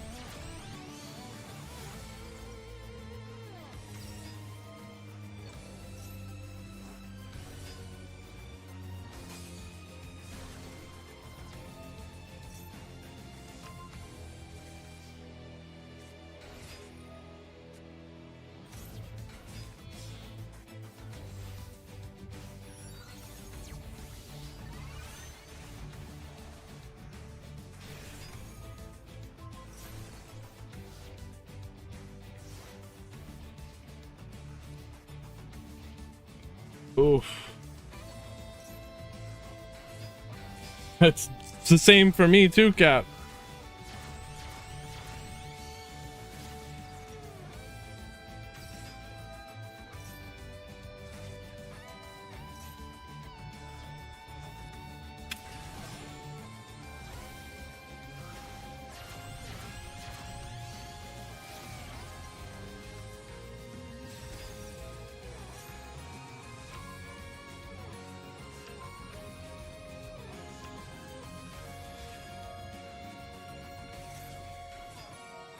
How are we going to come back from this? Well, it could be possible. The sun is rising where Guy is. Mother of Pearl, full combo. Baron de Fleur. We got a Baron off. They're negating. There's one.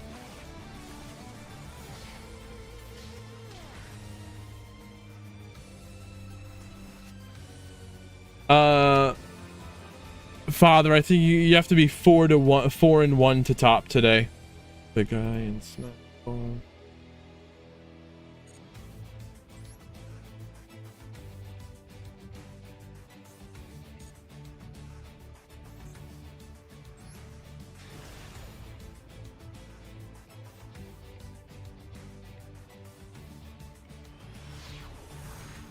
Well, not bad. If if we got 41 players, if there was 20 more, there would be a top 16. That's something.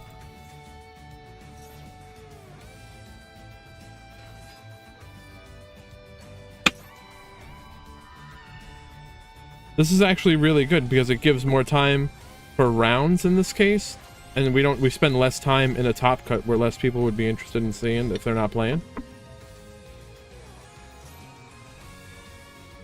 I don't know why I didn't do this before.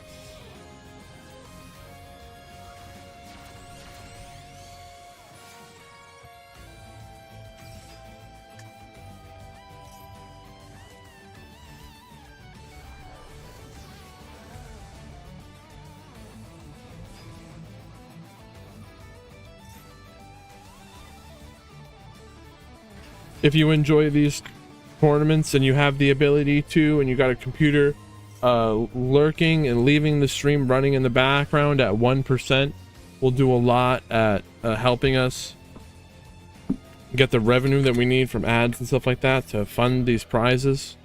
Bigger, more support, bigger prize pools, all that stuff. I need your help to keep things going, really. But we'll get there.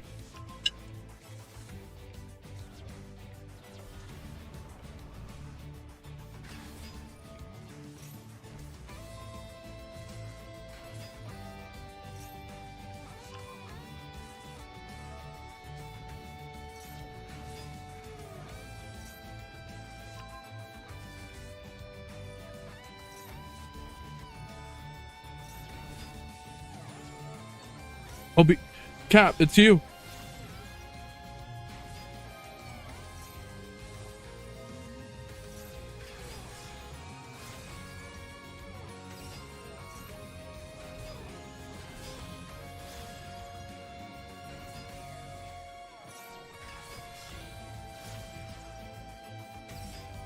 We got a sequence. We're gonna fusion summon Lacrima. Add the engraver to the hand to discard it, searching for the tract. I don't think there's really much of a benefit. It's thinning out the deck. If you can do it, because you don't want to draw into that later, your combo would be dead.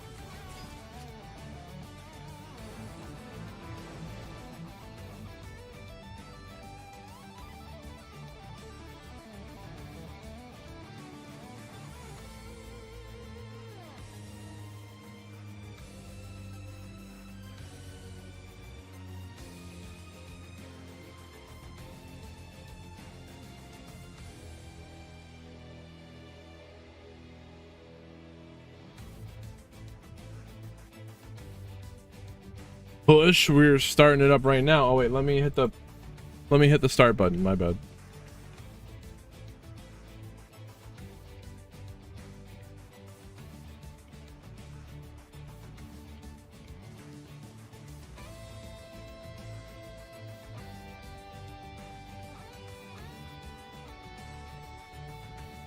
You guys start that up.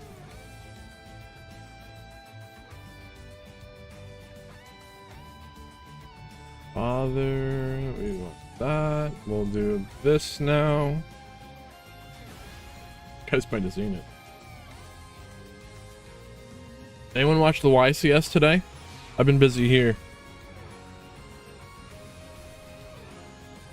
Kind of like the Millennium Shield they got on the field. Mate? Is that a mate? No, it's the base.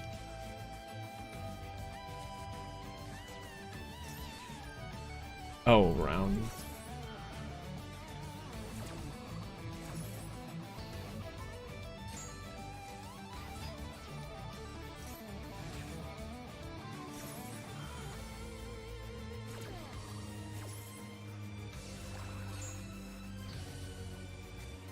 Maximum DQ timer.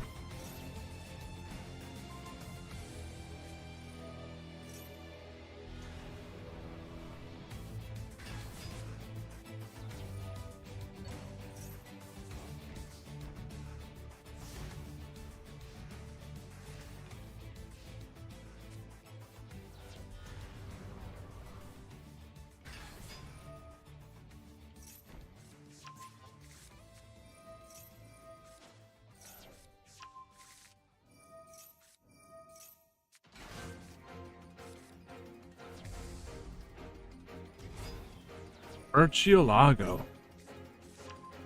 Hair's falling apart. There is a karma cannon. Where do they do this karma cannon at?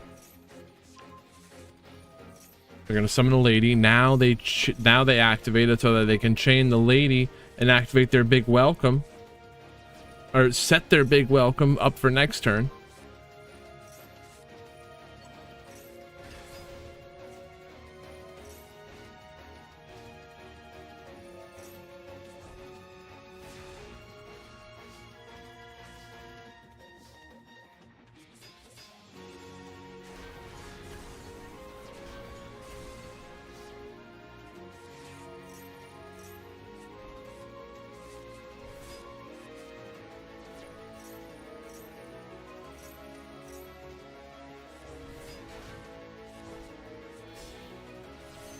Chaos Angel. We're gonna banish the face down Poplar.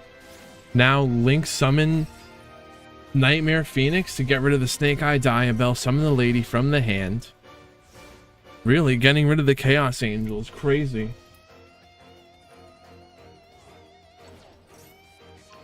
We're gonna add the Oak. Oh, when they summon the Oak, they can bring back the banished Poplar. Summon that to the field. Clock.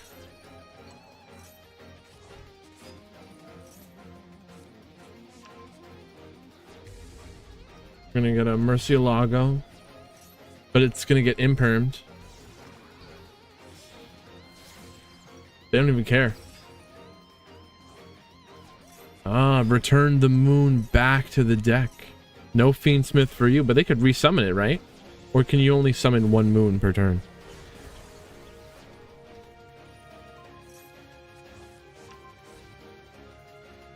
How did they steal the Lovely?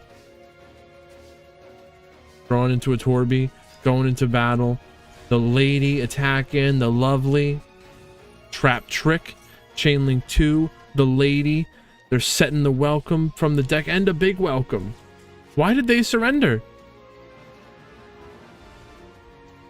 The homie drop? Oh, Dr. Doom lost the time limit? No way. Crazy.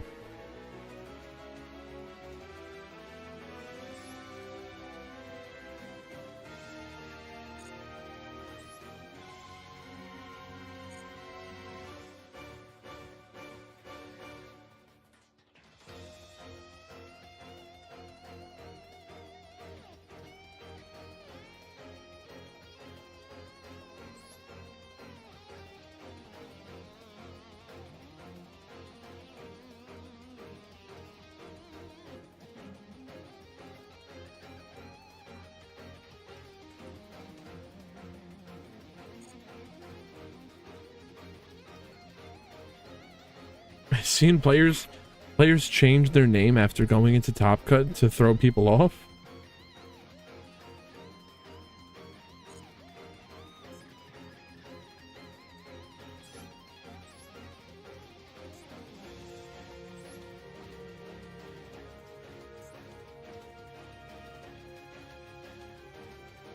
Pretty smart though.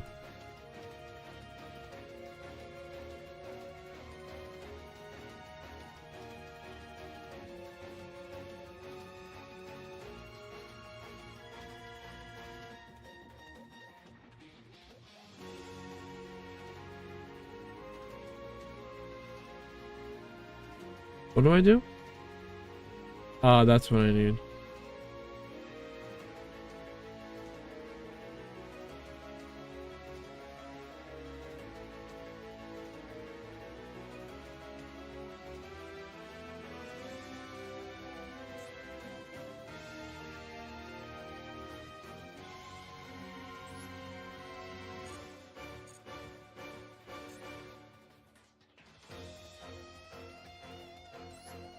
We're back to gaming for a little bit.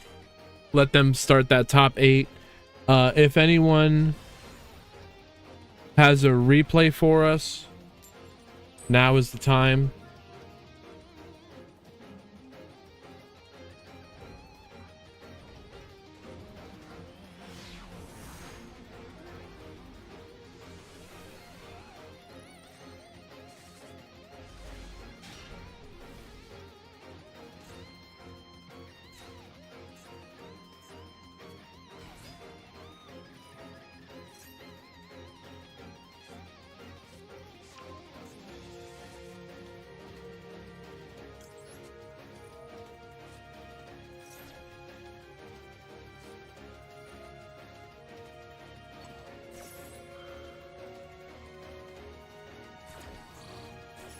They have the called by for the draw. They got it. DDD's not that great going second. Money trees, what is going on?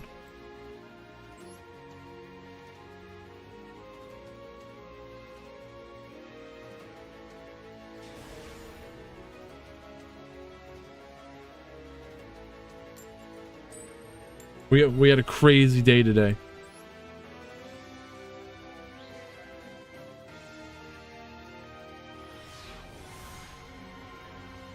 Games have been okay. There was technical difficulties in the beginning of the tournament, but I got it all squared away. It was hilarious though.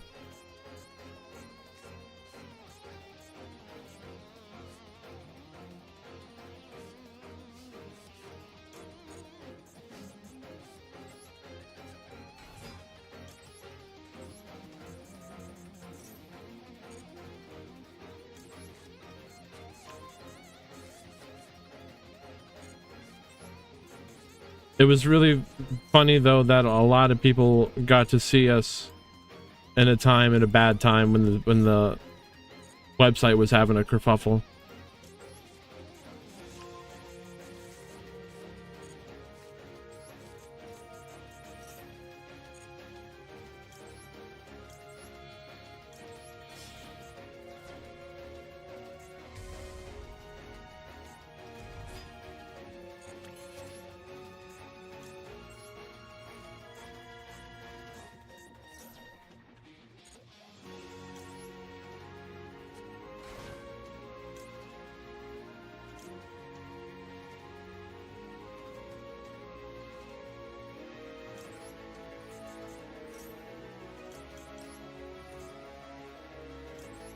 Maybe I should have baited the Ash with the Genghis. I mean the Copernicus.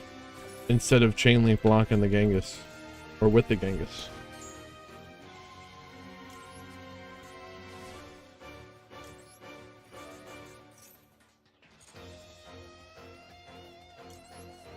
There's no Ash.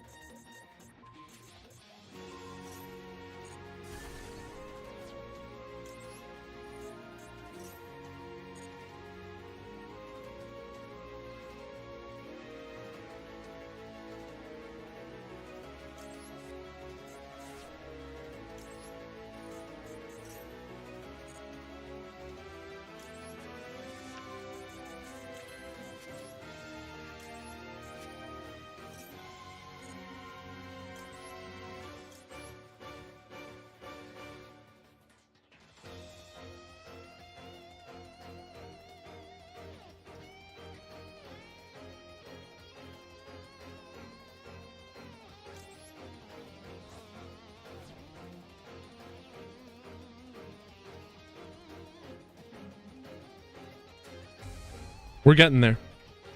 This combo will be finished soon.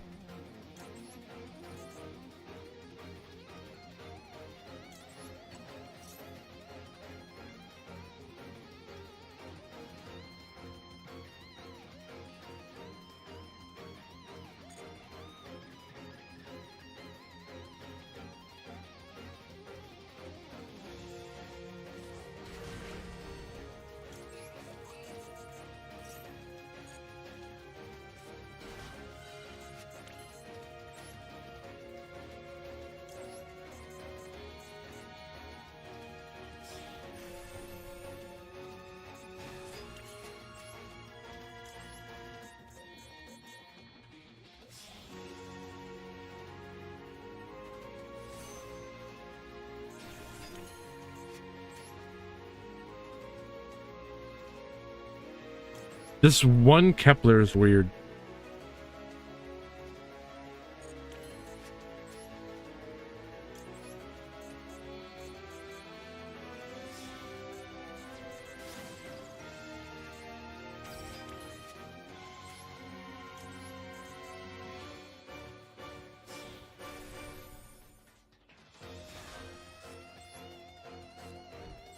I know we're in both anima zones, but this is optimal for our deck. These are zones we want to summon to, but we don't have a Gilgamesh left, so that's up for debate.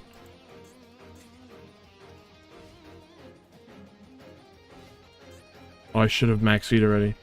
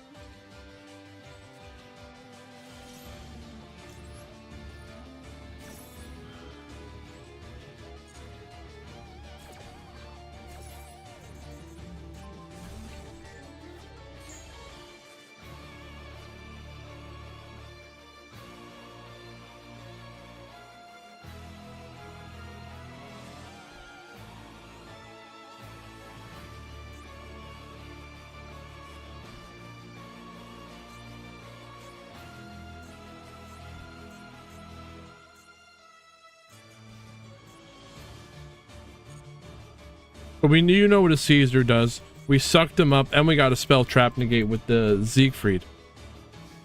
The Fenrir can attack, though.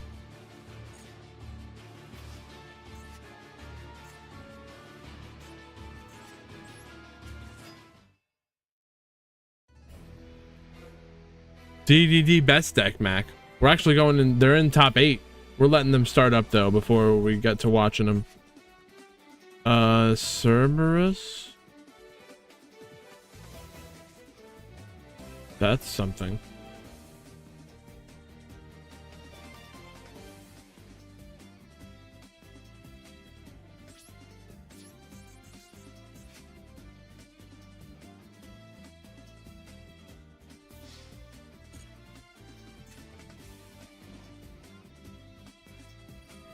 They're prepping? Caesar? Oh, wow. I was gonna say Caesar can't negate that, but they're activating it on the activation.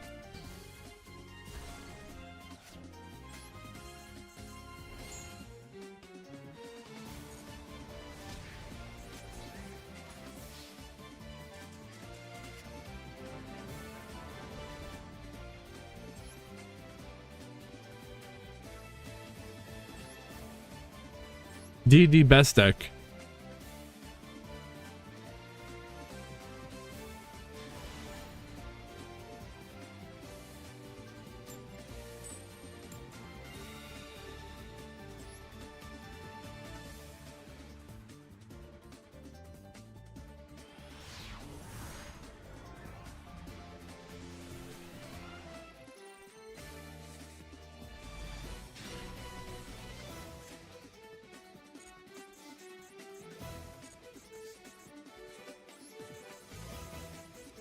Is this going to be a Chaos Angel pass? Chaos Angel or Caesar?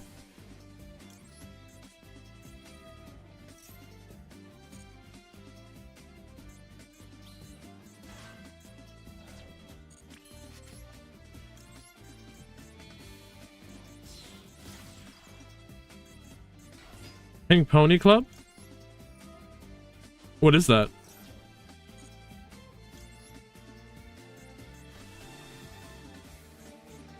Branded DDD's nuts?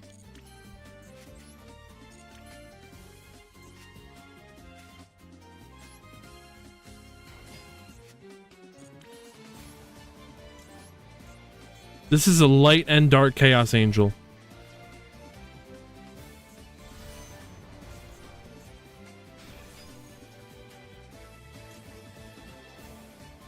Chaos Angel banish itself.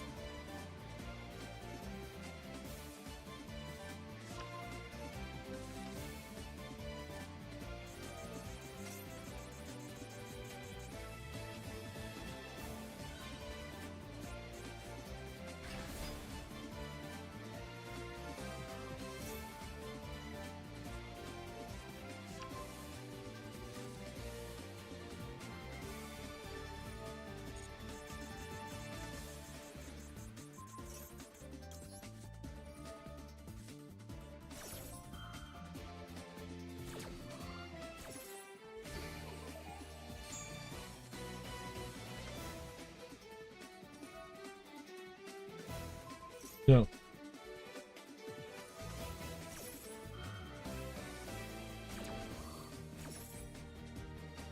Ooh, we're unaffected though, so I'm not afraid of the Fenrir. The Fenrir tried to banish the Chaos Angel.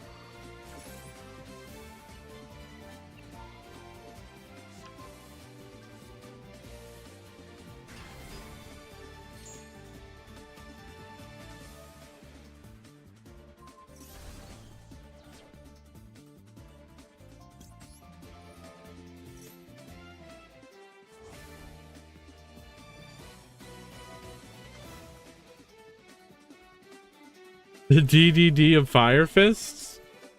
Why Fire Fist? You mean fire?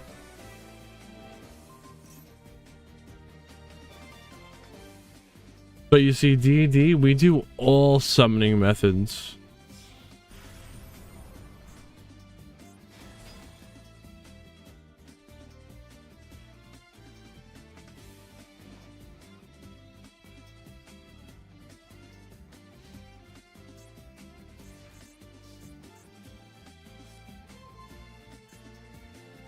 Yeah, we need a ritual summon. That would be cool.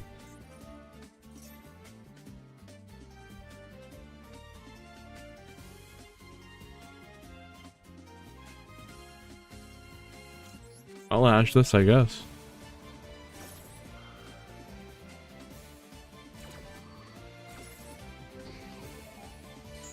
These are some cards.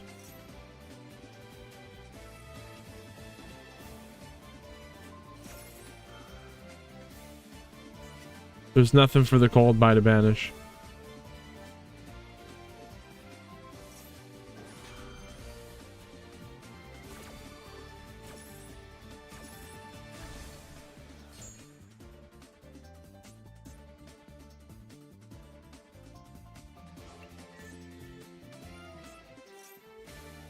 What do I attack? The Rise Heart?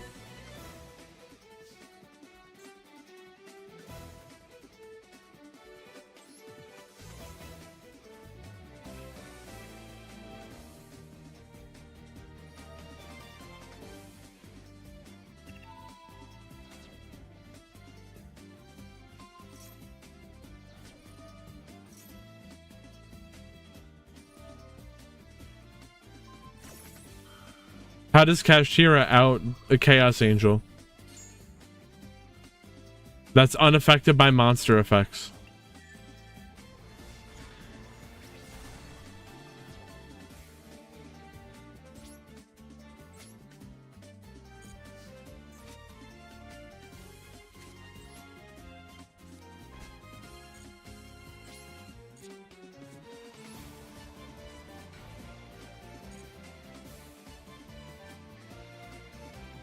Wraith Soth.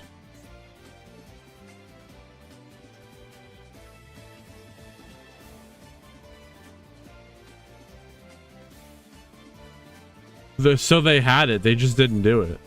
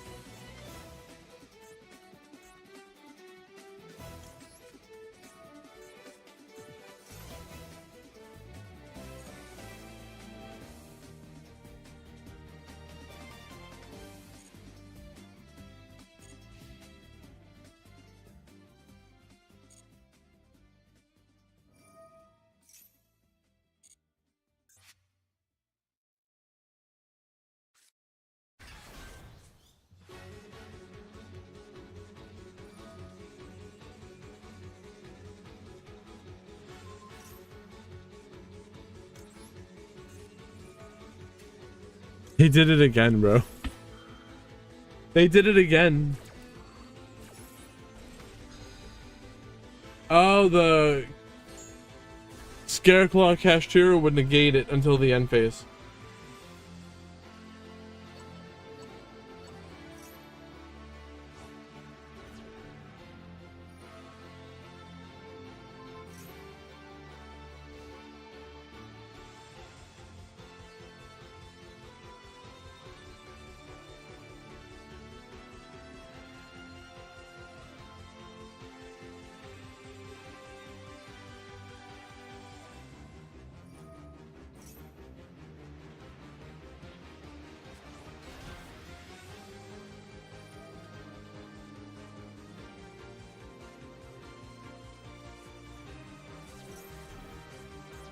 Dude, I can't believe they had it. They didn't do it though.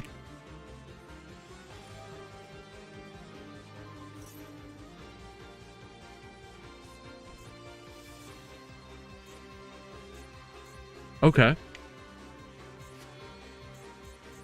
Damn, another one. This is okay.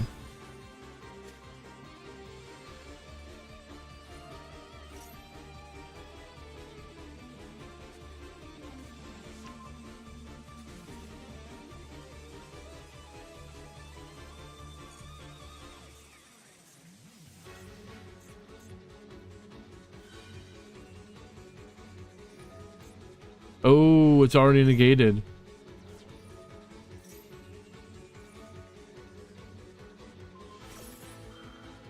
The Scareclaw Cashier grants the negate effect to all the Scareclaws. All Cashiers.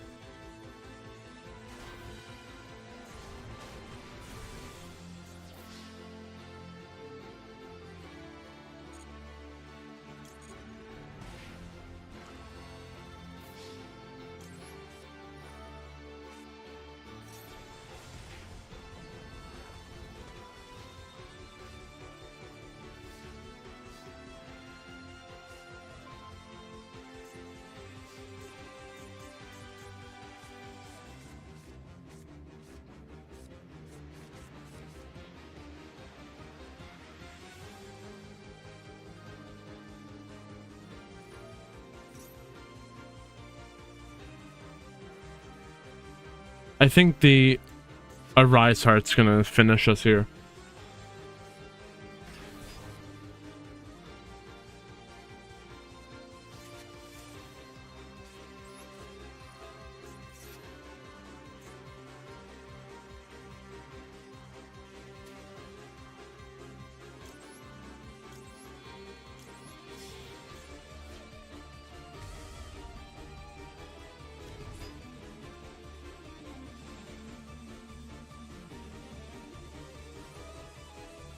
Yeah, we got nothing. I wonder if they banished the Zeus. They probably did.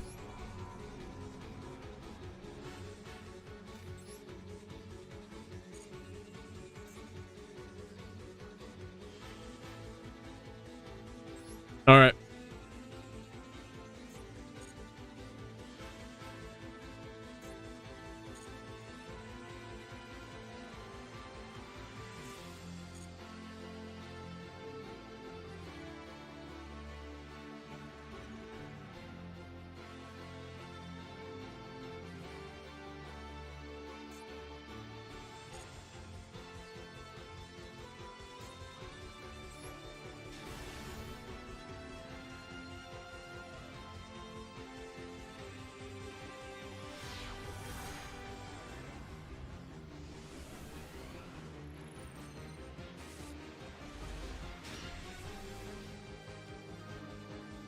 We're going into the top 8 right now.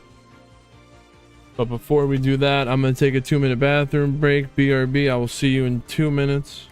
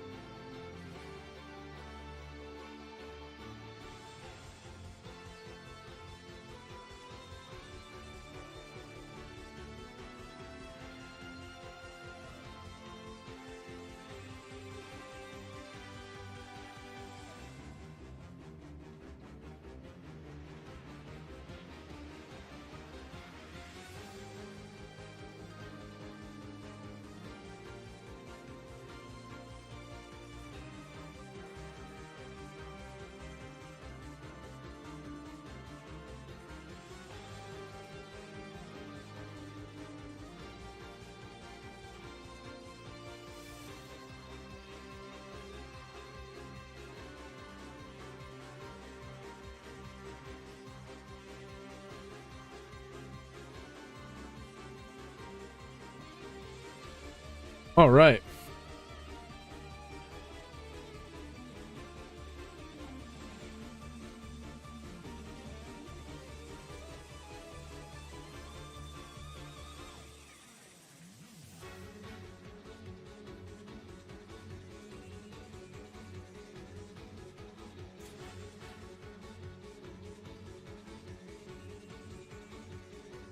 You want to hear about the decks in the top 8?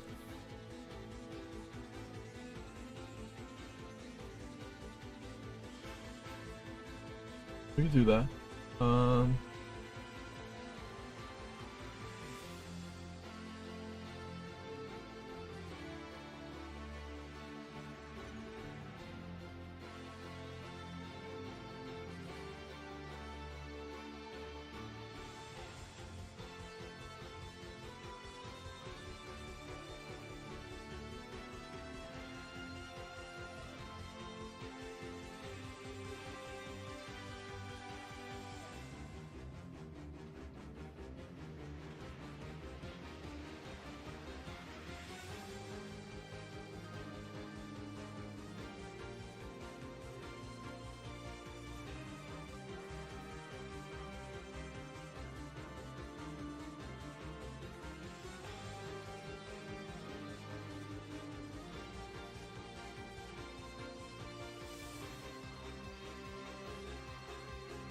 New recording?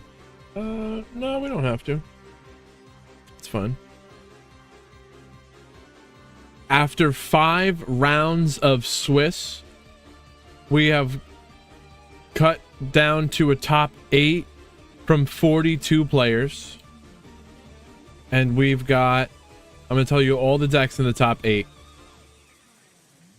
We have Blue Eyes versus Emancipator. And we're gonna see,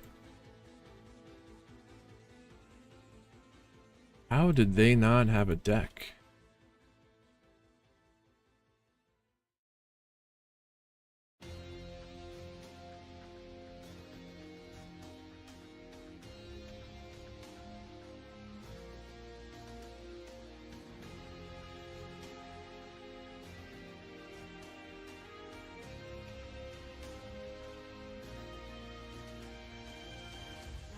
What did I say?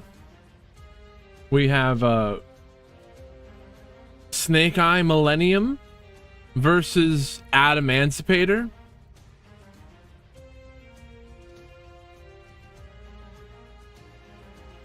We got Snake Eye Fire King. And this is Snake Eye Millennium. And finally, our last 2 in the top 8 is going to be Spiral versus Emancipator.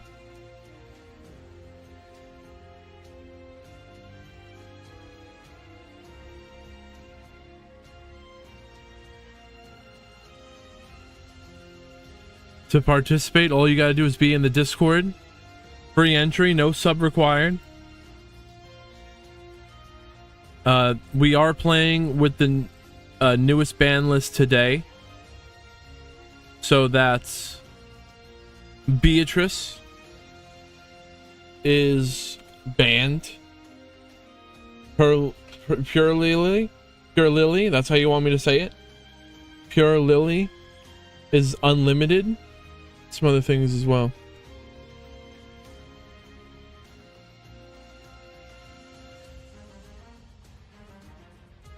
Is that it?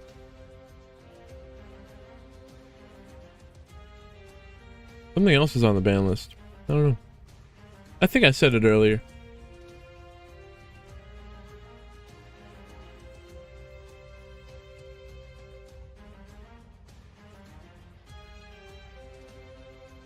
We got Spiral versus Emancipator. Emancipator starting us off. They use a super heavy samurai engine basically to make a Baron de Fleur to protect their plays. So they want to Baron de Fleur and then summon the Gallant Granite to search for a block dragon. Let's see if they do that. We're not even going to get to see it because they also knew what was happening, and you want to negate the Gallant Granite. If you can't negate that because it's protected by the Baron de Fleur, good luck.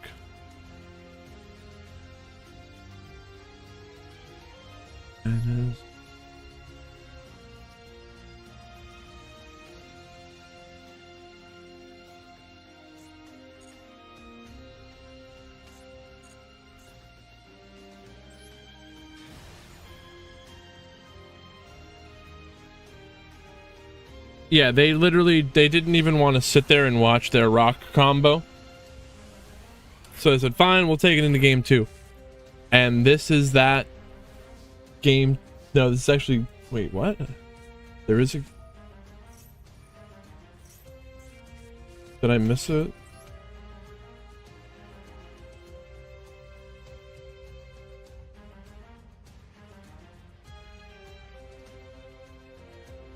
There is.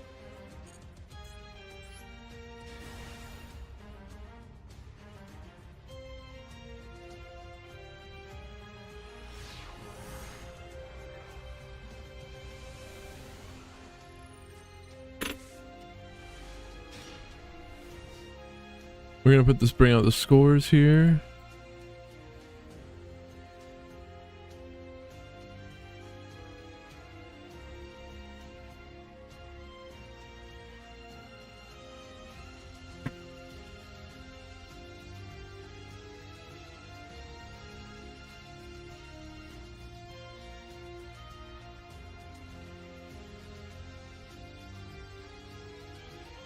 All right, so.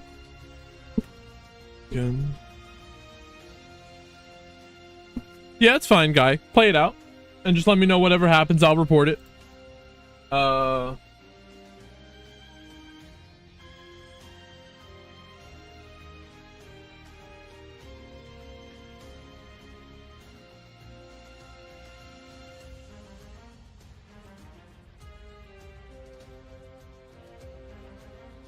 Push will need to update, or will need to clear their browser cache, update their web browser, or something like, or try a different web browser, something like that.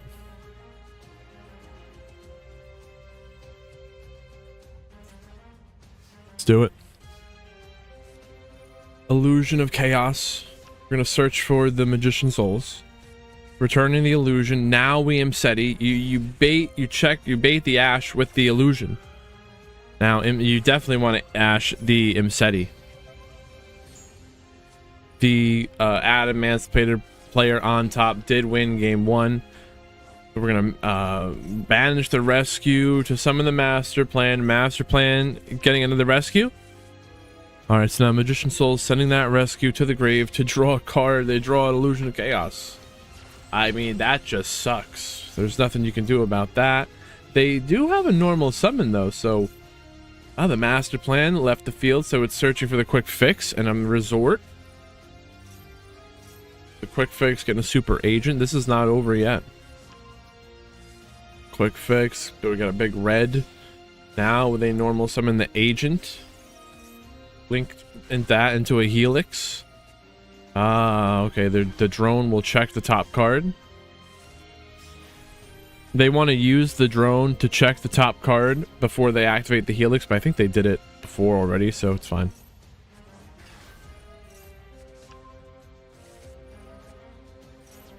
I think it worked though. The double helix, you call monster, spell, or trap, and you reveal the top card of the opponent's deck, and if you call it right, you get to summon something.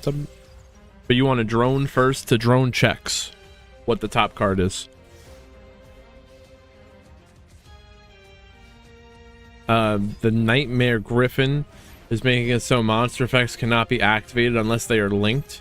The IP Masquerade is linked by special summon monsters, is linked by the Trigate Wizard, but it was negated. The Griffin's gone now. Let me read that Griffin again. Yeah, special summon monsters cannot activate their effects unless they are linked. So that's over now. Curious, they're gonna send the... Well, that Curious has a 78% win rate. And Curious is sending the block. They're unlocking the block. Convulsion of Nature. That's an old card, is it not?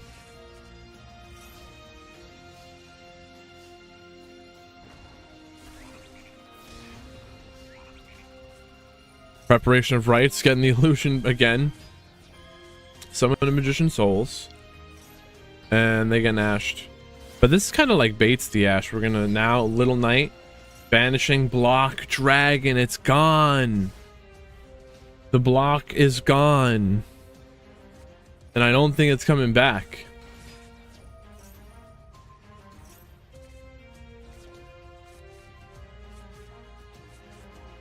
But can the double helix reveal what's already revealed? I don't think it can. It's worth a shot. I got a cookie.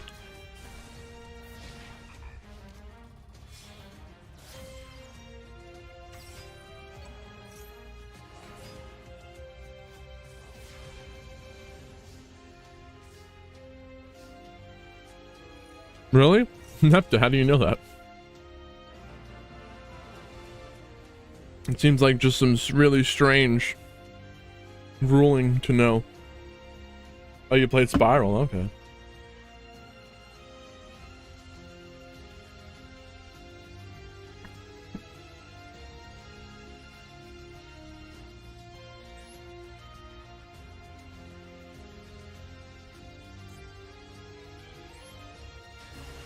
This is game number 3.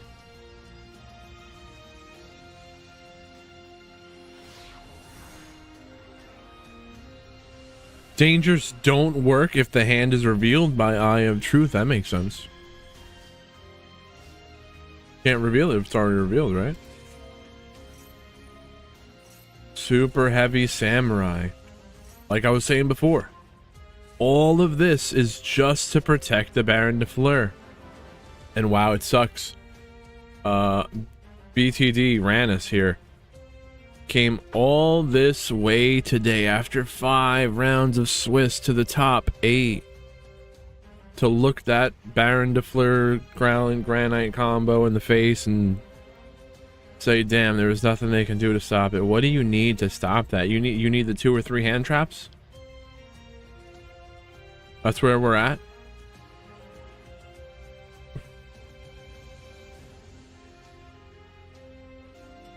It's crazy. They didn't even try.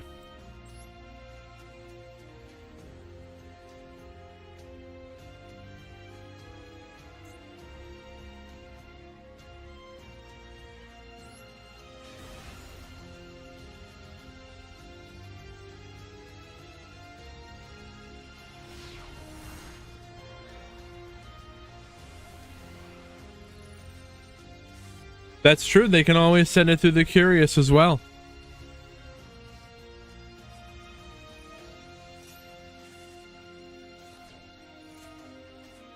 Original. They have the impulse to negate the original. They're double impulsing. Can you do multiple impulse? You can only activate 1 Dominus impulse per turn.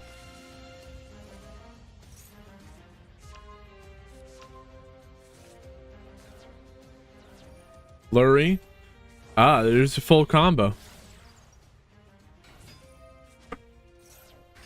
Well, it's at least a Fiendsmith line. Now that Beatrice is gone, this is not a full combo anymore. So we summon the Lacrima. Lacrima will bring back the Engraver. Link that into Apollo. So they have a Apollo plus an Ash and a Maxi. Double roll. They needed the Ash here. But why didn't they Maxi already? We're going to original. Ash. Negate. Because they... I guess the one will let them have the one... Or not taking that one draw to make sure that your Ash... You check for the called by cross out with the Ash before you Maxi. even though you miss a draw, in case they have called by.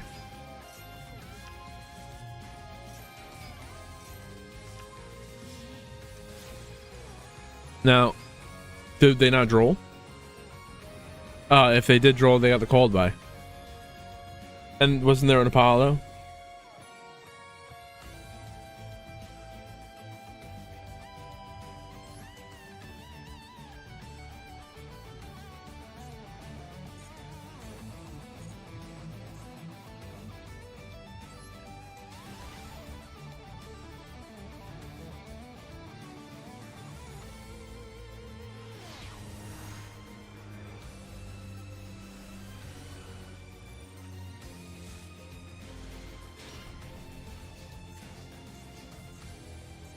Deception, Tribute, Garunix.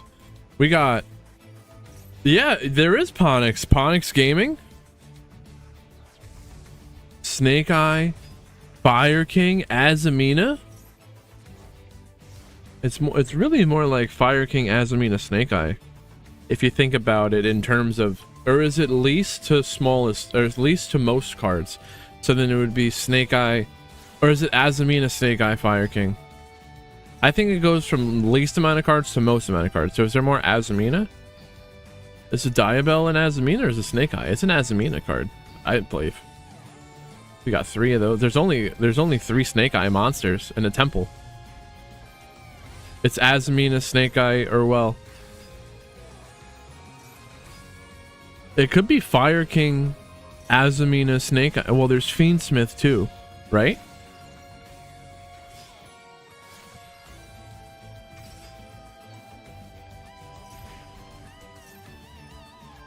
Where does the Fiendsmith fall into that?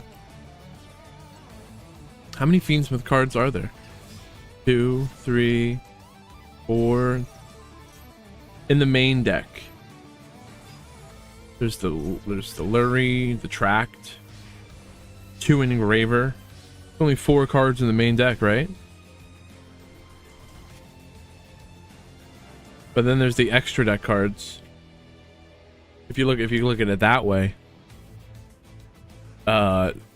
Fire King lost.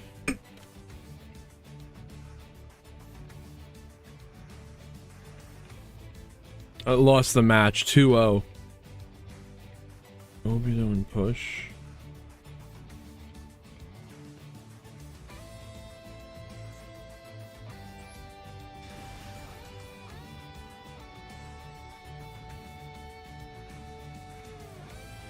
But what is it though?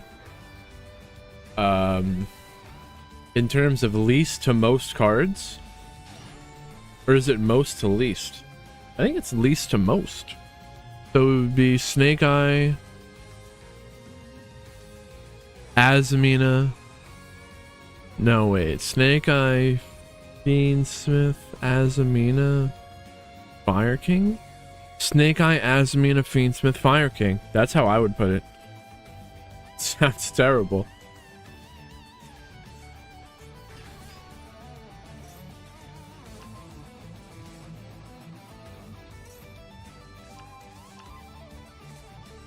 So we got Kashtira Unicorn here, but there's no hand trap. Well, there's an Ogre, but there's no hand trap to bait out. The Unicorn's really good at eating up some disruptions here.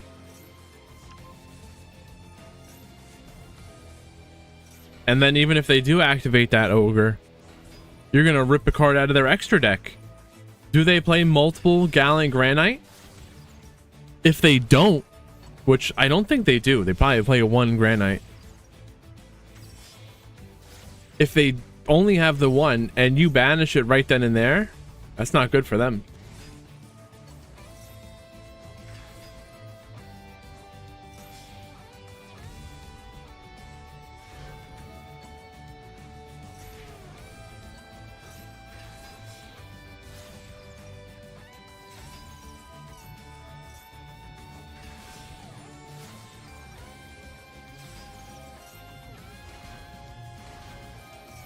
Princess, bring back the Flambridge. Flambridge will place the Masquerena into the back row. We're going to equip the sequence to the Desiree, but they're destroying the Desiree before it had a negate. Well, it couldn't. You can't target the ogre.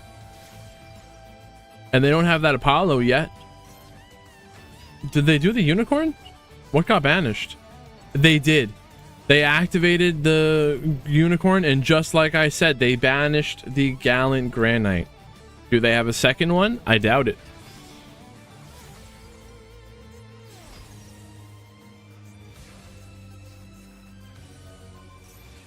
Flambears bringing forward the Apollo. Not the Apollo. The Masquerena. Apollo did negate. That's enough for them. With no Granite, they can't access the Block Dragon.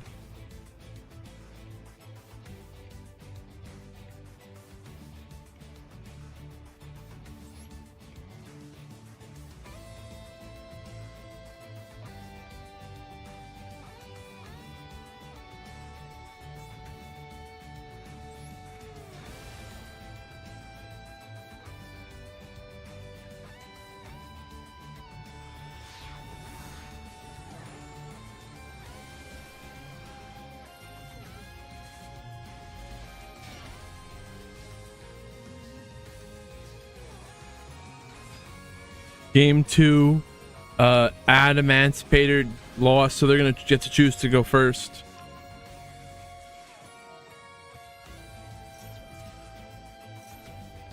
That's the thing. A lot of these decks that have more oppressive, bigger end boards, they don't do as well at going second. Sword Soul might be a little bit better at going second, right?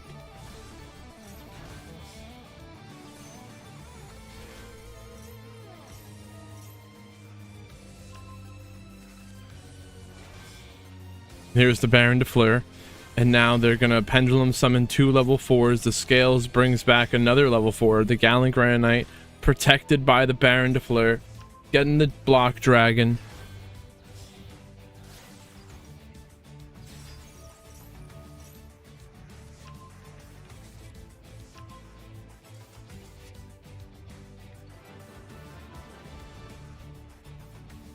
And even they said, you know, fine, you got your block. We'll take it to game 3 and you'll see what happens then. Push.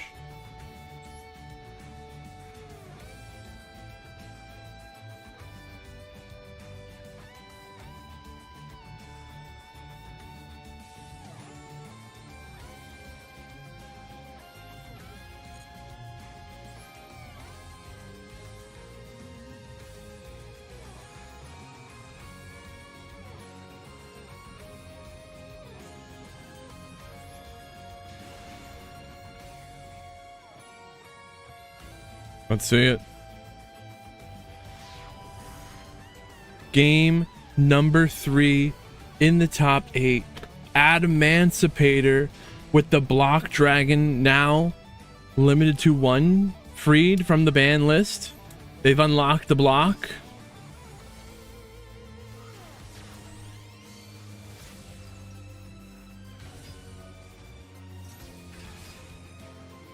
We got Snake Eye, Fiendsmith choosing to go first in game 3, but there's a Veiler to negate this sequence.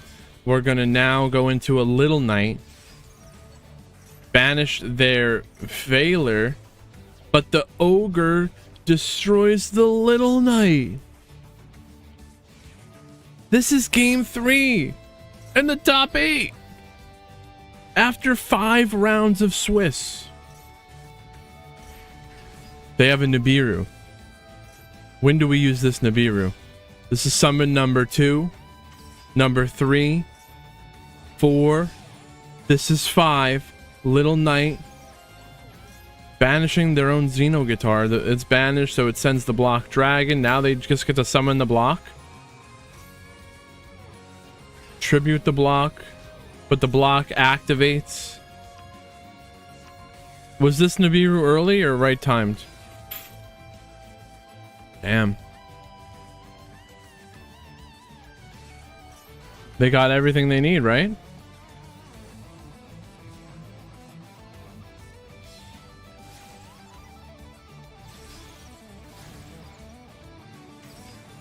White Elf has a 75% win rate. Bringing back the Masquerena. Little Knight and their Maxi coming back. Because that Maxi was theirs? Huh. Underworld Goddess. Can negate an effect that would summon a monster from the grave. Like that Engraver.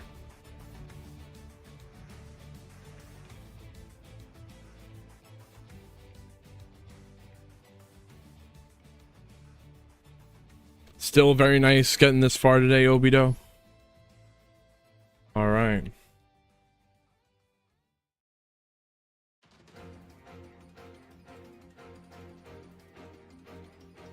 SP banished Xena was crazy. I didn't expect that.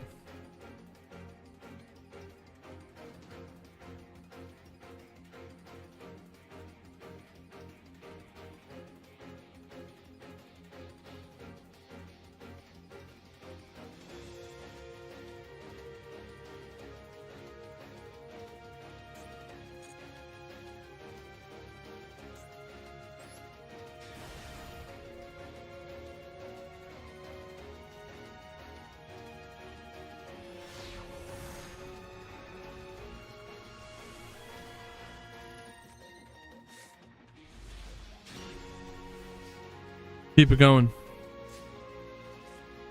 Maiden of White. We got Blue Eyes versus some more Adamantipator. Adamantipator going to the top.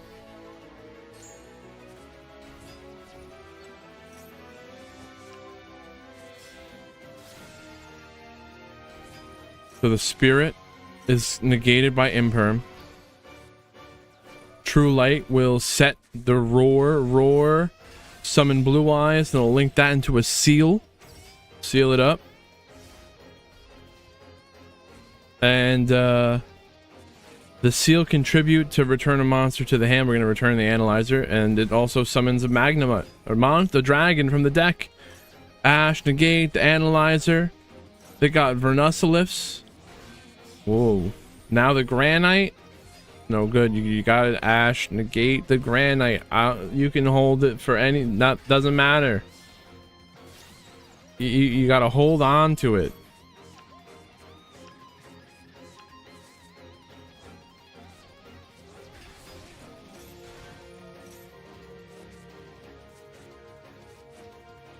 And this is turn 2. They're gonna lethal, right?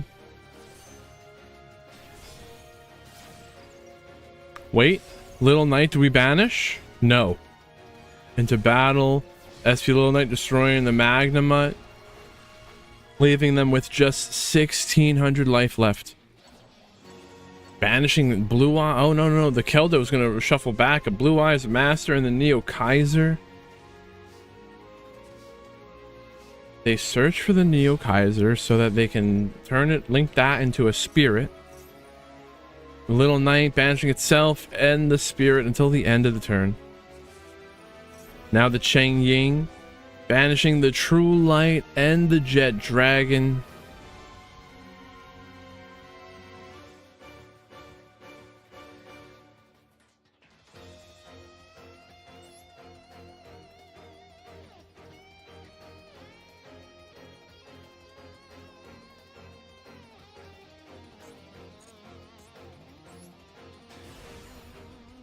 We got off to a rocky start. The website was misbehaving, but we got everything all worked out. That was game number 1, right?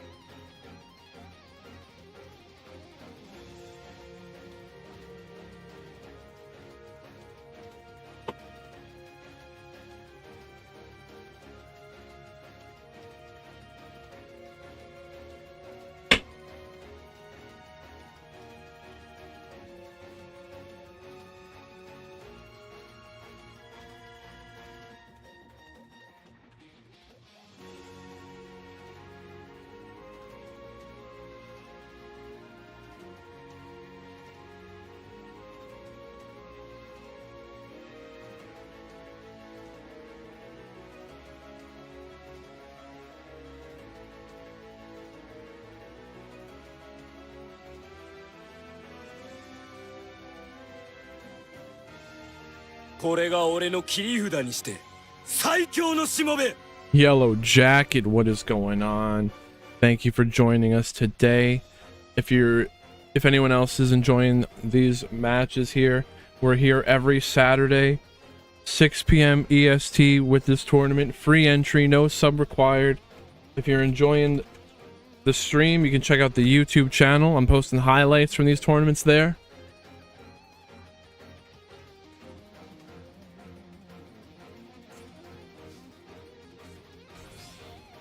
We're in game 2 of the top 8. Blue Eyes lost game 1 to Adamantipator. There's no hand trap in the hands of the Adamantipator, so it all depends on what kind of end board Blue Eyes can put up here. And will they let the Adamantipator's play through it? We're searching for a Veiler. They have a Cold Buy in the hand. So the Cold Buy could hit a Vernusselif. And then the Veiler could hit the Granite. But then, as we've seen, if they can get 3 bodies on the field, they'll just use Curious to send the Block Dragon to the graveyard that way. So Imperm will negate the Spirit Dragon, and now the Kokai the Vernusselif, the Seedlings, is sending itself, discarding the Kokai Meru, and the discard the both to the grave, but it gets negated by the Cold Buy. The Cipher negates and destroys. So now the Kokai Meru Supplier is getting negated by Veiler. And they got their second level 4. They got 2 level 4s on the field ready to summon the Gallant Granite, but they're double popping. They had exactly what they needed to stop them from getting the Granite.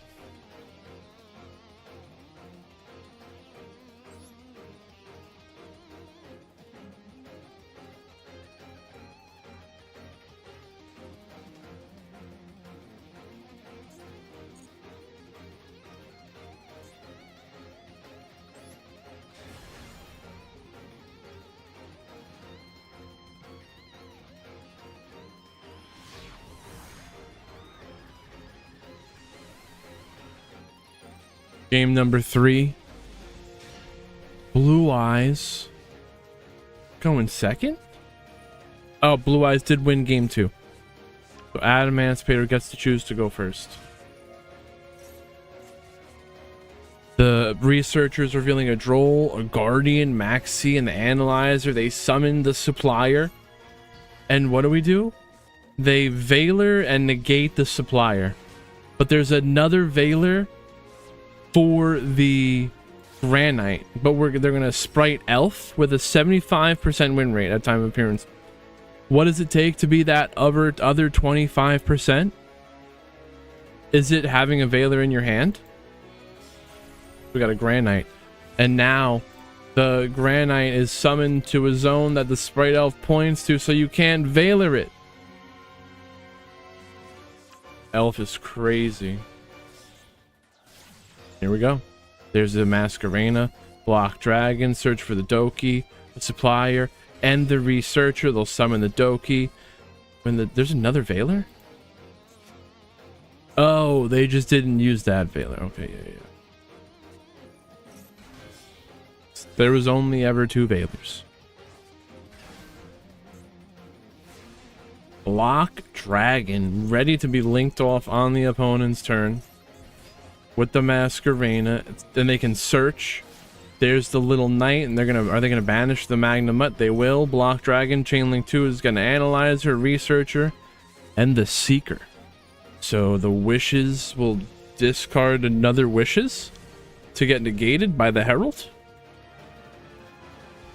And Adamantipator, as you probably might have imagined, going to the semifinals.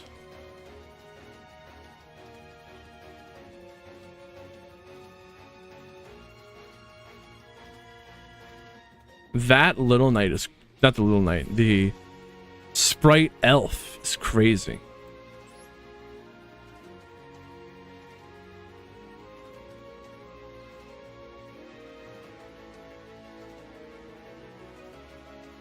Three of the top 4 Adamantipator? No way. Oh gosh. It might just be coin flip simulator.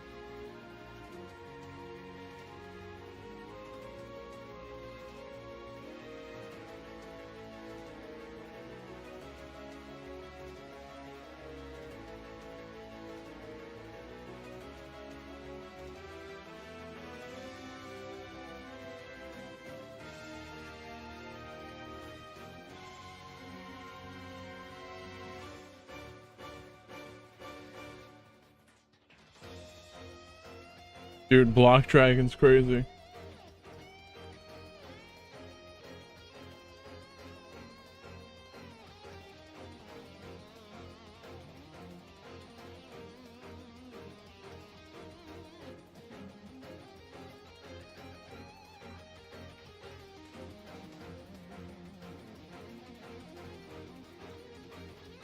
LP and push.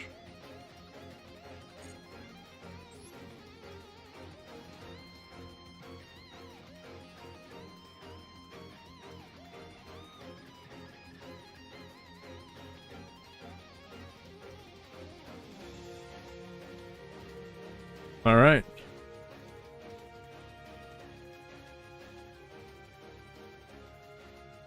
Top 8. Round.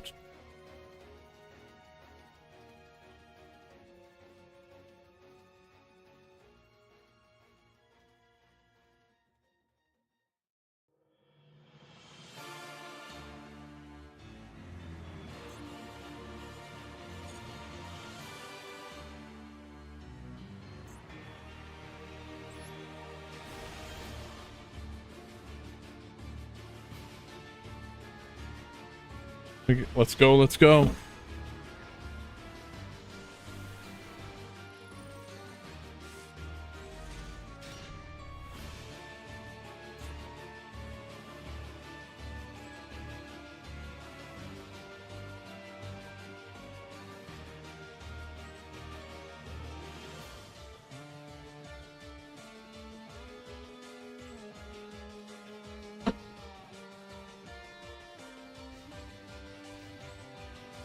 Semifinals. We got Adamantipator versus Snake Eye. There is a Nibiru. When do we Nibiru? If you see, well, okay. What they're doing here is Adamantipator, you saw it before, they're using Super Heavy Samurai to summon a Baron de Fleur. So as soon as they threaten that Baron, you should probably nib, because anything after that point would be negated by the Baron de Fleur. But now what's going to happen is they are going to Xyz summon Gallant Grand Knight, which will search for Block Dragon. There's the Grand Knight. Here's the block. And they're still not even done with their Super Heavy Samurai plays. They got the motorbike. Here's the Curious. Curious, they could also use that to send the Block Dragon, but what are they going to send? Sending Fairy Tale Snow. They got the Block Dragon and the Snow. And now they Sprite Elf. So they got the Elf protection. You can't target a monster in a zone that the Elf points to. You got to be careful that they don't summon the Elf and then summon the Gallant Granite to a zone that the Elf points to if you have Imperm or a Veiler. This is why it's good to toggle off and hide your hand traps. We got a Dweller, and the Dweller is pointed to by the Elf. We got Dweller, Herald, Baron, plus the Snow. And that, wow, and now the Elf brings back the Masquerena. They're ready to double banish. This is crazy. So the Herald negating the Diabell destroys it as well. Now they max C. Just to finish the job, you know? Okay. Add Emancipator winning game 1.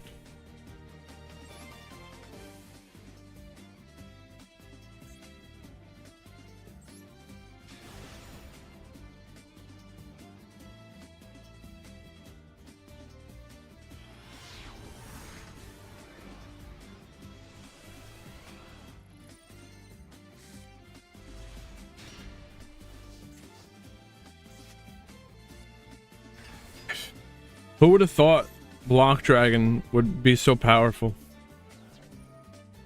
And we thought Snake Eyes was too much. No hand trap, so we'll speed this up.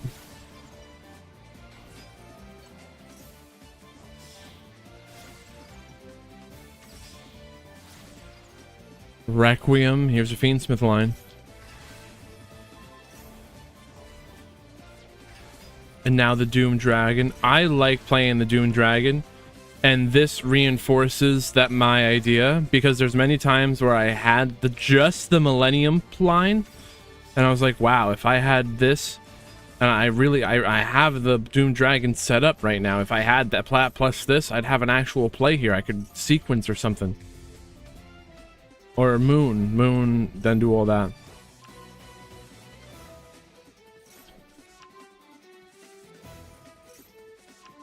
Tracked, get the Lurie. No hand trap. Stop him here. Original sending the Lurie to summon an Ash from the deck. Ash, search for Oak. Where's the Poplar? Did they normal summon already? They did not normal summon already. Did they Poplar already? They might have. I don't know. Lots going on here. Now Masquerena, and they summon the Oak, bringing back the Poplar. And the Oak already, the Poplar already activated, it seems. Now Promethean Princess.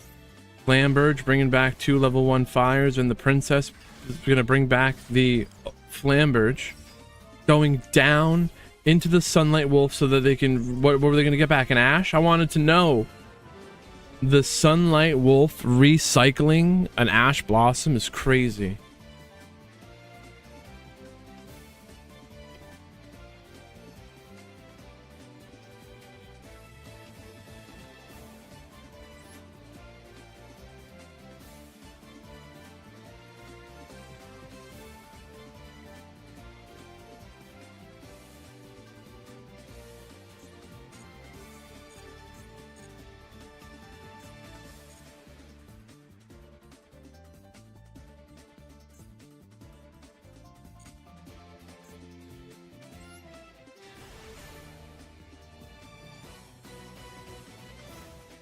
It really is like Snake Eyes, but rock. The Ad Emancipator is like a Flamberge, but better.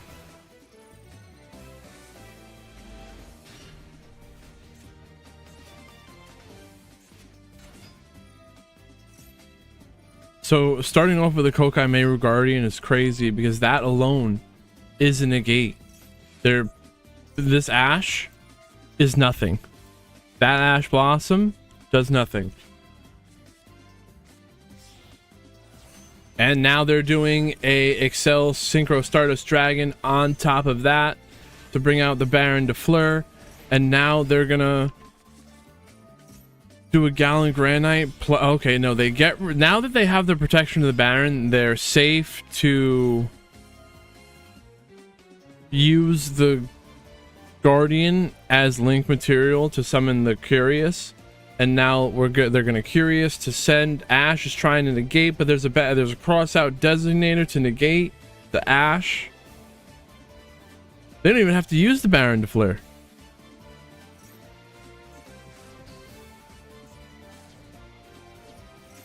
Curious, they're sending cards. Make that, link that into an Apollo. The block dragon's activating when it hits the grave to search.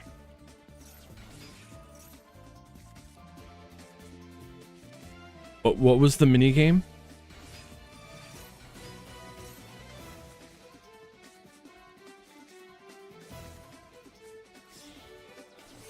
Herald. So we got Apollo, which is 2 negates plus the Herald. IP Masquerena could do a link. A Little Knight will do a double banish plus a Baron de Fleur. Baron de Fleur negating and destroying the Diabell. And now the talent is getting negated by the Herald. The Golem is getting negated by Apollo, and that's the end of the turn. They still had 3 whole negates. Or interactions, however you want to call that. There was an Apollo negate and then the double banish. Into battle, nice and professional, no BMing. They didn't do the block dragon 7 times. And Adamantipator is going to the finals. Crazy.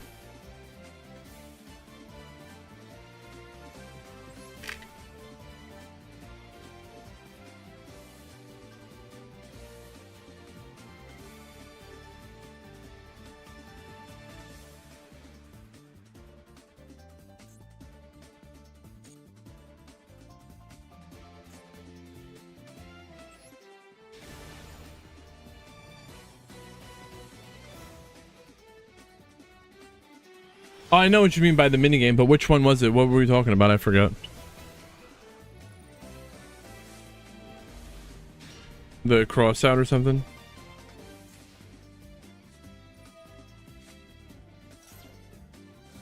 It's a new match here in the semifinals. We got Adamantipator mirror match in the semifinals. Are you telling me that after, with 41 or 40 something players, after 5 rounds of Swiss,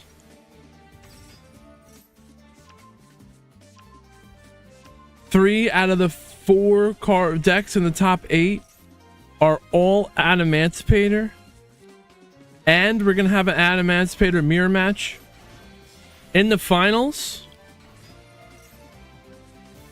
Did Konami do this to prove a point?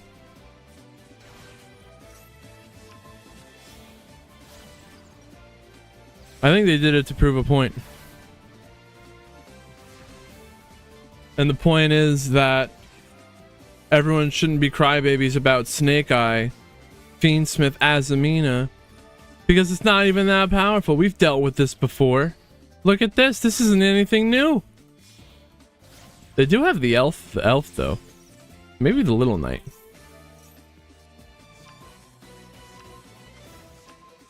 It's same old tricks.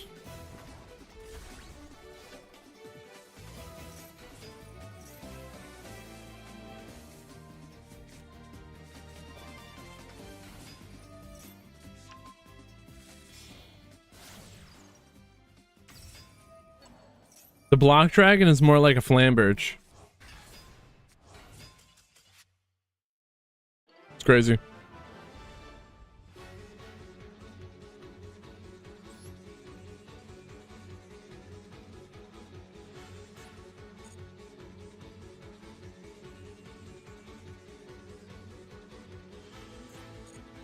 Push.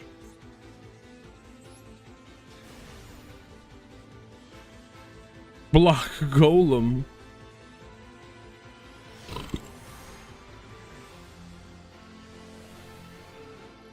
The true enemy was Block Dragon all along.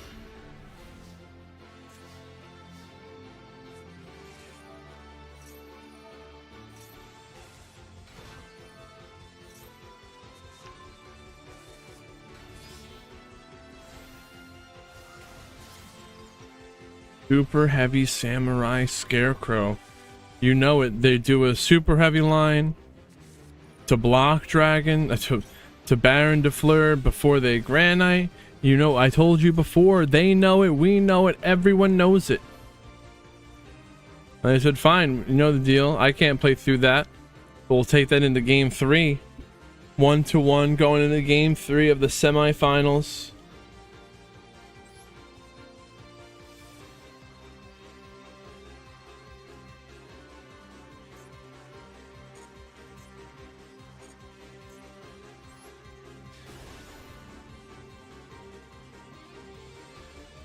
Block Golem. Oh yeah, I know. It's not exactly the same.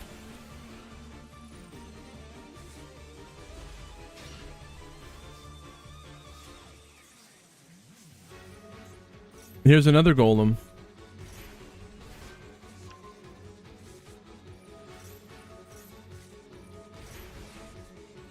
Man, they got max seed in game 3.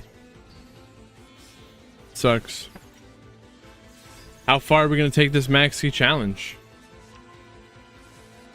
And there's 60 card Giga Chads. They got big D's. Decks.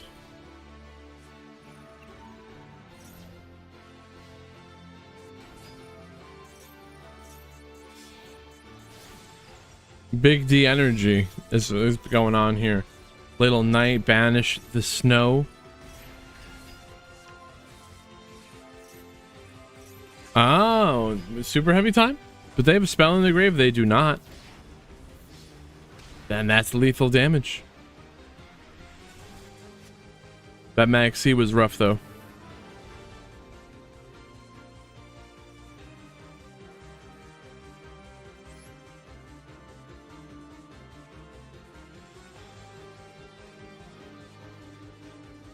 Push.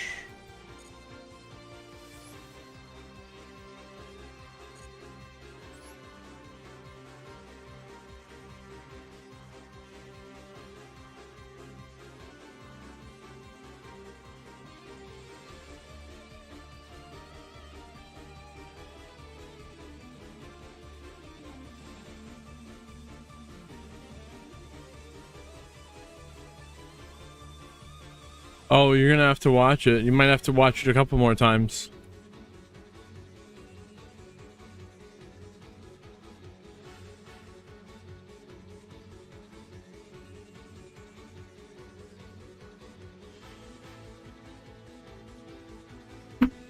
It depends on if they play it out or not.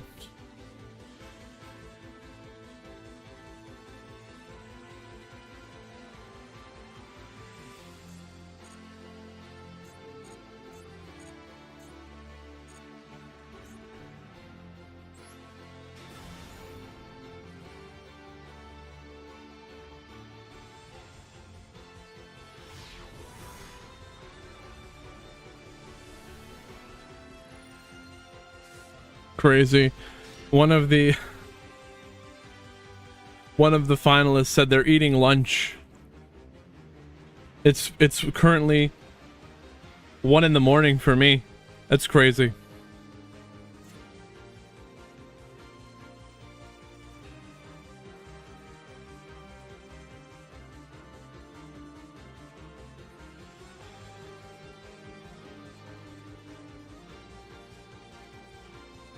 Where is it? 12 p.m. right now.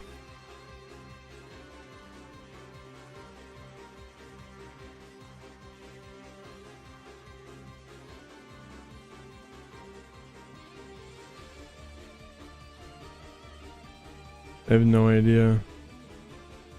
Asia somewhere?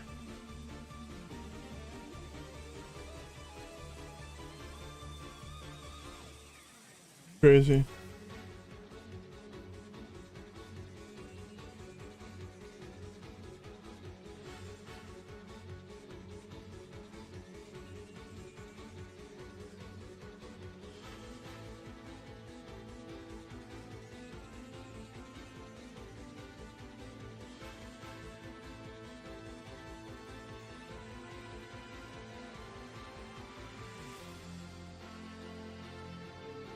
The whole pie chart on this thing is going to be a one block dragon.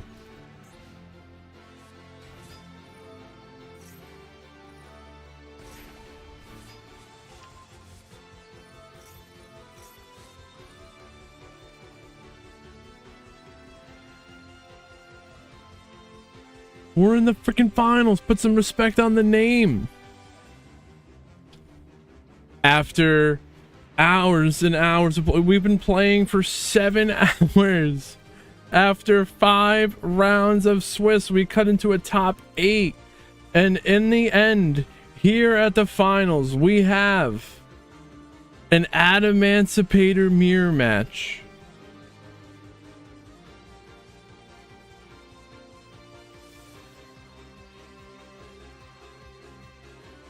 Let's see it. Adamantipator's gonna win one way or another. Whether you like it or not, this is peak performance. Curious sending the block to the grave. Even if you negate their Gallant Granite, the Curious will send it anyway. And then they can summon it from the grave. Once they link that off, they're searching, and that's it. They've got the block.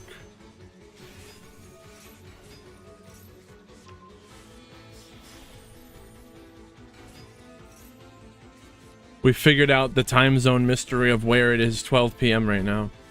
It's currently 1 a.m. for me, or 1:30 in the morning. IP Masquerena, ready to link summon into a Little Knight. Plus, that could be a double banish. Plus, we got a Dweller blocking down the graveyard.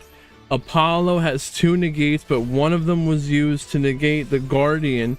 But there's a Baron de Fleur, Ogre, and a Veiler. So this started off with 7 or 8 possibly disruptions. Ogre destroying the Golem, and that's the end of the turn.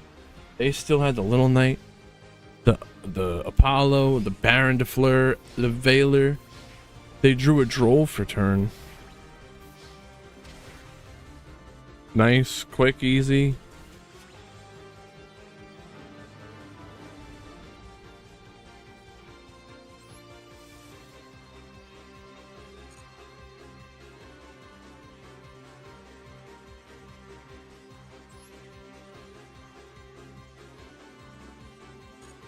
I actually wasn't supposed to speed that up because now they're still playing game 2.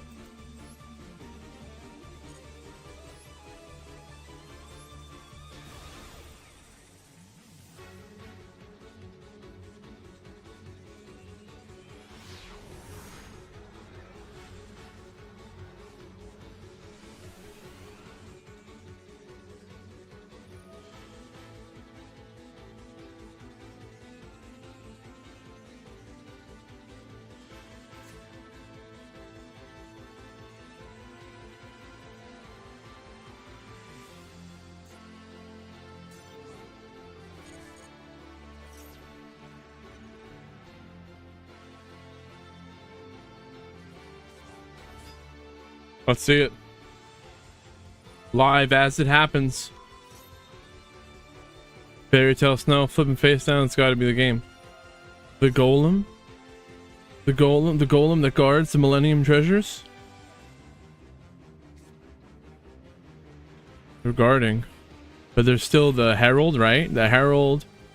Masquerena can Little Knight and Banish.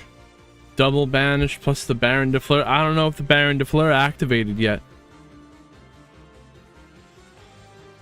I'm counting 4. Plus there could be a hand trap in their hand that we don't see. Now, Masquerena It's gonna link summon. Gotta be a little knight. Go banish the golem. No! It's an underworld goddess.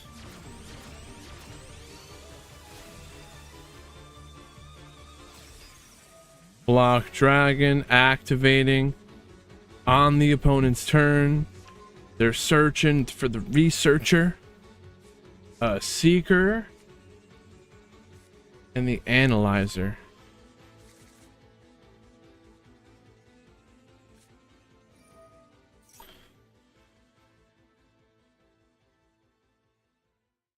The player on bottom won game 1.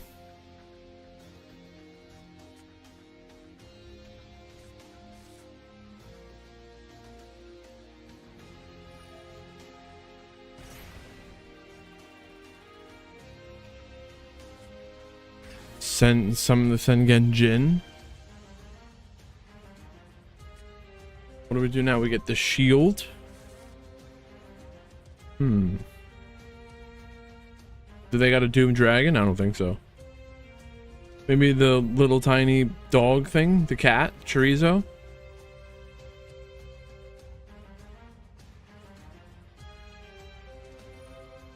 Herald of the Arclight negating the shield. That would be another body for them. Oh no. They say no. Negate and destroys it. Wow. That grass looks greener. We're milling 4, 5, what was it, 4, 8, 12, 15 cards. And they milled the block.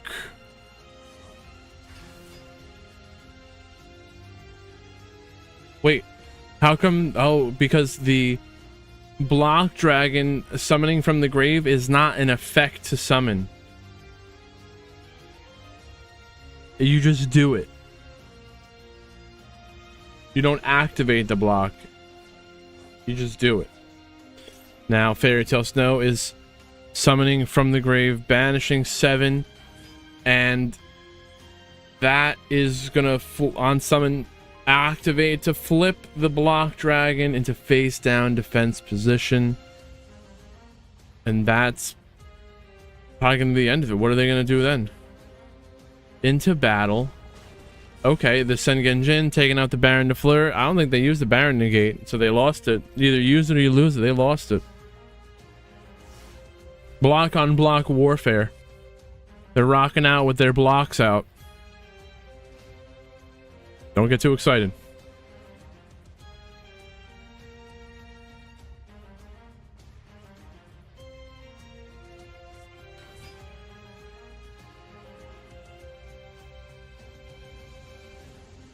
Oh, the Guardian? Wow. The goddess can negate an effect that would summon from the grave. The Guardian is it would tribute to negate a monster effect. Now they got an analyzer or the researcher. They're revealing called by foolish burial Gigantus Maxi retaliating sea. They're gonna they summon or they get the Gigantus? Or is there the Maxi maybe? Nothing happens. 0.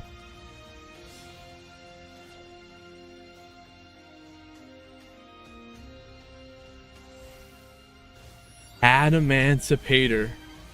Risen Raptite is we barely even seen this thing all day, but here it is. It's an actual Adamancipator card from the extra deck. And Snow. Now we have a Fairy Tale Snow, but you can banish 7, and then the goddess is going to negate, so you'd have to banish 7 more. You have to be ready for that. Are they going to do it? The goddess negate. There it is. Goddess negating the Snow, and they have the choice. Do you Fairy Tale Snow again? Banish 7 more?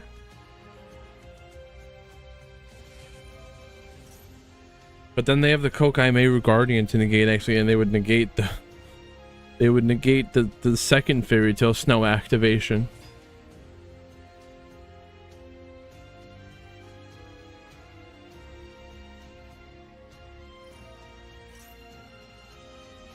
So the Raptite is activating to excavate the top 5 cards of the deck, and we're revealing them. Shield, Sengen Jin, Droll, and the Kokai Meru Supplier.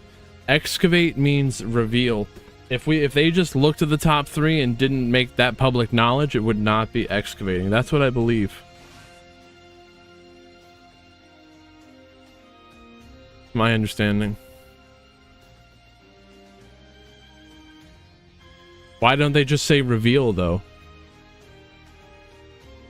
Because I guess you reveal a card from your hand. You don't excavate because it's almost like you're unearthing it. Excavate would mean to dig up and reveal.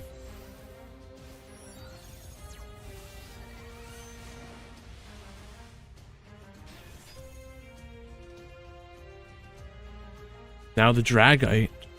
And the Dragite can do the same thing. Look at the top 5 cards.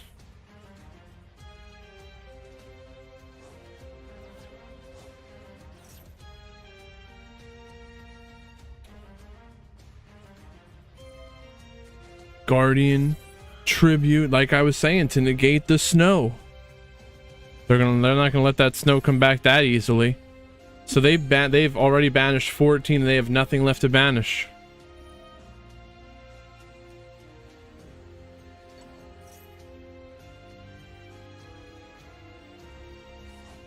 Elf. Bring back the Seeker. And the Seeker is revealing. Oh, this one reveals. Wait, does it excavate? Let's see. No, it says excavate. I don't know. I don't know why they choose to say it, but this says reveal in the dual log.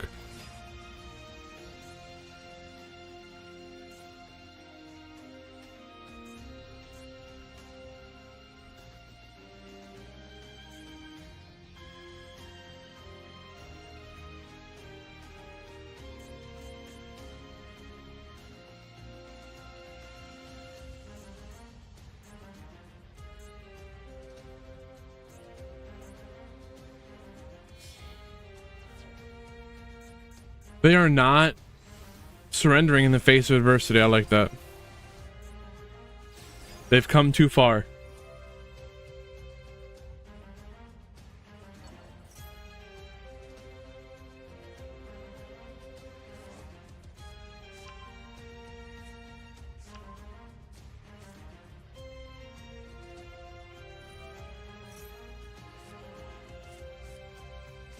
So the Dragite's revealing a Researcher, Veiler, Xeno Guitar, Crossout, and a Cold Buy.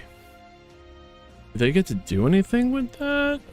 If you do, you can return cards your opponent controls to the hand up to the number of excavated rock monsters. So the Rock Band, Xeno Guitar, and the Researcher are both rocks. They're returning both those face-down monsters. We know one of them is the Block Drag, and I forget which the other one is. But there's 12,300 damage on the field, and they're just gonna attack, and that should be lethal. But what's happening? The Temple... it puts the Sengen Jin into the back row. They're digging for those rocks.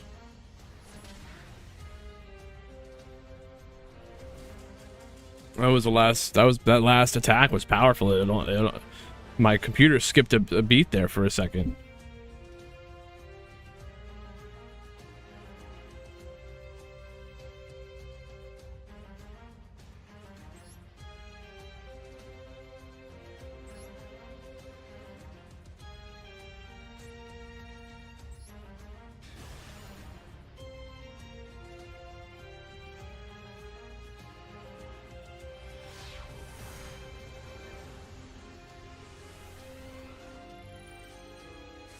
We're going to watch that back really quick. We didn't get to see that from the beginning.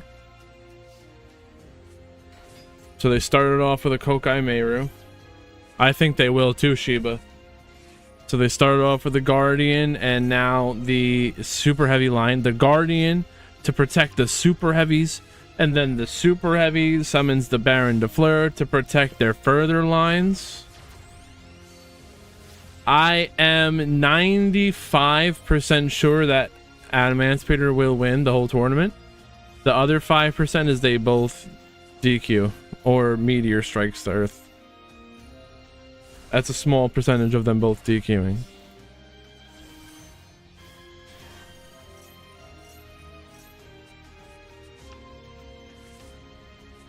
And there's the Baron de Fleur. And now that they have the Baron de Fleur, they are not afraid to link summon with the Guardian. But they don't even need to do that because here's the Gallant Granite.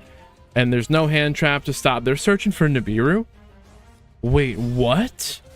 Gallant Granite add Nib? They don't care. They just go for the. They send it with the. Where did the block come from? They sent it with Curious. The block was already around. They have the block. Oh, they started off with Block Dragon. So if they already have access to the Block Dragon, they'll search for a Nibiru. It's crazy. This is the new meta. It's an old meta. It's just making a comeback because the Block Dragon is not banned anymore.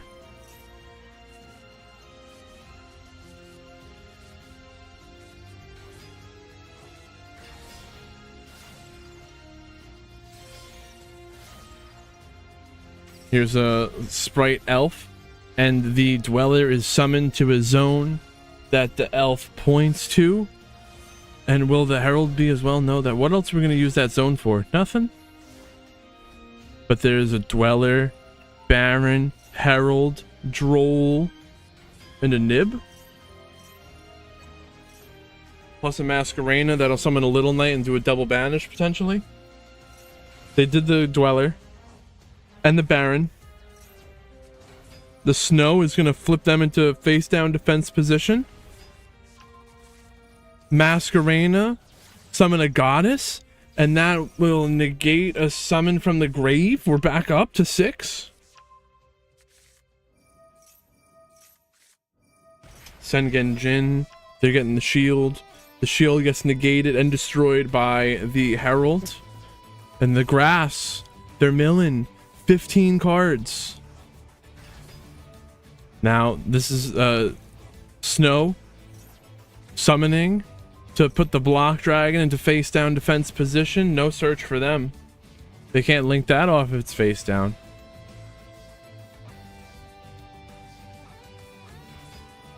Oh, I wasn't supposed to speed it up. I did it again. Because we're just going to catch up to them.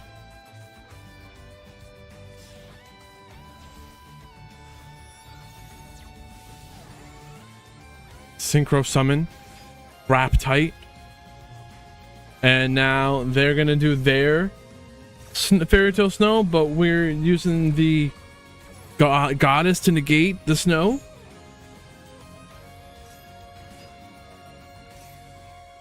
Wrap tight. Revealing the shield, Sengen Jin, and the Xeno guitar, as well as the supplier. They're summoning the guitar. And now they Dragite. Dragite can reveal 5 cards from the top of the deck, and if they do, return cards your opponent controls to the hand up to the number of excavated rock monsters. The Sprite Elf. Sprite Elf. Bring back the Seeker. These are tournament games. We're in the freaking finals right now. Adamantipator mirror match in the finals. Apollo, that's Apollo with 3 negates. And the goddess, yeah. And the Dragite, well, we're Dragites revealing Researcher, Xeno Guitar, Crossout, Veiler, and a Called By, and they get to bounce 2 cards from the field back to the hand, going into battle. They got 12,300 damage on the field. And that's lethal. And that's right. 3 out of the top 4 decks in the semifinals and up today were Adamantipator. 3 out of the 4 top decks.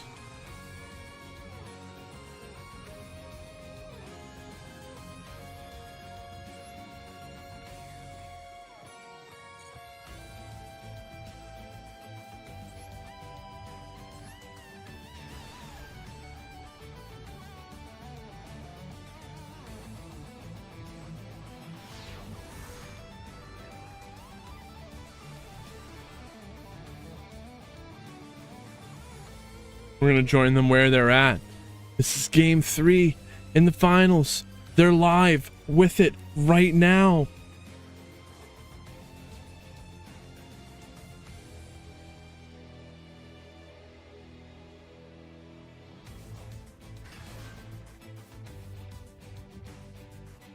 Banish 3 to summon Block Dragon from the grave.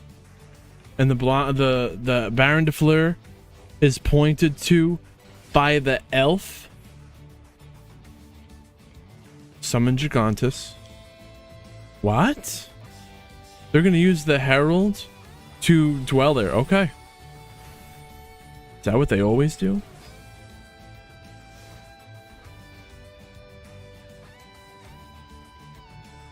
Let's see how they can try and break this field. The Abyss Dweller goes crazy in the mirror match because they can't use their Block Dragon effects in the grave. Well, they can summon it, but they can't activate the effect to search when it floats to the grave. So they're gonna add Emancipator Analyzer, summon. Now the Dweller.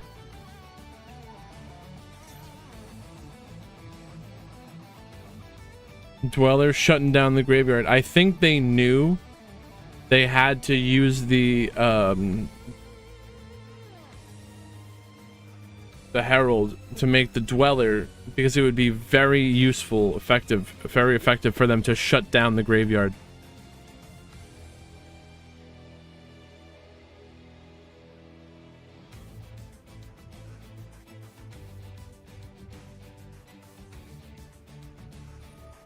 We got the Analyzer activating. We're going to reveal the top 5 cards of the deck. And there's a Fuelos, Sengen Jin, Foolish, Veiler, and a Droll.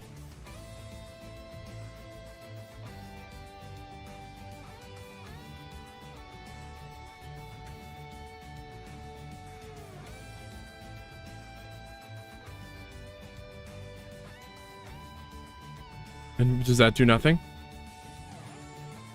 The Analyzer, you can, if you do, you can special summon 1 excavated level 4 or lower non-tuner rock monster, and none of those were a level 4 or lower non-tuner rock monster. Snow, flip the Seeker into face down defense position, and now the Sprite Elf is going to bring back Masquerena. Masquerena activating to link summon using the Block Dragon.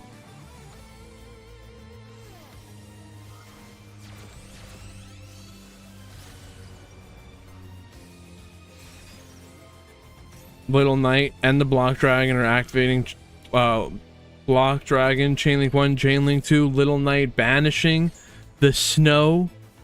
That's funny. Usually Fairy Tale Snow banishes. Now the Snow is getting banished. And the Block Dragon is adding 2 Kokai Meiru Guardians.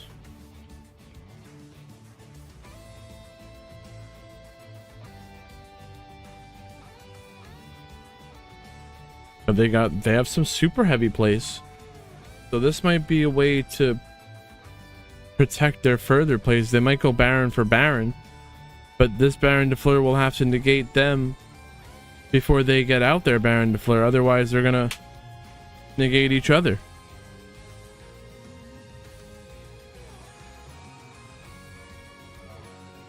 Wakaushi activating the summon, and they get the Bankai. Scale the Banki. Banky. They're gonna add a Soul Piercer, a Peacemaker. One of those. But the Little Knight banished Wakaushi. It's a good one because they need 2 level 4s. But now the Banky is searching for the Soul Piercer. Into battle. The Researcher or the Analyzer, whoever that is, taking out the Elf, and that's the turn. Passing it up.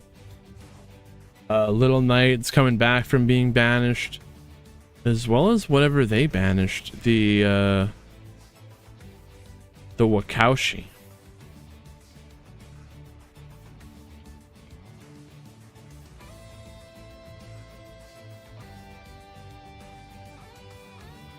Please, no too much BM in here. Baron de Fleur. Destroying the Analyzer. And is this lethal? Is this enough for lethal? It's 9,400. This is 8,400 damage while going over the Wakaushi.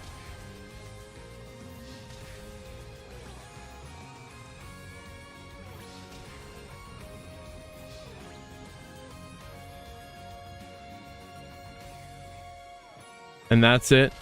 Emancipator wins, and it seems the secret is in the Dweller. Dweller shutting off the grave. They can't do their block dragon search. They even gave up their herald to do that Dweller. Block dragon. Emancipator. Tier 1?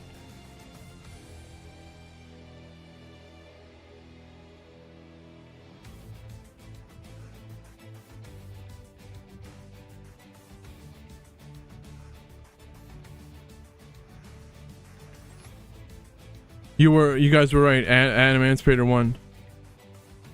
Nah, it won't. It's a lot about representation. Imagine just everyone playing Emancipator. It does have a strong power level though. Crazy. Congratulations to Push, very nice.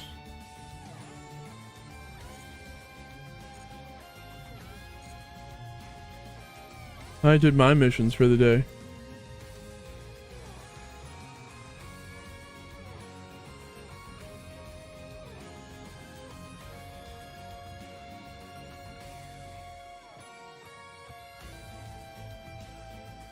What am I doing?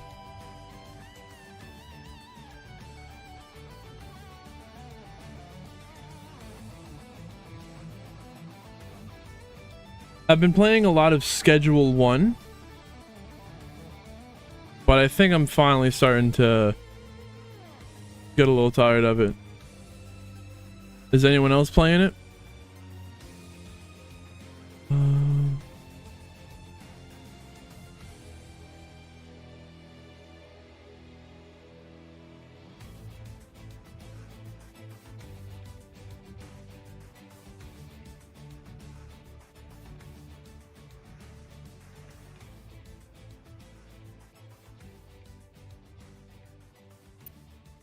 I'm just happy to have a tournament that top players want to play in.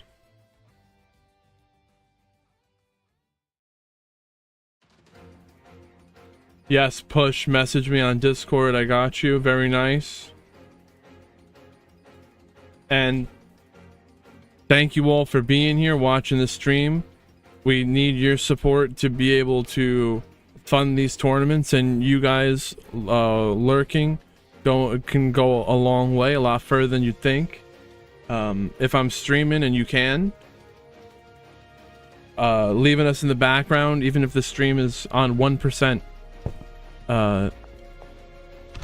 would support us more than you can imagine.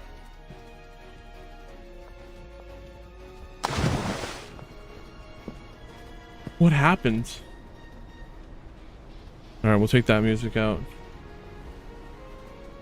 Oh yes, so Thank you all. Thank you all for playing. Hope you enjoyed the tournament. This stream is not over. But for YouTube on the Yu-Gi-Oh channel, it is. Lurk gang, we really need the lurkers to help us reach or fund these tournament prizes. I stream as much as I can. I try to fund it through ads. And then the subs I save for like a big prize pool tournament. Where did that go?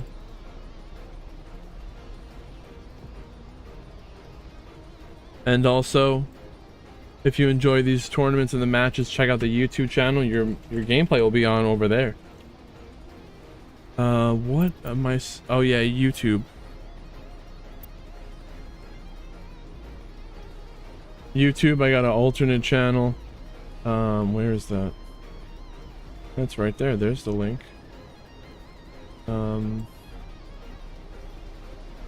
You're welcome to head on over there, but I'm gonna be ending the stream on that account.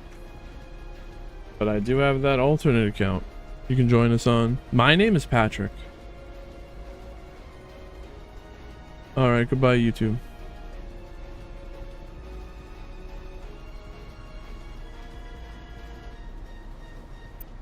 Now, my game feels a little laggy.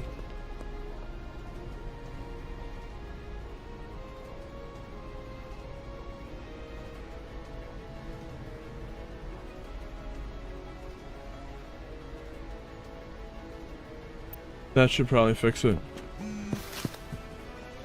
That's a lot better. I'm having a lot of fun with this game. Here's all of our product. I have more fun when people to play with. And there are some people in chat who have been playing. I don't know if they're playing right now though. And apparently we've been getting pretty advanced here. Where's the... Oh, and these are my cars. Oh yeah, look at me. Everything's purple here.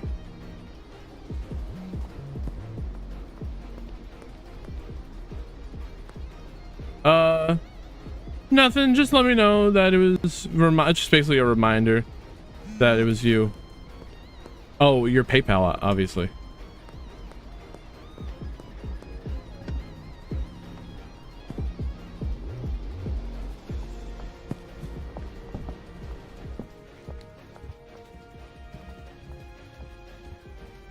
Game is feeling a little choppy.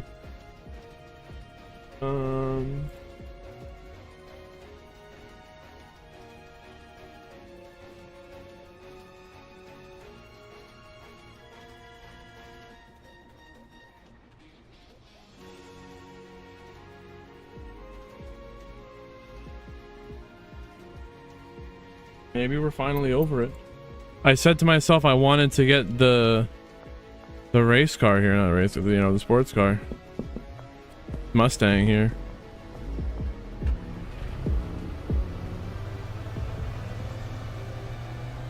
That looks pretty choppy. What is this, 5 frames per... Whoa, dude, why are we lagging so hard? Looks terrible.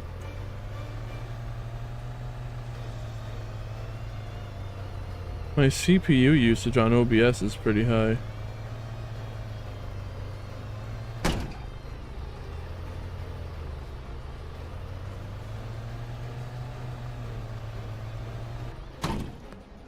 Here's one. Oh, our dealer is not home.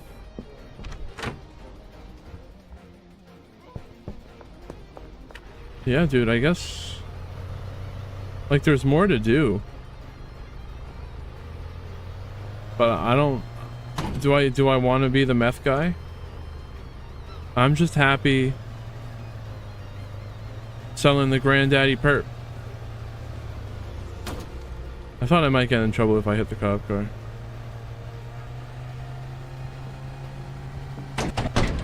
Hello, can you let me through here?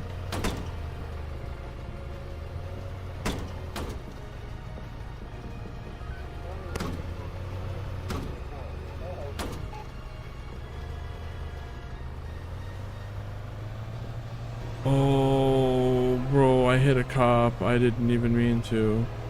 This game is lagging too much. I'd have to restart my OBS.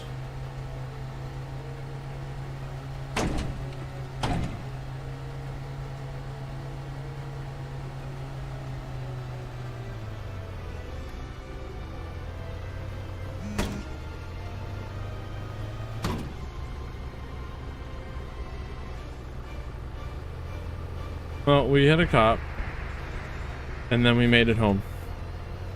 So, you know what? That's kind of okay, right?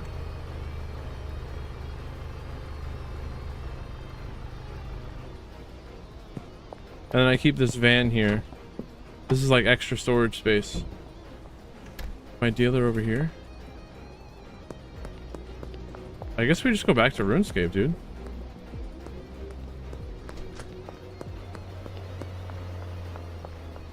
Let them add stuff to this game. And then we play it more.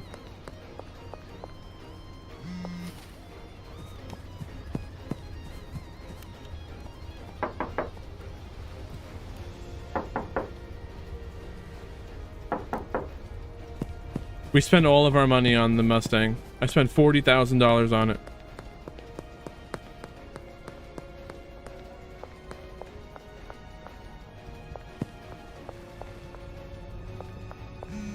Yeah, dude, I guess I don't even want to play this anymore.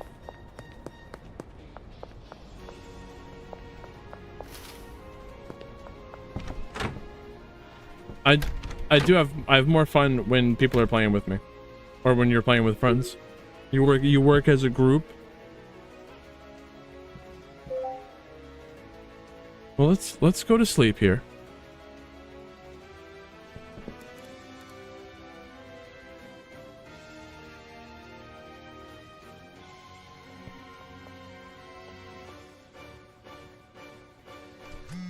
And I want to see.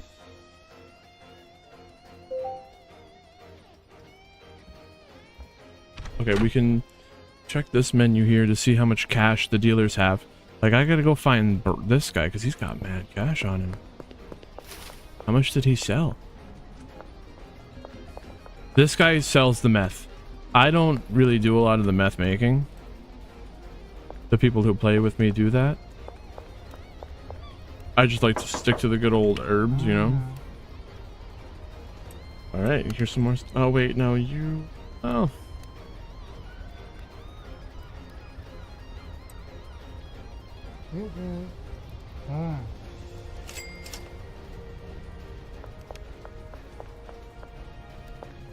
I guess the customers aren't too picky.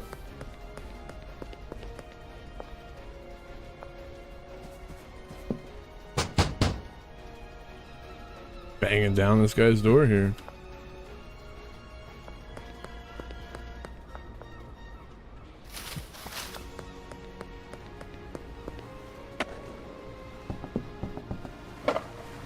Skateboard sucks right now. Dude, what's going on?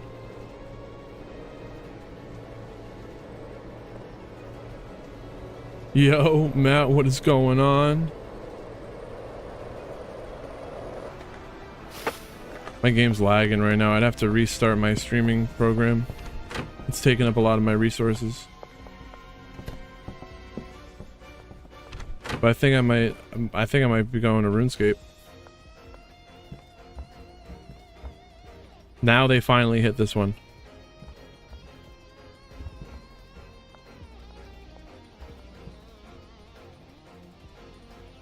Yo, we're stuck.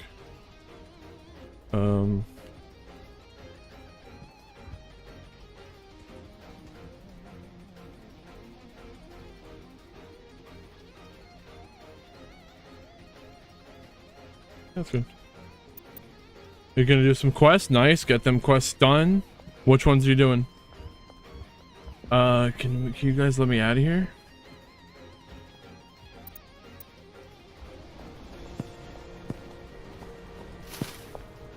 Oh, yo. I got the purple Mustang now. We got them all lined up here. Need to get something else.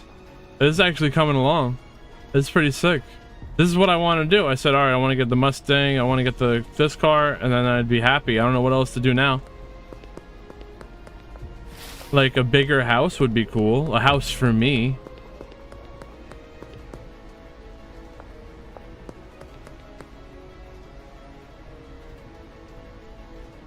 I don't know what other goals would be. Like, it's just make more, sell more. What else do I want to do after that? You know what I mean? It's just number go up, but there's what's the end game with that?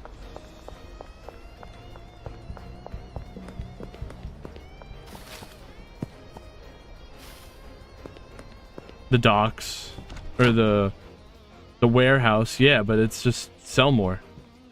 Bigger space. Maybe better car?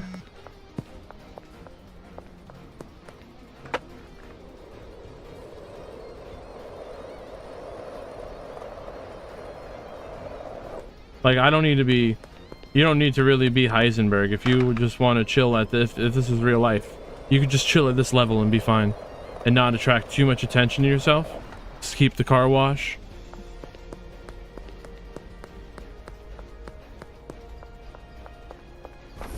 Once you start getting bigger... I literally bought the most expensive car you can buy.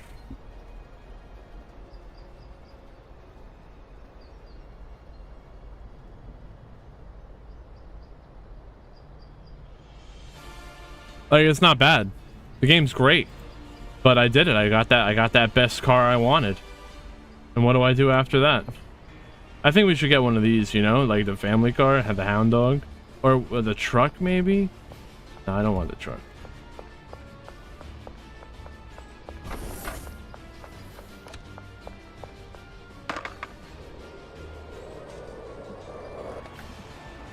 Yo, this guy have freaking ollies.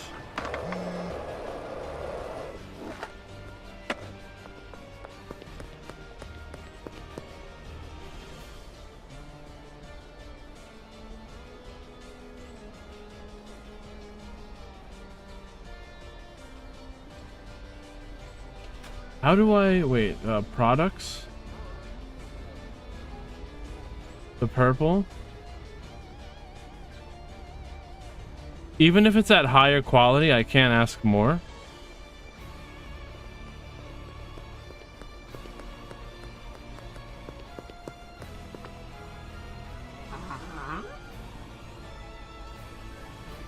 This guy just comes up to me asking me, yeah, where's the meth at? I need it.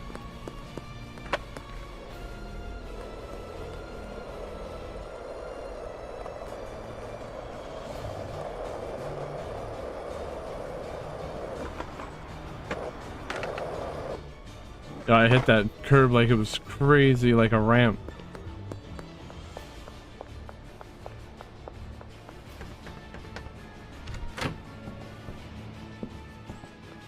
This guy wanted meth. We don't have any? I sold all the meth? Oh, my bad, dude.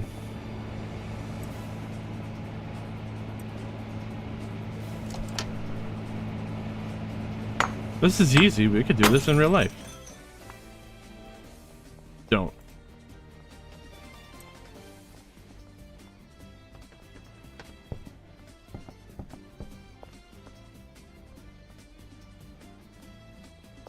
How much did he want?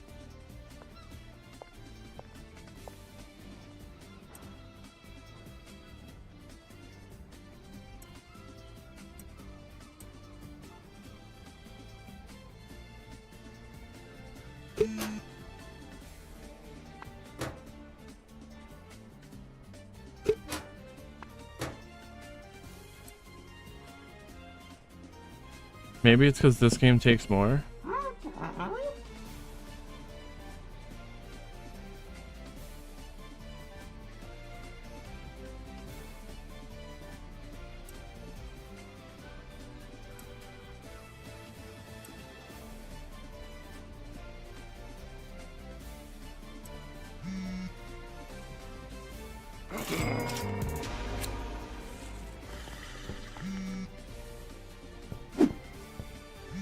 What if I just wasted this fool? Damn, he's gone.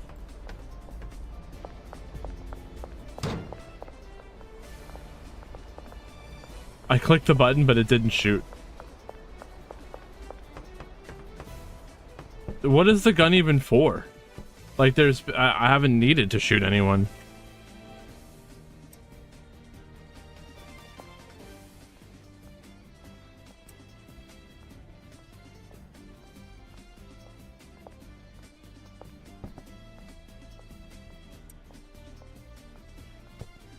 Yeah, I guess we're done. Yeah, for later. That's what I'm saying. Like, maybe there's not enough stuff to do yet, and maybe we've done what we want to do for now. Hopefully they add some stuff to make it better.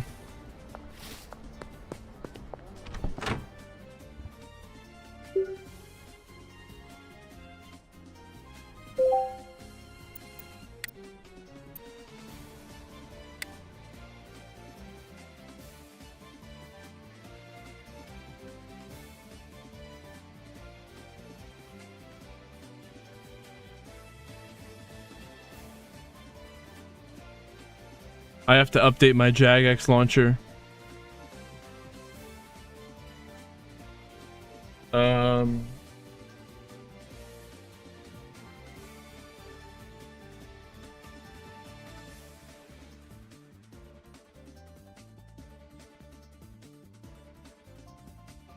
Switching over to RuneScape.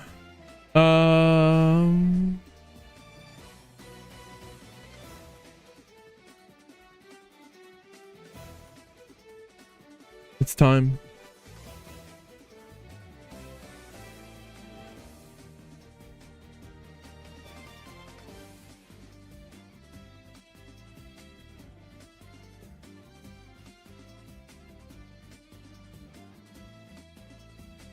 Dude, first kill would be insane.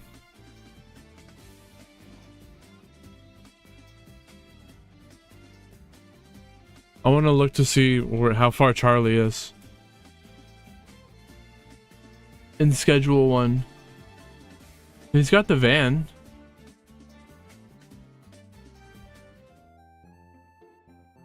Is it not going to pop up?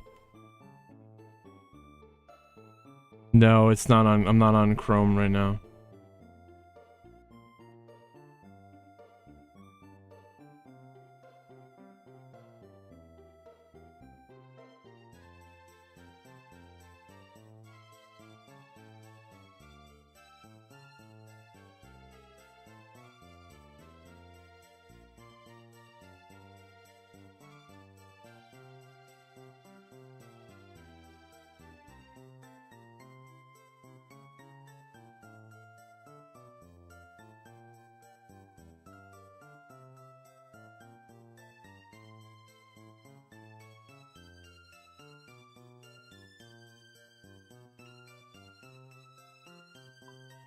Apparently I bought a month of membership today. I didn't even know it.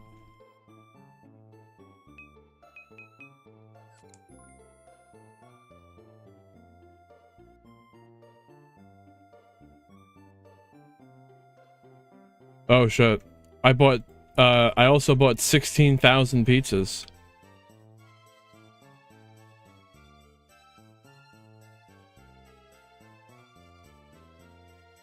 Oh yeah, there's a lot of times you have to think about, is it better to just buy the membership or do you want to spend the time in game buying a bond?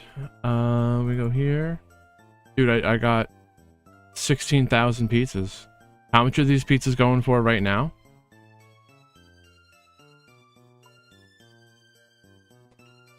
They're going for 9.1 mil, and I bought them for 9.4. Pizzas are down. Well, I have how many pizzas?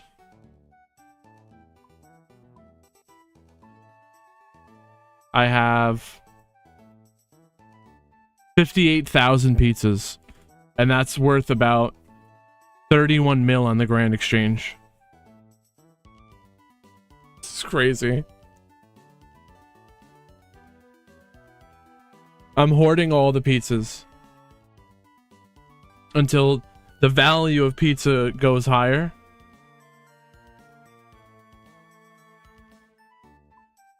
It's like stocks, except pizzas.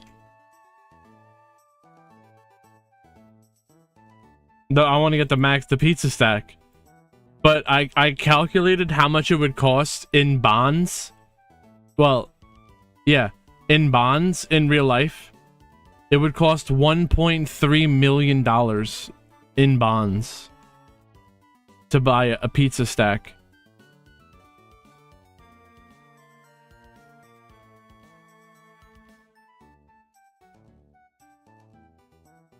We have the cave kraken as a task right now, but I have to do something.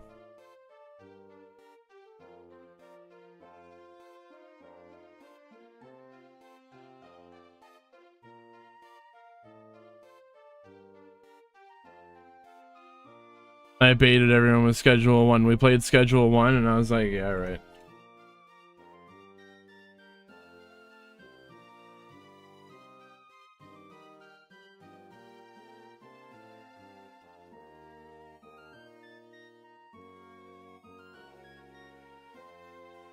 What part is it?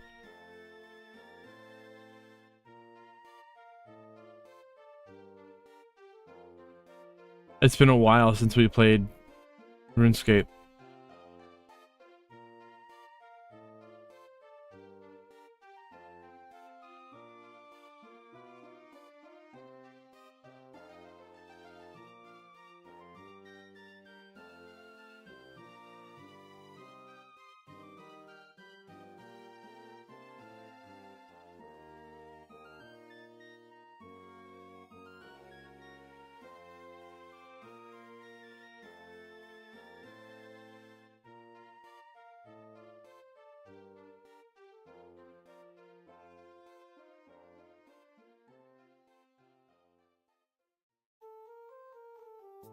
This is gonna be the 14th stream trying to get the Kraken pet.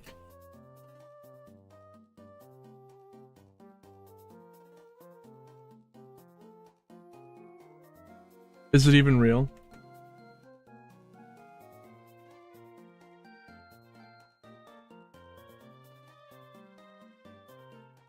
I don't have a thumb. Where's my thumbnail for that though? Well.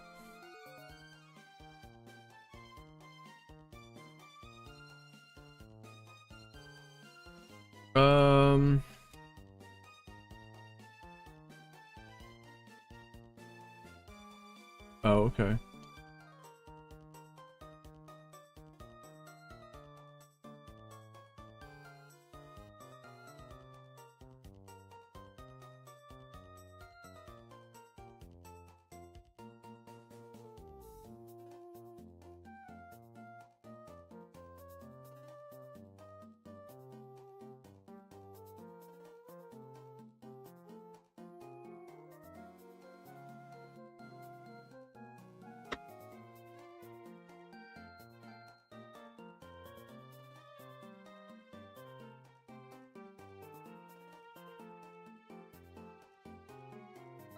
Sports. What am I doing? Oh, yeah, yeah.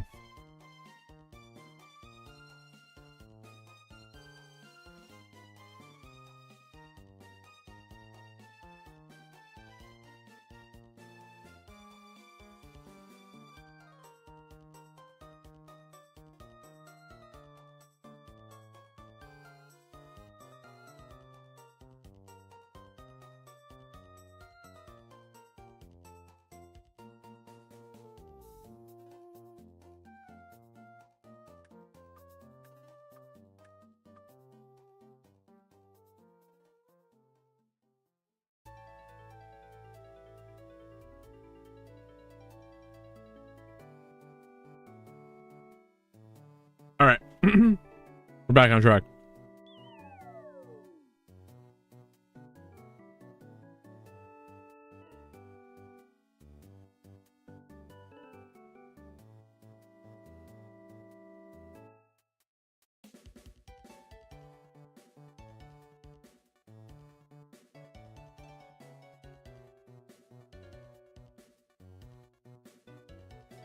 Matt, are you excited for the new skate game?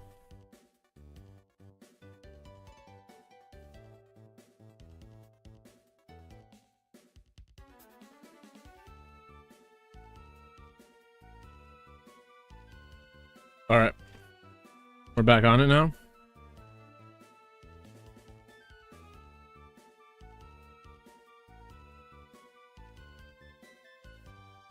It's a little much, really?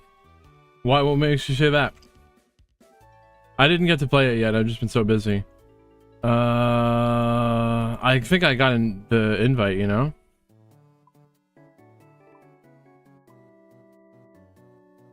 I gotta get in RuneScape mode now. Defense and brew. We got defense and a brew. And then how many prayer potions? I don't know. I'm bringing 4.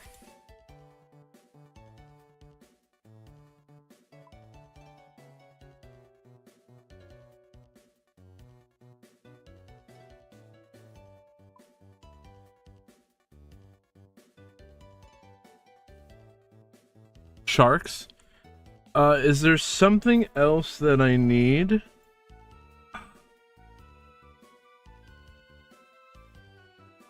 The Varrock teleport back.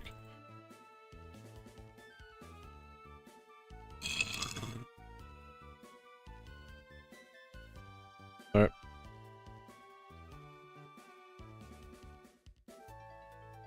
They make you climb a building to get to the spot? Maybe that does sound like a bit much.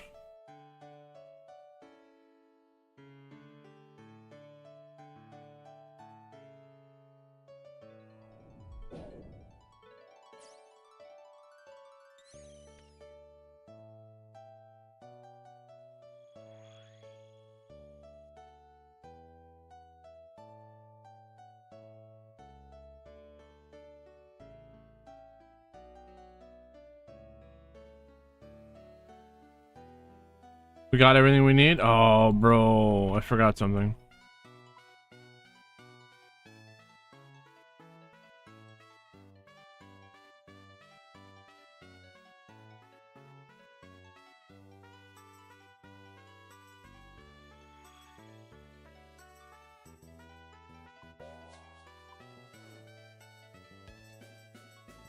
I forgot my bracelet of slaughter. Bank. This. Slaughter.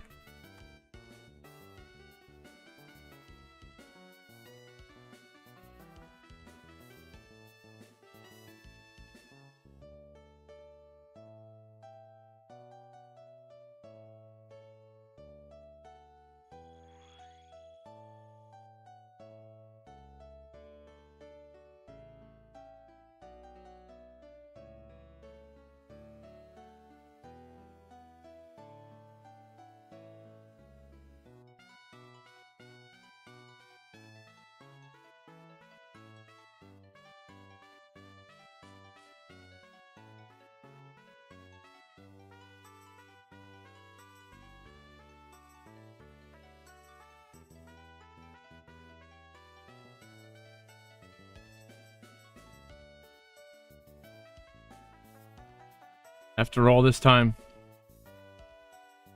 Oh, there's someone here.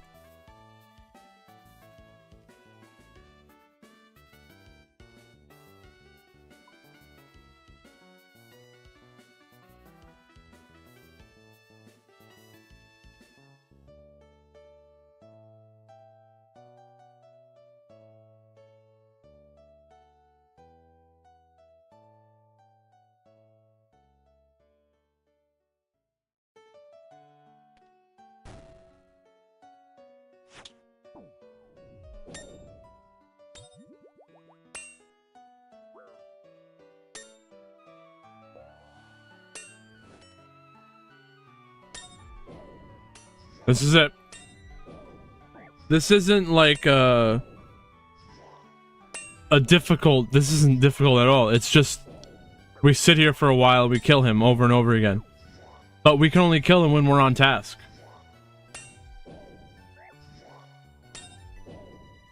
Like, I can only kill him 32 more times, then we gotta get out of here.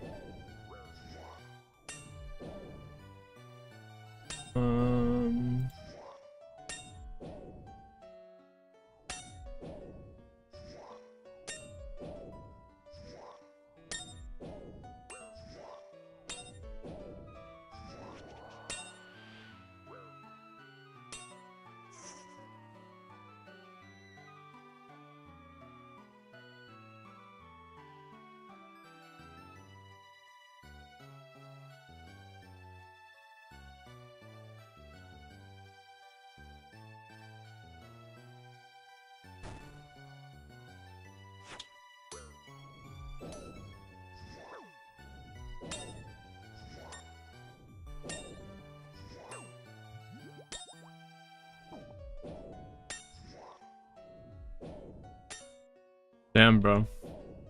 When we don't have the task, I do fast tasks, I skip bad tasks, and then I boost Slayer points so that I can skip more tasks. It's rough. And then doing this in little chunks of 150, 200, 250, and then doing 5 other tasks, getting to come back, then having to come back here. It's a pain. That's the challenge here. Just consistently grinding. And we have ways to maximize the amount of tasks we're gonna get. And like, we're using the slaughter bracelet to make the task last longer. And then we use the expeditious bracelet on tasks that we don't like. And my Slayer level, look at my stats. I have 91 Slayer. 91 attack. 95 ranged. 88 strength.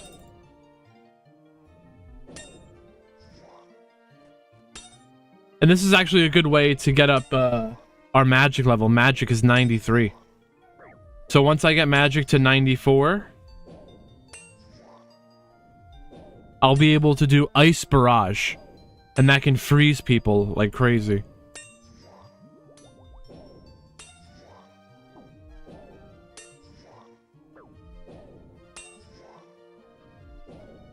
But yeah, we just grinding it out with this guy.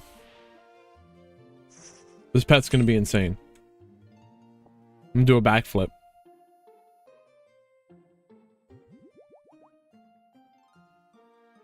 I can also I can switch over to this staff. And when I do the blood magic, it heals me. Oh yeah, fire cable me nothing. I want to do this before that. That's all I'm waiting for, basically, pretty much.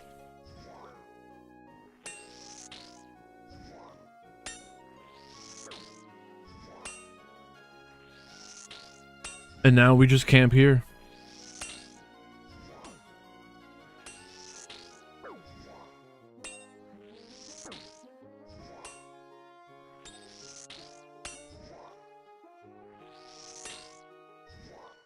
The rune pouch. Yeah, I think I bought mine too. It's easier that way. There's a way that you can unlock it though.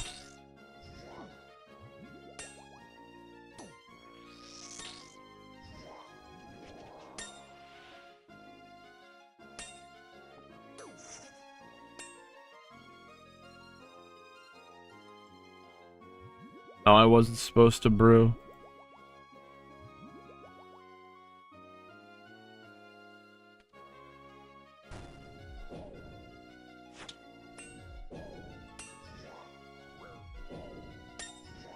Nah, see, I wouldn't use the Slayer points on that. I would just pay the money. Because the Slayer, yeah, you need the helm. And then even after the helm, there's other things that you could want to get. I wouldn't use Slayer points.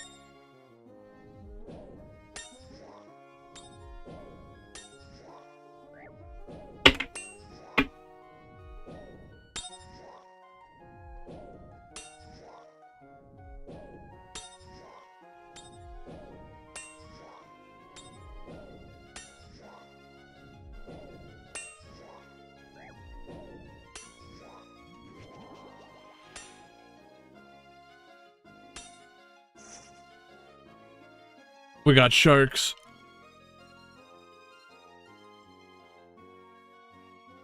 Uh, 2,680 kills.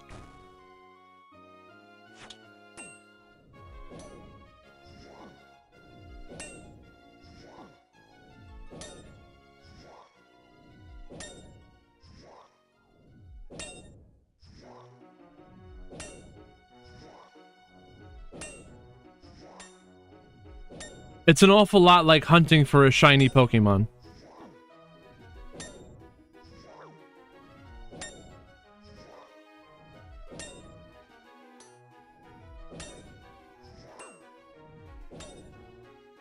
It's literally like the same odds.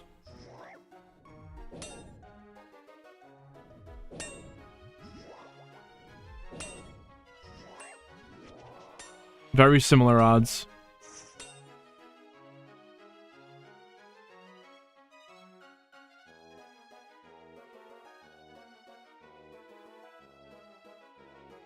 There are ways to lower it, but the base odds is like 1 in 4,000, I think.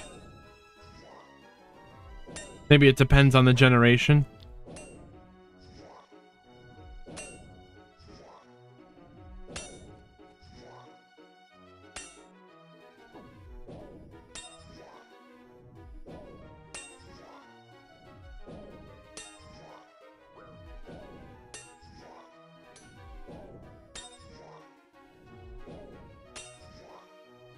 Man. We got this. Today could be the day.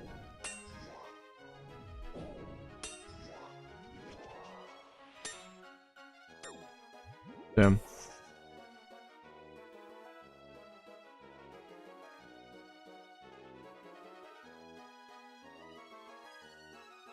Oh, shit. Wait, does that work?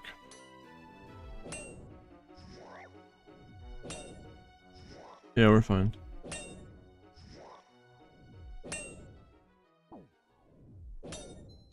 If anyone has video for us to watch, we can watch that too. What we got?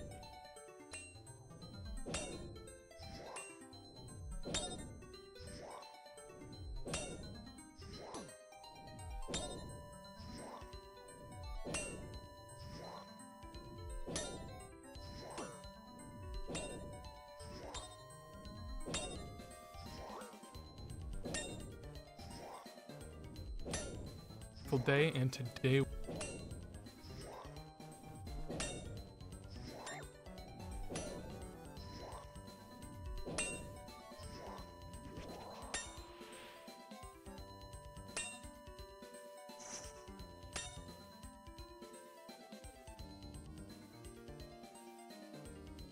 how do they do that?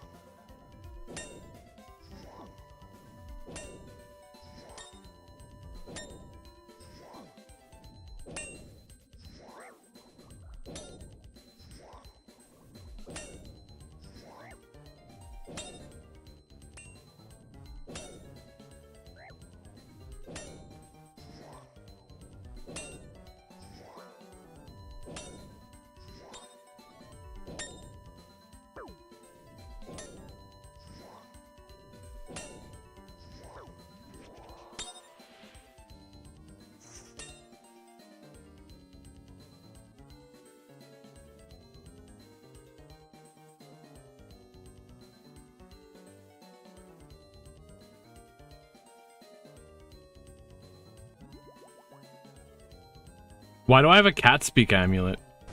What am I supposed to have instead of that?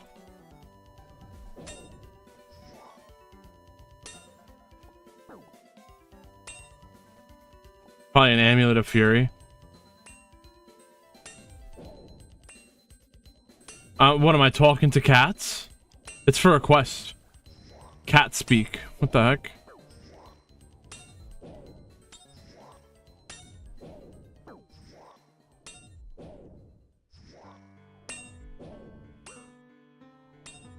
You can't really watch.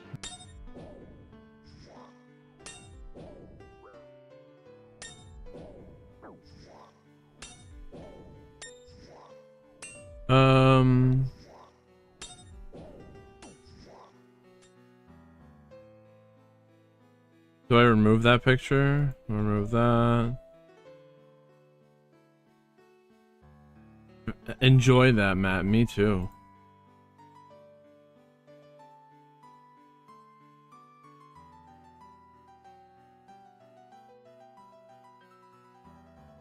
How do I make this the right size? Theater mode? We do that? I don't think we have to. Browser?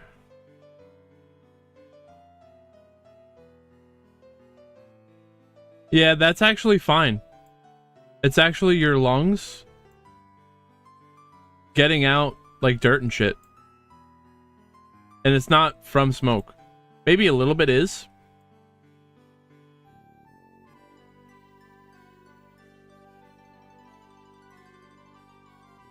It's not bad. It's the natural reaction.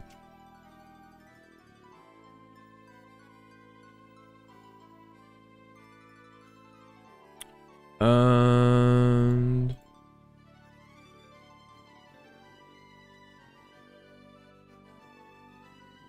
what if that's him back?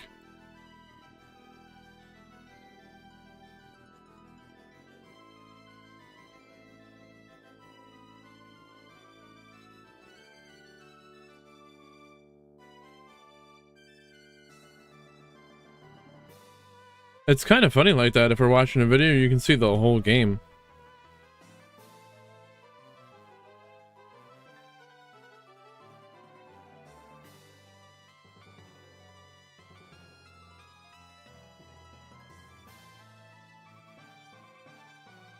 The glass is better. Well, when there's water involved. The water filters it out, you know. Well, that's...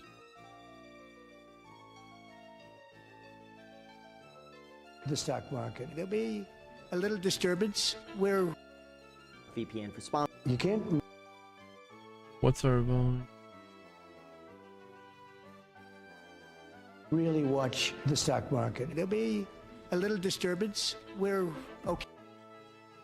Ram Stefan says Trump broke the stock market. You can't really watch the stock market. There'll be a little disturbance. We're okay with that. Lots of people selling off on the market. You can see it right there on your screen. Let the deal maker make his deals. This is just the beginning. It's just the What's up, beginning. Graham? It's Guys here, and all hell is officially broken loose. For those unaware, we have just witnessed the largest single-day stock market point drop ever in history, all because of a term that sends chills down every investor's spine. Reciprocal tariffs. That's right, without exaggeration, tariffs are now the highest they have ever been since the early 1800s. And beginning today, they are single-handedly changing the entire landscape of our economy, from the value of the US dollar, potential trade wars, and a worldwide fallout. In fact, the situation has gotten so bad that some headlines are drawing eerily This happened before in the past, and I don't know how we're not learning from the past. Same stuff. similar comparisons to that of the 1929 Great Yep. Depression. So with nearly everything significantly falling, with the exception of Warren Buffett's cash pile, let's discuss exactly What? what's happening, what this means for you, the impact this is about to have on pretty much everything, and then finally, how you could use this information to profit. Because I'm not gonna lie, this might wind So, up being a very The difficult last time no one was trading at all, and no one was selling anything. No one was buying anything. And then it basically caused some people say it caused the Great Depression. next few months, and the more you can understand exactly 100 years expect ago. and how to prepare, the better. But before we start, as usual, if you appreciate the last minute breaking news videos like this, it would mean the world to me if you slapped a tariff on the like button and subscribed if you haven't done that already. Hit that I know tariff. It's annoying and I get tired Wait, of asking what? for it, but it does objectively help out the channel tremendously. And as a thank you for doing that, I'll do my best to read or reply to as many comments as I can. So thanks so much, and also big thank you to Surfshark VPN for sponsoring this video, but more on that later. Alright, so I've said this before, but I'm gonna say it again because it's important. In order to understand the impact this is about to have on our entire economy, we need to answer the question, what is a tariff? Even though there's plenty of technical definitions out there, just think of this like an additional tax that's collected. Some countries have like 10% tariff on our cars and things like that. If goods become more expensive, it'll encourage people to buy and manufacture locally. And if they don't do that, then at least the government gets to collect a little more revenue in the process. And if that sounds confusing, here's an example. Let's just say that China makes and imports a vehicle into the United States for $25,000. Well, this competes with American-made cars that cost $50,000 to make. So as a result, American-made products are seen as more expensive and less desirable, and demand for Chinese cars increases. However, in an effort to level the playing field, a 100% tariff is placed on cars from China, and all of a sudden, both items now cost the exact same when sold in the US, thereby increasing revenues for the government. But now everyone's going to increase the tariffs for our cars and no one's going to buy our stuff. More demand for locally made goods and making American products slightly more appealing. Now, in terms of who pays this tariff, despite what you might think, it's not paid for by the other country, but instead by the person or the company who imports that item to the United States. So if Ford brings in parts from out of the country while making their F-150, Ford is the company responsible for paying the additional tax and not the country who makes the item. And this could result in nearly every But it's going to make what you want more expensive. single item that you use on an everyday basis going up significantly in price. Like, without exaggeration, you could apply this towards any import, like clothing, batteries, housing materials, cars, and electronics, and all of a sudden, this additional cost has to come from somewhere. So why is this likely to result in a trade war? Well, like I said, the thought process is that tariffs can be beneficial in four main ways. First, they protect US companies from foreign competition. In this case, if imported goods become more expensive, then local companies have a chance to compete with their own products. This leads to, number two, increased job growth. When local companies are able to compete, they're likely to hire more workers and sustain a higher employment rate. That leads to, number three, higher government revenue. The more jobs hired locally, the more revenue the government can collect in taxes. And even if more jobs aren't created, the government is still collecting additional revenue coming in from the tariffs, which could then result in, number four, favorable trade negotiations. Perhaps other countries don't want I think that's the play here. It's all just a threat, really. It's not going to stay. And the point is to use it as leverage to negotiate. That's going to hurt their own economy. So they negotiate to buy more American-made products, resulting in a fair global trade around the entire world. Although in terms of how we came up with these tariffs, here's where things get interesting. For the last 50 years, the United States has been in what's called a trade deficit, where we buy more from other countries than they buy from us. Why? Well, frankly, other countries are able to make goods and services for a lot cheaper than we can manufacture here, and this could result in the detriment of our own workforce in the United States, who can't keep up, as well as the value of the US dollar, which constantly labor is really expensive here, so in a way, because everything's so expensive. Place on Liberation Day to level the playing field. But then that wait. It's so the labor is so expensive here because the cost of living is so high, because rent and all that shit is so high, because corporations are buying rental properties and all that shit. Wait, we don't want to talk about that? Ah, fuck it. In terms of how these tariffs were calculated, it's a bit confusing and there doesn't seem to be a direct science to this, but it does seem to be pegged to the amount that other countries impose on the United States. However, there is a very big risk to this strategy. It's all messed up. Other countries are beginning to fight back with reciprocal tariffs. In this case, China went on record to urge the United States to immediately lift tariffs, otherwise they'd vow retaliation. Canada said that if we tariff them, they're going to tariff us, which is going to result in us tariffing them even more. It's a trade war. Them tariffing us even more. It never ends. Preparing for countermeasures to take place, and we're basically finding ourselves in a very volatile, scary game of chicken to see which company blinks first and who gives in to the United States' demands. That's basically what it is. Realistically, tariffs just result in, number one, higher prices for everyone, especially because most of the companies just pass on the additional cost to the consumer. We're going to be paying it. Any guarantee of benefiting the United States. Second, a trade war becomes more and more likely, resulting in a stalemate that just hurts everybody. And that leads to three, less economic growth as people cut back and buy less, which is what we're starting to see. As it stands now, economic uncertainty just spiked to levels never seen before on the index. US companies cut 275,000 jobs in March, marking the highest number of layoffs since May of 2020, and April 3rd was the worst day in the stock market since June of 2020. This is partially why Trump said that he's open to trade negotiations and is urging other countries to lower their tariffs on us before shit hits the fan. Although in terms of what this means for the future, you're going to want to hear this. Although before we go into that, I'm going to be honest, it's truly astonishing the lengths people go through to protect their investments. I'm talking about setting up LLCs, creating complex passwords to protect their accounts, or getting home or auto insurance for peace of mind. Yet, most people fail to invest any time whatsoever into safeguarding something that's arguably more impactful and more likely to be compromised: their data. In fact, one of the easiest ways that you could protect yourself is by You can steal my data. like our sponsor. You ain't gonna find Surfshark. anything. For those unaware, Surfshark VPN works by encrypting your online data to help secure your personal information, mask your IP address, and help prevent hackers from identifying your city, country, and download history. Or basically, a VPN could swap the real location of your device with a new one, giving you the ability to virtually travel anywhere around the globe. As an example of this, I recently visited Japan, and I was able to turn my location back to the United States so that everything would work as normal. Or you could also do this in reverse. Like, did you know that you could watch the entire Harry Potter series on Netflix in the United Kingdom? Just switch your location and you're good to go. In addition to that, Surfshark's Clean Web feature also blocks ads, trackers, malware, and phishing attempts, allowing you to surf the web safely.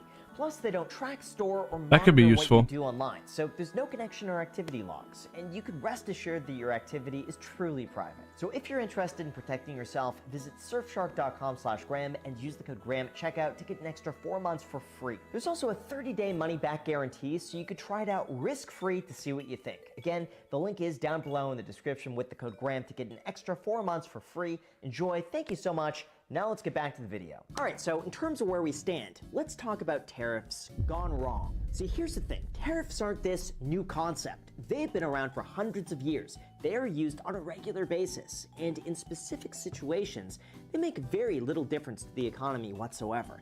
But when implemented on a broad scale, as history shows us, things could get very bad very quickly. And when it comes to this, let's take a look at the early 1800s, because believe it or not, they had similar tariffs as we have today. In the Back then, 1800s? tariffs were implemented. We're never gonna learn, are we? US industrial products against competition from foreign imports, and tariffs were increased all the way to 49%. In this case, US manufacturing certainly benefited, but the agriculture industry did not. Over time, this resulted in the reduction of tariffs when individual states argued that they were unconstitutional. And all of this laid the groundwork for the Civil War. After that, we had another round of tariffs in 1930 known as the Smoot-Hawley Tariff. Damn Smoot-Hawley. The United States was in a very tough position of being in the middle of the Great Depression, with unemployment being very high and businesses were struggling. So as a way to help People boost the say economy, the Great tariffs Depression was already happening, but that probably made it worse. were placed on foreign goods to make American businesses stronger and prevent foreign competition from ruining the lives of everyday Americans.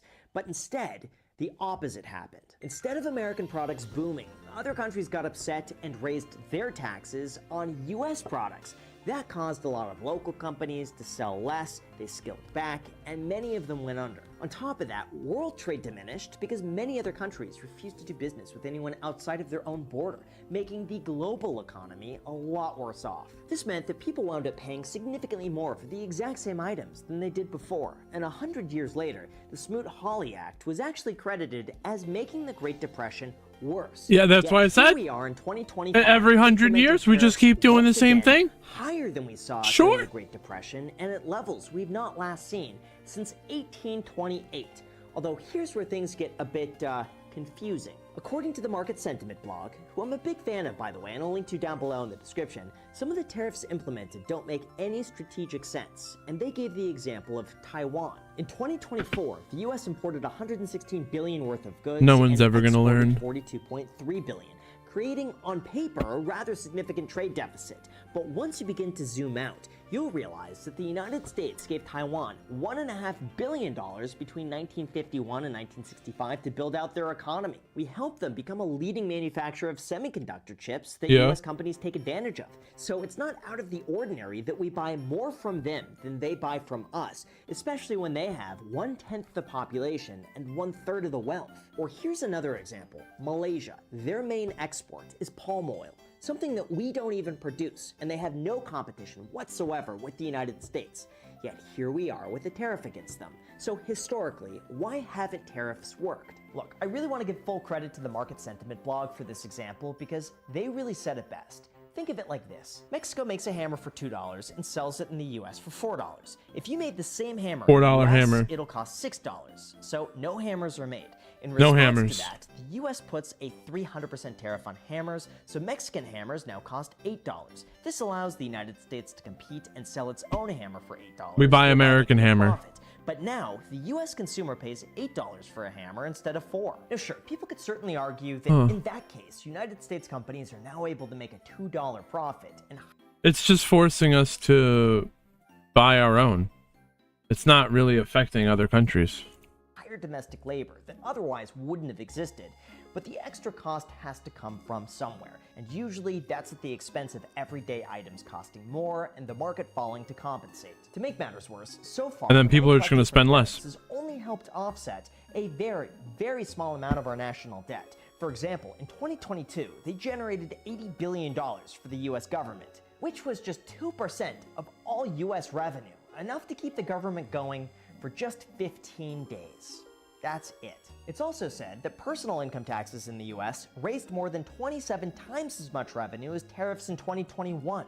This pretty much suggests that it'll be impossible to run the US government on tariffs alone. In fact, it's said that a tariff hike of 69.9% in the level of imports for 2023 seems like it could fully replace individual income tax revenues. But that's not considering any of the fallout of mass layoffs, reduced spending, and less investment, which feasibly makes it a losing proposition no matter how you look at it. Separate from that, we also just have to acknowledge that other countries sometimes just have the ability to produce items better and more efficiently than we can in the United States. It's why Mexico exports avocados thanks to their soil and climate than, let's say, Finland, where it's too cold. The same applies to coffee beans. There's a reason why the majority of coffee is produced throughout the equator versus Antarctica. It's for these reasons that for a variety of exports, it makes sense to create what you have an abundance for. And unfortunately, a trade war really discourages that. That's why I think tariffs can be useful in limited niche situations for protecting certain makes US sense, products too. and services. But on a broad scale,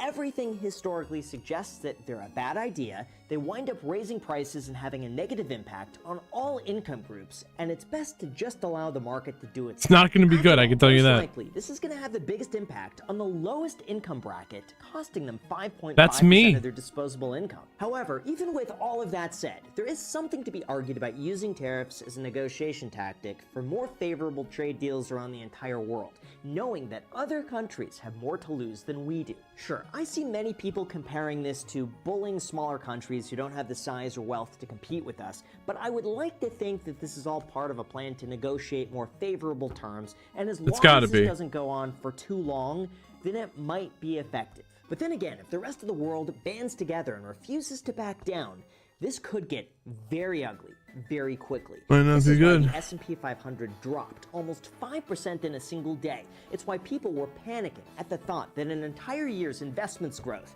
are gone in a matter of 8 hours. And in terms of my thoughts on this and what you could do about it, here's what I think. When it comes to tariffs, it's largely outside of your control. There's not much you could do about it, and there's no sense wasting mental energy thinking about what might or might not happen. It's true. Instead, you get a much higher ROI Can't control it. simply by living Control below your means, what you can do making in your sure you life. keep a consistent income, and having a long-term approach to investing. From an investment standpoint, the stock market's best days often happen in a bear market, when prices are down the most, and this usually happens after the worst days. This is why I'm not trying to time It's gonna the bounce markets, back. but instead I'm using it as an opportunity to buy I'm in not a little bit financial cheaper, because advisor. As long as I'm not planning to sell anything that I have for another 10 or 20 years, anything that happens in between now and then really makes no difference whatsoever. Honestly, as much as it sucks to be down a ton of money, it's just par for the course. Like, this is normal investing. When you look back over the last few decades, this happens on a consistent basis. And that's why, for me, I'm not really panicking.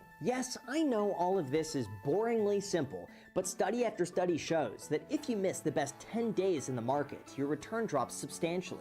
This is the single reason why the average person is such a horrible investor, underperforming just about everything. Like even a You know, right? You gotta person ride has the much waves. higher returns because they don't get emotional about their investments since they're dead. Anyway, that's what I'm doing. I bought more yesterday, Wait, I what? bought more today, and I'll continue no matter what, smashing the like button and subscribing if you haven't done that already. And if there's anything I missed, by the way, or anything you want to add, comment down below, and I will do my best to read and reply to as many comments as I can. Oh, and lastly, some colleagues of mine are working on a free budgeting software that's meant to replace the likes of Mint.com. So if that sounds interesting to you and you want to be a beta user of it, I'll link to it down below in the description so that when it launches, you can be one of the I ain't no first people to beta. try it out and share your feedback. So that's it. Thank you so much, and until next time.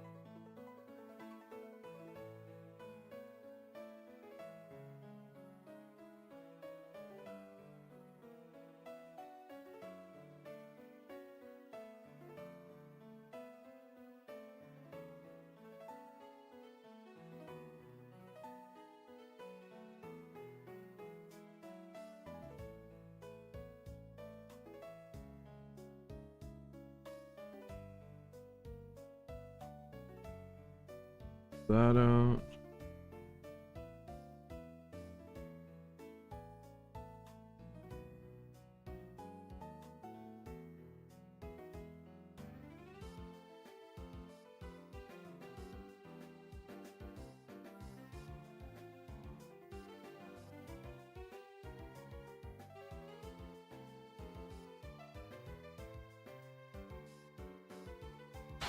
Welcome back, everyone. Right now, many people are looking at their 401ks, wondering what's next. This is a look at the closing bell on Friday as the Dow takes another nosedive, ending the trading day down more than 2,200 points. And the Dow actually ended the week down over 7. That'll be downing. No, that's just not good. We're dead. We're all cooked.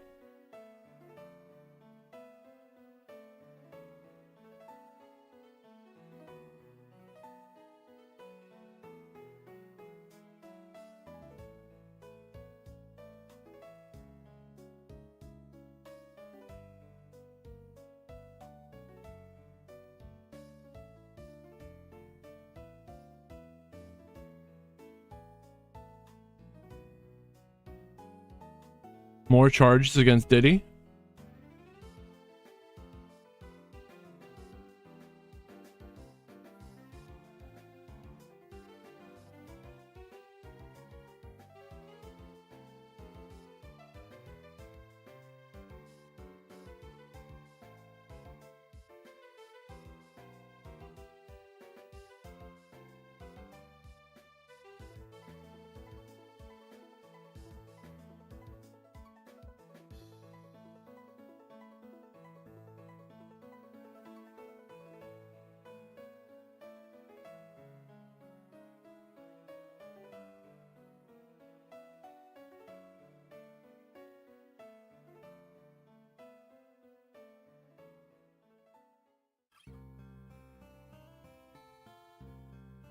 There's nothing interesting happening.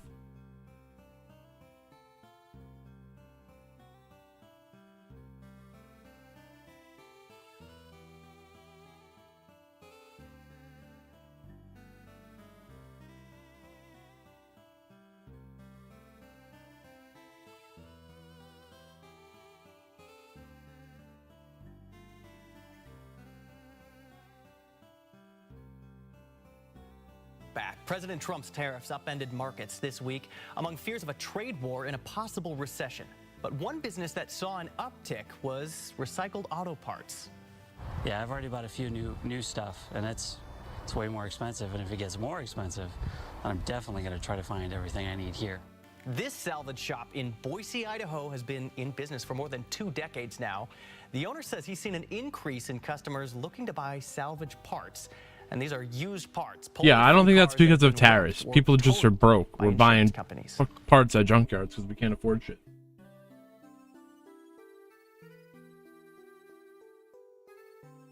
That's not... I don't think that's because of the tariffs.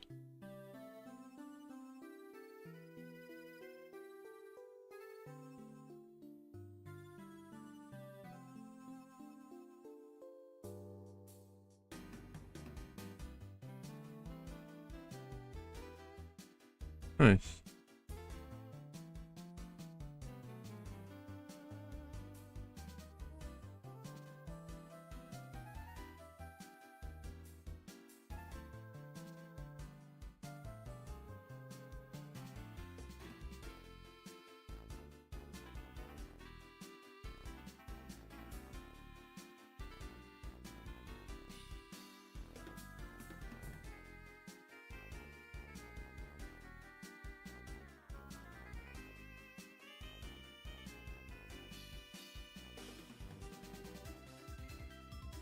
Is the Kraken even real?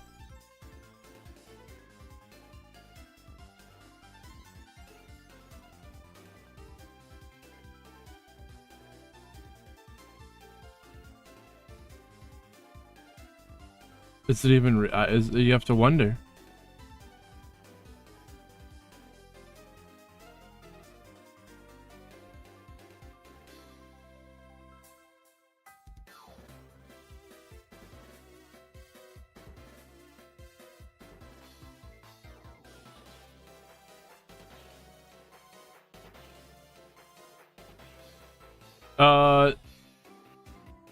What are we at?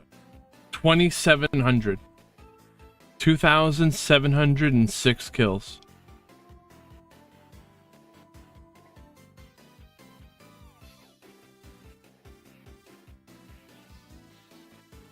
Damn.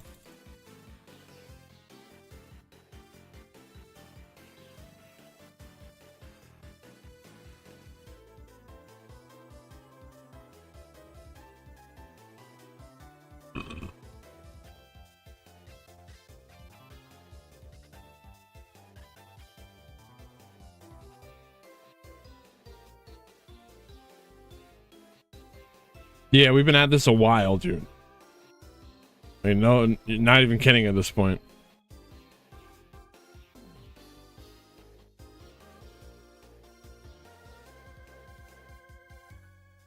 But there are people who do it for longer.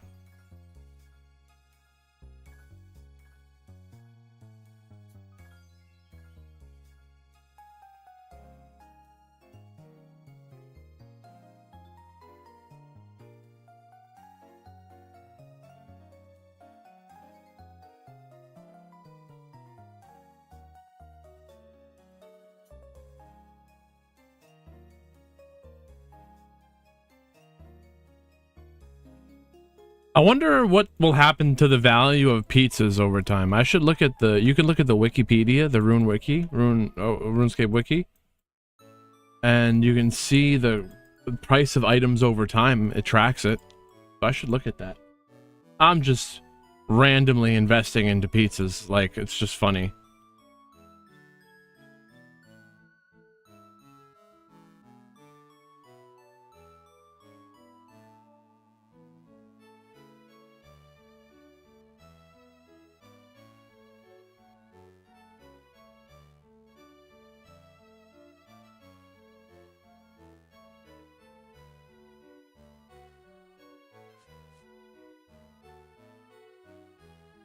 We're back at it.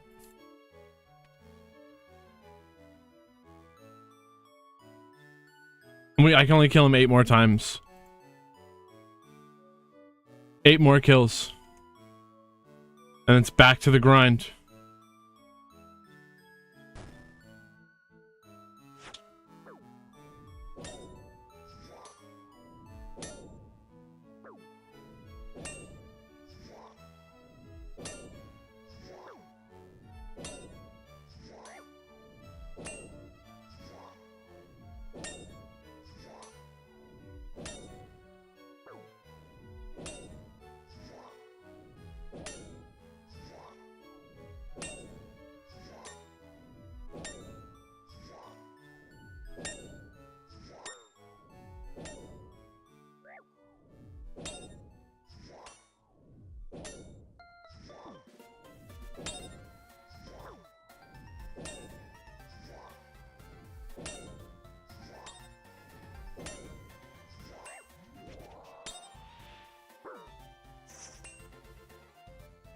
What are these people protesting? I'm Kathy Vara. And I'm Jonathan.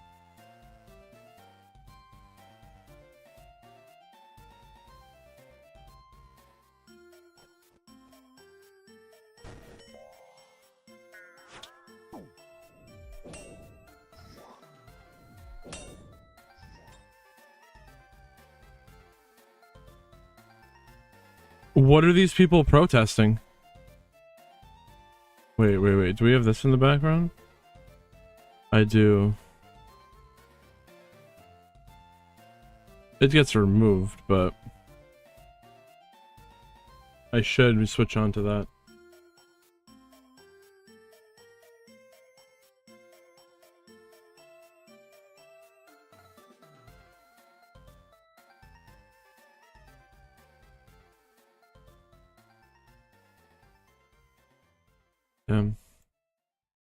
Gotta be over here. Well, I'll finish the kill. The kill's over.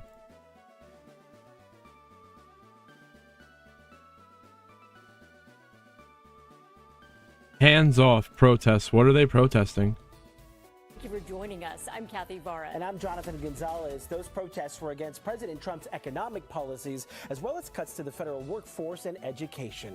From Washington, D.C. to Chicago, even Boston, there were large crowds and more than 1,200 marches. People this was today? Reading, "Hands off our democracy, hands off Social Security, and Congress, do your job."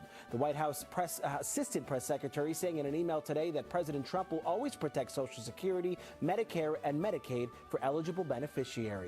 Some of today's rallies took place right here in Southern California. The largest in downtown LA. NBC4's Amber Frias shows us why people here decided to march. Ho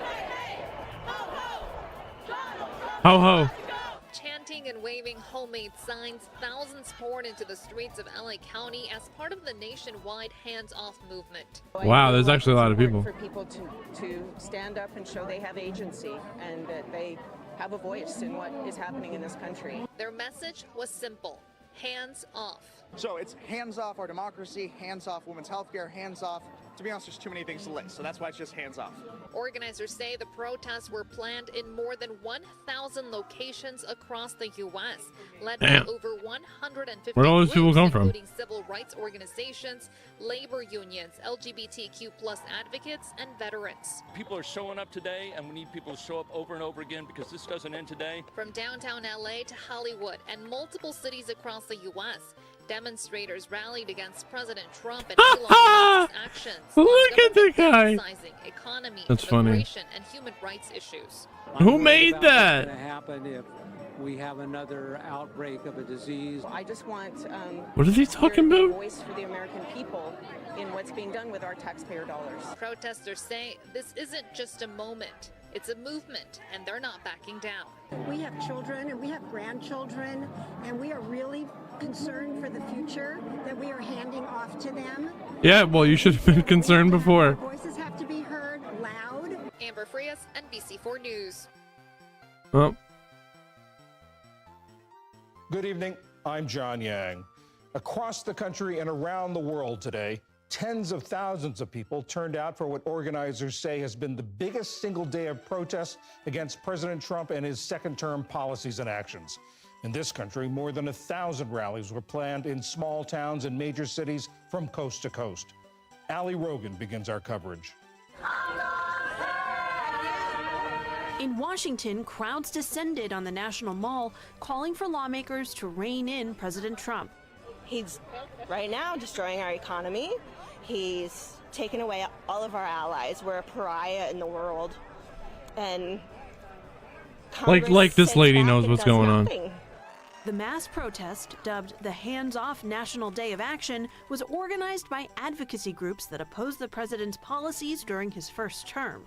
Protesters railed against Mr. Trump's recent moves to lay off scores of federal workers, revoke protections for immigrants, and implement sweeping tariffs. But for Democratic leaders, the president's threat to democracy took center stage. Our founders wrote a constitution that does not begin with "we the dictators." We the dictators. We the people. The movement spread far beyond the nation's capital. From the He sidewalks sounds. of That sounds South Bend nice. to downtown Boston and New York City, demonstrators took to the streets in protests both big and small to oppose President Trump's agenda. That resistance echoed around the globe. In Germany, England, and Portugal, protesters Really? flocked to public squares to show support and solidarity with Americans. Freedom is at stake in the United States and for the whole world with what Donald Trump is doing. What? We need to stand up. For PBS News Weekend, I'm Allie Rogan. These protests cap a tumultuous week. Overnight, President Trump's 10% global tariffs went into effect, and in anticipation, stocks lost trillions of dollars in market value in just 2 days. Beverly Gage is a professor Nice. of history and Strong. American studies at Yale University. Beverly, is there any precedent or even an analogous events to what we've seen in the past few days? Well, we've certainly had tariffs before in American history. No, not on this scale and not for a while, but I cannot think of another moment when it seemed like the White House and the president had deliberately tanked the stock market and told everyone, hey, no worries, it's going to be okay. You say there have been tariffs in history.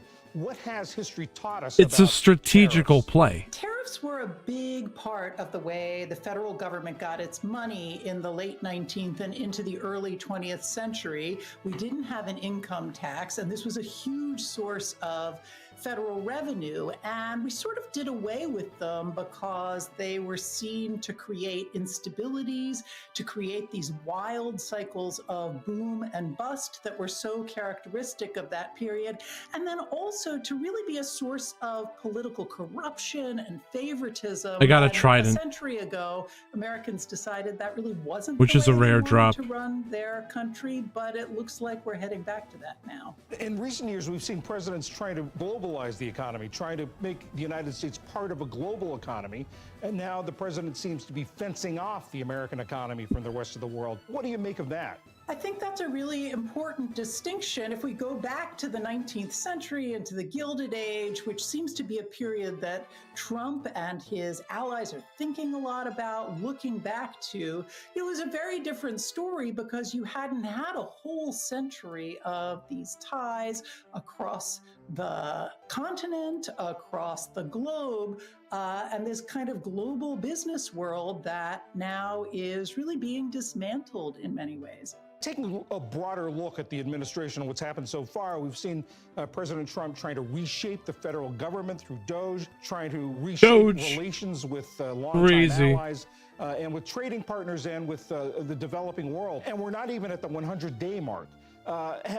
Can you think of a time or a president who's hit the ground running so hard and so fast? I think you can look at something like Franklin Roosevelt's first 100 days, which Hit is that where ground really running. we get this idea of the first 100 days as a critical period. Lots of things happened, lots of things changed, and they were pretty fundamental. Changes in the political economy. Americans were able to start drinking again because he ended prohibition. But that moment, I think, is different from this one because people understood Roosevelt to be addressing really a cataclysmic crisis. At home, the Great Depression; abroad, the rise of fascism. And now it seems like Damn, why the does it do crisis that? is sort of coming from the White House more than anything else. Can the president keep up this pace of activity? And also, can the body politic keep up with this pace? It has been, I think, really overwhelming for lots of people, myself included. And as you say, it's still pretty early on. So we might think that some of this will slow down as the courts come in, maybe as Congress begins to try to play a bigger role in all of this. But, you know, I think the Trump administration has been very smart at kind of creating narratives, controlling the news cycle, rolling things out piece by piece. They didn't just come out and say, we're going to cut 10% or 50% of all government agencies, or all universities are going to have to do that. They're making it very personal, and they're doing it bit by bit. And it's possible that that could go on for quite a long time. Is this an inflection point in terms of the United States' role in the global world order and the relationship to the global world order, or is that taking it too far? I do think that it's an inflection point, not because we know all of the consequences yet, not because it's a done deal or nothing's going to happen. We're seeing waves of protest, lots of pushback starting. So we're still very early on. But I think what's happened in a pretty fundamental way is that a lot of certainties have been upended. Certainty that if you are a scientist, you're going to be able to think about a lifetime career in the United States and think about sources of funding. Same thing for federal workers, and I think that you can take that into the global scale as well. Diplomatic relations, business expectations, all of these have been pretty profoundly disrupted, and we might go back. We might change policies, but the fact that people can't be really secure anymore about what the fundamental assumptions and structures are through which to plan for the long term, I think that's not something that we're going to go back from so easily. Beverly Gage of Yale University, thank you very much. Thank you.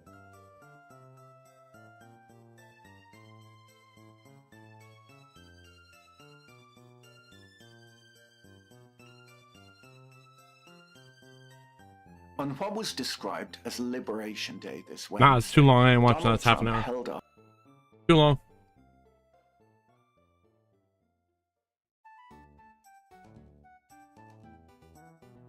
Can we zoom this out a little bit? We probably do.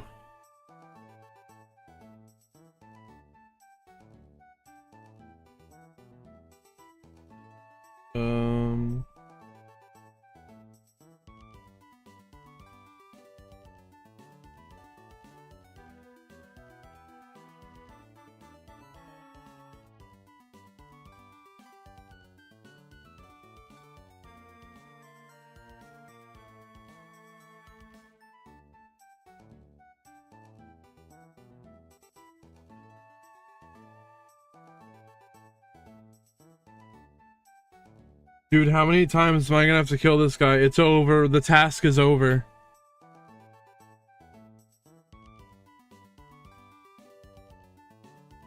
Crazy.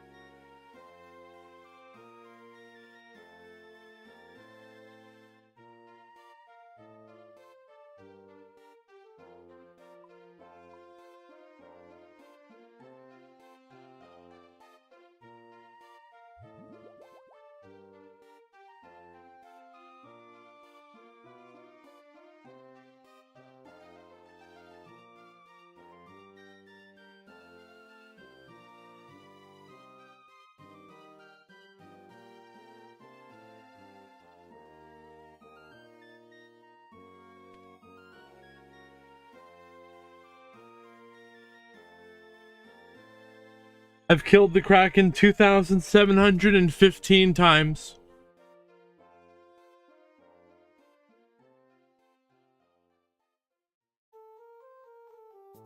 No, no, no, no, no, no.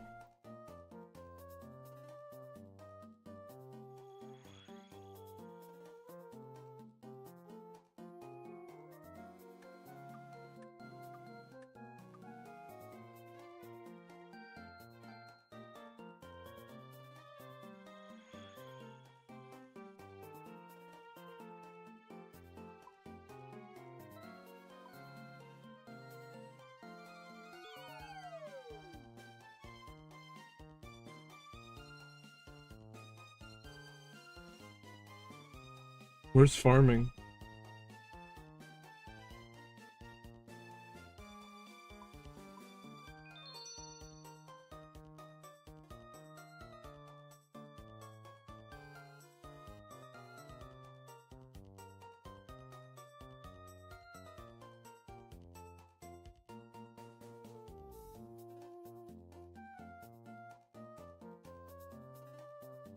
Dagonoth is totally fine.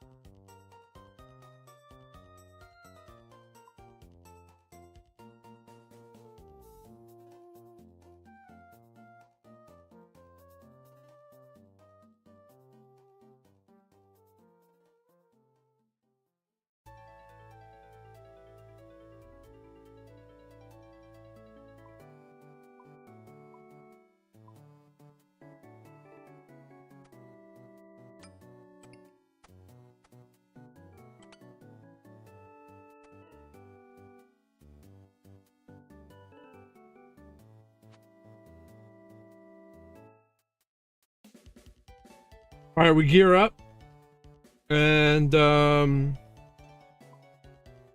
gonna do combat.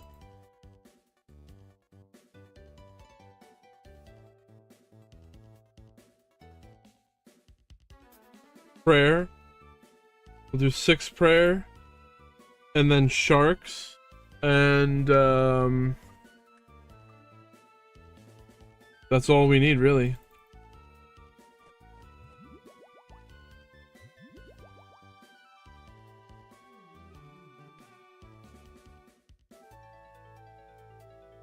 Yeah. Configure.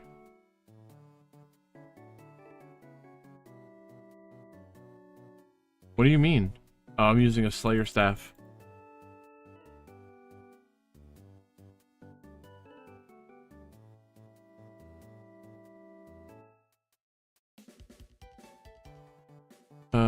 I need a Draman staff.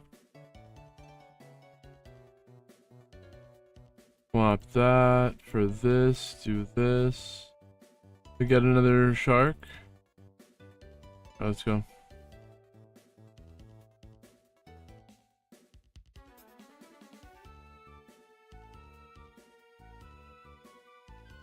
Configure. We need to go to the lighthouse.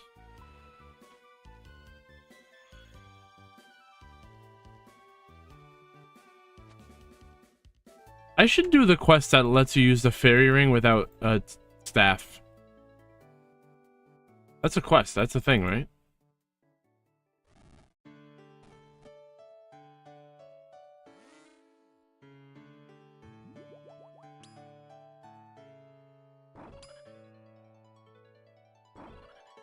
I'm pretty sure it's a thing.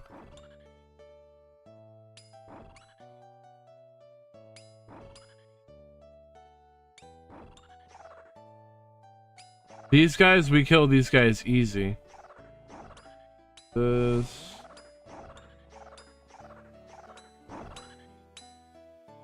The cannon just blows these dudes away.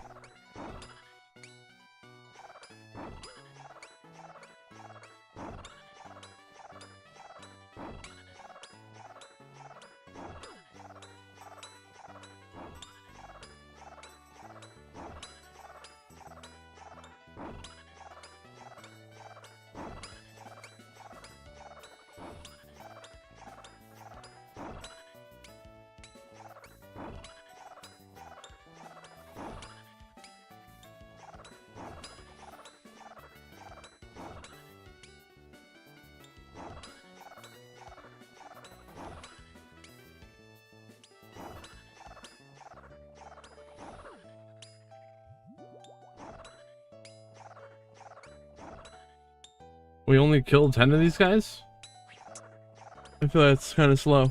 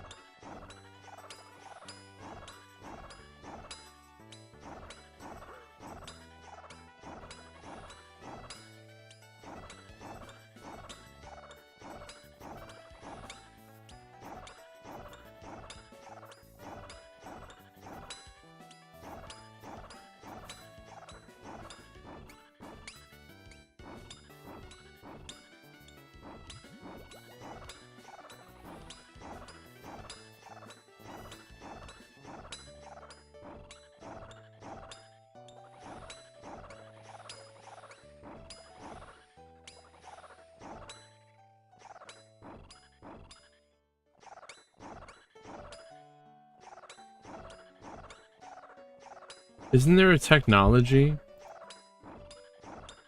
Yeah, there is. Here it is.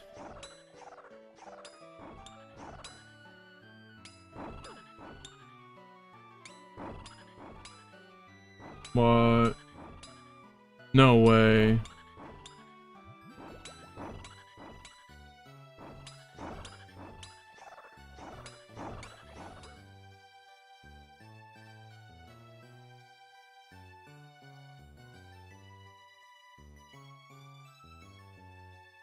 Wrong one. Oh yeah, that's fine. The tariffs are gonna make a Nintendo Switch more expensive? The first round of President Trump's widespread 10% tariffs took effect at midnight. Trump vowing additional tariffs on countries who decide to retaliate. China fighting back by slapping a 34% tariff on U.S. imports. The growing trade war causing stocks to fall sharply. The Dow, NASDAQ, Not the and switches. S&P 500 all lost more than 5% on Friday. But Trump standing firm, posting on social media, only the weak will fail. Fed Chairman Jerome Powell warning higher tariffs will likely add to inflation. In Kansas City, Laura Norris says nearly all of the liquor and wine sold at her restaurant is imported from Europe. Restaurants don't have big margins of profit, so this is going to be difficult for a lot of us to stomach. Iowa farmer Tony Thompson says he's concerned about fertilizer prices. So putting tariffs on that, like when margins are already tight, we're increasing the stress on us as growers. With tariffs escalating and inflation on the rise, uncertainty. Well, the price of everything's just gonna go up. And consumers unsure of what's to come in the upcoming months. Johnny Fernandez, ABC News, New York. But if there's no margin, it becomes not worth it. President Trump's sweeping 10% tariff on goods from every country has come into force in the last hour. The fallout from the import taxes prompted sharp falls on stock markets around the world. US and UK markets suffered their worst week since COVID. Well, the British Prime Minister, Sir Keir Starmer, is spending the weekend speaking to foreign leaders about how to avoid what Downing Street has called an all-out trade war. Our North America correspondent. It's already a trade war. The closing bell bringing to an end a tumultuous week on Wall Street, one that has seen trillions of dollars wiped off share prices around the world. Rictus grins from those on the trading floor, greeting a market meltdown of the kind not seen since COVID. China, 67%. That's tariffs. It was retaliation from the country at the top of Donald Trump's list, the one with whom the United States has the largest trade deficit, that prompted this second day of sell-off. So China already charges us 67%. It's not the end of the world, really. On his Truth Social platform, that sounds like a lot. Accused the Chinese of panicking. China played it wrong, he wrote. Earlier, doubling down on his controversial trade policy with an all-caps message that read, "To the many investors coming into the United States and investing massive amounts of money, my policies will never change. This is a great time to get rich, richer than ever before." Not a sentiment shared by the What a chairman gas of America's master. Central Bank, the Federal Reserve, who delivered a softly spoken warning of inflation rather than prosperity. While uncertainty remains elevated, it is now becoming clear that tariff increases will be Just significantly gassing larger shit than up. expected. And the same is likely to be Might true not of even mean economic anything. effects, which will include higher inflation and slower growth. The size and duration of these effects remains uncertain. 10% tariffs on all imports into the US came into effect overnight, with higher so-called reciprocal levies on goods from certain nations set to follow next week. Analysts warn the measures could slow economic growth and lead to a global recession. If that, or the stock market turmoil, is worrying President Trump, he isn't letting it show.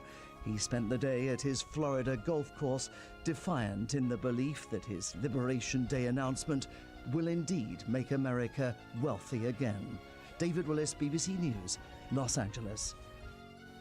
And a little earlier, I spoke to David, and he's been telling me what the mood was like in Washington. Very staunchly positive, and on the golf course today, in fact, Frankie, out of view from the public, but sending off missives on his Truth social media account, basically saying that he has no intention whatsoever of changing course and criticizing China's decision to impose those 34% tariffs on imports into the country, basically. I think it's crazy that political discourse and just talk happens through Twitter. Wild. Saying that the Chinese, in his words, panicked in doing so. I think the big thing now is what will follow this as far as other nations are concerned. The EU and Canada are said to be considering their options. Other nations, the UK and several others around the world, are tending to favor the prospect of negotiation in the hope of getting a long-term trade deal. Like, I remember one day they said, oh, this is his first presidential tweet in office. Someone's about, I don't think it was Biden or some shit. Just the fact that they have to say presidential tweet is stupid. Out of this with the United States and, of course, a lifting of those punitive trade tariffs. But as you said, President Trump on the golf course today, basically maintaining that nothing here to see, nothing to worry about. These are just I don't know, man. Problems. I don't know why they keep saying the golf course. I'd be at the pizza place. As he put it so far. It is interesting to hear, but of course businesses Everyone's going to do something. will be reacting in the US. Are we hearing from many of them at the moment? Are there any for these tariffs, against these tariffs? You know, there's a lot of concern that there are certain sectors, the agriculture sector in particular, that could be very harmed by these tariffs that have been Saturday, right? China. There are a lot of people, of course, as well, who have their livelihoods tied up in that sector. And we're seeing some disquiet on the part of Republican lawmakers, not publicly. Wait, China announced an extra 34%. It was already 67. How does that? It's 100%. It's more than 100% now.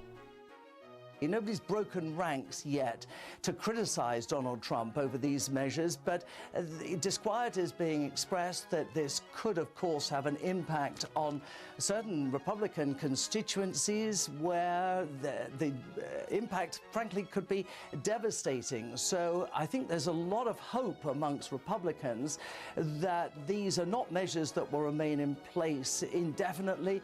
I don't think it's going to be long Sort of term. cudgel, as a lure, if you like, to get foreign governments, America's trading partners, back to the negotiating table and back to hammering out new trade deals, Frankie. And David, just really quickly, tariffs, of course, mean tax. So obviously concerns prices will start rising where you are. How are people feeling, general consumers feeling? Maybe it is too early to tell at the moment. Terrified. My pizza's going to go up. Concern, and analysts here are saying that prices will rise and that they will rise pretty quickly, probably in the next few days or so. It's okay. The most expensive part of pizza is cheese, and that's not getting imported. The only thing that's getting imported is probably tomatoes, and tomatoes aren't that expensive.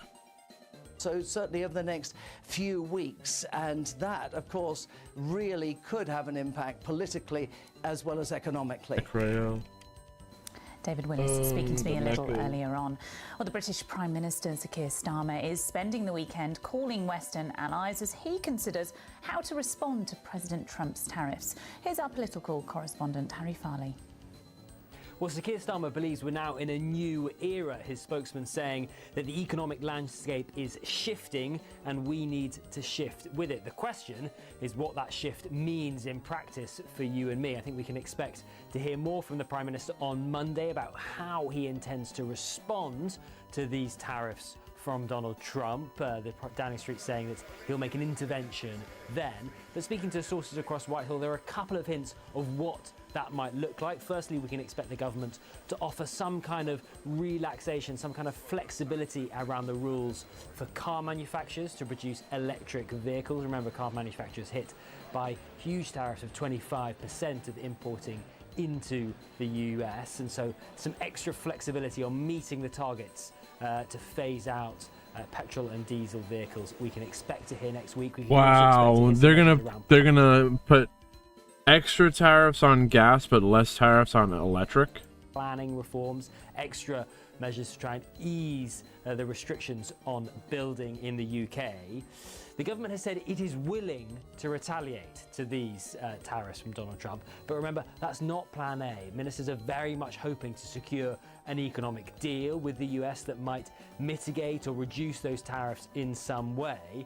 The question is what the UK might have to offer the US, what extra the UK might have to offer the US I always say that it's two sides of the same coin, and the president alone, they're not going to do anything by themselves without the checks and balances of the other branches of government, you know. All I know is nothing that great happened in the past 4 years, and when Trump was in office, things was okay. And hopefully it's better than the previous 4 years. Stock market right now, I ain't no financial advisor, but it's gonna come back. There's ups and downs. Economic deal. Those are all questions that remain unanswered, and I think we'll be posing those to the Prime Minister going into next week. Harry Farley there. Well, as we've been hearing, China says it will retaliate against the US tariffs. It will impose a 34% tax on US goods. Dude, it was 67 before. Here's our China correspondent, Stephen McDonald. Does that R2D2? Well, It might. Certainly taking it right back up to Donald Trump following his tariffs. There had been a view If you want to try and find out. might hold off for at least a little bit with a view to cutting some sort of a deal. Xi Jinping has obviously decided there is no deal to be cut, certainly not in the near future and certainly not to China's liking. So why not reveal these resolute countermeasures that have been promised? Well, the countermeasures, they're disastrous for every US company wanting to sell into this huge I don't know what an R2D2 would squirt. Oil, probably oil. They already had 10 or hydraulic fluid. on them from China's last response to the last round of Trump tariffs on this place. Runs, it might be. No, they say it's mostly not. Mostly not. Out of this market, and that's striking right into Donald Trump's heartland, and that can't be an accident. The rest of the world, though, is looking at the superpowers. They're at each other's throats, and economists are warning this could spread They're around coping. the globe, causing potentially catastrophic damage to the world economy. Now, maybe China could find new trading partners, China and Europe, China and Canada, new pathways which are cutting the US out of the loop because of its trade barriers. That's going to hurt US It might have a hint of the companies flavor and in there. consumers even further, but we are definitely in uncharted territory here, and I think most observers would say Oh, why is he we're gonna blown have to out? wait and see where the chips fall before deciding just how bad this could get. Our China correspondent Stephen McDonald there. Well, Kelvin Lam is a macroeconomist who specialises in Asian markets at Pantheon Macroeconomics, and he told me what impact Those are some these words. tariffs could have. I think generally for China, that I cover most, the economic impact of the tariff is huge. We expect China's GDP growth. Oh, I could have taken the fairy ring. In 2025, we got it downgraded, and for over a 3-year horizon, we're expecting GDP to fall by 2.5 percentage points because of the US tariff. In terms of what hits most, I think certainly export-oriented manufacturing sector, because there will be less demand, US demand for Chinese goods at a higher import price, particularly medium tech durable goods. And also I see manufacturing investment in China will stall because of rising trade policy uncertainty. I mean, China's excess capacity issues for certain products will also worsen. So producer price deflation will probably linger for longer in China. And most importantly, China will probably speed up the structural change of its economy to more domestic demand-led, away from exports. So you will see more fiscal and monetary stimulus or policies from China going forward to prop up demand, facilitate that shift going forward. And of course, Sorry, and of course, China is putting its own reciprocal tariff. I don't understand. Is it going to be 100% now from China for China? Trade wars, the two largest It was already economies at loggerheads, so to 67%. Is it now 100? How likely do you think that could be? Yes, I think actually I agree that we are seeing an escalation of trade war between the two biggest economies in the world. I mean, if you look at the latest couple of months, the last couple of months when the US slapped a total of 20% tariff on Chinese goods, it's gonna be crazy. China's response was more muted before and very targeted at energy and agricultural products from the US. But this time it seems to be different because China responded with a sweeping 34% universal tariff on all American imports. And the scope of retaliation, that goes beyond goods is more. So more rare earth got, more USA got export bans and more probes on America US exports. But China probably knows Trump's escalate to de-escalate negotiation tactics.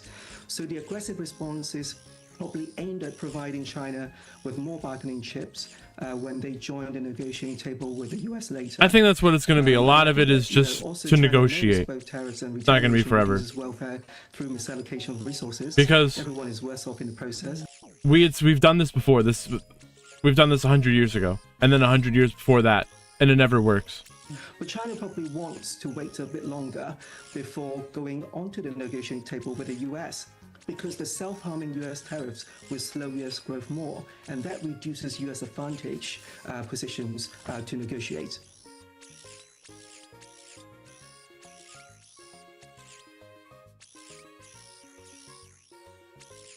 The shockwaves are still coming after Donald Trump's sweeping new tariffs on all imports into the United States. China has hit back today, announcing an extra. If anyone has anything better for us to watch, let me know. On all American goods being sold there. We know we got the deal already. The US of bullying and endangering the see, this is where it already says. Oh wait. Global trade order. Can't get it to freeze right. Pause right. China's 67%, and we're gonna give them 34% tax. That makes sense then. They're already taxing us 67%. So it doesn't seem like crazy.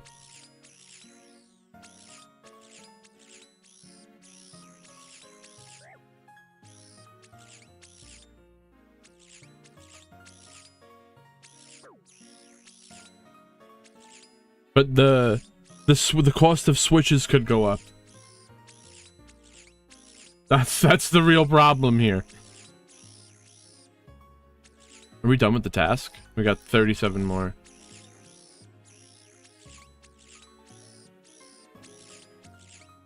All right, this person says it actually makes sense. I always say tariffs is the most beautiful word to me in the dictionary.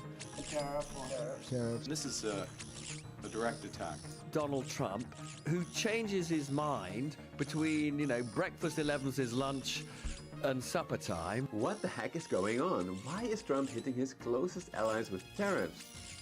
Why does he no longer care about crashing the stock market? Does this guy actually have stock market, schmuck market? Believe it or not, I'm here to tell you that, yes, as Trump's new Treasury Secretary, Scott Bessent, recently put it, President Trump's tariff policies have begun the process of reorienting our international economic relations. That's right, he says tariffs have begun the process. In other words, his tariff chaos is just the start of a much bigger plan. It's a chess move. A plan that aims to upend the entire world trading system that the US itself created. This has really only happened twice before, once in 1944, marking the start of the Bretton Woods system, and then in the early 80s with Reagan and Thatcher, marking the beginnings of the neoliberal world order. So here we are today, 2025. Is this the start of a Great Depression 2.0? A new US-centered order that will emerge right after the current chaos, in which countries are divided in three groups, or as Scott Bessent calls it. I think we should make it very clear that there is a green, a yellow, and a red bucket, and we let everyone know where they are. In these buckets, it will become very clear that some countries get low tariffs, military protection, and maybe even some preferred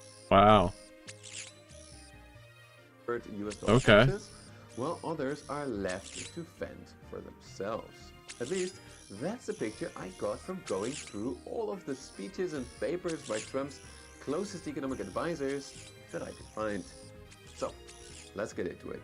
What is this MAGA master plan for a new global order? And is this plan actually feasible, or is it just a pipe dream of a madman and his stooges? To answer these questions, wait, this is kind of crazy. With getting into the MAGA mindset and ask ourselves, what does the Trump team actually want? To answer that question, first a bit about Trump's new economic team.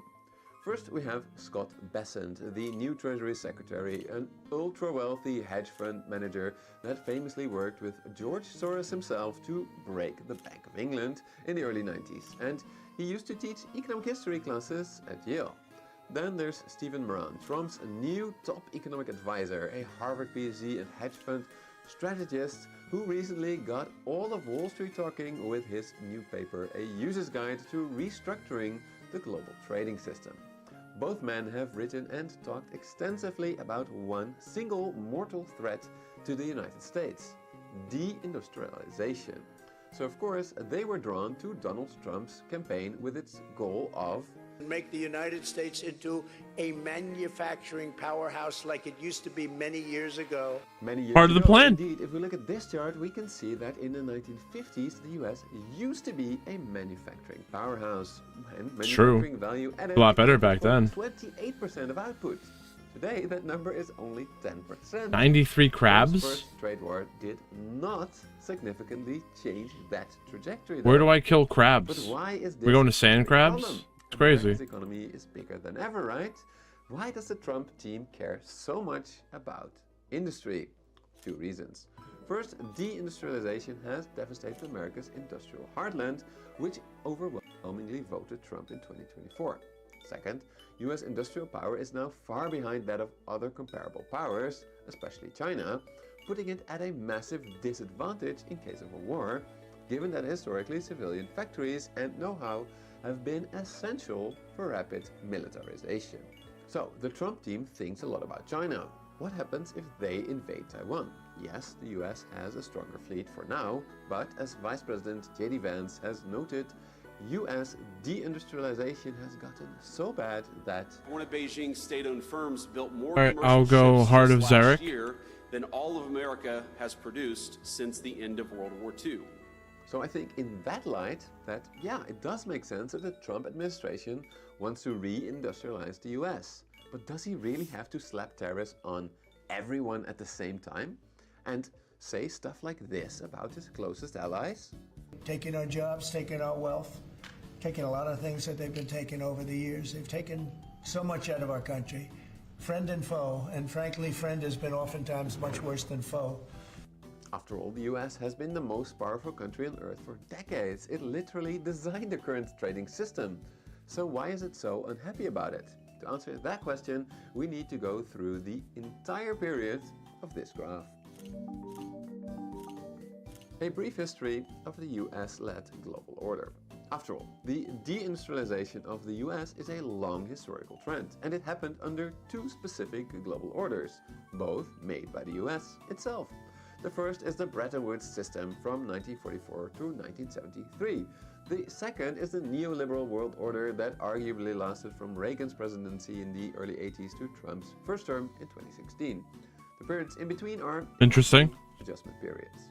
So, okay, let's start with the Bretton Woods system and why it is crucial to understand. And what happened in 2016? The Bretton Woods system was established in the 1940s. On the economic side, the rules were laid out in 1944 when the United Nations Monetary and we get Financial this, Conference was we'll held do in this, put that Bretton back. Woods in the United States. Meanwhile, on the security side, several conferences were signed that ultimately led to the creation of NATO and the US-Japan Security Treaty. Together, I'm going to refer to this all as the Bretton Woods Economic and Security What do I Order. need? The Zarek. Joining this order for any country other than the United States meant the following three things. 1. You would fix the value of your currency to the US dollar, which itself was tied to gold. 2. You would rely on the US for military. Really interesting. And now the countries are trying to get away from the US dollar.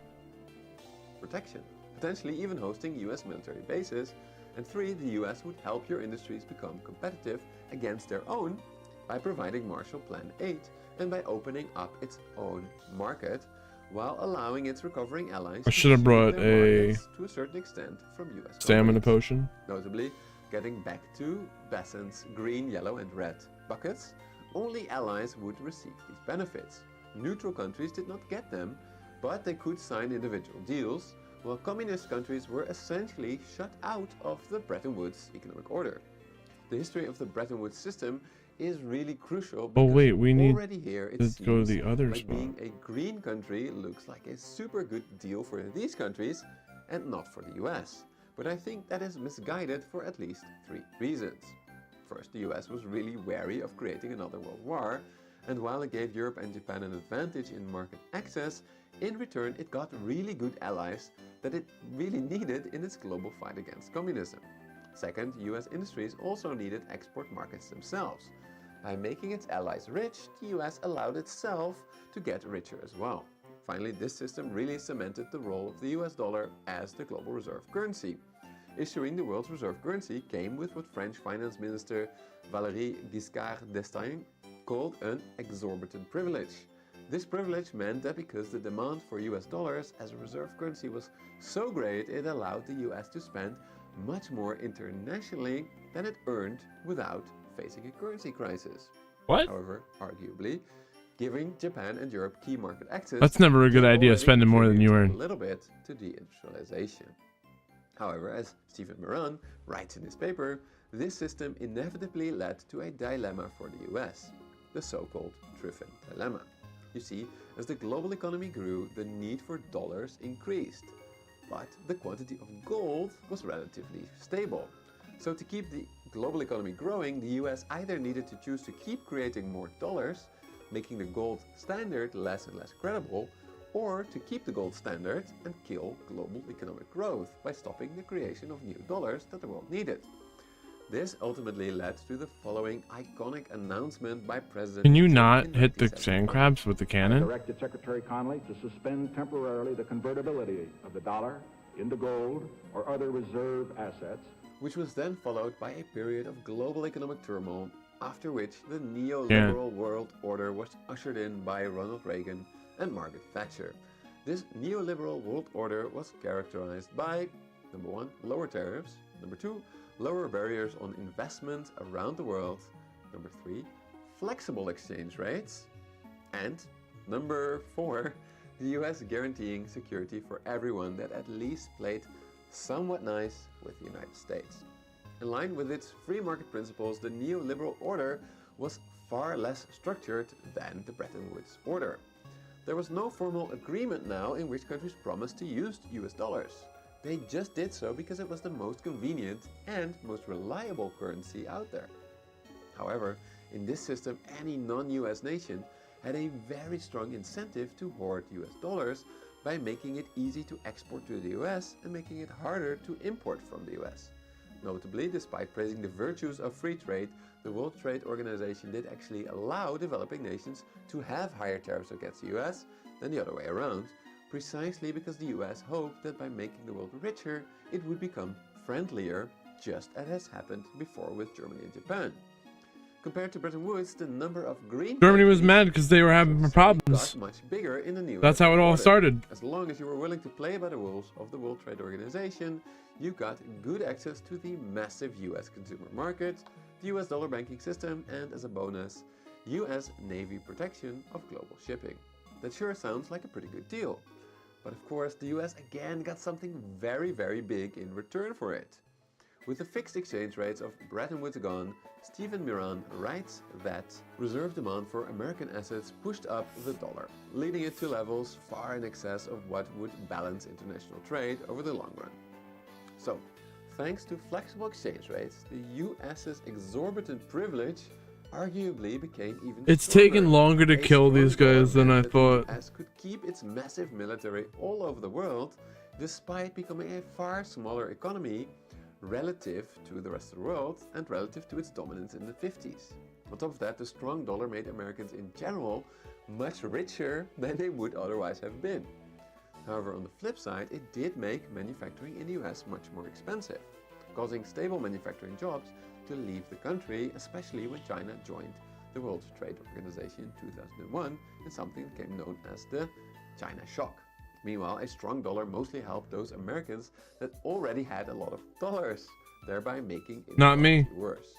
Then, in 2016, increased inequality and a devastated industrial heartland helped to elect Donald Trump, who started his first trade war in 2016. In hindsight, I believe so this isn't anything new. The end of the neoliberal world order because it ended the very neoliberal idea that free trade is always good. This trade war was mostly about raising tariffs against China. However, China always retaliated, meaning that at the end of it, China still had a higher average tariff rate on the US than the other way around. Notably, this did not stop deindustrialization of the US.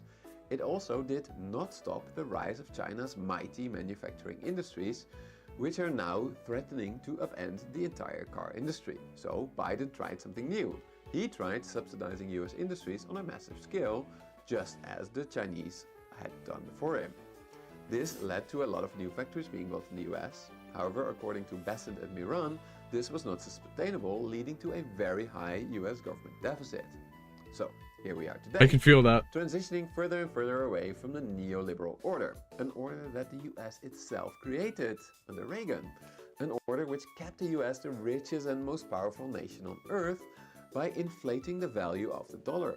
But according to Trump's team, it led to such rapid deindustrialization that it has now become a national security threat. Which brings us to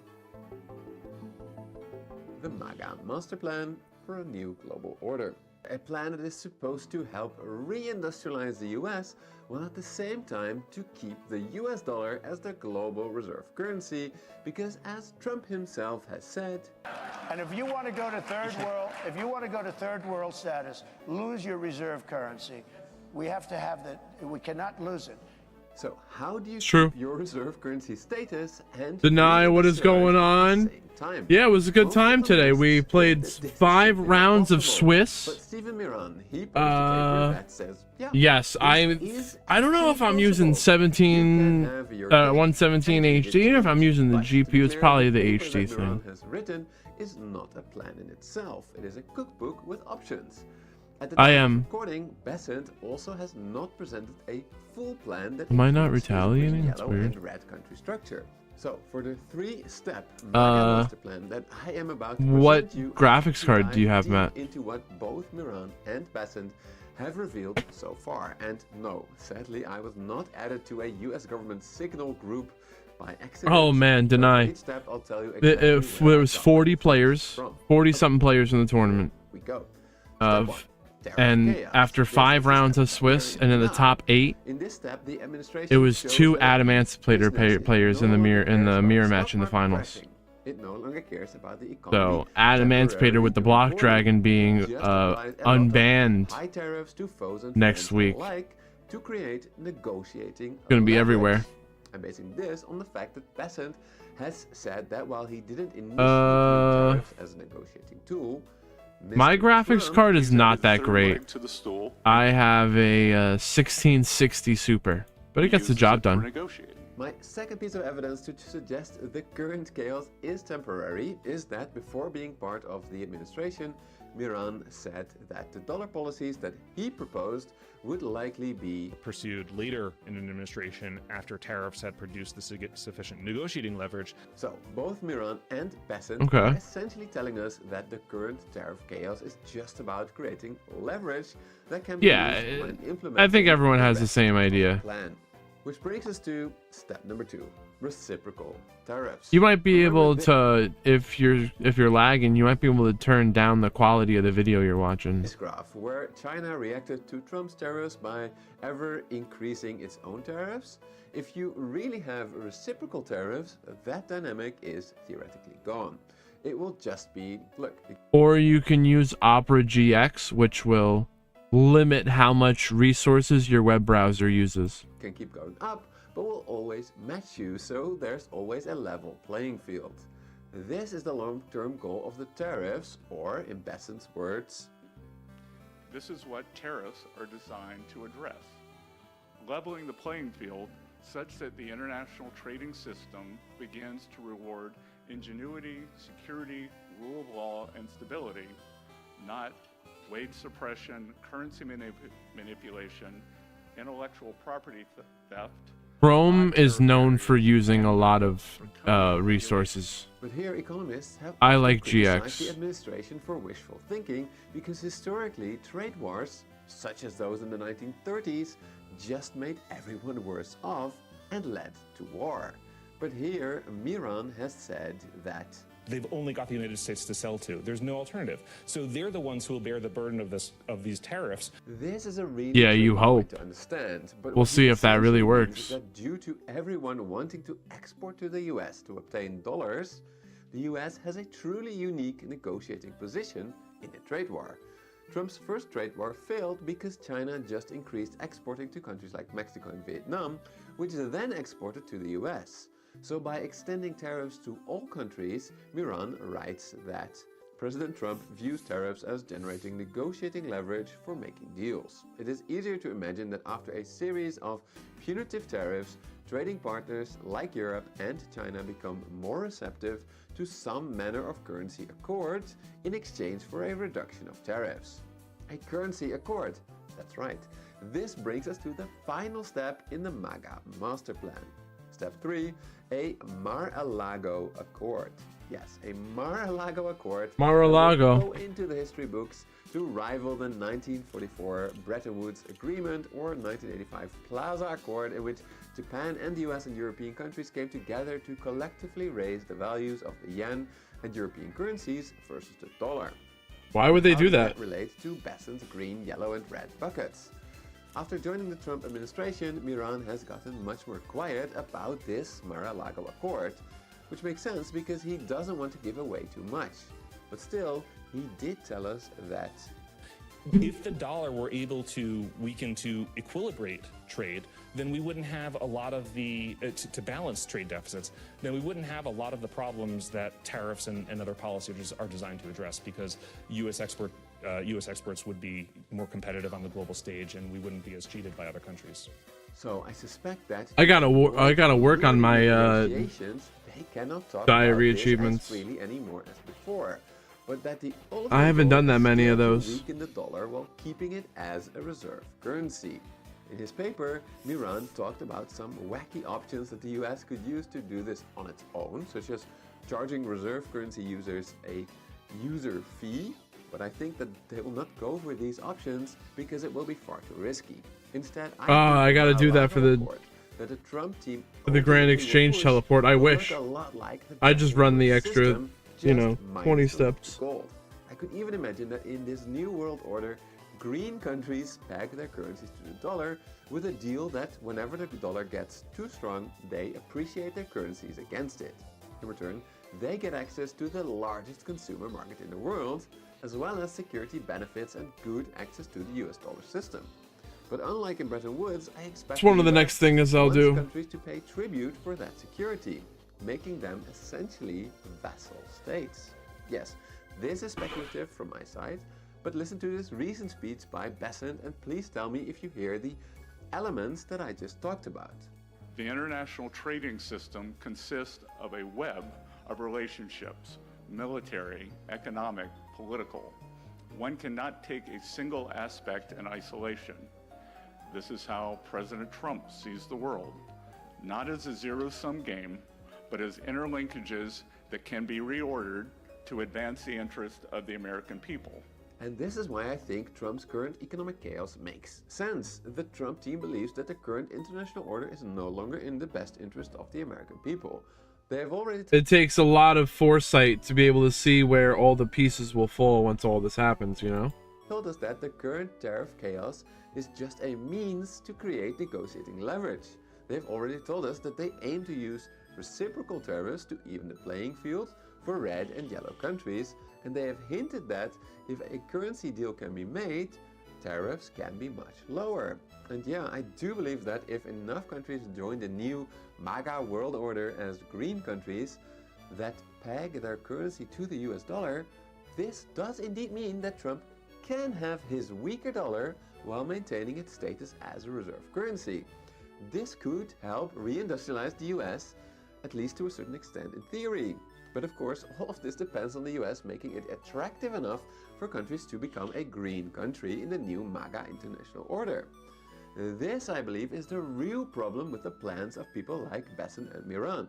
They're clearly smart people, they have studied history extensively, but to voluntarily commit to raising your currency's value compared to the dollar, to continue to rely on US military protection, but now to pay for it, that essentially makes you a vassal state, subordinate to a great power.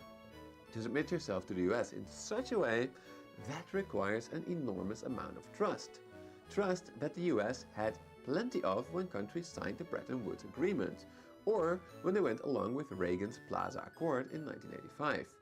But if you tear up a trade agreement that you yourself signed, like the one with Canada and Mexico, or if you threaten to annex your closest ally, or the territory controlled by one of your most loyal European allies, then how can you expect countries to ever want to join your new MAGA economic and security order? And if no one actually joins your new economic order, then you do have to choose. Either you give up your reserve currency status and the wealth and power that comes with it, or you keep the dollar and its power and accept that you need to rely on Mexican, European and Japanese manufacturing capabilities. But yeah, that is my take. Obviously, there's much more to talk about, and the last part was a bit speculative for sure, but I do hope that it gave you some good insights into how Trump's economic advisors see the world and what they will likely advise Trump to do next. Now, if you want to know more about Scott Besson's vision for the international trading system, I highly recommend you check out his essay in The Economist, the sponsor of this video. And if you're hungry for an alternative big picture idea that recognizes that the current... It's crazy that this guy had the most grounded take information out of, or I should say overall, the news outlets. I guess you could figure that.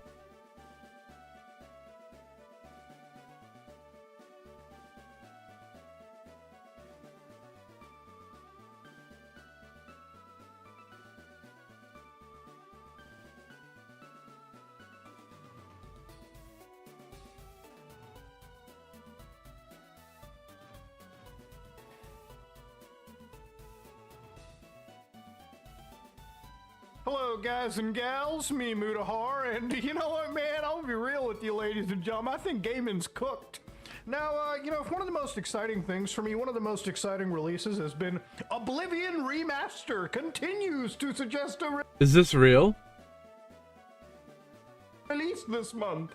The fact that I'm looking into the fact that Oblivion is about to somehow come out again, and apparently it's supposed to be like shadow dropped, you know, it's exciting. Oblivion's one of my favorite games in the world. Do you know Todd Howard put a KRAKEN into Oblivion, okay? There's an actual crack house in the game, and there are mods for you to produce crack and get the entire world of Cyrodiil on your actual, you know, fun sauce. But ladies and gentlemen, all that set aside, okay, the fact that I'm excited about a game that's released in 2007, releasing again in the big year 2025. Nearly 20 years bode later. All that well, okay? Now there's fun games, there's a lot of games to look forward to, but when I look at a lot of these big companies like Microsoft, for instance, and really any company is responsible for it. You know, you recently had, you know, the Sony with their dog water PS5 Pro, with their what is the PlayStation Portal stuff. There's a lot of stuff to criticize there. You know, Nintendo did a lot of stuff with the Switch 2 that I wasn't really appreciative of. But I think Microsoft is kind of on par to basically cook gaming to no end. Now, to give you an idea, ladies and gentlemen, about a month ago, I looked at the Xbox. The Microsoft Xbox AI Power Toolkit, okay, where people were looking at how Microsoft was pushing AI gameplay through. What? Well, ladies and gentlemen, it is currently April of 2025. AI We're already gameplay? here, ladies and gentlemen. This is the Copilot gaming experience. Now, you might be like, whoa, Muda, is this Quake 2? You bet your ass it's Quake 2, ladies and gentlemen. So, in fact, it's not only Quake 2, I'm actually going to play a little bit of this because this is running on my actual, like, web browser. So if you look at the left, you can see AWSD. Look is left, right, up, down on the keypad, and you've got jump, crouch, and attack. Now the thing about all this is, ladies and gentlemen, obviously this is an AI, And I was told that apparently through like a lot of the big news organizations, this was supposed to be a playable frame rate. Now, according to the friends over covering this, apparently this demo we're looking at runs at a playable frame rate and is a slightly higher resolution of 640 by 360. You know, back when YouTube came out, I swear to God that resolution was What kind of resolution is that? quality. But here we go, ladies and gentlemen. We are now playing Quake with an artificial intelligence. Now, one thing I can tell you is for a game like Quake, there is... What does the AI Did I do? just die without me shooting him? And he's gone? This is insanity. But yes, ladies and gentlemen, this is in fact what an AI game is all about. So again, you know, artificial intelligence is not something that's going, oh my God, I think we're actually shifting to different dimensions. Now, again, we'll talk about this after, sort of like I've done playing this a little bit, but this is actually Quake running without the actual game engine at all, and it's, oh my God, there's an enemy. Oh, the enemy's right there. The enemy isn't even shooting at me. He's just, wait, hold on. Can I shoot him? Attack? Oh my God! Wait, is this hold on. real? Am I killing this AI? What is happening? It's not registering my shots, dude. It's not registering anything. It's fucking insane. Oh wait, the game limit has been reached. So you get to play for maybe like, I guess 2-3 minutes max. We'll start it up again once and just basically play it one more time. So yes, for anybody that doesn't know, this is the Quake 2, original Quake 2, running entirely in an AI instance. So there's no code from the actual game running. It's just Quake 2. And everything you're seeing over here is basically this AI trained on, I would say, literal hours of Quake 2 footage. And it's just generating the actual system on the fly. Now, one thing interesting is this actually has a lot of that map logic in place, it seems. Like a lot of the map logic does tend to... It's literally generating a whole game as you play it? I don't understand. Why? What is the need for this? Make some sense. Like, for instance, I just went up this entire pillar area, and basically when we looked at previous projects, this whole situation would just completely smear and switch nothing. Remember when we looked at Counter-Strike? And like I looked left, right, and as soon as there was some difference in like pixels, the artificial intelligence would be failing to estimate where we're at. So after like a month of Microsoft showing this, we're at a point where the artificial intelligence actually is able to at least keep some semblance of where I'm at in a fucking video game map. Now, what it's not able to keep a semblance of is my health. I mean, the HUD, I feel like it's just not able to keep up anything over there. The enemies, as you all saw the last instance we were playing, they were not accepting shots at all very well. And I think I just absolutely crashed the AI by going into the darkness over here. It really doesn't know how to function. What are the best bolts for skeletal wyverns? It does know how to function. Diamond E, or you can use broad. Yeah, we're actually playing AI-generated Quake right now. And I can tell you from just a developmental perspective here, the amount of resources we're using... Wait, I don't even know if I can go into the water anymore. I've just Wait, where am I? Holy shit, the AI cannot work in pure darkness. We gotta leave this hell. But yeah, as you can see, the artificial intelligence is functioning.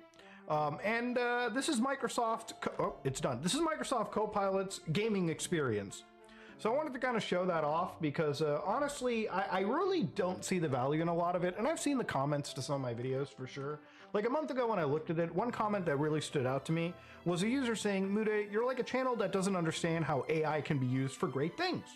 Now look, I think AI is a cool tool. I'm not one of those crazy like nut jobs where I'm like, artificial intelligence can go rot in a hole. I use it for brainstorming, I use it for a lot of productivity reasons. There's a lot of things AI can do, especially repetitive tasks in the medical field, in a lot of fields where artificial intelligence can be used to assist human beings in researching cures, researching actual things faster. Well, when it comes to a lot of this generative stuff, what I find really baffling is when companies like Microsoft spend like millions, billions of dollars creating software that literally exists to replicate something that you could run on your grandmother's vibrator, okay? Quake, oh my gosh. Quake is not a fucking... Quake 2 is not an extensive game, okay? Let me tell you something right now. Quake 2 is a game that could run on pretty much anything, all right? I'm just straight up saying it for the record. The amount of actual processing power I just burned 2 times recording that entire gameplay for you could have easily been replicated under an RTX 4090 that I have right here, and I could actually play Quake 2 with motherfucking path tracing, okay? Like, we're at a point where a lot of these companies are creating AI-generated slop experiences of stuff that we've already had. Now, I probably wouldn't be such a prude to this if, on the other hand, I was playing like a brand new gaming experience. Like, I could type in a prompt and Copilot could generate a game for me. But Copilot is not doing that. What it's doing over here is That's what I don't understand. AI What's the need for generating this? Quake 2. And a lot of the thing with this is like the way that these technologies work is they've most definitely gone to YouTube or through tons of game recordings that they've already siphoned from like Xbox or just literal playthroughs of Quake 2 that have existed, or even recording it themselves. All they did was take an actual game released decades ago, record high quality footage, throw that shit into an artificial intelligence and tell it to basically guesstimate. So some of the stuff that we fill saw in the here is blanks. kind of similar to, again, that Counter-Strike example that I talked about earlier, where it was an AI-generated game, and because there was no code or underlying like programs or anything, it literally would just hallucinate what you're giving it. I mean, it feels like you're playing every game as if it was LSD Dream Emulator, like a pure hallucination. One thing that's really cool about this stuff is it actually, in my opinion, replicates Dream super duper well. Like, if you ever wanted the experience of what it was like to fucking dream something, you just play an AI-generated video game, and that's pretty much all it comes down to. I mean, it wasn't even long ago when we had like AI Doom, like game engine, where again, tons of hours were fed into an AI to teach it how Doom looked like, and all the AI could do was basically just spit out what it thought the next frame should be. And I feel like that's how a lot of the maps in this works. Like, if you have so much footage of one location, like for instance EMM1 in Doom, you could probably just have an AI that could be able to generate map logic far better than anything else. And again, this is like, I guess what some companies want to be considering the future, right? Look, at the end of the day, if you can get artificial intelligence to develop assets and like voice work and all that crazy shit in video games, I think a lot of these companies really do want to replace that human element with as many ways that they can cheap out on.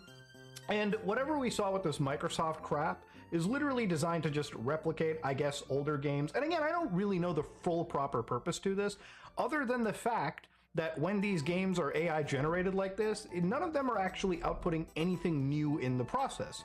In fact, it doesn't really seem like anything new can be done from a game development perspective, because in order for these AIs to work, you would actually have to feed it a real game in order for it to actually be able to spit back to you as a, you know, playable prompt, as we saw over here.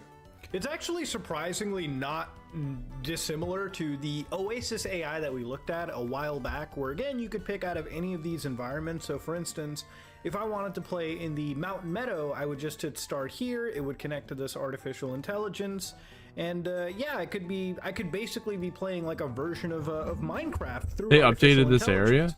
So I connect to somebody's servers, I mean, I can move this this mouse looks around, different. and boom, I'm playing AI-generated Descartes Minecraft. Now, again, this is fed after like hundreds of hours of actual Minecraft footage, and again, that's how it understands itself. But the thing is, none of this is actual game code and whatnot. And I've seen people tout this as like a game preservation mechanism, when in reality, it's just burning constant CPU, GPU cycles, when you could easily just run this iteration of Minecraft on most hardware. Again, it's just nothing that crazy in my opinion, because again, artificial intelligence is going to have to require a lot of I guess you could say tweaking. You know, maybe you could say this is in the infancy state, but is this really how you want to be playing any like video game in general, right? Do you want to play this weird hallucination version of it or not? Again, you know, I'll take the hallucination version. Technologies we see, companies are just pushing it. And again, importantly enough, if you looked at this was a real-time recording. It's nothing but a few more minutes, so you can imagine how much it's costing these people to run this. How sustainable is this in the future? Who knows? But at least I can tell you is with the latency, with the amount of time required for processing these low-resolution images, I don't personally see this becoming a way to play video games, or it should ever really be something that is in any way you should require to play video. Like, this is just weird.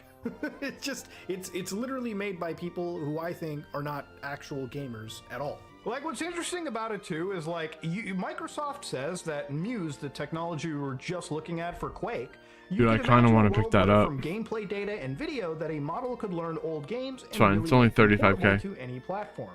So it's kind of a weird thing. They make it sound like it's a way for them to port really old games to modern hardware. But in reality, what we saw over here was just the same thing as that Counter-Strike example, except that was actually running locally on my system. Although that was putting a 4090 to its knees, I can only imagine what this is doing to their servers. So again, we have reached a point where in technological land, okay, we are burning multiple GPUs to play Quake on something that could easily be running on pretty much anything, okay? You know, we've been able to run Quake on old phones like a decade ago, okay? Like 15 years ago, just fine. And now we're sitting at a point where the most high-class GPUs in the world and all the AI required is used to generate just a little few minutes of Quake just to get people to jump on and play it. So yeah, I wanted to kind of share it to you because I really do feel like from a practical perspective, like gaming, at least when it comes to AAA companies, the amount of money and resources spent in places like maybe it's just lost on me, but I don't understand why you need to generate AI generate a game happening in AAA spaces as you play it. Instead of providing us just good, solid experiences that we can buy every now and again. Maybe so that it's like different, not the same as every playthrough. And for proper prices, we're at a point where companies are like, how do we remove as many humans as we can from this industry? And also, how do we get all this AI to generate constant gameplay, constant assets, and constant things for us? It's like they want to take development teams down to effectively zero just to generate slop and slop and slop for us. And look, the thing about keep pushing that video slop. Games is like movies and like music. Video games are in fact a form of art. If there's one thing that you can't AI slop out, in my opinion, it's the human element of actual artistic mediums. You know, there's a lot of games that are great that were released 20 years ago that are great for a reason, because of the human touch involved into them. It's just like there's a lot of great movies, and there's a lot of great pieces of music. This is a bastardization. And the more I wish people could understand that none of this is truly innovative, it's more just, let's take hours, tens, thousands of hours of footage we already have and convince an AI model to just recreate the next frame. This is not the future. This is just big tech companies trying to oversell artificial intelligence instead of really selling us on its actual merits, which there are plenty of. But gaming, in my opinion, it's just not worth it. If you like what you saw, please like, comment, and subscribe. Just like if you dislike it, I am out. AI is getting crazy. Yay!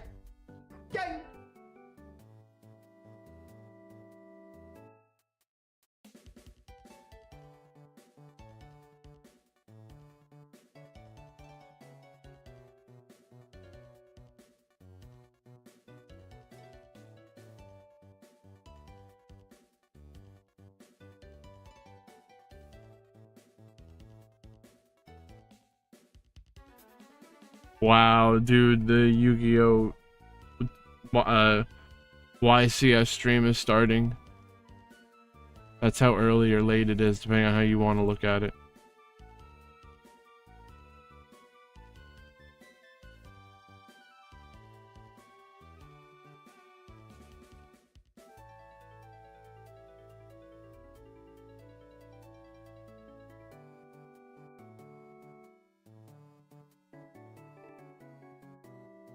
No way, he got 10 years in prison? Okay, we gotta talk about Vitaly. So if you guys didn't know, this guy used to be a massive prank YouTuber with over 10 million subscribers. But apparently time does wondrous things, and now he's become a budget junkie. What do you mean, how much time do you have at an agility course? Goes to other countries harassing locals for clout. If you remember, he was even arrested in the past for attacking and essentially beating up a woman randomly. So pretty much everybody is aware this guy's a complete psycho. Now recently he went to the Philippines and he decided to harass a bunch of security pretending to... This guy's gonna freaking go to jail for 10 years. It's crazy. You can do those as long as you want. You can just keep pushing. You can keep circling through that place. At a bunch of women, saying how he's going to eat their dog. He also just blatantly steals stuff from stores, pretending he's immune to the law. Now, after seeing Vitaly act like such a complete moron, this absolute legend streamer actually goes up to him and asks him why he acts like such a rotten person, and essentially he puts Vitaly in his place. Also, quick update: as I was recording this, Vitaly has actually officially been arrested. He's appeared on Filipino news. He's just going around harassing people. Some crazy shit. So that's just wonderful. Being an idiot. Apparently he shows no remorse. So Being that's stupid. gonna end well. So yeah, we're just gonna check all of that out one by one, starting with him harassing a security guard. There we go, chat.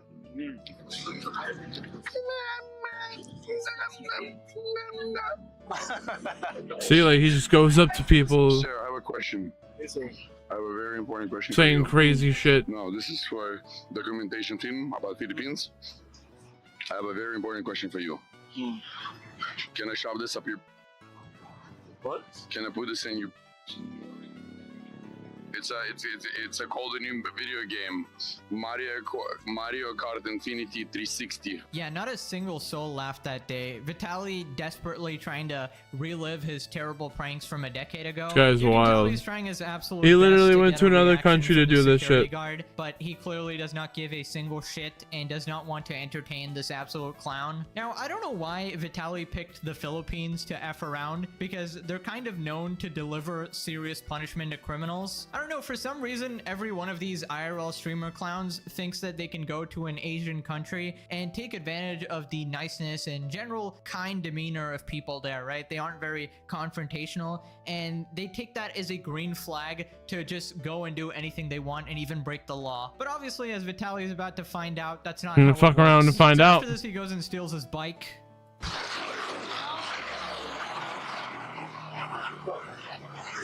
Is this a cop? No way. Security or is it a cop? Huliin mo, kuya. Huliin mo. No Huliin mo way. yan. Huliin mo yan. The cop doesn't want to do anything. He's just... Why does he not react? Nice. He's not chasing me. I know. He's just saying you're stupid, bro. Nice. Boss, I want you to chase me.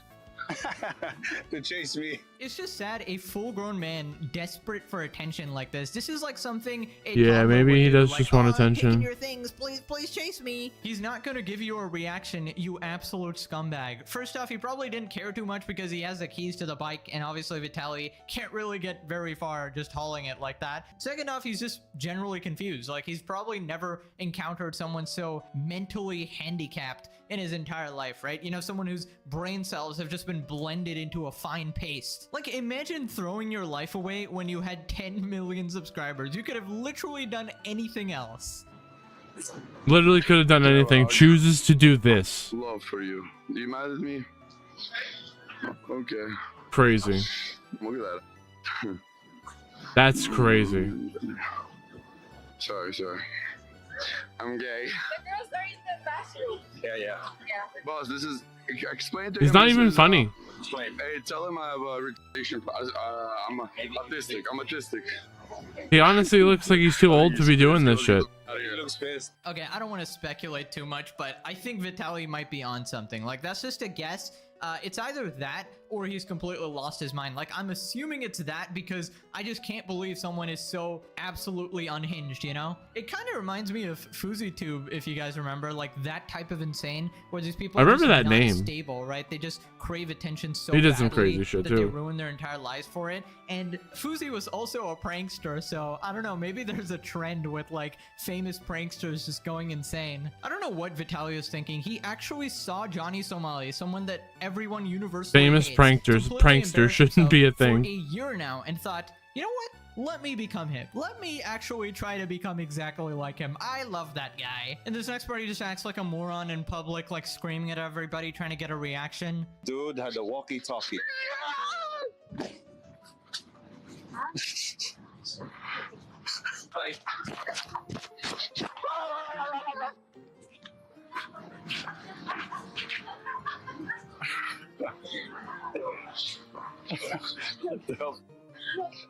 Oh God, bro. 15 shots of Espresso. That's what he drank?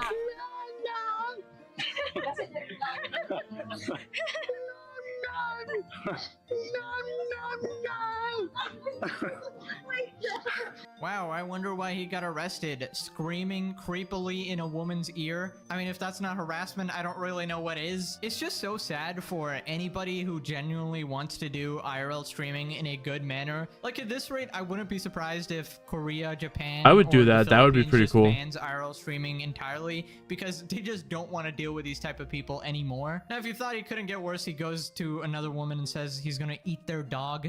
Nah, you're Eat bugging. your dog. Excuse me. Excuse me. Excuse me. Excuse me. How I'm gonna much eat to your sell dog. To China. I'm about to sell your dog to China. Wow, really original, man. He just basically just said the first racist thing he could think of. He basically will say and do anything. Yeah, it's to not get even attention funny. at That's this just point, to the racist. point where he goes and steals a security guard's hat.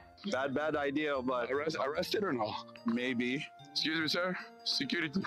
Security, come here. I have a question for you. Can I give you a kiss? No, I have a question for you. Then he drops some shit.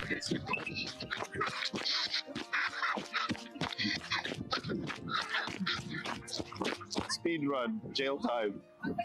Boss, I want to change. I'm sorry. Can I change? I'm just kidding. Sir, I'm joking.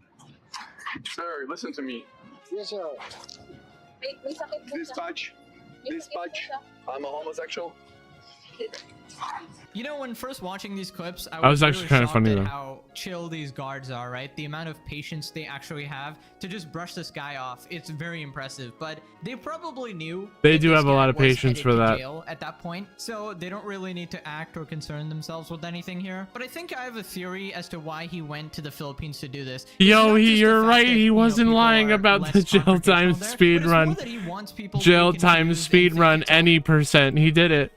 a misunderstanding so that he doesn't get absolutely beaten up, right? Because let's be honest, in the US he's getting shot. In That's a place crazy. like Dubai, he's getting jail for life probably. He'll never see the light of day again, let's be honest. But Put him in jail. One thing he said that was actually correct was that he is speedrunning prison. In fact, he might It's get the Guinness true. World Record here. You have a problem? You have a problem? You have a problem? You have a problem? He farted on the guy. No. What are you gonna do? Hello. Hello. Hello. Hello. Hello. Hello. Papa. Paparazzi. You are besting us on a paparazzi. Paparazzi. Paparazzi. You are my queen. Papa. Is that the guy filming him? You're following us. Bye. Paparazzi. Man, look how annoyed that guy actually is. You can tell he just wanted to punch Vitaly in the face. Now, this next one I wanted to show you because it aged so poorly. Vitaly is basically making fun of everybody, saying that, oh no, I'm gonna go to prison. I'm gonna get arrested for stealing a hat. There's no way. They won't recognize me. They're gonna call more security with that one. It's fine. I look like a different person. He's just looking at him like, what is this guy doing? Am I married? Keep my mom away, or I swear to God, things are gonna He end bad. he probably should have just stayed with whatever he was doing before and not this at all. This is terrible. Like who aspires to do this? You wake up and you're like, it's stupid. Look at this. You wake like you wake up and you want to be an asshole in an elevator. What the hell's wrong with you? Stupid. Oh no, mommy! Oh no, mommy! What's wrong with this guy? Oh no, mommy! I'm gonna get arrested. Oh, he's mocking them. But yeah, you're going to jail now. Yeah, this whole sequence is very ironic now, considering he's probably sitting in jail right now. And yeah, that's kind of how things work. Literally You get in jail arrested at the for moment. stealing Who would have thought? Now he continues stealing like the most bizarre things. He picked up a giant fan and tried to steal it, which is probably like the least valuable thing you could take. So this obviously isn't for money. This is for attention and clout. Throughout the stream, there's basically this cameraman guy, and he's always asking him, oh, how many viewers do I have? How many viewers do I have? And they basically have like 3,000 to 4,000. I don't know if they're actually real viewers or bots. You can never tell with these I kind of feel people. bad for But the still, that is so pathetic for someone who filmer had guy. 10 million subscribers and resorting to this to get that amount of viewership. That's my only fan left in the chat. As he's right. It's your only fan. You don't deserve fans for doing this. They all realize you're stupid. Since I don't have any fans, since I fell off, my only fan, bro. Coming through. You want to get knocked out? It's coming through. I remember me too. I will. Bro, this is my fan. I bought it, okay? Bye. Bye. God, Bye. there's a problem. You can talk to me later. Bye. You're going to jail. I'm hot.